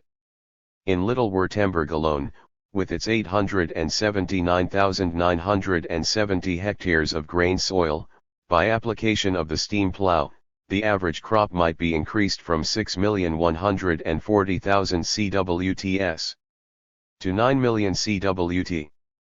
European Russia, measured by the present standard of the population of Germany, might feed a population of 475 million instead of its present 100 million. At present, European Russia has about 19.4 inhabitants to the square kilometer, Saxony has over 300. The objection that Russia has vast stretches of land that cannot be rendered more fertile owing to their climate, is true. But it is equally true that other stretches of land in the southern part of Russia have a climate and a fertility that Germany cannot come up to. Moreover, the greater density of the population, and the increased cultivation of the soil, will cause changes in the climate that cannot be estimated today. Wherever men aggregate in masses, climatic changes result. We do not pay sufficient attention to these phenomena. Moreover, we cannot observe them to their full extent, because we have no occasion to do so, and because, as matters are at present, it is impossible to undertake experiments on a large scale.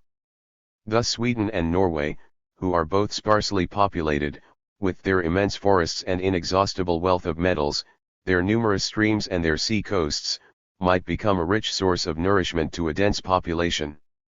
Under existing conditions it is impossible to obtain the proper means and appliances, to disclose the wealth of these countries, and so even a part of the sparse population emigrates.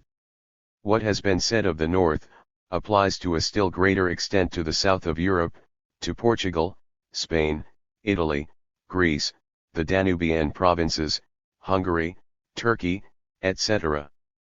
A delightful climate, a soil so rich and fertile as it can hardly be found in the best regions of the United States, will someday provide an abundance of food for unnumbered masses of the population.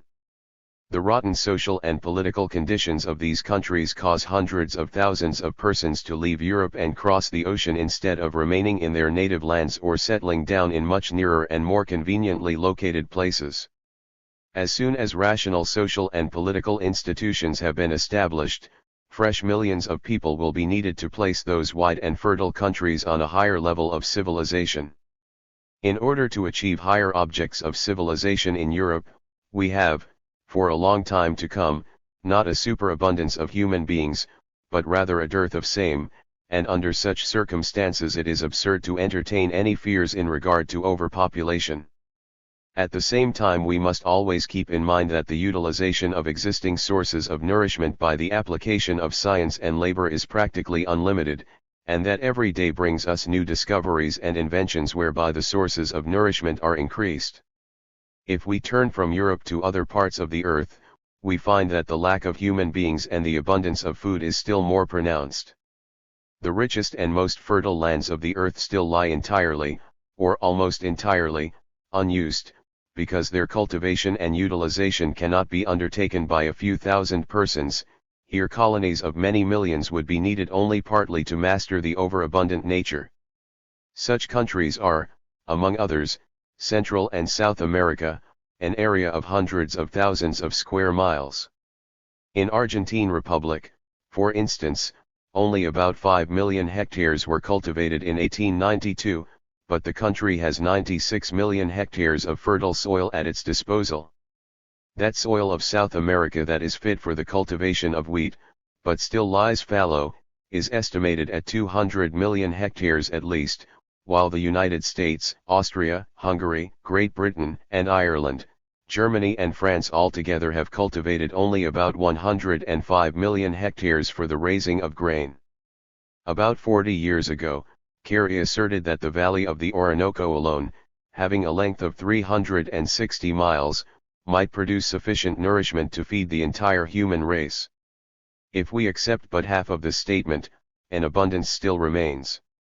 At any rate, both Americas alone, could feed many times the number of persons living on the earth at present. The nutritive value of a territory planted with banana trees yield 12 to 20 times its seed. Rice, in its native soil, yields 80 to 100 times, and corn 250 to 300 times its seed. In some regions, for instance in the Philippine Islands, the productivity of rice is estimated at 400 times its seed. With all these articles of food it is, moreover, a matter of importance, to make them as nourishing as possible by the manner in which they are prepared. In matters of nutrition chemistry has an inexhaustible field for development.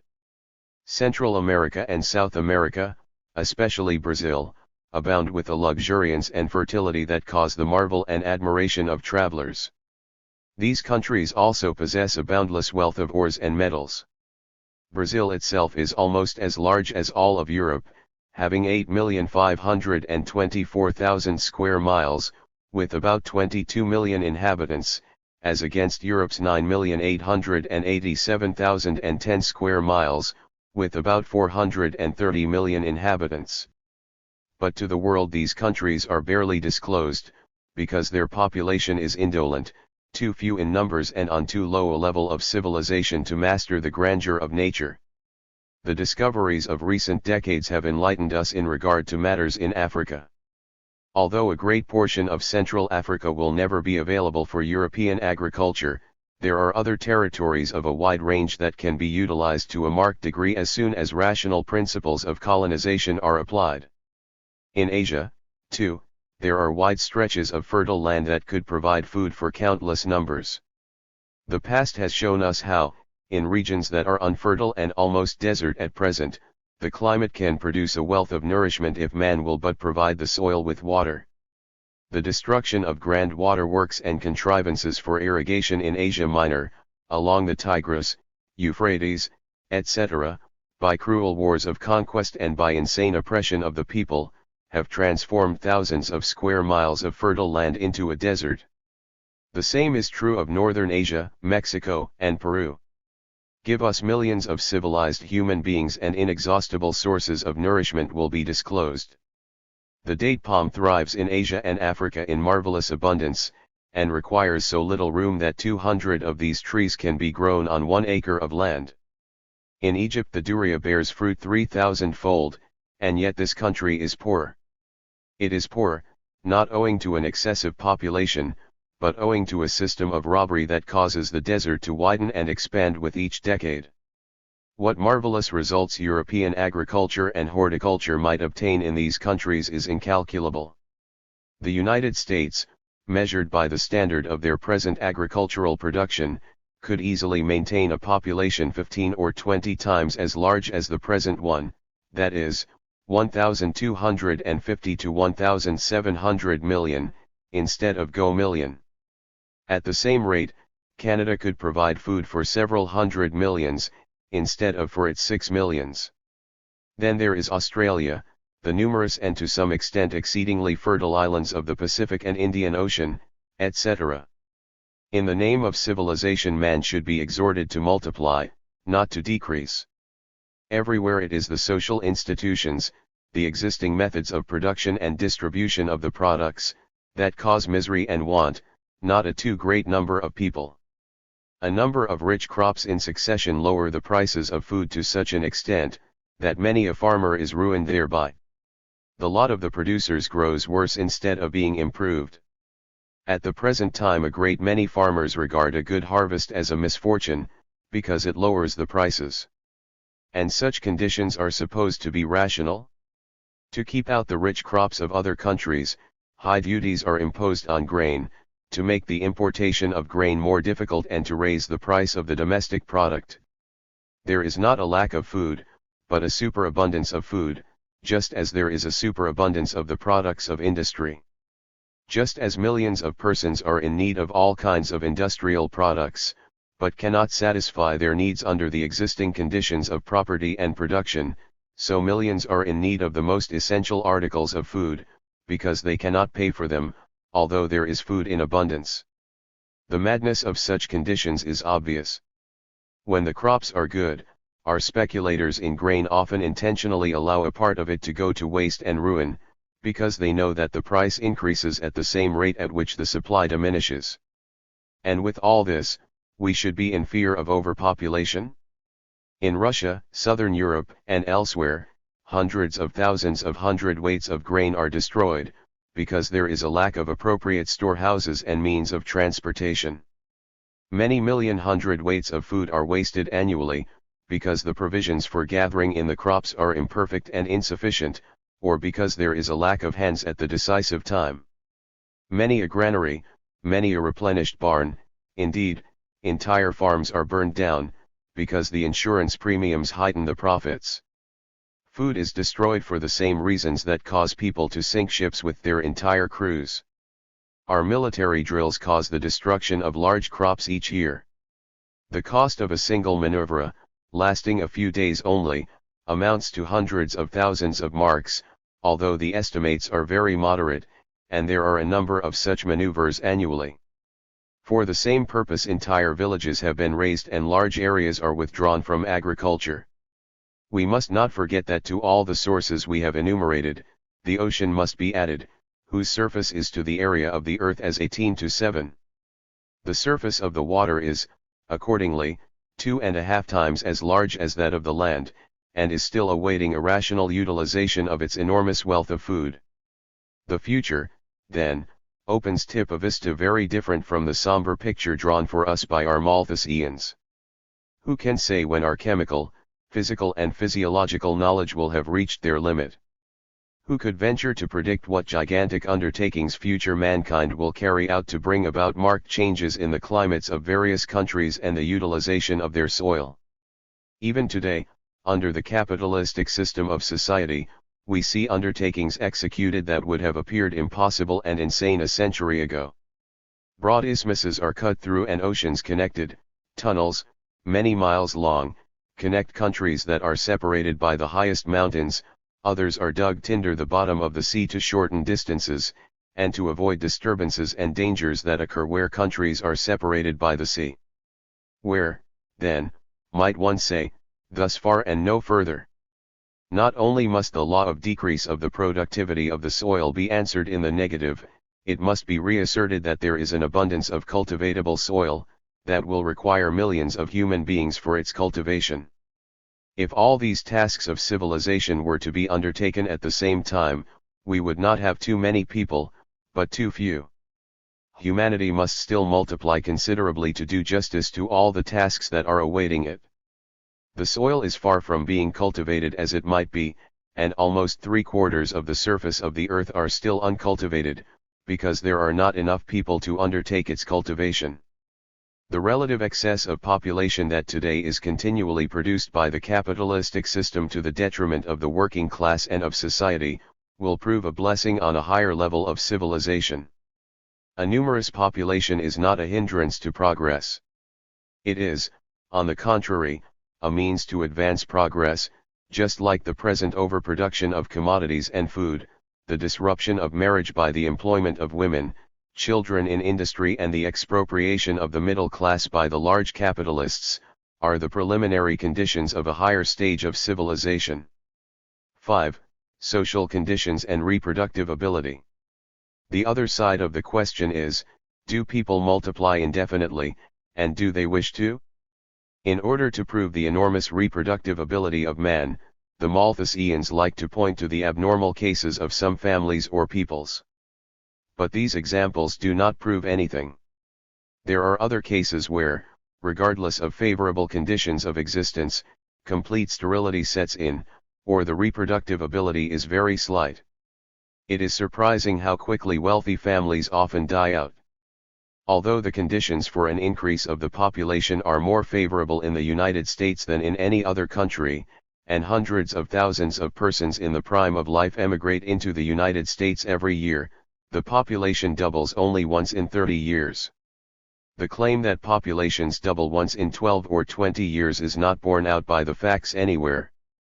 As has already been indicated by the quotations from Virchow and Marx, the population multiplies most rapidly where it is poorest, because, as Virchow correctly says, beside drink, sexual intercourse forms their only enjoyment.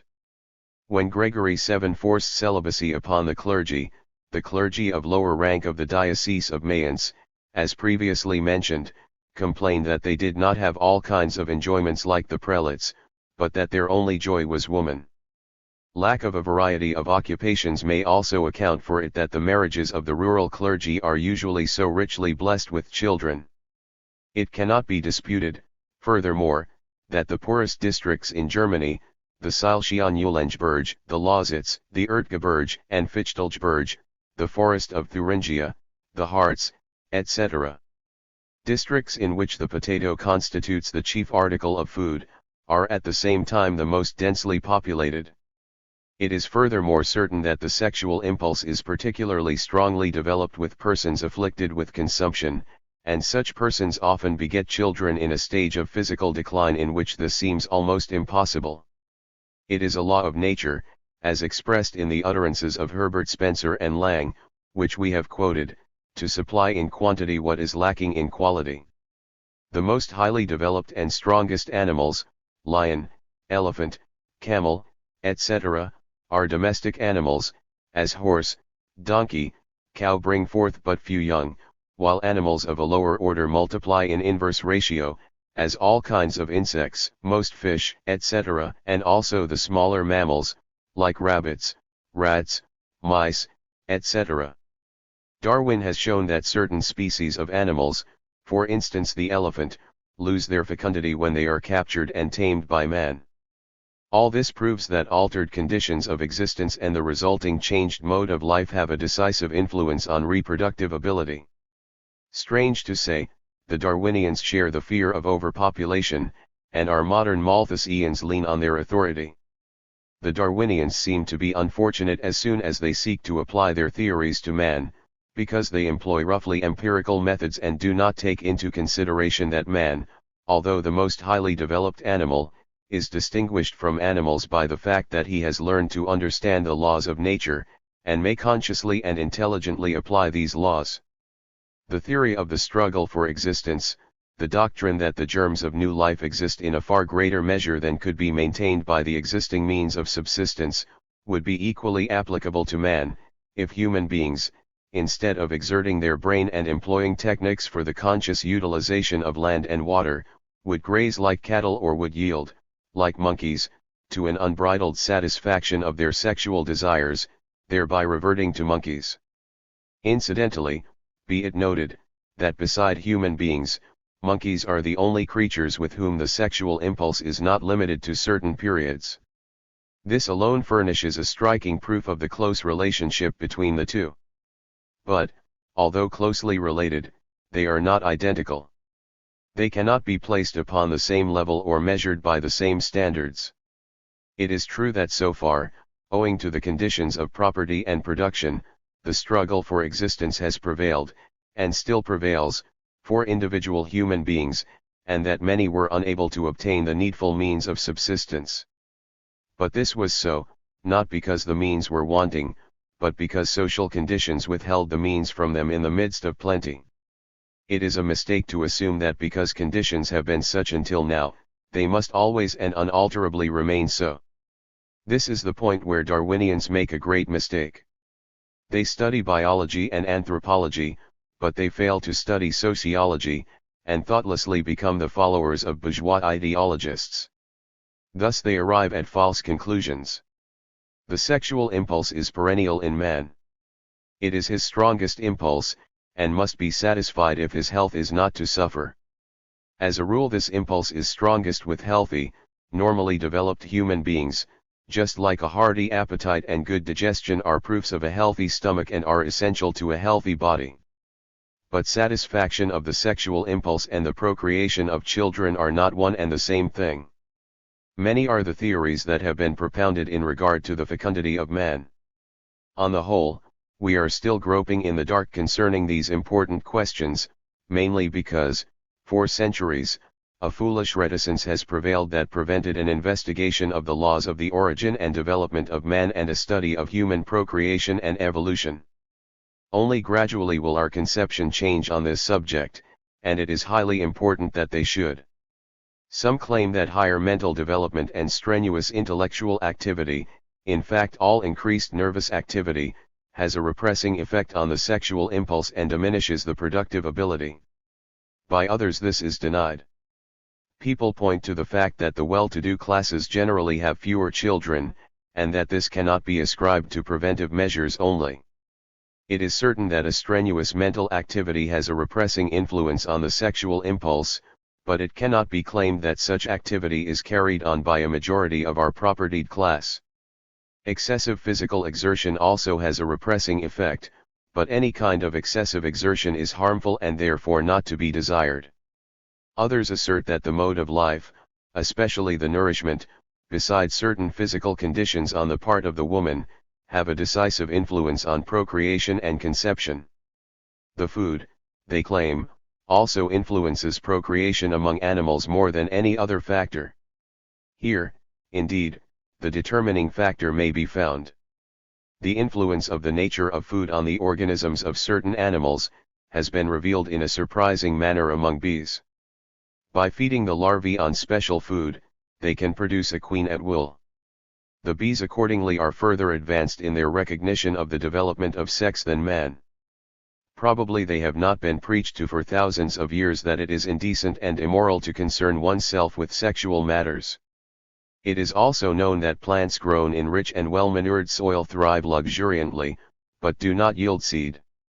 It is hardly to be doubted that, with human beings, also the nature of food influences the composition of the male sperm and the fecundity of the female egg, and so it may be that the reproductive power of a population depends largely upon its food. There are other factors besides, whose nature is but slightly known. In the future one factor will be decisive in regard to the question of population, the higher, freer position of woman. As a rule, intelligent and energetic women are not inclined to regard a number of children as a godsend, and to spend the best years of their lives in a condition of pregnancy, or with babes at their breasts. Even at present, most women have an aversion against a too numerous progeny, and this aversion is likely to increase rather than decrease, regardless of the care that a socialistic society will bestow upon pregnant women and mothers. This is the main reason why, in our opinion, the increase of population is likely to progress more slowly in socialistic society than it does in bourgeois society. Our Malthusians assuredly have no cause to rack their brains in regard to the increase of population in the future. Until now, nations have been ruined by a diminution of their numbers, but never yet by an excess. In a society, living according to natural laws, the number of the population will ultimately be regulated without harmful abstinence or unnatural preventive measures. Karl Marx will be vindicated on this subject also. His conception, that every economic period of development has its special law of population, will prove true under the rule of socialism.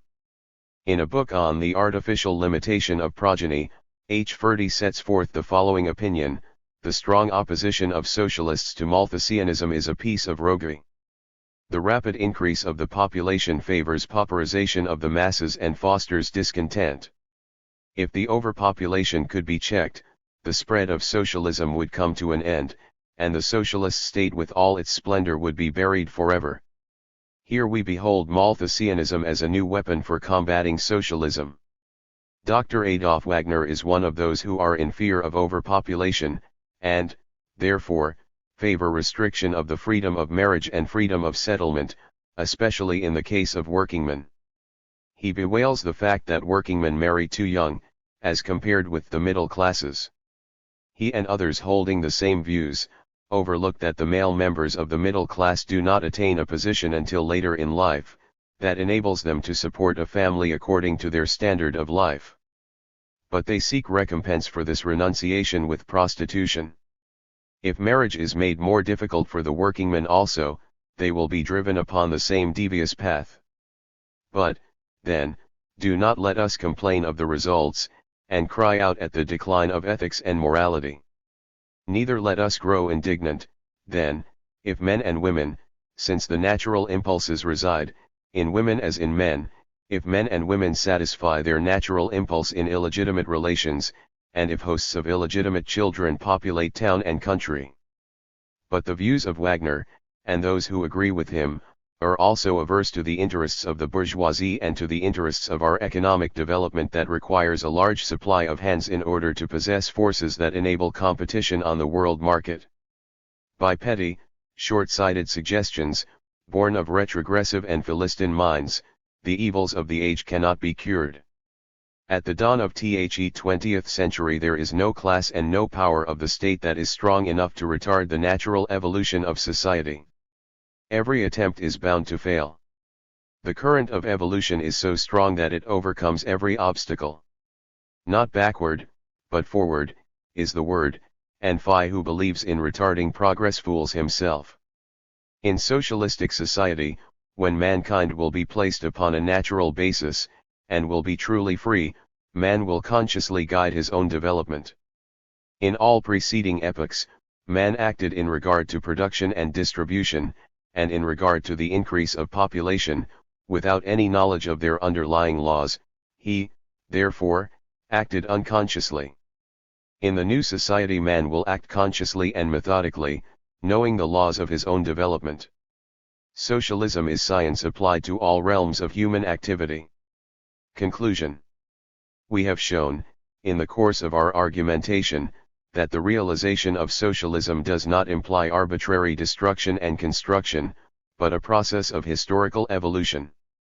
All factors active in the process of destruction, on the one hand, and in the process of construction on the other, act as they are bound to act.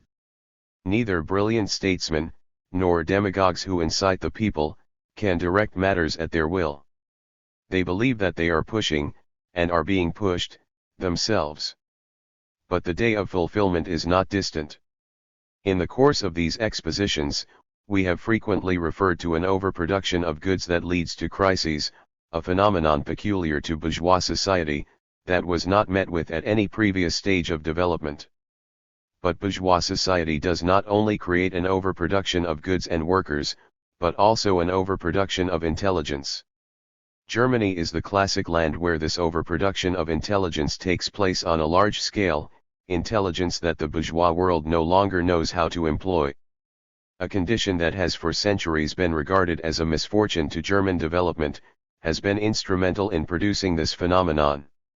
It was the great number of small states that impeded the development of capitalism on a large scale. The large number of small states decentralized the intellectual life of the nation by creating many small centers of intellectual life, that exercised their influence upon the whole country. In comparison with a single central government, the numerous states required a very large official apparatus, for whose members a higher education was needful.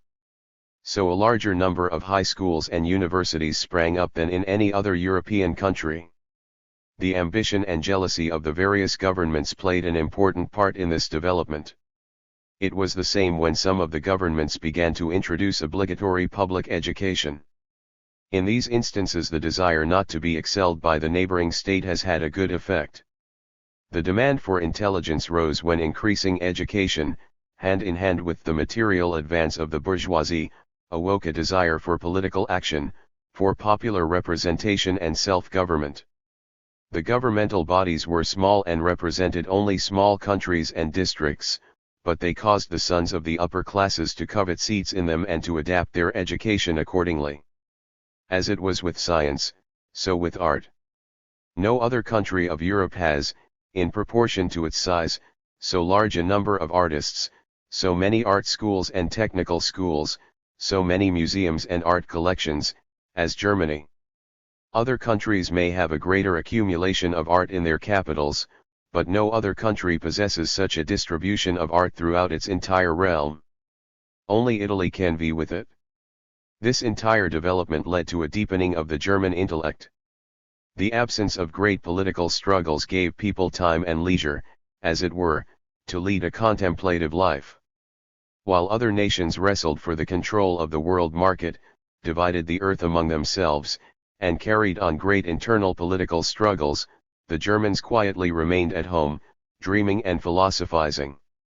But this dreaming and philosophizing, favored by a climate that necessitated hard work and a domestic life, gave the Germans that keen, observing intellect that distinguished them after they had awakened.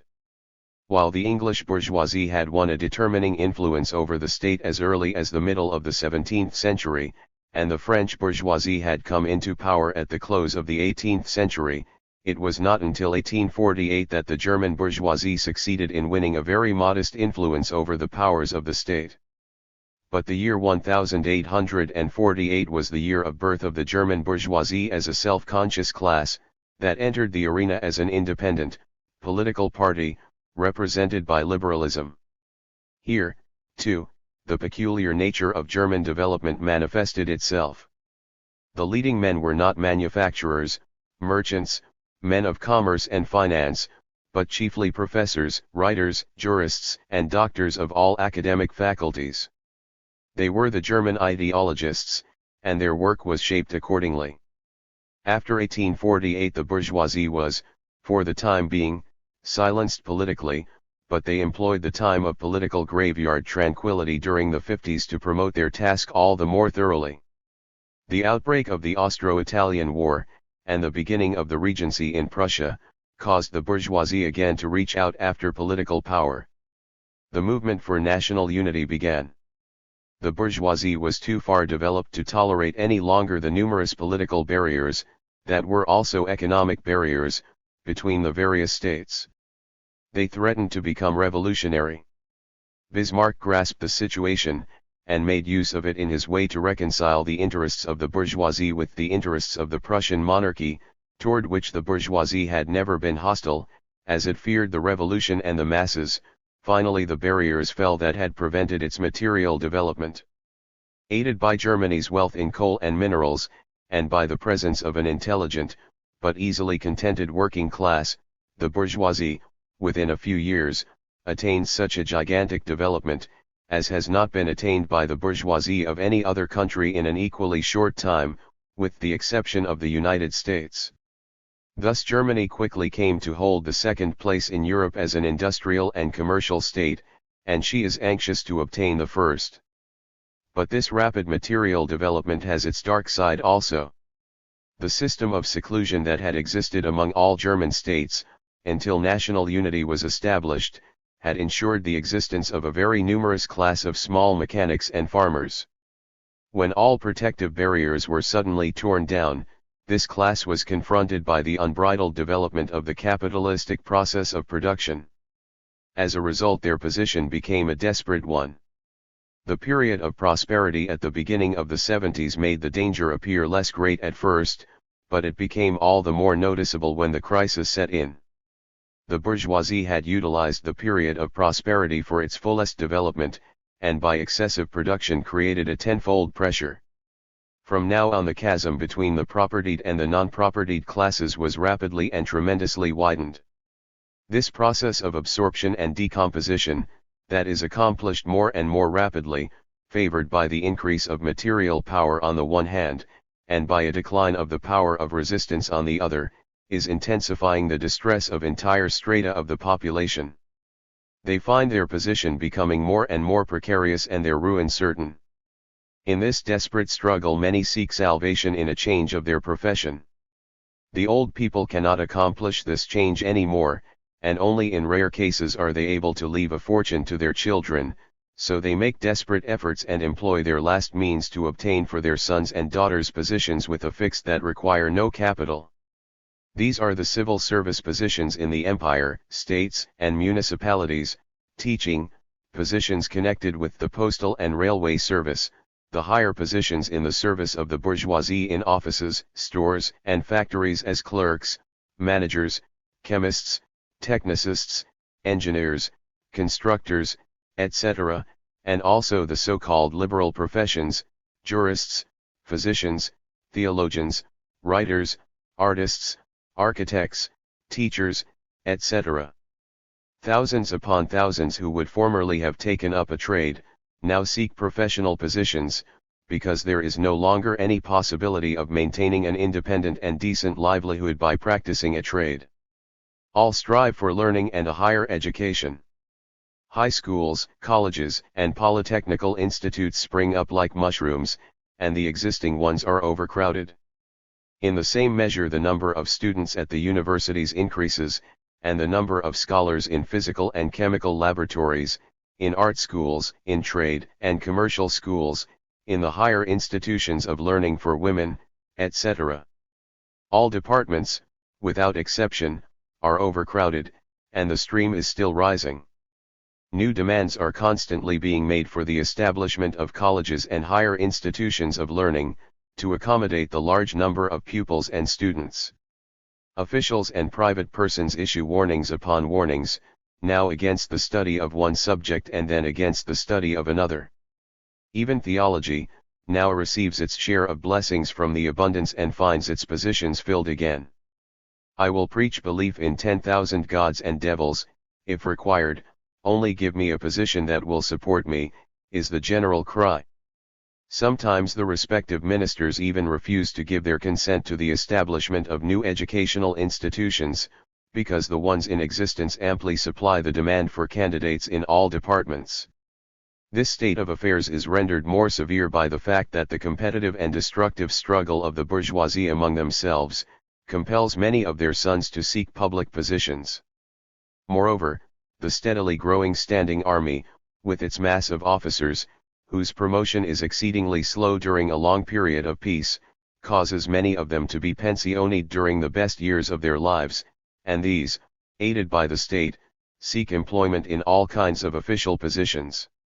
The great number of candidates for civil service positions, from lower grades of the army, rob other strata of their living. To this must, furthermore, be added that the swarm of imperial state and municipal officials of all degrees, educate, and must educate, their children mainly for professions, like the ones enumerated above. The social position, education, and requirements of these classes make it necessary to withhold their children from the so-called lower occupations, but these, as a matter of fact, are overcrowded also. The system of 1-year voluntary service in the army, that, upon the attainment of a certain degree of education and a certain material sacrifice, permits young men to complete their military service in 1 year instead of in 2 or 3, also increases the number of candidates for offices and positions. There are, especially, many sons of wealthy peasants who do not care to return to their native villages and the professions of their fathers. As a result of all these circumstances, the proletariat of scholars and artists and of the so-called liberal professions, is more numerous in Germany than in any other country. This proletariat is constantly increasing, and is bearing the fermentation and dissatisfaction with existing conditions into the highest strata of society. This youth is aroused and incited to a criticism of the existing order, and helps to hasten the general decomposition. So these conditions have brought about that the German social democracy took the leadership in the gigantic struggle of the future.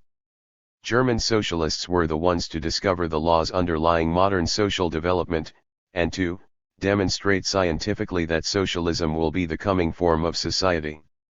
Karl Marx and Friedrich Engels took the lead. They were followed by Ferdinand Lassalle, whose agitation fired the masses. German socialists have also been the pioneers of socialistic thought among the workingmen of other countries. Half a century ago, Buckle wrote, as a result of his studies of German education and culture, that Germany possessed a number of the greatest scholars, but that in no other country, the gulf between the class of scholars and the mass of the people were equally great. This was true of Germany, as long as science was limited to that circle of scholars who stood aloof from that practical life. But, since Germany has been revolutionized economically, science has been pressed into the service of practical life. Science itself became practical. People began to recognize that science attained its full value only when it helped to promote the comforts of life. The development of capitalistic production on a large scale forced this recognition upon us. As a result, all branches of knowledge have been democratized in Germany during the last decade.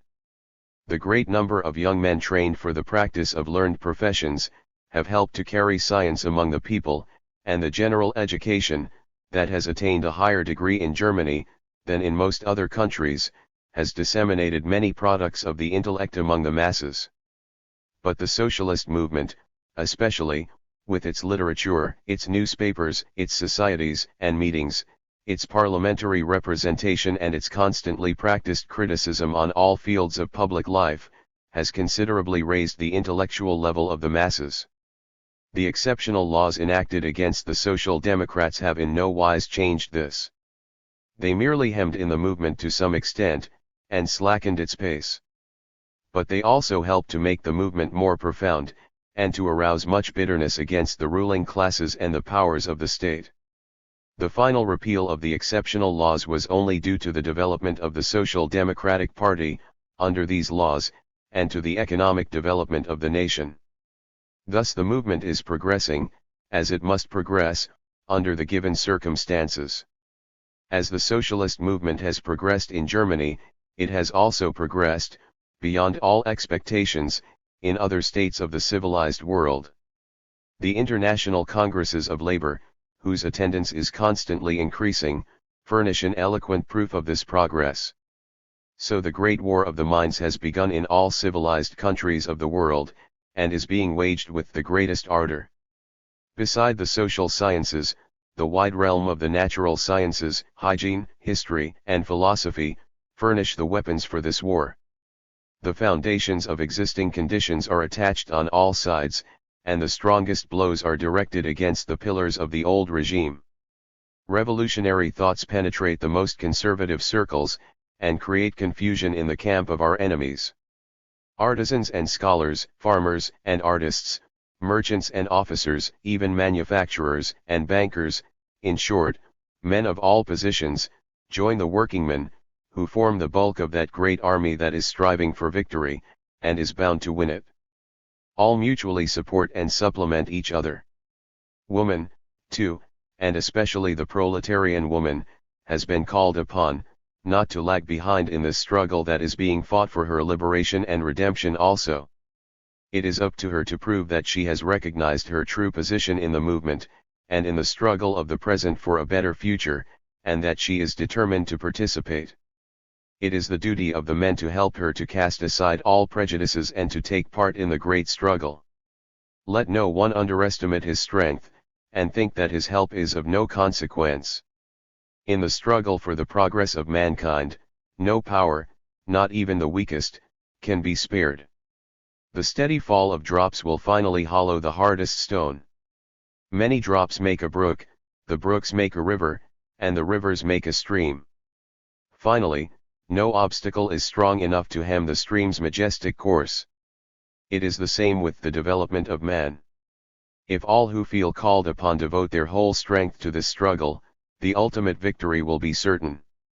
This victory will be all the greater, the more eagerly and unselfishly each one pursues the mapped out path.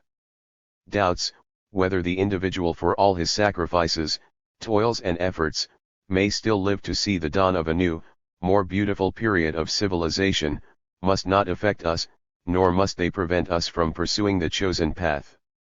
We can neither determine the length, nor the nature of the phases of development, that this struggle for the highest aims must still pass through. We can do this as little as we have any certainty in regard to the duration of our lives. But as we are dominated by the joy of living, so may we also cherish the hope that we may five to see this victory. We are living in an age that rushes forward with 7-league boots, and that makes all enemies of a new, higher order of society tremble. Every day furnishes new proof of the rapid growth, and the tremendous spread of socialist thought. Everywhere there is motion and progress. The dawn of a better day is drawing nigh. So let us struggle and strive onward, regardless of where and when the boundary posts of a new and better age for mankind will be raised. If we should fall in the course of this great struggle for liberation, others will take our place. We will fall with the consciousness of having done our duty as human beings, and with the conviction that the goal will be attained, no matter how the powers hostile to humanity may oppose and resist the triumphal march of progress. The future belongs to socialism, that is, primarily, to the worker and to woman.